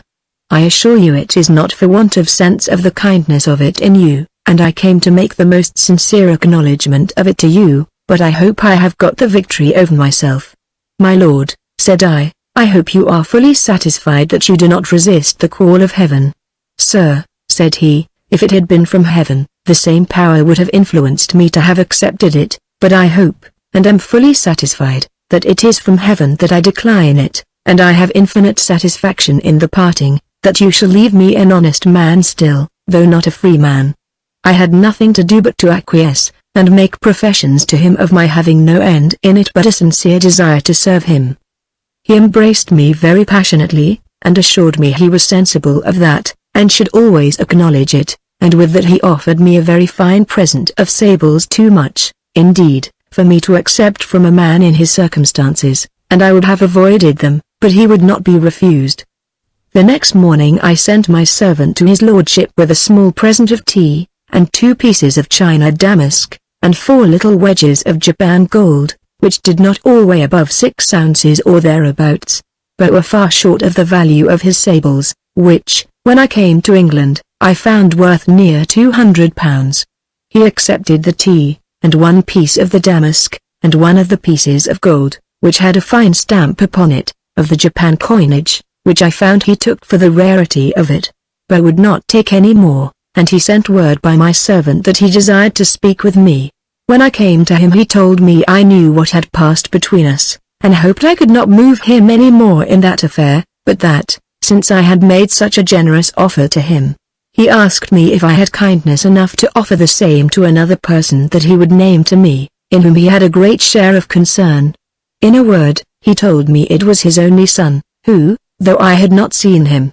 was in the same condition with himself, and above 200 miles from him, on the other side of the Abbey, but that, if I consented, he would send for him. I made no hesitation, but told him I would do it. I made some ceremony in letting him understand that it was wholly on his account, and that, seeing I could not prevail on him, I would show my respect to him by my concern for his son. He sent the next day for his son, and in about 20 days he came back with the messenger, bringing 6 or 7 horses, loaded with very rich furs, which, in the whole, amounted to a very great value. His servants brought the horses into the town, but left the young lord at a distance till night, when he came incognito into our apartment, and his father presented him to me, and, in short, we concerted the manner of our travelling, and everything proper for the journey. I had bought a considerable quantity of sables, black fox skins, fine ermines, and such other furs as are very rich in that city, in exchange for some of the goods I had brought from China, in particular for the cloves and nutmegs, of which I sold the greatest part here, and the rest afterwards at Archangel, for a much better price than I could have got at London, and my partner, who was sensible of the profit, and whose business, more particularly than mine, was merchandise, was mightily pleased with our stay, on account of the traffic we made here. It was the beginning of June when I left this remote place. We were now reduced to a very small caravan, having only 32 horses and camels in all, which passed for mine, though my new guest was proprietor of 11 of them. It was natural also that I should take more servants with me than I had before, and the young lord passed for my steward. What great man I passed for myself I know not, neither did it concern me to inquire. We had here the worst and the largest desert to pass over that we met with in our whole journey. I call it the worst, because the way was very deep in some places, and very uneven in others. The best we had to say for it was, that we thought we had no troops of Tartars or robbers to fear, as they never came on this side of the river Ruby, or at least very seldom, but we found it otherwise. My young lord had a faithful Siberian servant, who was perfectly acquainted with the country, and led us by private roads, so that we avoided coming into the principal towns and cities upon the great road, such as Tumen, Soloy-Kamiskoy, and several others, because the Muscovite garrisons which are kept there are very curious and strict in their observation upon travelers, and searching lest any of the banished persons of note should make their escape that way into Muscovy. But, by this means, as we were kept out of the cities, so our whole journey was a desert, and we were obliged to encamp and lie in our tents, when we might have had very good accommodation in the cities on the way. This the young lord was so sensible of, that he would not allow us to lie abroad when he came to several cities on the way, but lay abroad himself, with his servant, in the woods, and met us always at the appointed places. We had just entered Europe, having passed the river Kama, which in these parts is the boundary between Europe and Asia, and the first city on the European side was called Soloy-Kamiskoy, that is, the great city on the river Kama. And here we thought to see some evident alteration in the people, but we were mistaken, for as we had a vast desert to pass, which is near 700 miles long in some places, but not above 200 miles over where we passed it, so, till we came past that horrible place, we found very little difference between that country and Mughal Tartary. The people are mostly pagans, their houses and towns full of idols, and their way of living wholly barbarous, except in the cities and villages near them, where they are Christians, as they call themselves, of the Greek Church, but have their religion mingled with so many relics or superstition, that it is scarce to be known in some places from mere sorcery and witchcraft. In passing this forest, after all our dangers were, to our imagination, escaped, I thought, indeed, we must have been plundered and robbed, and perhaps murdered, by a troop of thieves. Of what country they were I am yet at a loss to know, but they were all on horseback, carried bows and arrows, and were at first about 45 in number. They came so near to us as to be within 2 musket shot, and, asking no questions, surrounded us with their horses, and looked very earnestly upon us twice. At length, they placed themselves just in our way, upon which we drew up in a little line, before our camels, being not above 16 men in all. Thus drawn up, we halted, and sent out the Siberian servant, who attended his lord, to see who they were. His master was the more willing to let him go, because he was not a little apprehensive that they were a Siberian troop sent out after him. The man came up near them with the flag of truce, and called to them, but though he spoke several of their languages, or dialects of languages rather, he could not understand a word they said. However, after some signs to him not to come near them at his peril, the fellow came back no wiser than he went, only that by their dress, he said, he believed them to be some Tartars of Karmak, or of the Circassian hordes, and that there must be more of them upon the great desert, though he never heard that any of them were seen so far north before. This was small comfort to us. However, we had no remedy. There was on our left hand, at about a quarter of a mile distance, a little grove, and very near the road. I immediately resolved we should advance to those trees, and fortify ourselves as well as we could there, for, first, I considered that the trees would in a great measure cover us from their arrows, and, in the next place, they could not come to charge us in a body. It was, indeed, my old Portuguese pilot who proposed it, and who had this excellency attending him, that he was always readiest and the most apartment to direct and encourage us in cases of the most danger. We advanced immediately, with what speed we could, and gained that little wood. The Tartars, or thieves, for we knew not what to call them, keeping their stand, and not attempting to hinder us. When we came thither, we found, to our great satisfaction, that it was a swampy piece of ground, and on the one side a very great spring of water, which, running out in a little brook, was a little farther joined by another of the like size, and was, in short, the source of a considerable river, called afterwards the Wurtzka. The trees which grew about this spring were not above 200, but very large, and stood pretty thick, so that as soon as we got in, we saw ourselves perfectly safe from the enemy unless they attacked us on foot. While we stayed here waiting the motion of the enemy some hours, without perceiving that they made any movement, our Portuguese, with some help, cut several arms of trees half off, and laid them hanging across from one tree to another, and in a manner fenced us in. About 2 hours before night they came down directly upon us, and though we had not perceived it, we found they had been joined by some more, so that they were near 80 horse, whereof, however, we fancied some were women. They came on till they were within half shot of our little wood, when we fired one musket without ball, and called to them in the Russian tongue to know what they wanted, and bade them keep off, but they came on with a double fury up to the wood side, not imagining we were so barricaded that they could not easily break in. Our old pilot was our captain as well as our engineer, and desired us not to fire upon them till they came within pistol shot, that we might be sure to kill, and that when we did fire we should be sure to take good aim. We bade him give the word of command, which he delayed so long that they were some of them within 2 pikes length of us when we let fly. We aimed so true that we killed 14 of them, and wounded several others, as also several of their horses, for we had all thus loaded our pieces with 2 or 3 bullets apiece at least.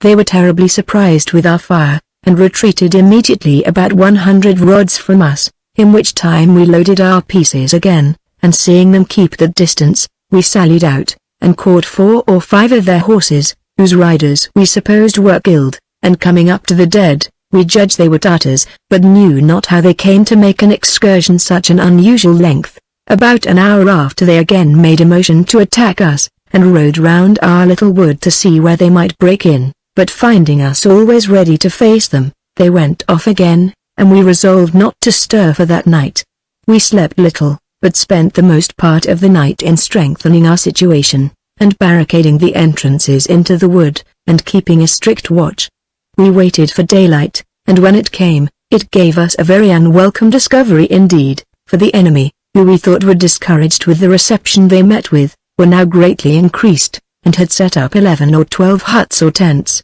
as if they were resolved to besiege us, and this little camp they had pitched upon the open plain, about 3/4 of a mile from us. I confess I now gave myself over for lost, and all that I had. The loss of my effects did not lie so near me, though very considerable, as the thoughts of falling into the hands of such barbarians at the latter end of my journey, after so many difficulties and hazards as I had gone through, and even in sight of our port, where we expected safety and deliverance. As to my partner, he was raging, and declared that to lose his goods would be his ruin, and that he would rather die than be starved, and he was for fighting to the last drop. The young lord, a most gallant youth, was for fighting to the last also, and my old pilot was of opinion that we were able to resist them all in the situation we were then in. Thus we spent the day in debates of what we should do, but towards evening we found that the number of our enemies still increased, and we did not know but by the morning they might still be a greater number, so I began to inquire of those people we had brought from Tobolski if there were no private ways by which we might avoid them in the night, and perhaps retreat to some town, or get help to guard us over the desert. The young lord's Siberian servant told us, if we designed to avoid them, and not fight, he would engage to carry us off in the night, to a way that went north, towards the river Petrus, by which he made no question but we might get away, and the Tartars never discover it, but, he said, his lord had told him he would not retreat, but would rather choose to fight. I told him he mistook his lord, for that he was too wise a man to love fighting for the sake of it, that I knew he was brave enough by what he had showed already, but that he knew better than to desire 17 or 18 men to fight 500, unless an unavoidable necessity forced them to it, and that if he thought it possible for us to escape in the night, we had nothing else to do but to attempt it. He answered, if his lordship gave him such orders, he would lose his life if he did not perform it. We soon brought his lord to give that order, though privately, and we immediately prepared for putting it in practice. And first, as soon as it began to be dark, we kindled a fire in our little camp, which we kept burning, and prepared so as to make it burn all night, that the Tartars might conclude we were still there. But as soon as it was dark, and we could see the stars, for our guide would not stir before, having all our horses and camels ready loaded, we followed our new guide, who I soon found steered himself by the North Star, the country being level for a long way. After we had traveled 2 hours very hard, it began to be lighter still, not that it was dark all night, but the moon began to rise, so that, in short, it was rather lighter than we wished it to be, but by 6 o'clock the next morning we had got above 30 miles, having almost spoiled our horses. Here we found a Russian village, named Kermazinskoye, where we rested, and heard nothing of the Kalmuk Tartars that day.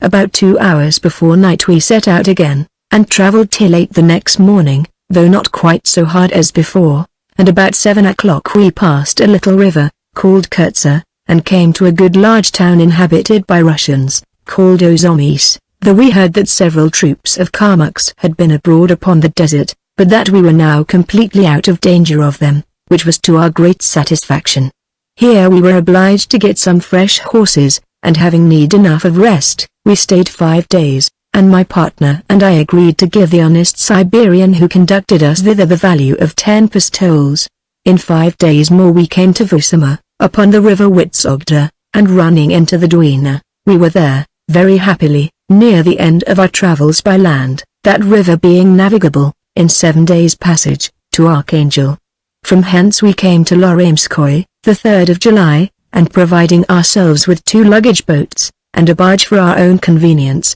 we embarked the 7th, and arrived all safe at Archangel the 18th. Having been a year, 5 months, and 3 days on the journey, including our stay of about 8 months at Tobolsky, we were obliged to stay at this place 6 weeks for the arrival of the ships, and must have tarried longer, had not a Hamburger come in above a month sooner than any of the English ships, when, after some consideration that the city of Hamburg might happen to be as good a market for our goods as London, we all took freight with him, and, having put our goods on board, it was most natural for me to put my steward on board to take care of them, by which means my young lord had a sufficient opportunity to conceal himself, never coming on shore again all the time we stayed there, and this he did that he might not be seen in the city, where some of the Moscow merchants would certainly have seen and discovered him. We then set sail from Archangel the 20th of August, the same year, and, after no extraordinary bad voyage, arrived safe in the Elbe the 18th of September. Here my partner and I found a very good sale for our goods, as well those of China as the sables, and sea, of Siberia, and, dividing the produce, my share amounted to £3,475, 17s 3d, including about £600 worth of diamonds, which I purchased at Bengal. Here the young lord took his leave of us, and went up the Elbe, in order to go to the court of Vienna, where he resolved to seek protection and could correspond with those of his father's friends who were left alive. He did not part without testimonials of gratitude for the service I had done him, and for my kindness to the prince, his father. To conclude, having stayed near 4 months in Hamburg, I came from thence by land to The Hague, where I embarked in the packet, and arrived in London the 10th of January 1705, having been absent from England 10 years and 9 months. And here, resolving to harass myself no more, I am preparing for a longer journey than all these, having lived 72 years a life of infinite variety, and learned sufficiently to know the value of retirement, and the blessing of ending our days in peace.